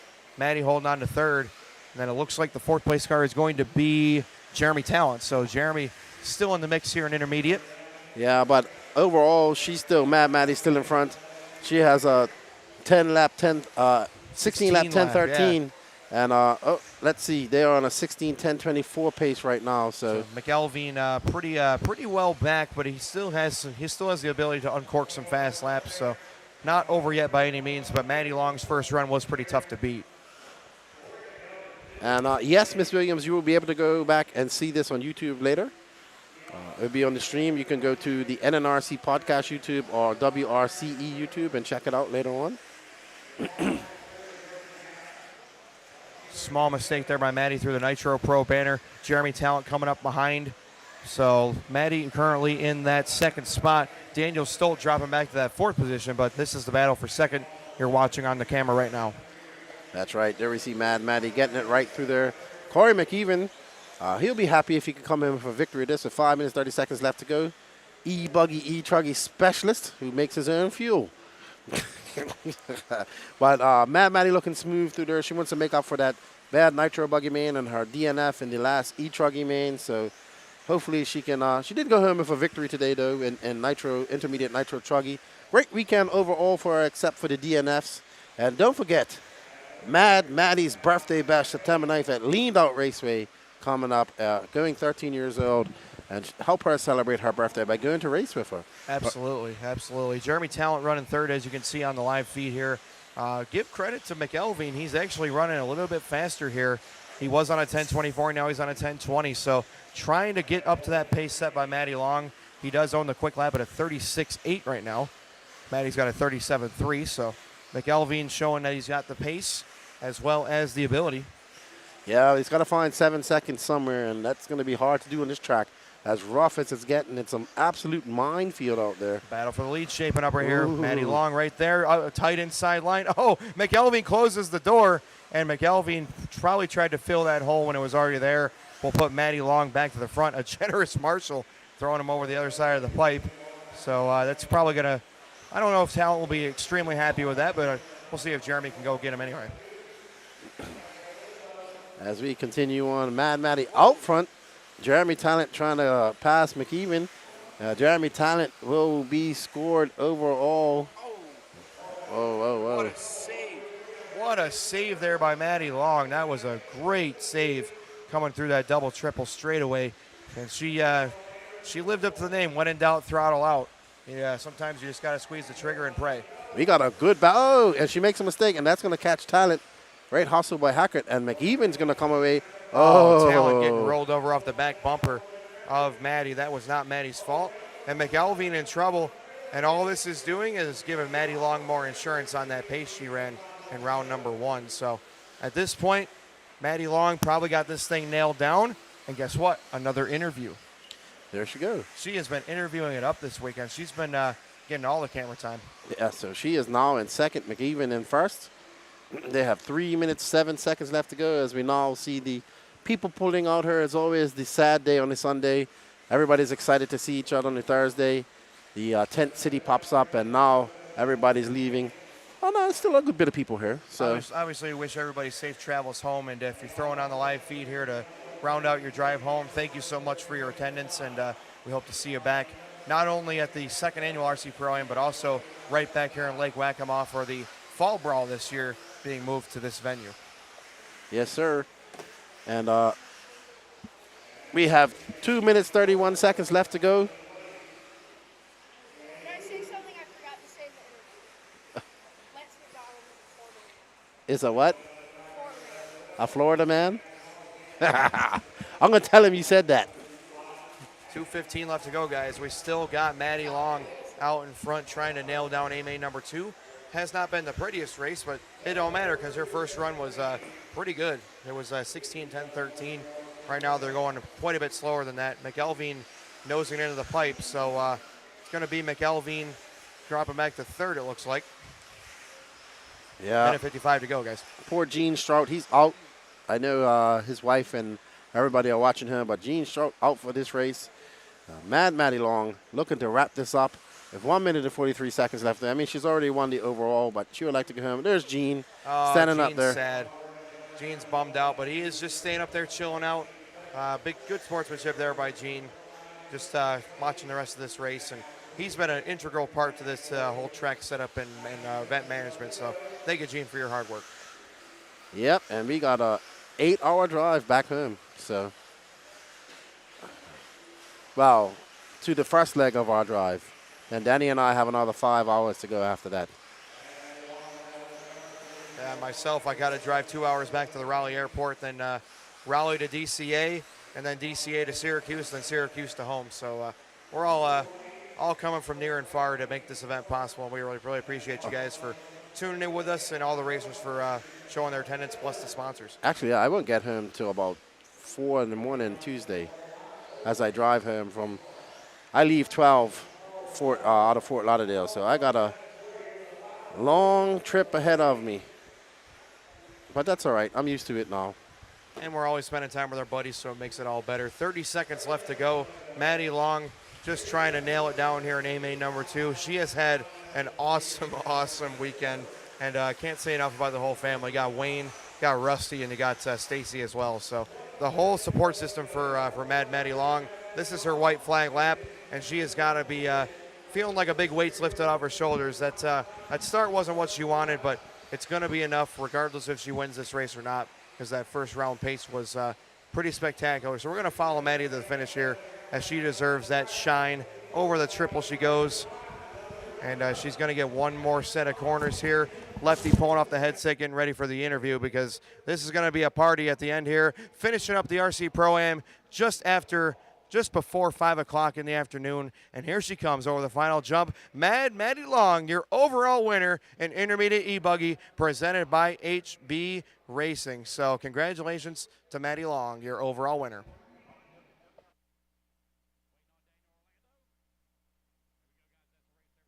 Don't go anywhere, guys. We got plenty of time, plenty of things left to do. Take a couple of pictures, final calculation of the points, and then we'll present the championship payouts for both Nitro Buggy and Electric Buggy at the RC Pro-Am, where the pros need the Joes.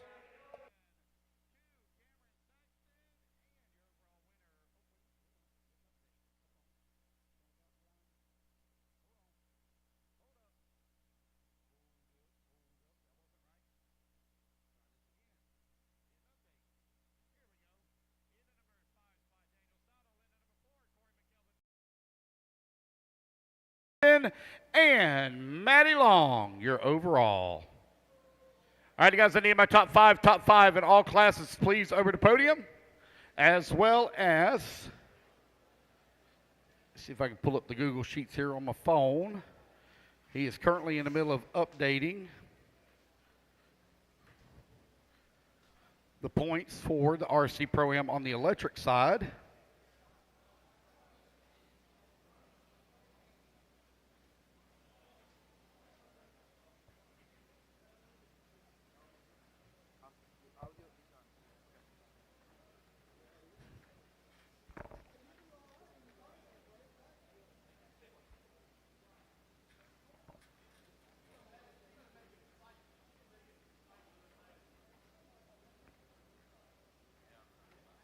All righty, guys, in no particular order for the RC Pro-Am on the electric side, no particular order, I need my top five.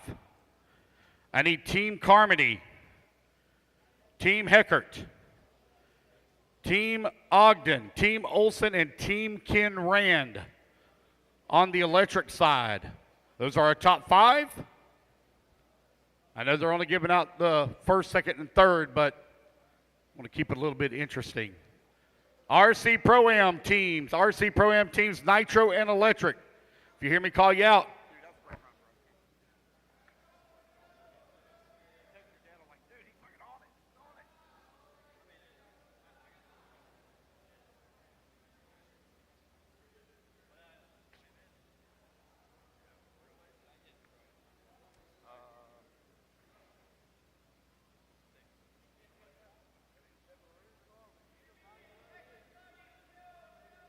Come on, guys, let's go.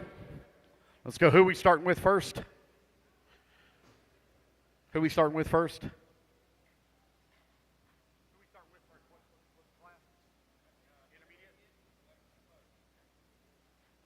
I need the intermediate electric buggy, please, over here.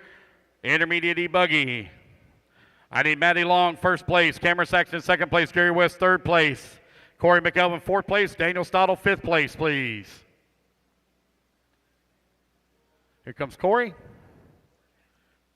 All right, Intermediate E-buggy H, brought to you by HB Racing. Maddie Long going to take the win here at the 2023 Pro-Am. Cameron Saxton going to come on in at number 2. Jerry West in the 3. Corey McElvin 4. And Daniel Stoddard going to round out your top 5. All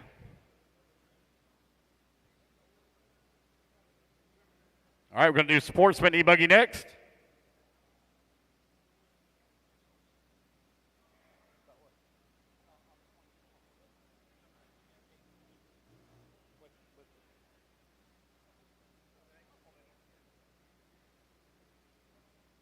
All right, let's see here. Sportsman E-buggy and Charlie Yates, 5th place. Dennis Brew, 4th place. Donnie Williams, 3rd place. Davey Talon, 2nd place. Quincy Atkins, 1st place.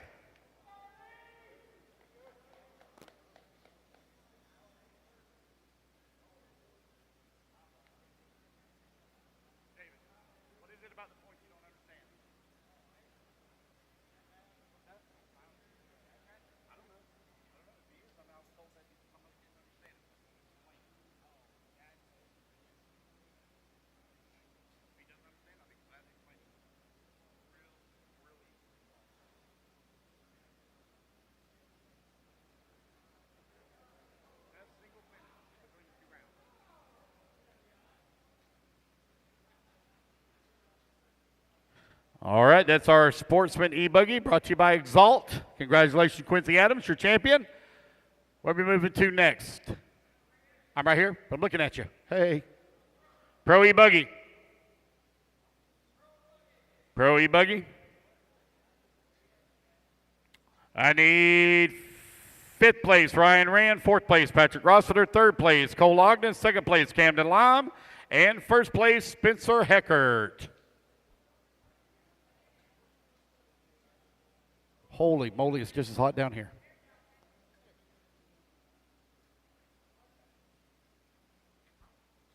I will do E-truggy next. And then we'll do our teams. Oh, I can't wait to see the announcement of the Nitro. It's so cool.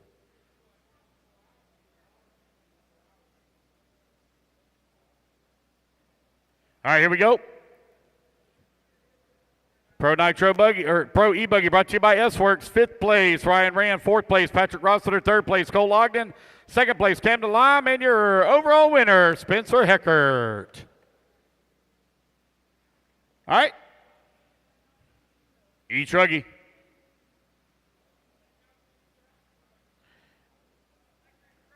E-truggy. Here we go. 5th place, Matty Long. 4th place, Kendrick Cummings. 3rd place, Donald Elliott. 2nd place, Ken Rand. 1st place, Ryan Rand.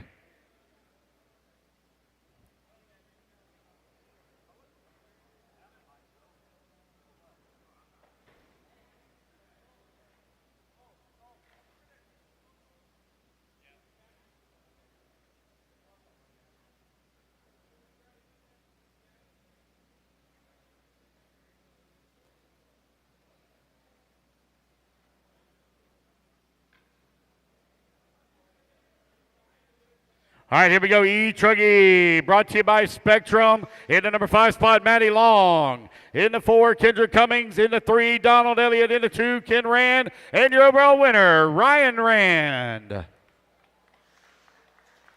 And now we got 40 plus. Last one to go. Old Man Buggy. I need Kendrick Cummings in the 5, TJ Bradley in the 4, Jerry West in the 3, Rusty Mihelich in the 2, and Mark Moon, your winner. And TQ.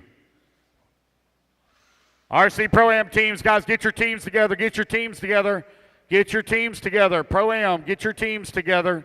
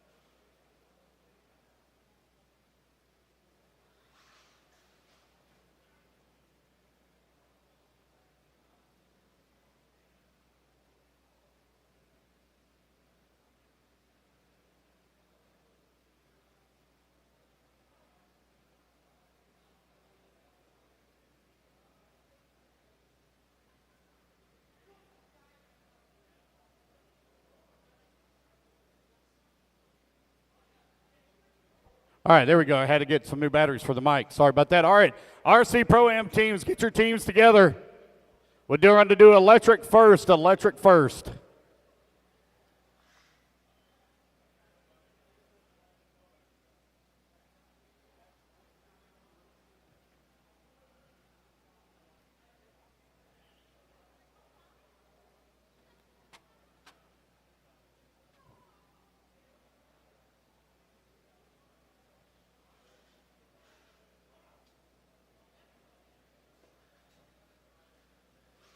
All righty, guys.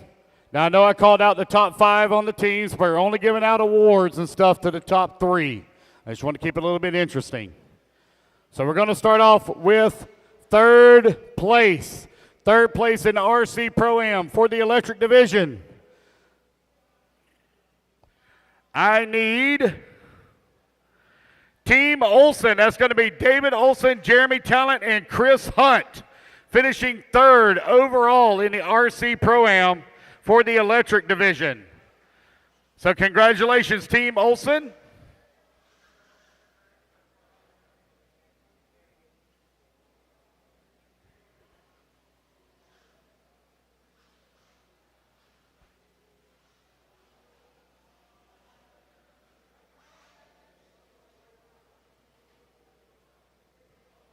David, come back.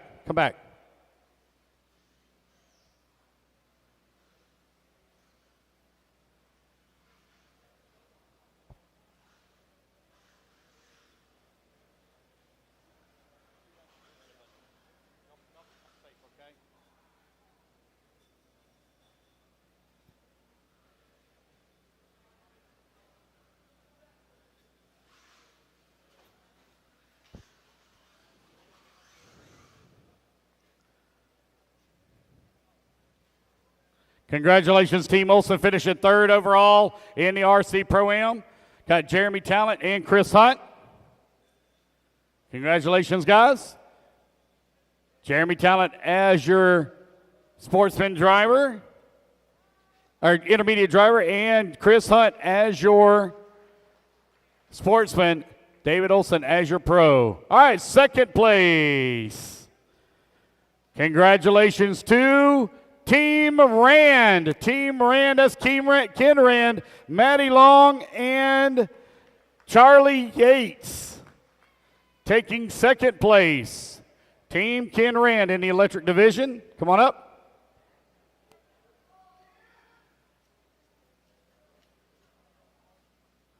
S-Works team to the podium after we're all done with cars and trophies for team photo, Team S-Works.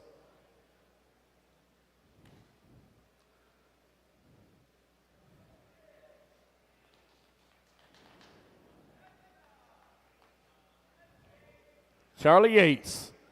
All right, congratulations, Charlie Yates, as he was representing Team Rand in the Sportsman division, Maddie Long in the intermediate, and Ken Rand as the pro here in the electric side. Congratulations, everyone. All right, and your overall winner in the electric division, it will be Team Ogden taking the win. Katie Carmody and Davey Talent. Oh, David, you're not going to hear this. You'll never hear the end of it, David. You'll never hear the end.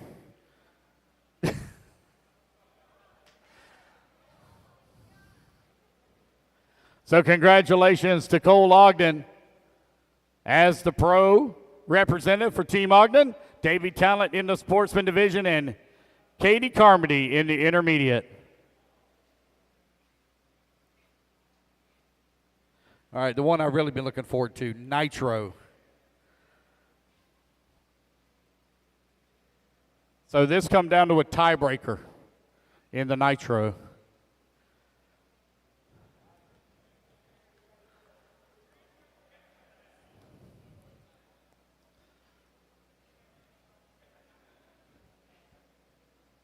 You want a second here? We're going to make a couple more photos. Again, guys, S-Works team drivers are going to need to do photos with trophies and cars after this race.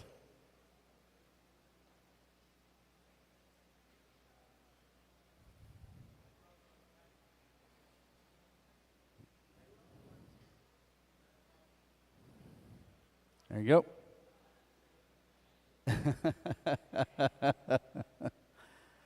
Maddie, don't worry. You don't have to do any more interviews the rest of the weekend, I promise. Don't have to worry about that anymore.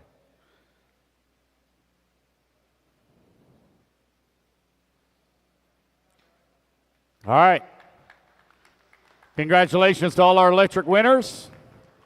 Moving on to Nitro. Again, this time down to a tiebreaker.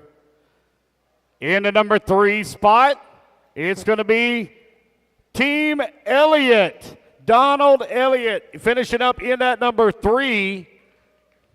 And his team was Jeremy Talent and Dennis Allison. Jeremy Talent, Dennis Allison, come on up. Where's Jeremy? There's Jeremy. Where's Dennis? Dennis Allison, where you at, buddy? Hope he ain't already left.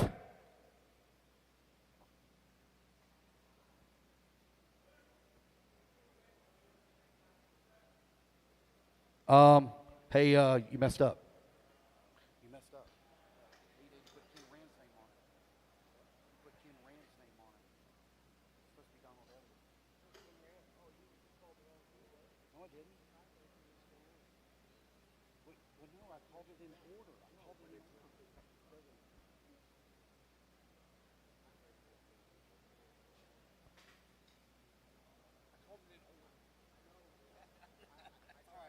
It's okay. I'm sorry. I apologize. All right, guys. I'm so sorry I had it wrong. I called it by order, and I apologize. I'm so sorry. What an idiot. What an absolute idiot. All right. Try this one more time. In the number 3 spot, it is Team Ken Rand. So it's going to be Monty Reeder and Davey Talent. I know Monty Reeder's already gone. So it's going to be Davey Talent and Ken Rand. What an idiot.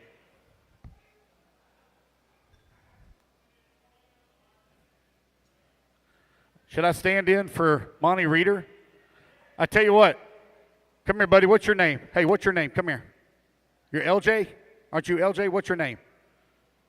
Connor? Connor, I want you to stand right here. You can fill in for, you're about the same height as Monty Reeder. You can fill in for him. Come here, stand here. Come here. I want you to stand right here. This is Monty Reeder. Photoshop his face on it. All right.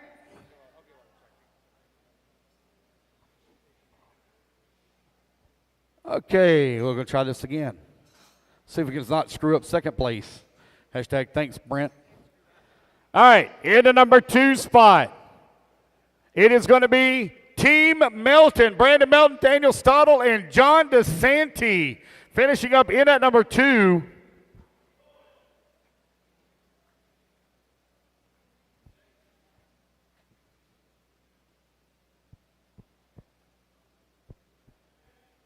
So congratulations, Team Melton, Brandon Melton, representing the pro. Yep, and Sportsman and Intermediate guys, Sportsman Intermediate. Sportsman and Intermediate that were on podium of the RC Pro-Am. Make sure you hang around. I got some stuff for you. I got some giveaways for you. All right. This one is so cool. Your winner in the Nitro division of the 2023 RC Pro-Am is going to be Team Stykeleather. So it's going to be Jake Stykeleather and Joe Stykeleather brothers. And they're Andrew Mateos for the Sportsman. So we got father, son, brother, and grandson. 3 generations of racers here. Andrew Mateos throwing in there as well. 1 point. 1 point. 1 point. Congratulations to the Stykeleather family and Andrew Mateos. Hold on a minute. Wait. If you're going to get the whole family in there, you got to get your dad in there too. I ain't going to lie. Whenever I seen the name came up, it made me think of my dad who died 20 years ago. It's awesome. The Stykeleather family and Andrew Mateos, that's awesome.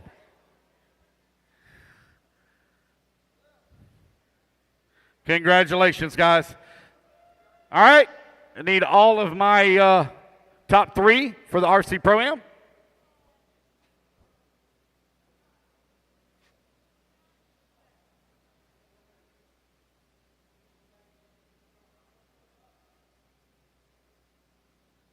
That's awesome.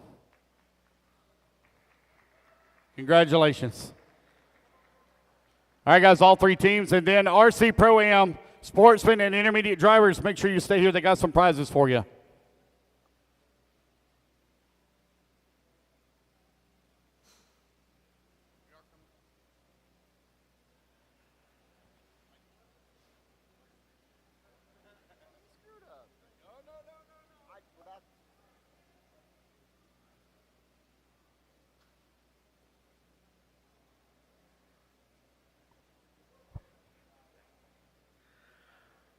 All righty, guys. Thank you, everybody, for coming out to the 2023 inaugural running of the Nitro Pro RC Pro-Am presented by TLR. Thank you to all of our sponsors, TZO Tires, Factory Team, Exalt, J Concepts, Dialed RC Hobbies, Ultimate Racing, Reedy Power, Tegan, HB Racing, Nitro Lux, Spectrum, Pro Circuit, True Form, Racecraft, S-Works, Assault RC, RC Project, Privateer, MSN, and WRCE Media. Thank you, Brent Dinsford, for a great time. Don't forget, guys, those of you that were in the RC Pro-Am, in the Sportsman, and in the Intermediate divisions, come on over. Got some prizes for you. I need electric RC Pro-Am. Come behind the podium. Electric, if you're Sportsman or Intermediate. Electric only, come see me behind the podium. Electric RC Pro-Am, come see me behind the podium, guys.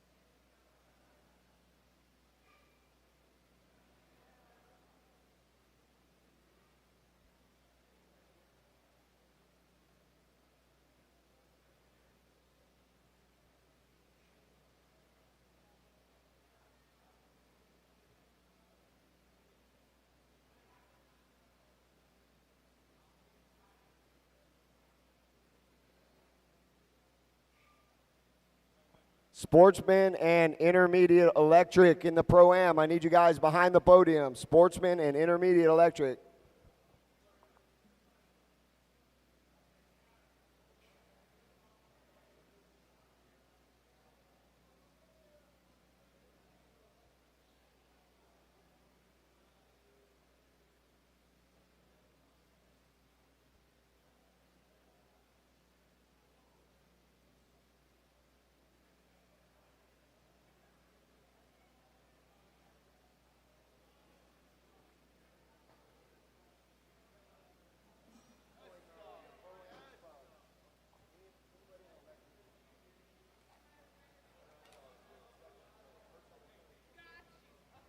Guys, I need first, second, and third. If you guys are Intermediate or Sportsman in the Pro-Am, I need you guys back here for some free stuff. Intermediate and Sportsman only.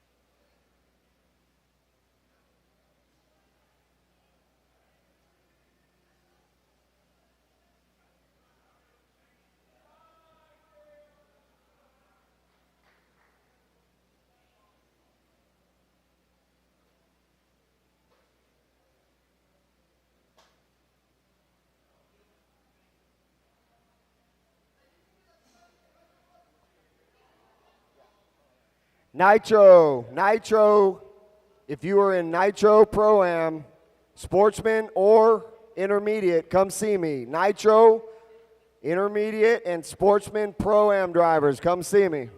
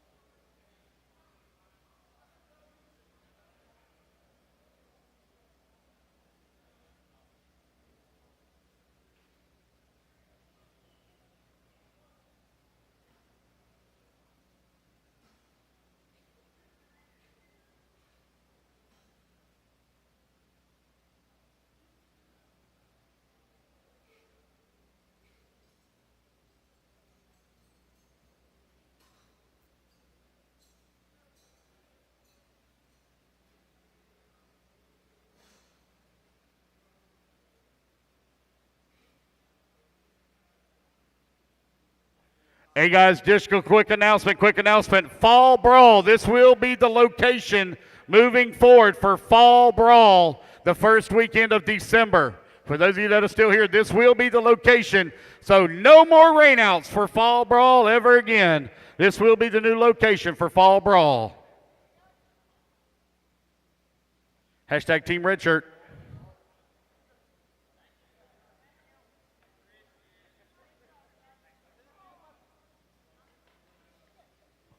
All right, time to pack up. Thank you, everybody, for coming. Please have a safe trip home.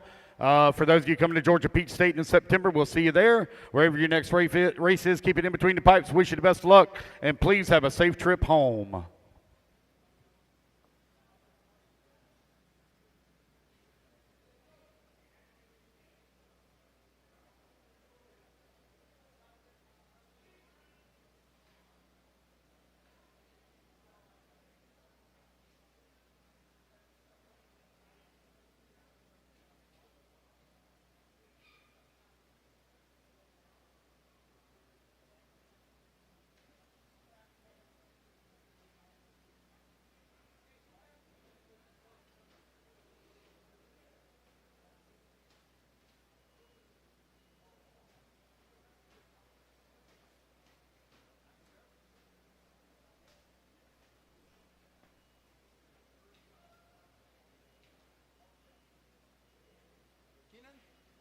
Let's close it.